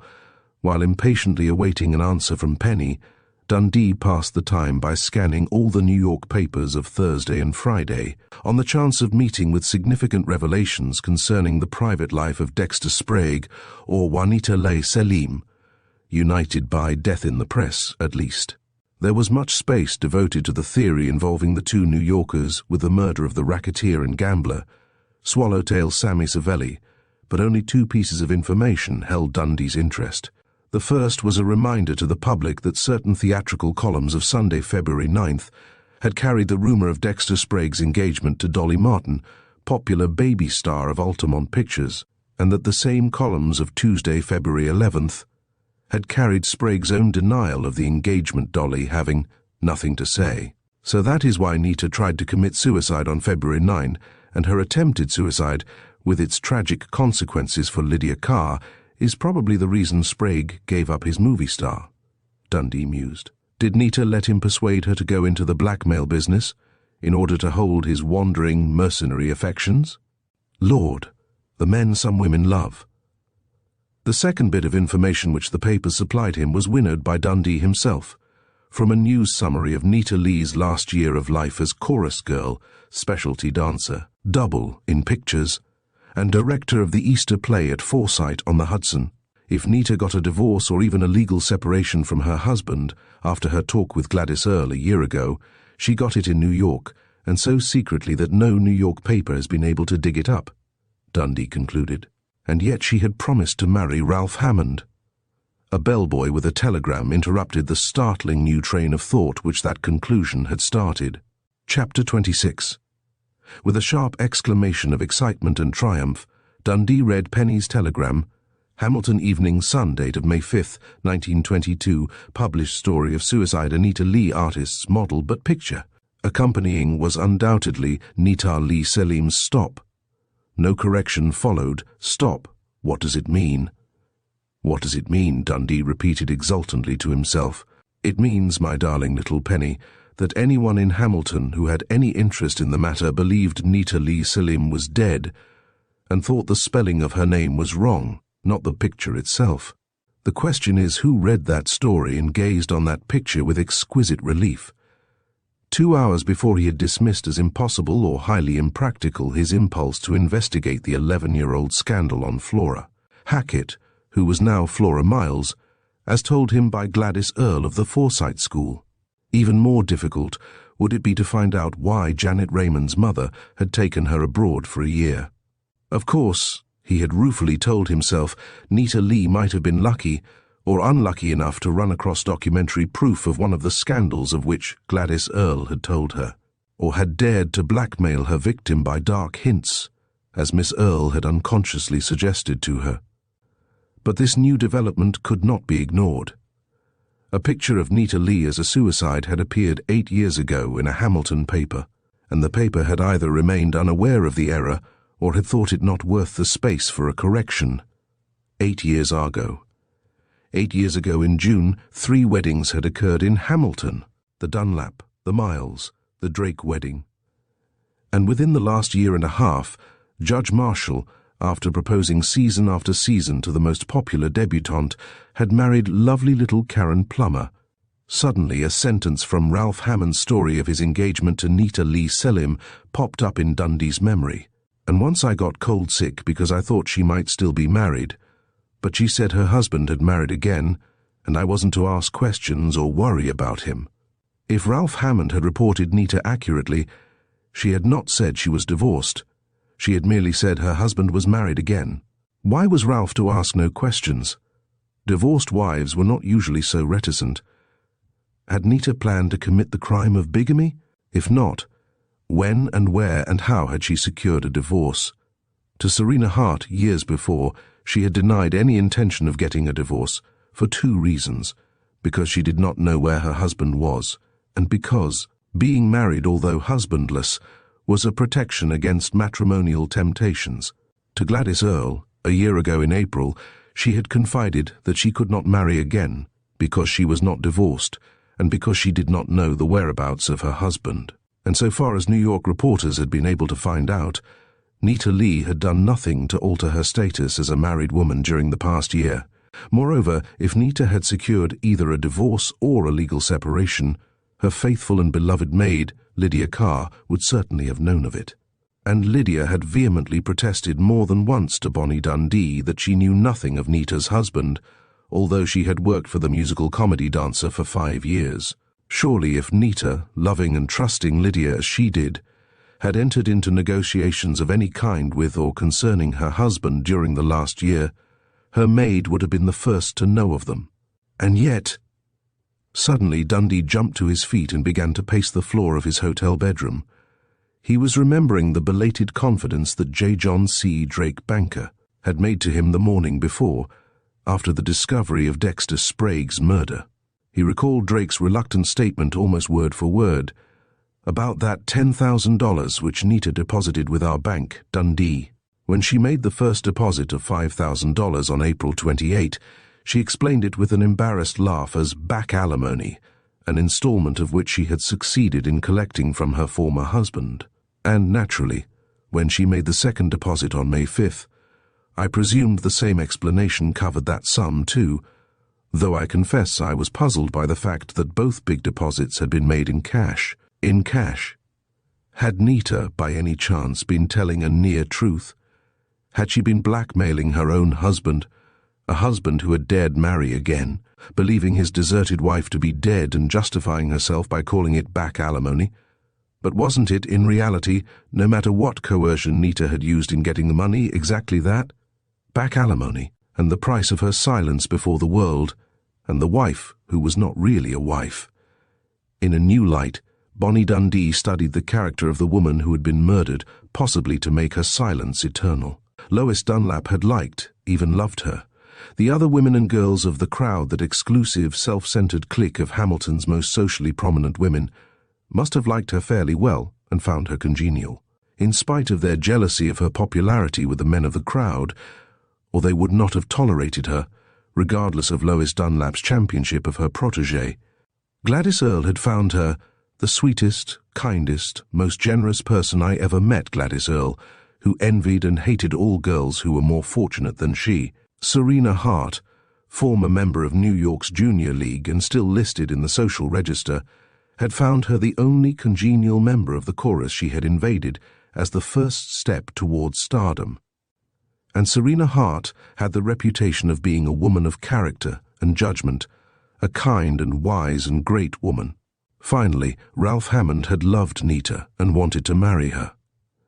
Was it possible that Nita Selim's only crime, into which she had been led by her infatuation for Dexter Sprague, had been to demand, secretly, financial compensation from a husband who had married and deserted her, a husband who, believing her dead, had married again? But who was the man whose picture to spin a new theory Nita had recognized as that of her husband among the male members of the cast of The Beggar's Opera, when Lois Dunlap had proudly exhibited the stills of that amateur performance? With excitement hammering at his pulses, Dundee took the bunch of photographs which Lois Dunlap had willingly given him, and studied the picture that contained the entire cast, the picture which had first attracted Nita's attention, and again despair overwhelmed him, for every one of his possible male suspects was in that group. But he could not keep his thoughts from racing on. Men who stepped out of their class and went on parties with chorus girls frequently did so under assumed names, he reflected. Serena Hart was authority for the information that Nita's had been a sudden marriage. Was it not entirely possible that the man who married Nita in 1918 had done so half-drunk, both on liquor and infatuation, and that he had not troubled to explain to Nita his motives for having used an assumed name or to write in his real name on the application for a marriage license? Had Nita's private detective journeyed out to Hamilton years ago in a fruitless attempt to locate Matthew Selim? Bonnie Dundee lay awake for hours Friday night turning these and 100 other questions over and over in his too active mind, and slept at last, only to awake Saturday with a plan of procedure which he was sensible enough to realize promised small chance of success. And he was right. Not in Manhattan or in any of the other boroughs of New York City did he find any record of a marriage license issued to Juanita Lee and Matthew Selim. Not only was it entirely probable that Juanita Lee was a stage name and that Nita had married conscientiously under her real name, but it was equally possible that the license had been secured in New Jersey or Connecticut. When he gave up his quest at noon Saturday and returned to his hotel, Dundee bought at the newsstand a paper whose headline convinced him that Sergeant Turner was, at that moment, even more discouraged than himself. For the big type told the world, Joe Savelli gets Brothers Slayer, and smaller headlines informed the sensation-loving public. Swallowtail Sammy Savelli's death avenged by brother who surrenders to police. Slick Thompson, alleged member of Sammy's gang, shot to death on 6th Avenue. Still smaller head type acknowledged that Joe Savelli, after giving himself up with a revolver in his hand, had disclaimed any knowledge of or connection with the murders of Juanita Lee Selim and Dexter Sprague. 2 hours later, Dundee received a long telegram from District Attorney Sanderson. Informed by evening Sun Savelli angle complete washout stop. Have you made any progress along other lines stop? Have informed reporters you. Working independently with strong chance of solving both cases, stop would like you here for adjourned inquests on both murders. Monday stop mother improved AM on job again, since Dundee felt that there was little chance of following through either on the scandals which Gladys Earle had hinted at, or on Nita's strangely secret marriage of 12 years before. He immediately dispatched a wire to Sanderson, assuring him that vital progress had been made and that he would leave New York on the 4 o'clock train west, arriving in Hamilton Sunday morning at 8:50. The concluding sentence of the wire was, "Suggest you pacify press with only vaguest of hints." Sanderson's wire, with its confession of an interview on Dundee's trip to New York, had upset him and left him with a cold, sick feeling of fear that, stumbling half in darkness, the district attorney had unwittingly warned the murderer of Nita Selim and Dexter Sprague that his special investigator was on the right track. But he consoled himself with the hope that the final sentence of his answering telegram would prevent any further damage. But he was wrong. An hour before he reached his destination on Sunday morning, he went into the dining car and found a copy of the Hamilton Morning News beside his plate, and on the front page was a photograph of dead Nita, her black hair in a French roll, her slim, recumbent body clad in the royal blue velvet dress. Beneath the picture was the caption, "What part does the outmoded royal blue velvet dress which Nita Selim chose as a shroud play in the solution of her murder?" That is the question which Special Investigator Dundee, attached to the District Attorney's office, who is due home this morning from fruitful detective work in New York, is undoubtedly prepared to answer. Dundee was still seething with futile rage when he climbed the stairs to his apartment. On the floor just inside his living room door, he found an envelope unstamped and bearing his name in typing. The note inside, on paper as plain as the envelope, was typed and unsigned. If Detective Dundee will consult page 410 of the latest Who's Who in America, he will find a tip which should aid him materially in solving the 2 murder cases, which seemed to be proving too difficult for his inexperience. A wry grin at his anonymous correspondent's unfriendly gibe was just twisting his lips when a double knock sounded on the living room door, which he had not completely closed. "Come in, Belle." A morose, slack-mouthed girl in ancient felt slippers sidled into the room. "Howdy, Mr. Dundee," Belle greeted him listlessly. "You got back, like the papers said you would, didn't you? And I ain't saying I ain't glad. Dat parrot of yours show is Gord's own nuisance nipping at my fingers and screeching his fool head off. 'Cause I ain't saying it's his fault keeping dat young gemman on the 2nd floor awake last night. But like I say to Mr. Wilson, when he lights into me this morning, running off at the moof 'cause I forgot to put Captain's cover on his cage last night, I ain't the onlyest one what forgets in this here house. Coming home Gord knows when, leaving the front door unlocked the rest of the night. So's bugglers and murderers, and Gord knows who could walk right in here." Dundee, itching to consult his own copy of Who's Who, flung a glance at the parrot's cage, intending to pacify the mournful chambermaid by scolding his Watson roundly, but he changed his mind and consoled the chambermaid instead. "Just tell Mr. Wilson that for once he's wrong. You did not forget to cover Captain's cage, Belle. Look." The girl's dull eyes bulged as they took in the cage, completely swathed in a square of black silk. "Gord's sake, Mr. Dundee," she ejaculated. "I didn't put dat cover on dat bird's cage, and neither did Mrs. Bowen, 'cause she been laid up with rheumatiz Eva since you left, and Eva lass's enduring thing in dis old house has been left for me to do." "Then I suppose the indignant Mr. Wilson came up and covered Captain himself," Dundee suggested, crossing the room to the bookcase which stood within reaching distance of his big leather-covered armchair. "Him?" Belle snorted. "How he gonna get in higher without no key? 'Sides, he'd have told me if. And Belle, how many times must I ask you not to misplace my things?" Dundee cut in irritably, for he was tired of the discussion, and angry that his copy of Who's Who was missing from its customary place in the bookcase. "Me? I ain't take none of your things, 'ceptin' to dust 'em and lay 'em down where I found 'em," Belle retorted, mournfulness submerged in anger. Dundee looked about the room, then his eyes alighted upon the missing book, lying upon a shelf that extended across the top of an old-fashioned hot air register, set high in the wall between the two windows. The thick red volume lay close against the wall, its gold-lettered rib facing the room. "Belle, tell me the truth, and I shall not be angry. Did you put that red book on that shelf?" Dundee asked, his voice steady and kindly in spite of his excitement. "No, sir, I ain't teched it." "And you did not put the cover over my parrot's cage, although I had tipped you well to feed Cap'n and cover him at night," Dundee said severely. "I got a heap of work to do." "And you say that Mr. Wilson, one of the two young men on the second floor, left the front door unlocked when he came in last night?" Dundee asked. "Does he admit it?" "Yes, sir," Belle told him sulkily.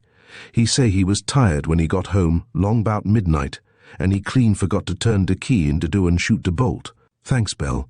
That will be all now." And Dundee did a great deal to dispel the chambermaid's gloom by presenting her with a dollar bill. When she had gone, the detective read the note again, then looked at it and its envelope more closely. They had a strangely familiar look. Suddenly he jerked open a drawer of his desk, on which his new noiseless typewriter stood, selected a sheet of plain white bond, and rolled it into the machine. Quickly he tapped out a copy of the strange, taunting message. Yes. The left-hand margin was identical, the typing and its degree of blackness were identical, and the paper on which he had made the copy was exactly the same as that on which the original had been written. The truth flashed into his mind. It was no coincidence that he had a copy of the very book to which his unknown correspondent referred him, for the note had been written in this very room, on stationery conveniently at hand, on the noiseless typewriter which had been far more considerate about not betraying the intruder than had the parrot whose slumbers had been disturbed. But why did my unknown friend risk arrest as a burglar if he wanted to give me an honest tip? Dundee remarked aloud to the parrot, who croaked an irrelevant answer. "Bad penny, bad penny." "I'm afraid, my dear Watson, that those words will not be so helpful in this case as they were when your mistress was murdered," Dundee assured his parrot absently, for he was studying the peculiar situation from every angle. "Another question. Cap'n, why did the unknown bother to take my Who's Who out of the bookcase, where I should normally have looked for it, and put it on that particular shelf?" Warily, for his scalp was prickling with a premonition of danger, Dundee crossed the room to the shelf, but his hand did not reach out for the red book, which might have been expected to solve one problem at least. Why the shelf? He asked himself again. Why not the desktop, or the mantelpiece, or the smoking table beside the big armchair? The shelf, with its drapery of rather fine old silk tapestry, offered no answer in itself, for it held nothing except the red book, a Chinese bowl, and a humidor of tobacco. And beneath the shelf was nothing but the old-fashioned register, the opening covered with a screwed-on metal screen which was a mass of big holes to permit the escape of hot air when the furnace was going in the winter. Suddenly Dundee stooped and stared with eyes that were widened with excitement and a certain amount of horror. Then he rose and, standing far to one side, picked up the fat volume which lay on the shelf. As he had expected, a bullet whizzed noiselessly across the room and buried itself in the plaster of the wall opposite, a bullet which would have ploughed through his own heart if he had obeyed his first impulse and gone directly to the shelf, to obey the instructions in the note. But more had happened than the whizzing flight of a bullet through one of the holes of the hot air register. The Who's Who had been jerked almost out of Dundee's hand before he had lifted the heavy volume many inches from the shelf. Coincidental with the disappearance of a bit of white string which had been pinned to a thin page of the book was a metallic clatter, followed swiftly by the faint sound of a bump far below. Dropping Who's Who to the floor, Dundee flung open his living room door and raced down 3 flights of stairs. He brought up, panting, at the door of the basement. It was not locked, and in another minute he was standing before the big hot air furnace. Above the firebox was a big metal compartment, the reservoir for the heated air, and set into the reservoir to conduct the heat to the regions above were 3 huge pipes. With strength augmented by excitement, Dundee tugged and tore at one of the pipes until he dislodged it. Then, thrusting his hand into the heat reservoir, he groped until he had found what he had known must be their Judge Marshall's automatic, with the Maxim silencer screwed upon the end of its short nose. At last he held in his hands the weapon with which Nita Leigh Selim and Dexter Sprague had been murdered. The ingeniousness of his own attempted murder moved him to such profound admiration that he could scarcely feel resentment. If, in the excitement of hunting for a promised clue, he had gone directly to the shelf, standing in front of the hole in the register into which the end of the silencer had been jammed, so that it showed scarcely at all, even to eyes looking for it, he would now have been dead. And the gun and silencer, after hurtling down the big hot air pipe behind the register, could have lain hidden for months, even years, in the heat reservoir of the furnace. With the weapon carefully wrapped in his handkerchief, Dundee went up the stairs almost as swiftly as he had gone down them, meeting no one on the way to his rooms on the top floor. "My most heartfelt thanks to you, Captain," he greeted his parrot. "If you had not squawked last night and so frightened the murderer that he made the vital error of covering your cage, I should never have annoyed you again with my Sherlock ruminations on cases which do not interest you in the slightest." The parrot cackled hoarsely, but Dundee paid him scant attention. He picked up the now harmless Who's Who and turned to page 410, a corner of which had disappeared with the string that was still fastened to the hair-trigger hammer of the Colt's. 32. Very clever and very simple. The murderer of two people and the would-be murderer of a third had had only to unscrew the metal covering of the register, wedge the end of the silencer into one of the many holes, replace the screws, and paste the end of the string, drawn through another hole hidden by the tapestry, to a page of the book he had selected as the one most likely to appeal to a detective as a clue source. No, wait. He had had to do more. Dundee bent and examined the metal cover of the register. The circumference of the hole the murderer had chosen as the one which would be directly in front of Dundee's heart gleamed brightly. It had been necessary to enlarge it considerably. The murderer had left a trace after all, but the book was open in Dundee's hands, and his eyes rapidly scanned page 410, and he found what the murderer had not expected him to live to read, but which he had counted on as an explanation of the note which the police would have puzzled over, if all had gone well with his scheme. Chapter 27. Dundee laughed, the parrot which had saved his life echoing his mirth raucously, as his eyes hit upon the following lines of fine print halfway down the third column of page 410 of Who's Who in America. Burns, William John, Detective, B. Baltimore, October 19, 1861. A taunt and a joke which turned sour. "My dear Watson," he exulted to the parrot. "A joke I was not intended to live to laugh over." He closed the book and replaced it in the bookcase, careless of fingerprints, for he was sure the murderer had been too clever to leave any behind him in that room, or upon the gun and silencer either, for that matter. Interestedly, Dundee surveyed the scene of his attempted murder. If he had unsuspectingly gone up to the high shelf to reach for the book, he would have stood so close to the register that there would have been powder burns on his shirt front, just as there had been on Dexter Sprague's, and he would have been shot so near an open window. No chance for fingerprints there either, since he had not closed the windows on his departure for New York, not wishing to return to a stuffy apartment, that the police would have been justified in thinking he had been shot from outside. It was an old-fashioned house in more ways than in the manner of its heating. Outside of one of his two unscreened windows there was an iron grating, the topmost landing of a fire escape. Dundee could imagine Captain Strawn's positiveness in placing the murderer there, crouching in wait for his victim.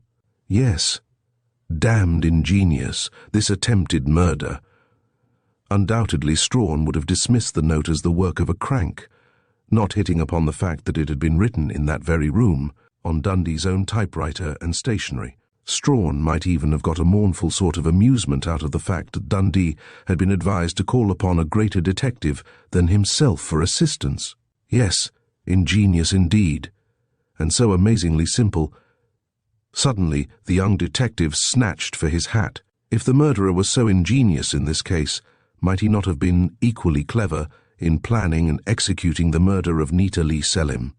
20 minutes later he parked his car in the rutty road before the Selim house in Primrose Meadows, and honked his horn loudly to attract the attention of the plainclothesman Captain Strawn had detailed immediately after the murder to guard the premises during the day. There was no answer, and a violent ringing of the doorbell also brought no response. The guard had been withdrawn, probably to join the small army of plainclothesmen and patrolmen who had been foolishly and futilely searching for the New York gunman, the keystone of Captain Strawn's exploded theory. With an oath, Dundee used his skeleton key to release the Yale lock with which the front door was equipped. Straight down the main hall he went and into the little foyer between the hall and Nita's bedroom. He snatched up the telephone, and to his relief it was not dead. He gave the number of Captain Strawn's home, and had the pleasure of learning that he had interrupted his former chief at a late Sunday breakfast. "When did you withdraw the guard from the Selim house?" he asked abruptly, cutting short Strawn's cordial welcome home. "Late Thursday afternoon," the chief of the homicide squad answered belligerently. "I needed all my men, and the Selim house had been gone over with a fine-tooth comb half a dozen times. Why?" "Oh, nothing," Dundee retorted wearily, and hung up the receiver, after assuring his old friend that he would call on him later in the day. No use to explain now to Strawn that the murderer had been given every chance to remove any betraying traces of his crime. Besides, his first excited hunch, after his own attempted murder, might very well be a wild, groundless one. In his Dundee's case, the impossibility of the murders being delayed or arranged so that the detective might be slain when the whole crowd was assembled was obvious. The murderer had read in a late Saturday afternoon extra, a copy of which was now in Dundee's pocket, District Attorney Sanderson's boast to the press, that his office had been working on an entirely different theory than that, which connected the two murders with Swallowtail Sammy. That special investigator Dundee, expected back in Hamilton early Sunday morning, had been investigating Nita Leigh's past life in New York. And despite Dundee's telegraphed warning, he had hinted sensational revelations connected with the 12-year-old royal blue velvet dress which Nita had chosen to be her shroud. And in his desire to reassure the public through the press, Sanderson had mysteriously promised even more specific revelations than Dundee had actually brought home with him.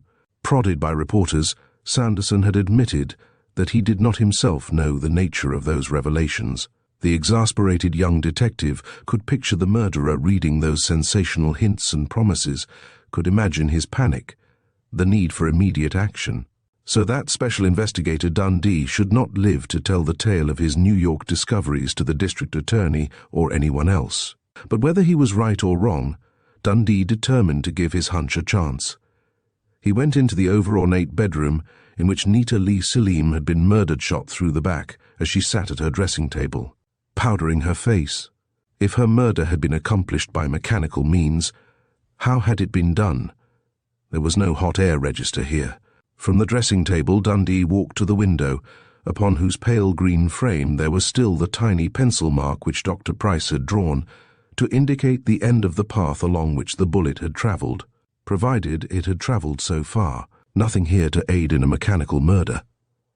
But in a flash, Dundee changed his mind. For just slightly above the pencil mark there was a small dent in the soft painted pine of the window frame, and before his mind could frame words and sentences, he thought he saw how Nita Leigh had been murdered. Nothing here? Not now, because he himself had taken the lamp to the courthouse for safekeeping.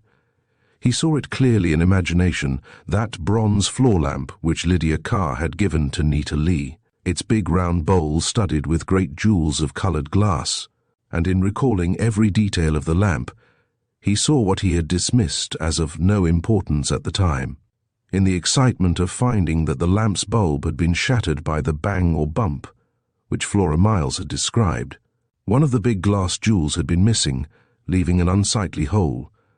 No wonder there had been a bang or bump hard enough to dent the frame of the window, for if his hunch was correct, the gun, wedged into the big bowl, with the silencer slightly protruding from the jewel hole, had kicked just as it had kicked an hour before, when it had dislodged itself from the hole in the hot air register and clattered down the big pipe to the heat reservoir of the furnace.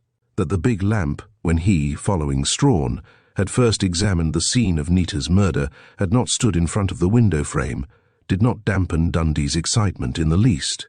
After Karen Marshall's scream, That room had been filled with excited people, who had rushed about, looking out of the window for the murderer, and doing all the other things which terror-stricken people do in such a crisis. No, the murderer, or murderess, had found no difficulty in shifting the big lamp 1 foot nearer the chaise longue, to the place it had always occupied before. But how had the gun been fired from the lamp? Electrically. Another picture flashed into Dundee's mind. He saw himself stooping on Monday afternoon to see if the plug of the lamp's cord had been pulled from the socket, saw it again as it was then nearly out, so that no current could pass from the baseboard outlet under the bookcase into the bronze lamp. How far from the truth his conclusion that Monday had been. But what was the real truth? Suddenly Dundee flung back the moss-green Wilton rug which almost entirely covered the bedroom floor and revealed the bell which Dexter Sprague had rigged up so that Nita might summon Lydia from her basement room, in case of dire need, a precaution with which the murderer was probably familiar, since Lois Dunlap might innocently have spread the news of its existence. There was a half-inch hole in the hardwood floor, and out of it issued a length of green electric cord, connected with 2 small, flat metal plates, one upon the other, so that when stepped upon a bell would ring in Lydia's basement room. But there was something odd about the wire. Although it was obviously new, a section of it near the 2 metal plates was wrapped with black adhesive tape. Another memory knocked for attention upon Dundee's mind. The long cord of the bronze lamp had been mended with exactly the same sort of tape about a foot from where it ended in the contact plug. Within another 2 minutes, Dundee, with a flashlight he had found in the kitchen, was exploring the dark, earthy portion of the basement which lay directly to the east of Lydia Carr's basement room. And he found what he was looking for, adhesive tape wrapped about the wire which had been dropped through the floor of Nita's room before it had been carried, by means of another hole, into Lydia's room. He was too late, thanks to Captain Strawn. The bell which Sprague had rigged up was in working order again, but as he was passing out of the basement, he glanced at the ceiling of the large room devoted to furnace, hot water heater and laundry tubs, and in the ceiling he saw a hole. The murderer had left a trace he could not obliterate. At 3 o'clock that Sunday afternoon, Bonnie Dundee, fatigued after a strenuous day, and suffering, to his own somewhat disgusted amusement. From reaction, even a detective feels some shock at having narrowly escaped death-permitted himself the luxury of a call upon Penny Crane. He found the girl and her mother playing anagrams. After greeting him, Mrs. Crane rose to surrender her place to the visitor. "You play with this girl of mine, Mr. Dundee. She's too clever for me. She's beaten me every game so far, and when I plead for two-handed bridge as a chance to get even, she shudders at the very word." "Why did you drag poor Ralph away from his dinner here today?" Penny demanded, scrambling the little wooden blocks until they made a weird pattern of letters. "Because I wanted to find out exactly how Nita Salim was killed, and I did," Dundee answered. "I wish I knew as well who murdered her." Mute before Penny's excited questions, the detective idly selected letters from the mass of face-up blocks on the table and spelled out in a long row the names of all the guests at Nita's fatal bridge party. Suddenly, and with a cry that startled Penny, Dundee made a new name with the little wooden letters. Now he knew the answers to both. And Chapter 28. "I fail to see any necessity for all this secrecy and hocus-pocus," District Attorney Sanderson protested irritably. "Why the devil don't you come clean and give us the lowdown if you have it, on this miserable business instead of high-handedly summoning Captain Strawn to my office, so that you can give orders to us both?" Before Dundee could answer, Captain Strawn came to his assistance. "I worked with this boy for pretty near a year, Bill, and never yet did he fail to make good when he said he had a pot on to boil. If he says it will boil over this evening, provided we help him, boil over it will, or I don't know Bonnie Dundee." Sanderson scowled but capitulated. "All right. What do you want?" "Thanks, Chief. And thanks, Captain," Dundee cried with heartfelt gratitude. "First, I want to be excused from attending the adjourned inquests into the 2 murders scheduled for 3 o'clock today." "Okay," Sanderson agreed shortly. "Second, after about an hour of routine stuff, I wish you'd ask for another adjournment until tomorrow, on the plea that important developments are expected today." Okay. Again. Third, I'd like you personally to request the appearance of every person connected in any way with each of the murders in your office this afternoon at 4 o'clock, so the whole bunch will be kept together and have no chance to go to their homes or anywhere else until I am ready for them. You can say that, owing to the illness of your mother during the investigations, you want to question everyone personally. Do you want all the servants brought here too? Sanderson asked. None but Lydia Carr, Dundee answered. After about an hour's innocuous questioning, please invite them to accompany you to the Selim house. For that, and he grinned, is where the pot is scheduled to boil over. I'd like everybody to be there by 5:15. Where do I come in? Captain Strawn demanded, almost jealously. Now that you are no longer looking for a New York gunman, I suppose you have plenty of plainclothesmen at your disposal, Dundee asked, and was instantly sorry he had reminded his former chief of the collapse of his cherished and satisfying theory. Plenty, Strawn answered gruffly. How many will you need? Enough to keep every person on Mr. Sanderson's invitation list under strictest observation until the pot boils over, Dundee replied. When do you want them to get on the job? As soon as they can do so, after you get back to your office. Are they to follow the whole gang clear out to the Selim house? Most decidedly. After the unwilling guests are safely within the house, your boys must guard the premises so that no one leaves without permission. That's all as good as done, Strawn assured him. Now about them inquiries you asked me to make yesterday of the Secretary of the American Legion. He drew a scrap of paper from his breast pocket. I find that John Drake, Peter Dunlap and Clive Hammond were all in service in the TH Division, which was held up late in January 1918 for nearly 2 weeks in Hoboken, before the War Department could get transports to send them to France. Miles, who enlisted the day war was declared, was wounded and shipped home late in 1917. He was discharged as unfit for further service spinal operation from a New Jersey base hospital on January 12, 1918. Furthermore, Judge Marshall was in New York the whole winter of November 18, 1917, attached to the Red Cross in some legal capacity. He donated his services, and— All that doesn't matter now, Captain, but thanks just the same, Dundee interrupted. Now, if you will both excuse me, I've got a lot of work to do before 5 o'clock today. Dundee had not exaggerated. That Monday was one of the busiest days he had ever spent in all the 27 years of his life.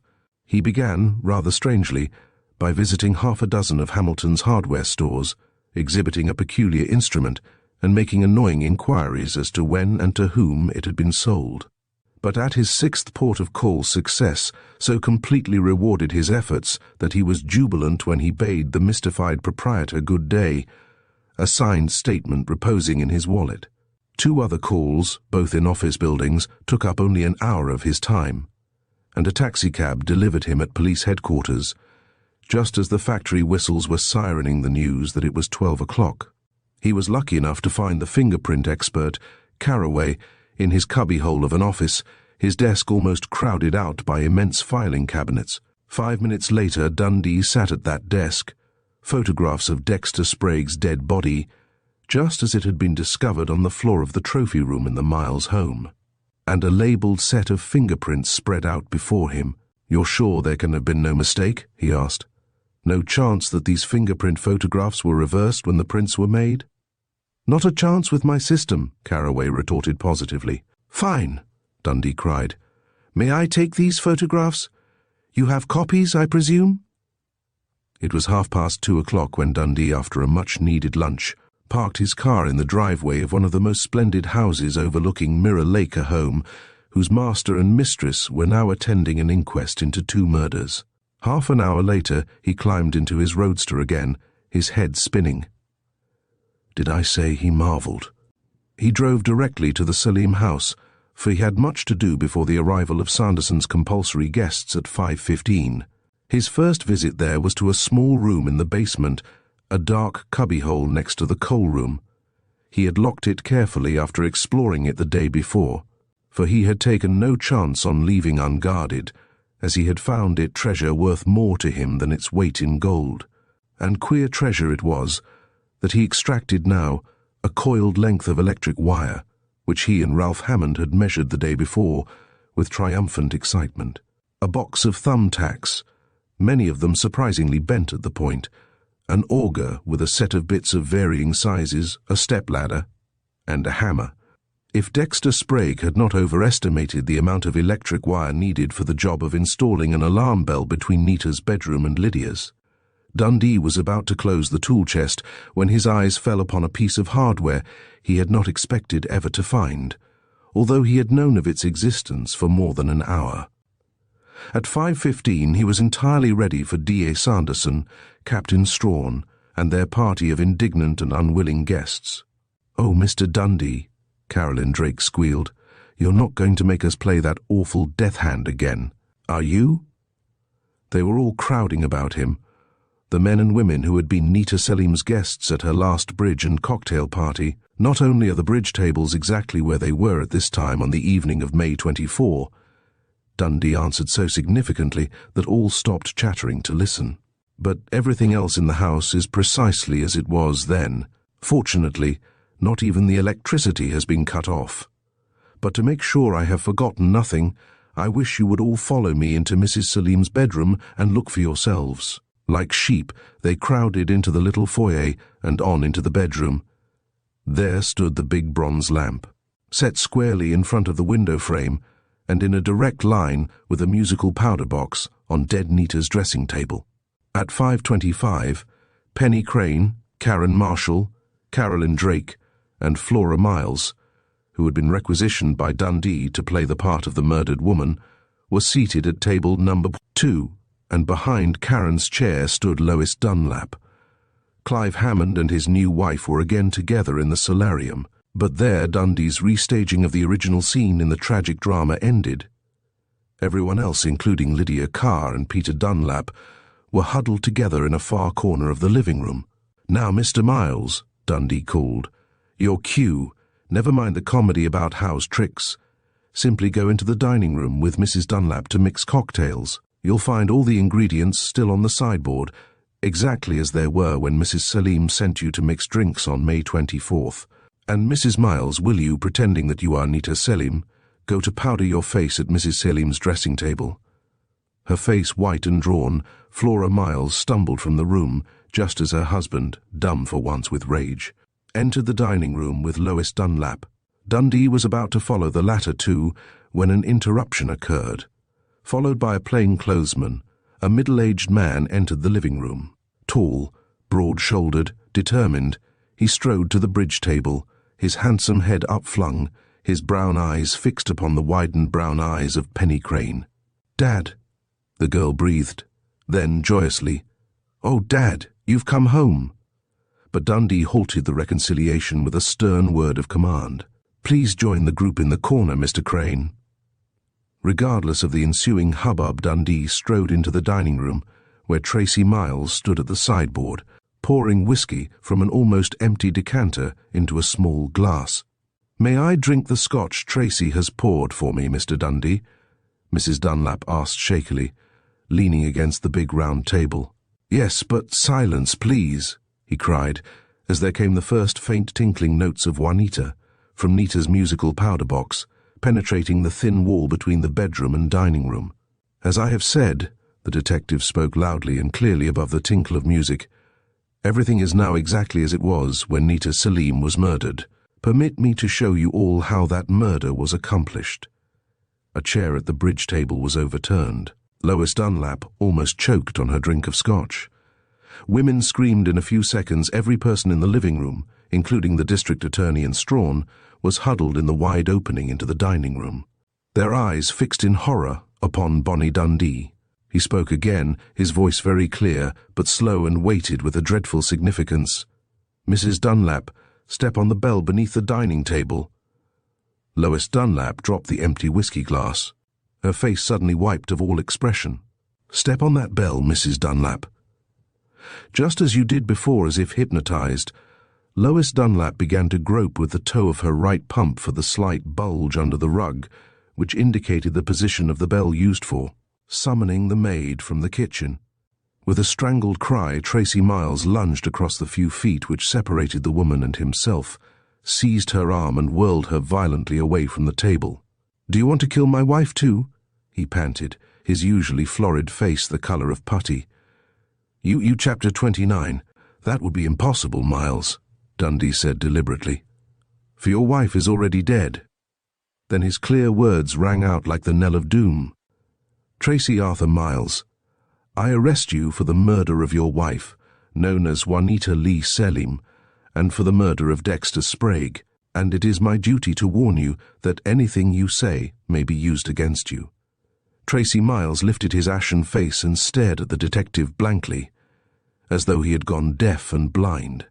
All over, isn't it? May I have a drink? He managed to articulate at last. Poor devil, he needs it, the too soft-hearted young detective told himself, as Miles poured a drink from the almost empty whiskey decanter and raised the little glass to his lips. I have nothing to say. The murderer gasped thickly, then fell heavily to the floor. It was 3/4 of an hour later. District Attorney Sanderson, Captain Strawn and Dundee were alone in the house where Nita Selim had been murdered, and where her husband had confessed his crimes by committing suicide.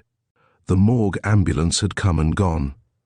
I should have known, Dundee admitted ruefully, as the three men entered Nita's bedroom, that so ingenious a criminal as Tracy Miles would not have failed to provide against the possibility of discovery. He must have seized an opportunity to spill cyanide of potassium into the decanter when my eyes were off him for a moment, and upon Lois Dunlap. I'm glad he did, Sanderson said curtly. But it was ghastly that poor Lois had to know that it was she, in all innocence, who fired the shot that killed her friend. It was, Dundee sighed. But I believed that the only way I could make Miles confess was to frighten him into thinking Flora would be killed in the same manner. Well, it worked. Captain Strawn and I are still in the dark as to exactly how Miles managed his wife's murder, Sanderson reminded him. This morning you chose to tell us nothing more than that a Hamilton man had married Nita Lee in New York in January 1918, and that 8 years ago, when he saw her picture in the Hamilton Evening Sun. Along with the story that Anita Lee had committed suicide, he felt free to marry again. You said then you knew who the man was, but you would not even tell us how you knew. Because I had very little actual proof then, Dundee answered. As to who he was, the salient clue had been staring me in the face the whole time, but it was not until I was fooling with a set of anagrams last night, idly spelling out the names of all the men who might have married her and then murdered her, that I saw it. Strawn demanded irritably. That Selim is simply Miles spelled backwards, Dundee explained. Possibly because he considered it the sophisticated thing to do. Miles used an assumed name at the party at which he met Nita Lee, and married her under that name shortly afterward. Even the first name, Matt, by which she knew him, was only his initials reversed. Simple but clever, Sanderson commented, just as were all of Miles' schemes after Nita, egged on by Sprague, turned up in Hamilton to demand back alimony as the price of her silence. But let me show you how he killed his wife. He strode to the big bronze lamp. It took me less than an hour today to reconstruct the death machine so that it would be almost exactly as it was when Miles finished his work. Just before 2:30 on Saturday, May 24, and as it remained until he had an opportunity to come back here and dismantle it. Trust him to find out that the guard was removed from the house Thursday. As he spoke, he was unscrewing the big jewel-studded bowl of the bronze lamp. Wedged, at a down-slanting angle inside the bowl, which was 12 inches in diameter, was Judge Marshall's snub-nosed automatic, the attached Maxim silencer projecting slightly from the hole whose jewel was missing. Lydia told me last night over the telephone, and very much surprised she was too when I swore her to secrecy, that the jewel had been lost when the lamp was shipped from New York, Dundee explained. There's a blank cartridge in the gun now, of course, but Miles, in his panic, took my words literally. See the electromagnet strapped to the gun butt? He got it from the bell Sprague had installed in Lydia's bedroom, and he returned it when he was cleaning up, so that the bell would ring again. The magnet he connected with the electric wire in one of the 2 lamp sockets, as you see it now, and the long cord of the lamp was connected with the wire of the bell in the dining room, so connected that when anyone stepped, on the 2 little metal plates under the dining room rug, the kitchen bell would ring, and the gun would be fired simultaneously. But if you will examine the jewel hole, he suggested, you will see that Miles had to enlarge it considerably, using a reamer, which I found in the tool chest in the basement, along with all the apparatus Sprague had bought for installing Nita's alarm bell. I could see no reason for Sprague's having needed a reamer for his little job, however, and this morning I was lucky enough to get proof that Miles himself had purchased it at a hardware store on the Tuesday before Nita's murder. How did he connect the lamp cord with the dining room bell? Strawn puzzled. These modern houses don't have exposed wiring. You forget Sprague's wiring for the alarm bell from here to Lydia's room. And Dundee threw back the rug, showing them the hole in the floor, out of which came a short length of electric wire, ending in 2 small metal plates. But attached now to the wire was the cord from the bronze lamp. The plug of the lamp cord is nearly out of the baseboard outlet behind the bookcase, just as Miles left it, so that there is no contact with electricity there. And the rug, which almost entirely covers the floor, hides, as you have seen, the joining of the 2 wires.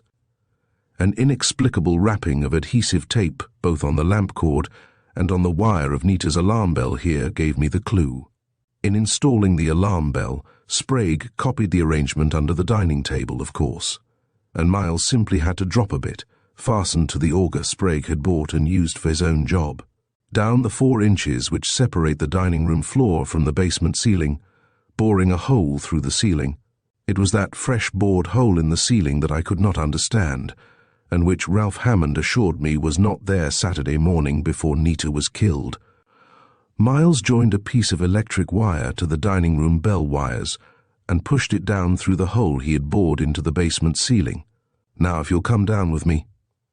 When the 3 men stood staring upward at the basement ceiling, Dundee continued, See this long wire running along the ceiling from the hole beneath the dining room bell? The tacks Miles used to secure it were also returned to the tool chest, but he could not get rid of either the auger hole or the tiny holes showing the course of the wire. Let's follow it. He led them across the basement to a door leading into a dank, unfinished portion of the cellar, directly east of Lydia's bedroom and beneath Nita's. The wire whose course they were following led under the top frame of the door, and, with a flashlight in his hand, Dundee showed how it continued along a rafter until it reached the place where it was joined, by adhesive tape, to the wire Sprague had dropped from Nita's bedroom floor above. Miles simply cut the wire here, where it enters another hole through Lydia's bedroom wall, and attached the new wire, Dundee explained. The connection between the dining room bell and the electromagnet in the lamp upstairs was then complete.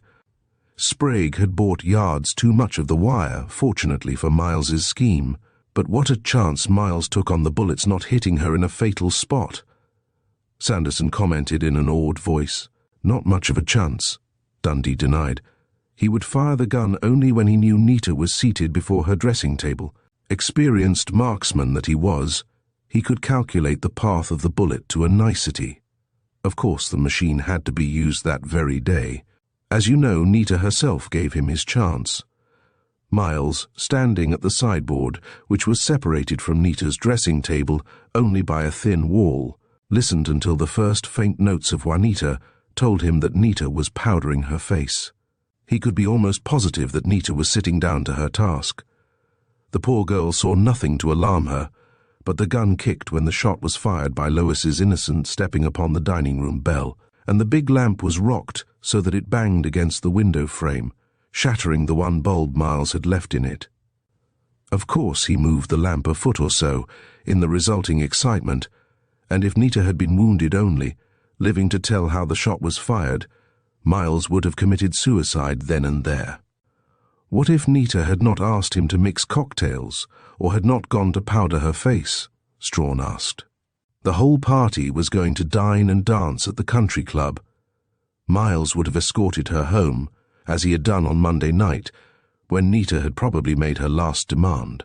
He could have counted on Nita's going into her bedroom to powder her face, even if he had had to tell her that her nose was shiny, and would himself then have gone to the dining room, on the excuse that he needed a drink before discussing business.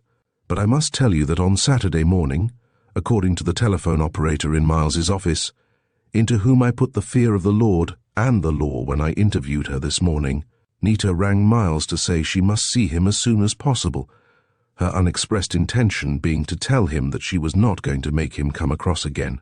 Miles, the telephone operator, confessed to having listened in on the whole conversation, told her he would be right out, but Nita said she and Lydia were going into Hamilton and would not be back until 2:30, the time the bridge game was scheduled to begin.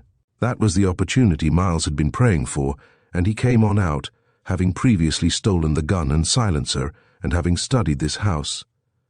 How had he got in, Sanderson wanted to know. Judge Marshall had lent him a key in February when Miles wanted to show the house to an engaged young man in his offices, and Miles had neglected to return it. Well, when he arrived, he found Ralph Hammond here and had to leave, waiting at a safe distance, probably, until the coast was clear about 1 o'clock. Even so, he had more than an hour to do his carefully planned job. Nita had to die.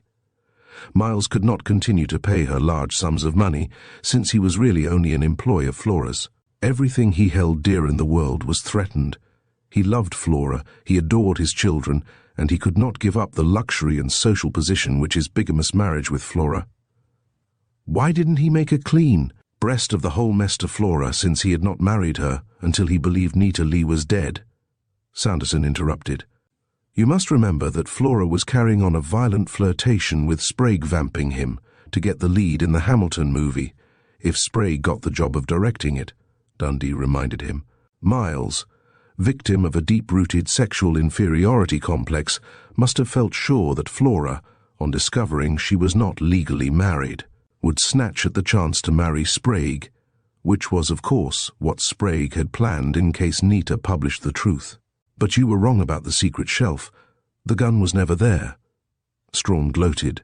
No, but it was the absence of fingerprints on the pivoting panel and shelf which kept me on the right track. Miles had searched the shelf for the marriage certificate, which he could not know Nita had already burned.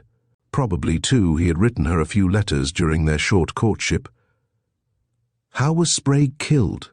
Sanderson interrupted impatiently. Dundee led the way across the basement to a cubbyhole next to the coal room, entered and came out with a narrow, deep drawer of ebony, inlaid with mother of pearl. First, I must tell you that Miles got the gun out of the lamp that Saturday night, parking his car at a distance and sneaking into the house while I was talking with Lydia in the basement.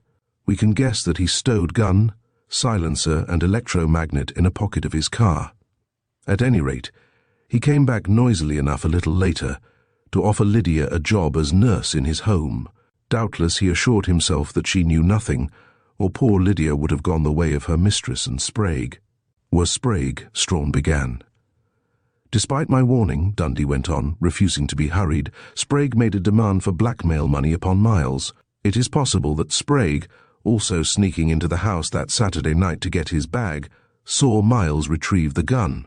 At any rate, Sprague knew that Miles was the only person among all the company who had a real motive for killing Nita Selim, and he undoubtedly blackmailed Miles as a murderer as well as a bigamist. Perhaps Miles put him off for a day or two, but on Wednesday Judge Marshall begged for a bridge game, and Miles seized the opportunity of again having the original crowd present a sort of wall of integrity surrounding and including him, for I don't think he really wanted to involve his best friends as suspects.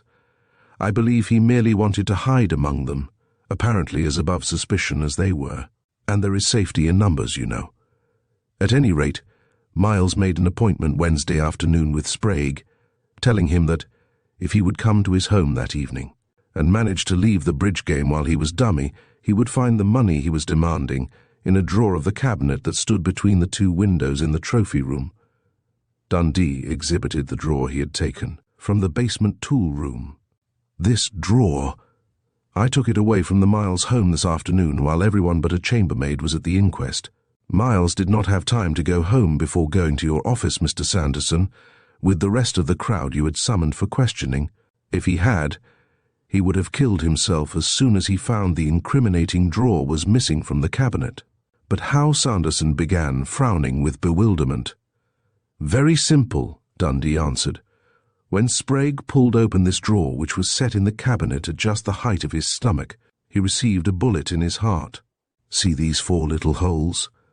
A vise was screwed into the bottom of the drawer so that it gripped the gun with its silencer at an upward angle.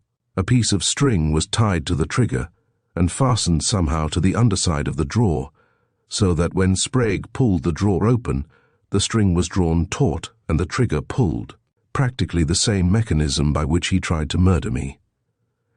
The kick of the gun jerked the drawer shut. All Miles had to do when he was pretending to look for Sprague was to turn off the trophy room light by a button one of a series on the outside wall of the hall closet. Probably it had been agreed between them that Sprague would not return to the bridge game, hence Sprague's telephoning for a taxi to wait for him at the foot of the hill, and his taking his hat and stick into the trophy room with him. Then Miles had from midnight till dawn to remove the gun. Yes, sometime during the night, after Flora was asleep with a sedative, which she badly needed because of the quarrel, a genuine one, which she and Tracy had had over Sprague, Miles slipped down to the trophy room and removed the gun and vise. But he could not remove the holes the screws had made, although he did cover the bottom of the usually empty drawer with old pamphlets on the care and feeding of dogs. By the way, the chambermaid told me that her master spent about half an hour before dinner that Thursday night in the trophy room, going over his fishing tackle. His next concern was to make the murder jibe completely with Captain Strawn's theory of a gunman who had trailed his quarry to the Miles home and shot him through the window. The window was already open, but the screen had to be raised too, and Sprague's fingerprints had to be on the nickel catches by which the screen curtain is raised or lowered. Of course, Sprague had not touched the screen. "Do you mean to say he lugged the corpse to the window and lifted it up so that he could press the stiff fingers upon the nickel catches?" Sanderson asked with a shudder. "What a fiend." "No," Dundee assured him. "That was unnecessary. He simply removed the curtain screen, which is so designed that it can be taken down and put up as easily as a window shade. He carried the screen, his own hands protected by gloves, I suppose, to where Sprague's right hand lay palm upward on the floor, and pressed the thumb and forefinger against the catches, making fingerprints all right. But they were reversed, as I discovered when it occurred to me to examine the photographs of Sprague's fingerprints in Carraway's office today. Miles could not turn the stiff hand over without bruising the dead flesh. Consequently, the print of the forefinger was on the catch where the thumb would normally have left its mark, and vice versa. Before I forget it, I should also tell you that I found a master key hanging on the keyboard in the butler's pantry. Big houses, with their many locks, are usually provided with a master key, and Miles undoubtedly used that one to gain entrance into my room after midnight Saturday morning. "Where did you find the vise?" Strawn asked. "In the tool chest right here, where he had also placed the reamer he had bought. The vise probably belonged to Miles originally, but he was taking no chances on anything's being found in his possession, provided we tumbled to how the two crimes were committed. The reamer he must have brought out here after he used it to enlarge the hole in my hot air register after midnight Sunday morning. It is possible he did his cleaning up job here at the same time. It was safe enough to have lights on, since the house is so isolated and there had been no guard here since Thursday. Well," Sanderson drew a deep breath, "he was a far cleverer man than any of us suspected.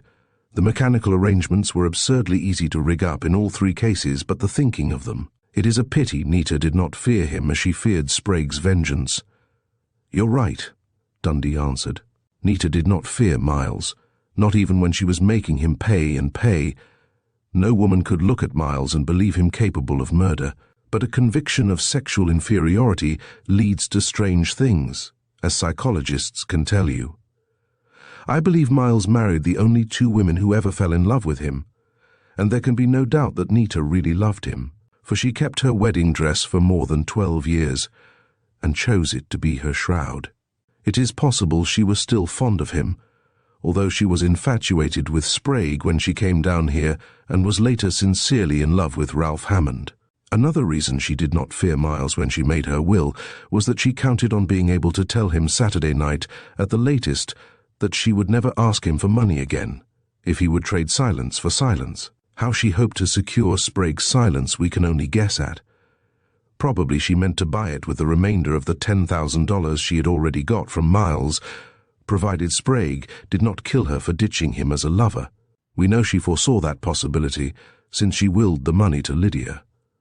Of course, if Sprague had proved tractable, Nita, as Ralph's wife, would have been able to compensate Lydia handsomely for the injuries she had done her. Poor Nita and poor Flora. Sanderson sighed as he led the way up the basement stairs. "Hello. Someone's calling you, Bonnie?" Dundee ran through the kitchen and dining room and into the living room, for he had recognized Penny Crane's sweet, husky contralto. "What are you doing back here, young woman?" he demanded. "You were told to go home and forget all this ugly business." "Dad wants a private word with you," Penny explained, her brown eyes luminous with happiness. "He's on the front porch, and you ought to see Mother. She looks like a 20-year-old bride." When Dundee joined him on the porch, Roger Crane flushed painfully, but there was happiness in his eyes, too. "Serena asked me to thank you for giving her Penny's message to pass on to me," Crane began in a low voice. "I'm sure you've guessed a lot, but what you probably don't know is that Serena used the securities I had sent her for safekeeping to play the market with. When she knew what I had done here, she wouldn't let me touch a penny of the money until she had turned it into enough to clear up all my debts in Hamilton. Then, and he sighed slightly, she sent me home. Not that I'm sorry. I'm going to try to make Margaret and Penny happy, make them and the town forget that I disgraced them." "Through?" Penny called from the doorway, and Bonnie Dundee forgot Tracy Miles and all his ingenious schemes. Thank you for joining us at Storytime Haven for this gripping adventure through Anne Austen's Murder at Bridge. We hope you enjoyed the twists, turns, and suspense that kept you on the edge of your seat. Be sure to like, subscribe, and hit the bell icon for more captivating tales and mysteries. Until next time, keep your curiosity sharp and your mind open. Who knows what story we'll uncover next?